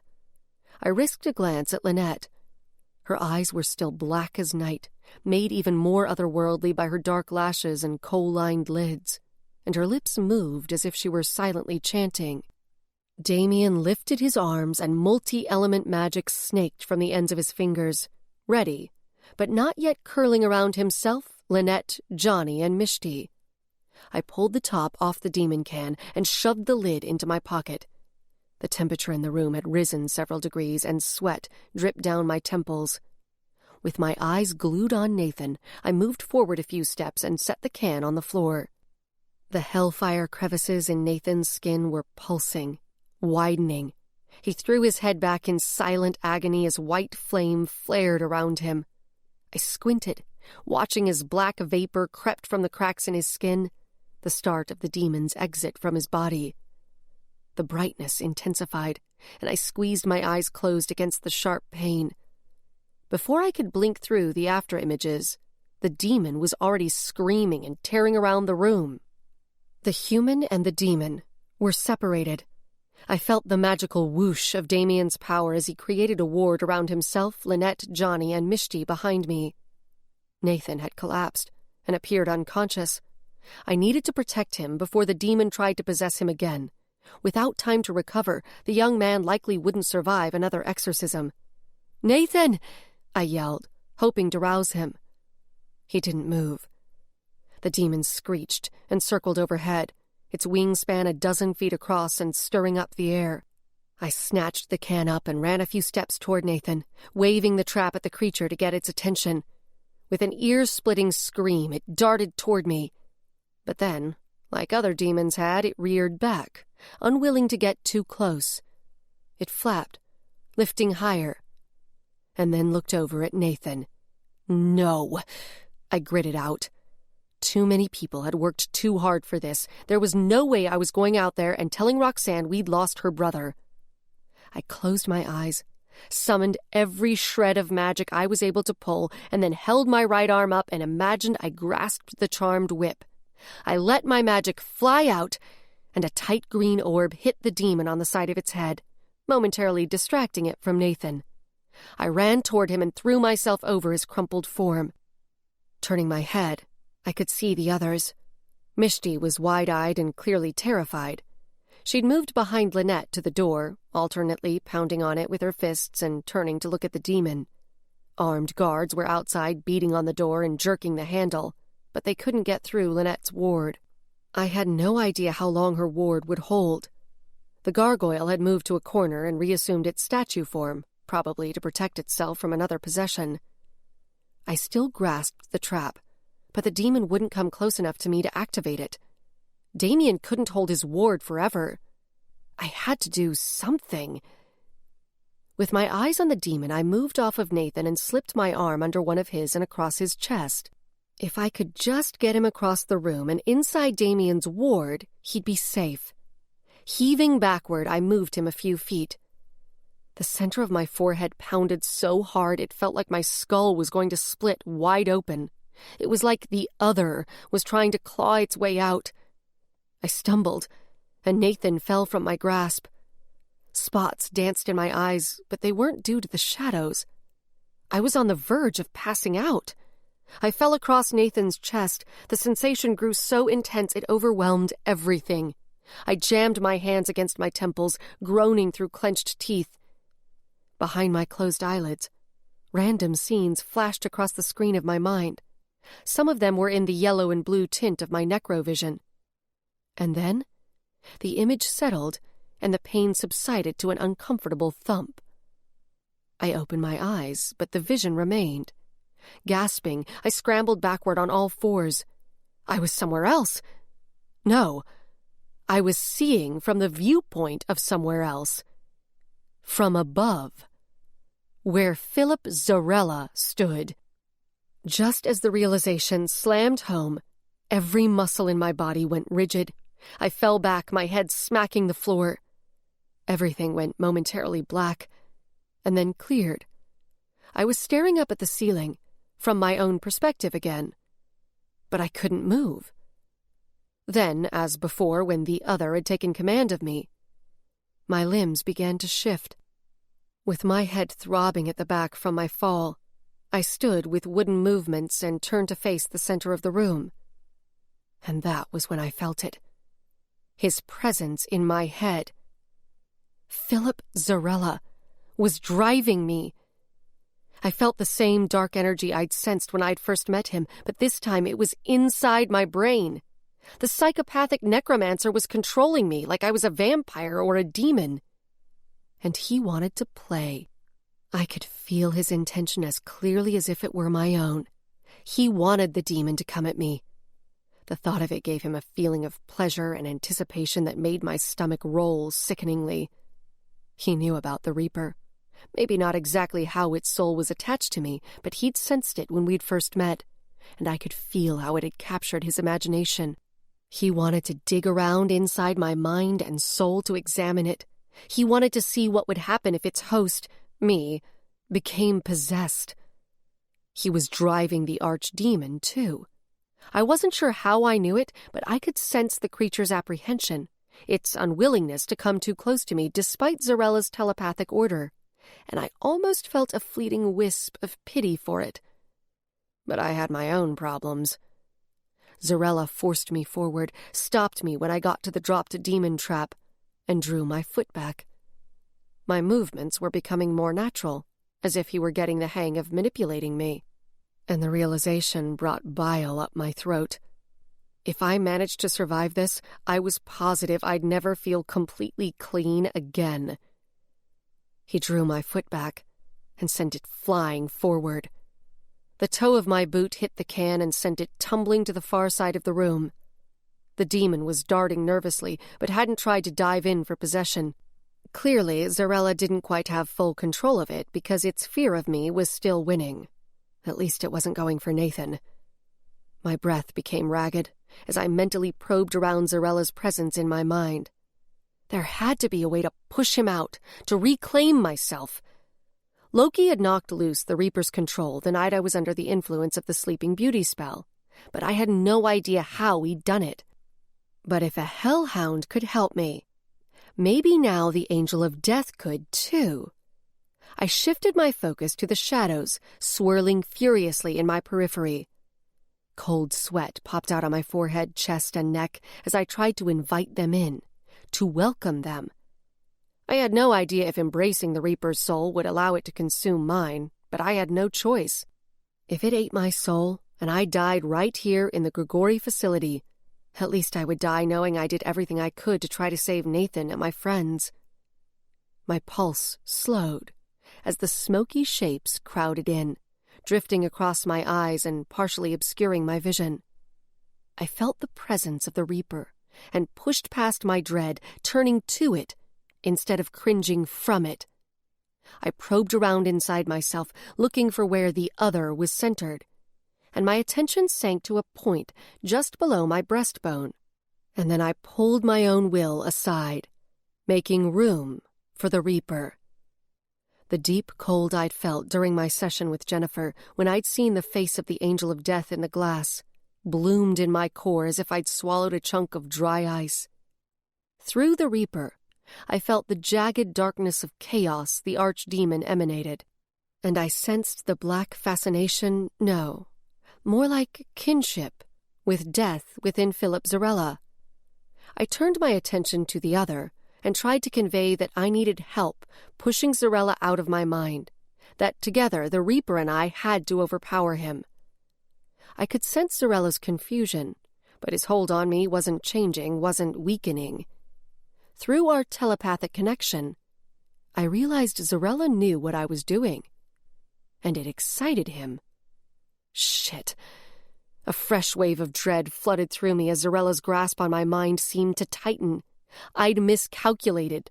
Instead of the Reaper and me standing against Zarella, letting the Reaper emerge within me had only made it easier for Zarella to control me. Us. If Zarella got his wish and the demon possessed me, I'd go after one of the humans in the room. I'd kill. And then there would be no saving me. Exorcism would no longer be possible. The demon and I would be permanently fused, and I'd be euthanized. Or maybe the angel of death would devour my soul first. I decided I preferred that to subjecting myself to Zarella's sick entertainment. I mentally bore down, trying to shove Zarella aside. The shadows closed in, and for a moment it seemed as if the Reaper and I were finally pushing in tandem against the madman. I was so focused on my internal battle, I became almost completely unaware of anything happening around me. But then there was a screech, a loud crash, and the tinkle of falling glass. I jerked in surprise. I glanced up just in time to see the gargoyle, circling overhead and a large pane smashed out. It must have flown into the window at Zarella. The distraction was enough to break his hold on my mind. The shadows receded to the edges of my vision and my head cleared. I sped across the room, snatched the demon trap, and wheeled around. But the demon was faster. It was already diving for Nathan. "No!" I yelled. I pumped my arms, racing toward him. He was still in an unmoving heap where I'd left him. I stopped and sucked up some earth magic and hurled a malformed wad of it at the demon. It burst weakly against one leathery wing, and the demon twisted its head to look at me, but then turned back to its prey. It reared back, and I recognized the beginning of a possession dive.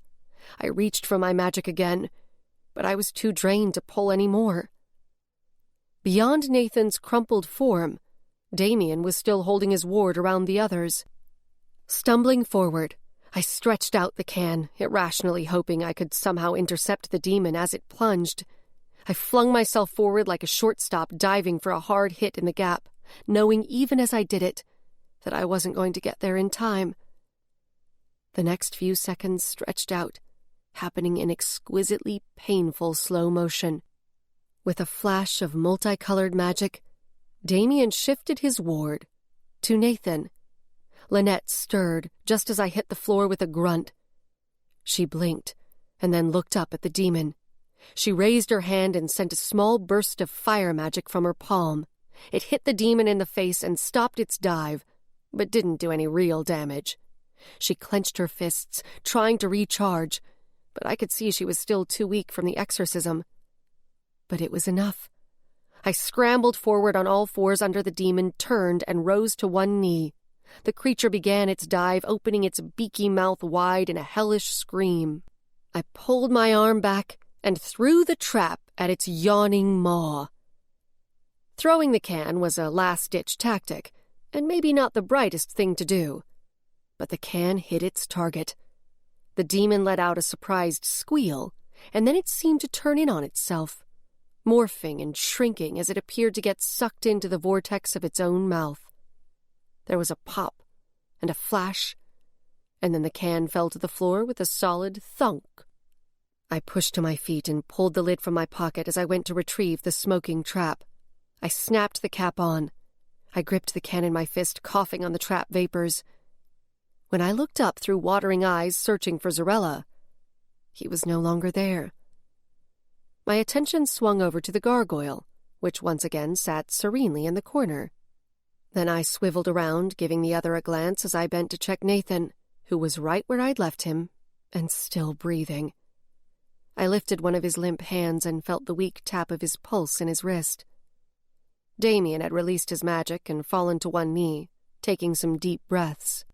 Lynette was trying to stand on shaky legs, and Johnny sprang to her side to help her up. Behind them, near the wall, Mishti sat huddled in a ball with her face tucked against her knees. I started to turn back to Nathan when I caught sight of Jacob. He stood watching through the window in the door. On a wave of anger and new adrenaline, I strode to the door, staring straight into my uncle's eyes. Dr. Smith was behind him in the hallway, pressed up against the opposite wall. A breeze of magic whirled through the room as Lynette removed her ward. I tried the handle, but someone had locked it from the outside. "Let us out of here now, or I'm going to get the gargoyle to bust us out," I hollered, banging on the door with my fist. I didn't know if Jacob or his researcher could hear me, but I was sure they got the gist of my demand. He opened the door. I strode out and got in Jacob's face, stretching to my full height. The armed guys surrounded me, but didn't approach. "There's an ambulance outside the front gate," I said. "Let the medics up here immediately." I held up the demon trap, and just then the creature knocked around against the inner walls. "You have to the count of 3, or I'll shove you into that room, uncork this can, and toss it in there with you." It wasn't possible to free a demon from a trap, not with my bare hands anyway, but my threat worked. He flipped his fingers at Dr. Smith, giving her a silent signal, and she reached into her lab coat pocket and produced a phone. With wide, dazed eyes, she made a quick call. "Were you just going to stand there while we were trapped with an archdemon? Or were you waiting for Zarella to carry out his little cage match fantasy?" I hissed at Jacob. Red splotches bloomed on his cheeks and anger shone in his eyes. "You created that danger for yourself, Ella. You had no right to do what you did. This was to be an inspection, not an exorcism." His breath was coming fast, and the truth hit me like a punch. All he cared about was his live demon trap. He was furious that I'd screwed up his experiment. I stared at him for a moment as it sank in. "You're a monster," I spat, and wheeled away to go to Nathan. He was a mess. He looked like he'd been sweating nonstop the entire time he'd been trapped, and he smelled like it too. But he was breathing. He was alive. I gently rolled him over to his back. He let out a soft groan, but didn't open his eyes. A moment later, a stretcher arrived, and the medics quickly loaded him up. A contingent of 6 armed guards escorted all of us to the elevator, down and out of the building. The ambulance was waiting right outside. Johnny and I had each taken one of Lynette's arms to help her walk. Damien trailed behind us with still-stricken Mishti. His face was drawn and pale, and at first I thought it was due to magical exhaustion. But I sensed it was something more than that. He seemed agitated, maybe even a little angry. But there was no opportunity to ask him about it. We all got back on the golf cart, and a few minutes later we'd retrieved our belongings from the lockers and found ourselves deposited at the front gate. We walked through, back out to freedom. Chapter 23. That night, as dusk fell, I pulled the front door open to find Johnny standing on my porch. He had his arms pulled behind his back, and he wore a faint grin. "I'm surprised to see you," I said. He brought his hands out, and he held a bottle of wine in one and a bouquet of wildflowers in the other. "You deserve a celebration," he said. "I'm here to help you celebrate." I narrowed my eyes, hesitating and remembering what Deb had said about him, about how my refusal to play into his little advances was a challenge to his inner Don Juan. What the hell? I did deserve a celebration. I nudged my head to one side by way of invitation, and as he slipped by me, I inhaled a noseful of leather, aftershave, and something else that was deliciously male. "Quiet," he remarked, looking around. He handed me the flowers, and Loki came up to nudge his free hand. Johnny scratched the hellhound doodle behind the ear. I closed the door and took the flowers into the kitchen. "Yeah," I said over my shoulder. "Roxanne is spending the night with Nathan in the hospital." "What about Deb?" I hadn't realized Johnny had caught on to the fact that Deb had stayed with me for a couple of nights. "She's back home." She'd realized she couldn't avoid Keith any longer, and regardless of what she decided to do long-term, she was going to have to talk to him at some point. I found a wine bottle opener in a drawer and pulled 2 of my 3 wine glasses from a cupboard. I had no idea why I only owned 3, but I couldn't even remember the last time I'd used them. And the last time a man brought me flowers, the only time that I could recall, was back in Demon Patrol training. Brady had done or said something stupid and brought flowers to apologize. Apology flowers kind of sucked. Regardless of Johnny's underlying intentions, the flowers were a nice gesture. I rummaged around in the cabinets but couldn't come up with a proper vase, so I filled a water glass halfway and stuck the bouquet into the glass. With the bottle opener shoved in my pocket, the wine glasses clutched between the fingers of one hand and the makeshift vase in the other, I returned to the living room. Johnny had taken off his jacket, and he sat forward on the edge of the sofa. I caught his face in profile for a moment before he saw me. There was a faint smile on his lips that widened when I came into his view. I set the glasses down and handed him the opener. He uncorked the bottle while I centered the flowers on the coffee table. "This was awfully nice of you," I said, sitting down on the sofa and curling my legs under me. Johnny filled the 2 glasses with generous pours of white wine and handed me one of them. He held his up. "To a big win for the good guys." We clinked, and I took a long sip. I wasn't usually a wine drinker, but I could tell it wasn't a bargain bottle, a Pinot Grigio according to the label. Smooth, with the perfect balance of sweet and dry. "How's Nathan doing?" Johnny asked. All of us, Damien, Johnny, Deb, Rafe, Lynette, and I, had stayed at the hospital for several hours with Roxanne until her brother regained consciousness and the doctors declared he was out of danger. They were keeping him overnight for observation and treatment for mild dehydration. I couldn't fathom how he was trapped in that gargoyle for days without suffering much worse effects. But then I didn't completely understand how a giant demon could fit into a trap the size of a soup can either. Supernatural phenomena had their own set of rules. Roxanne texted an hour ago and said he ate some toast, which the doctor seemed pleased about. He should be able to go home tomorrow. "That's great to hear. What about Rafe?" I grimaced. Rafe hadn't known that I'd basically planned to use our humanitarian entry into Grigori as a cover to free Nathan. He had pulled me aside while we were at the hospital, and our discussion had become heated. "He's got some explaining to do with G-Show, because we used their authority to get into the Grigori campus," I said. I was being loose with the word we. I was the one who'd broken the rules. But the Human Protection Organization was actually thrilled that we came out with Nathan, so... I held out my hands and lifted each palm in turn in a weigh this against that motion. "Is he pissed at you?" Johnny asked. "Yeah, but it looks like the whole thing is going to generate so much more attention than he'd expected.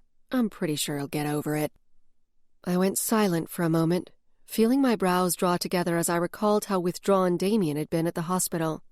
I tried to ask him what was wrong, but he'd just muttered something about how he should have kept a low profile, and he brushed off my further attempts at getting him to explain his mood.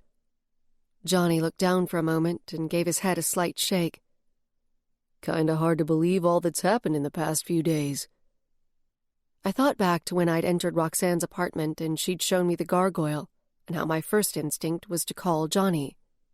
He'd shown up, known who to call, and he'd stuck with us every step of the way through the entire ordeal. He was a playboy, sure, but he had a good heart. And damn, he was easy on the eyes. He angled his body toward me, and I could feel the increased intensity of his focus.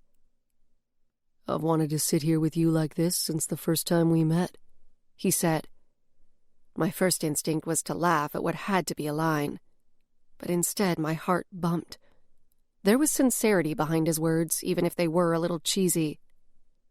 I cocked my head, narrowing my eyes and giving him a considering look. "That was, what, 2 years ago?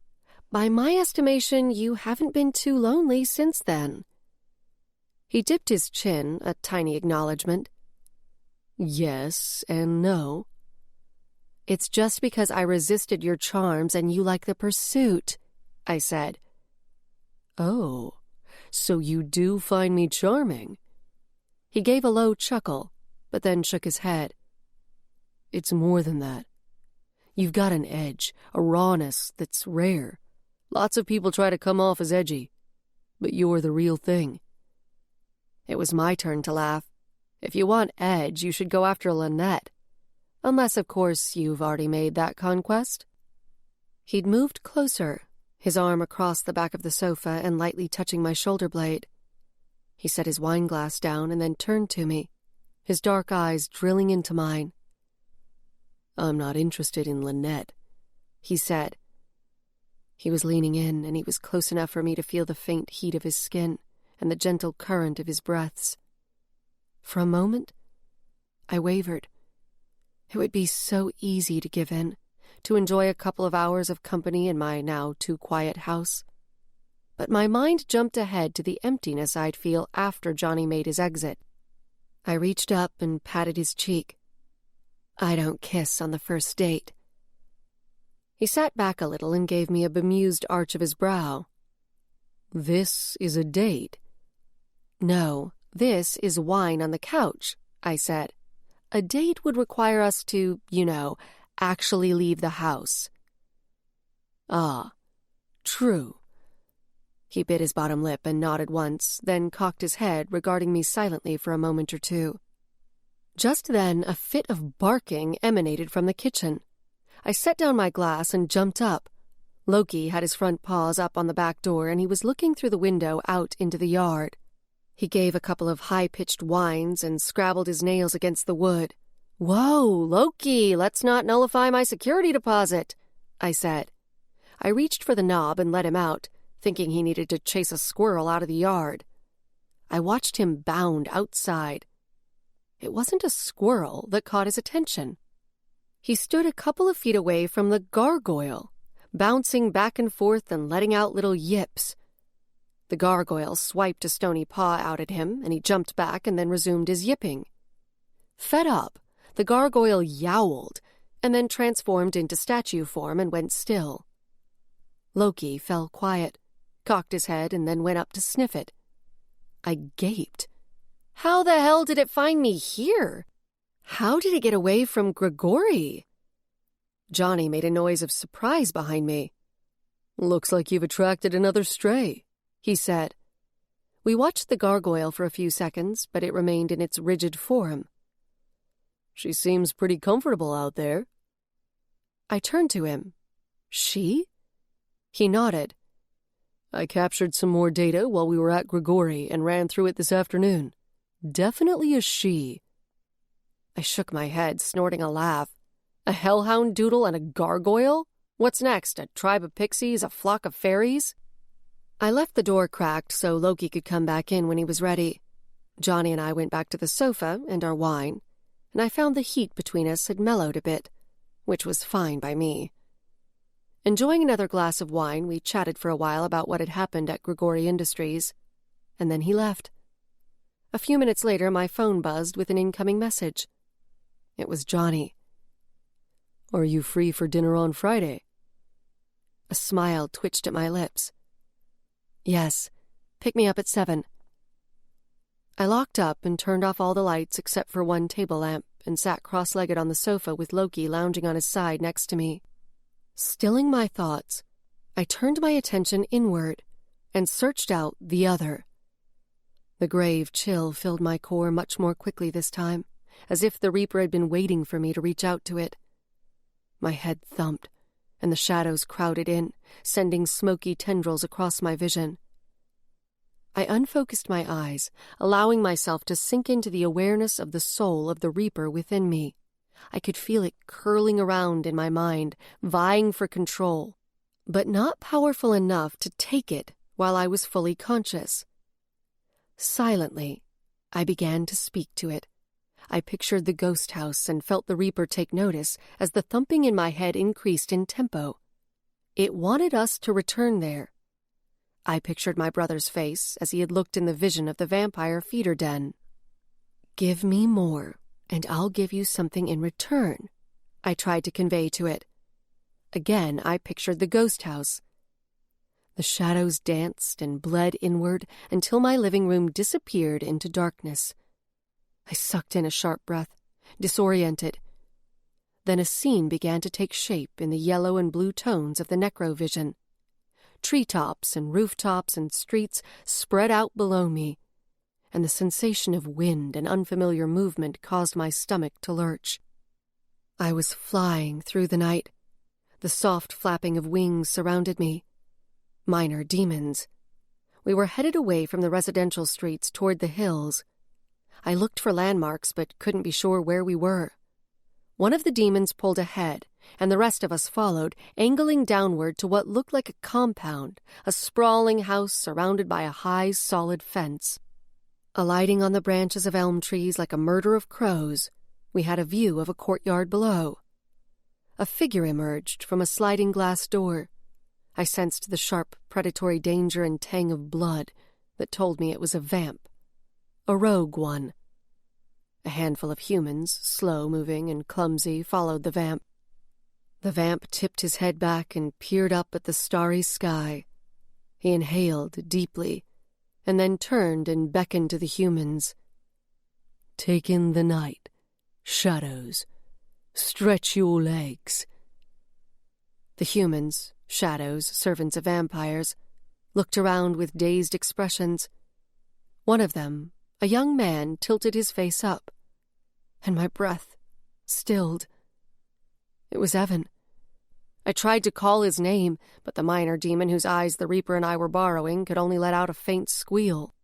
Then it was as if a rubber band snapped against my brain and the scene vanished. My heart hammered. "No, wait, go back," I rasped. "I need to know where." But all I saw was my own living room. Loki was peering up at me, his pupils flickering dark red. A growl rumbled low in his throat. "I need to know where he is," I repeated. But the grave chill in my core receded. I half expected the Reaper to pound against the inside of my skull, demanding that I take it to the ghost house. But instead, its anticipation bled through me like a black tide. I choked, feeling as if I were drowning. For a split second, the Reaper's eagerness for the ghost house completely filled me and became my own. It was fast, but in that blink, there was no Ella. I was a shell, a mere container for the Reaper's desire. My breath ragged, I gave my head a hard shake. Standing, I went to the bathroom and flipped the light on, suddenly filled with the need to see my own face in the mirror, to be able to look at myself and know that I was still myself. I watched my reflection, staring into my own haunted eyes until my breathing returned to normal. I called up the images from the vision, every detail of the compound in the middle of nowhere. I had a bit of information. The place where Evan was being held. I had something to look for, something concrete to seek out. Now I just had to survive the Reaper long enough to find it. This concludes Stone Cold Magic by Jayne Faith. Narrated by Amy Landon. Copyright 2016 by Jayne Faith. This unabridged audiobook is published by arrangement with Jayne Faith and was produced in the year 2017 by Tantor Media Incorporated, a division of Recorded Books, which holds the copyright thereto. Please visit Tantor.com for more information on our growing library of unabridged audiobooks and to take advantage of special offers.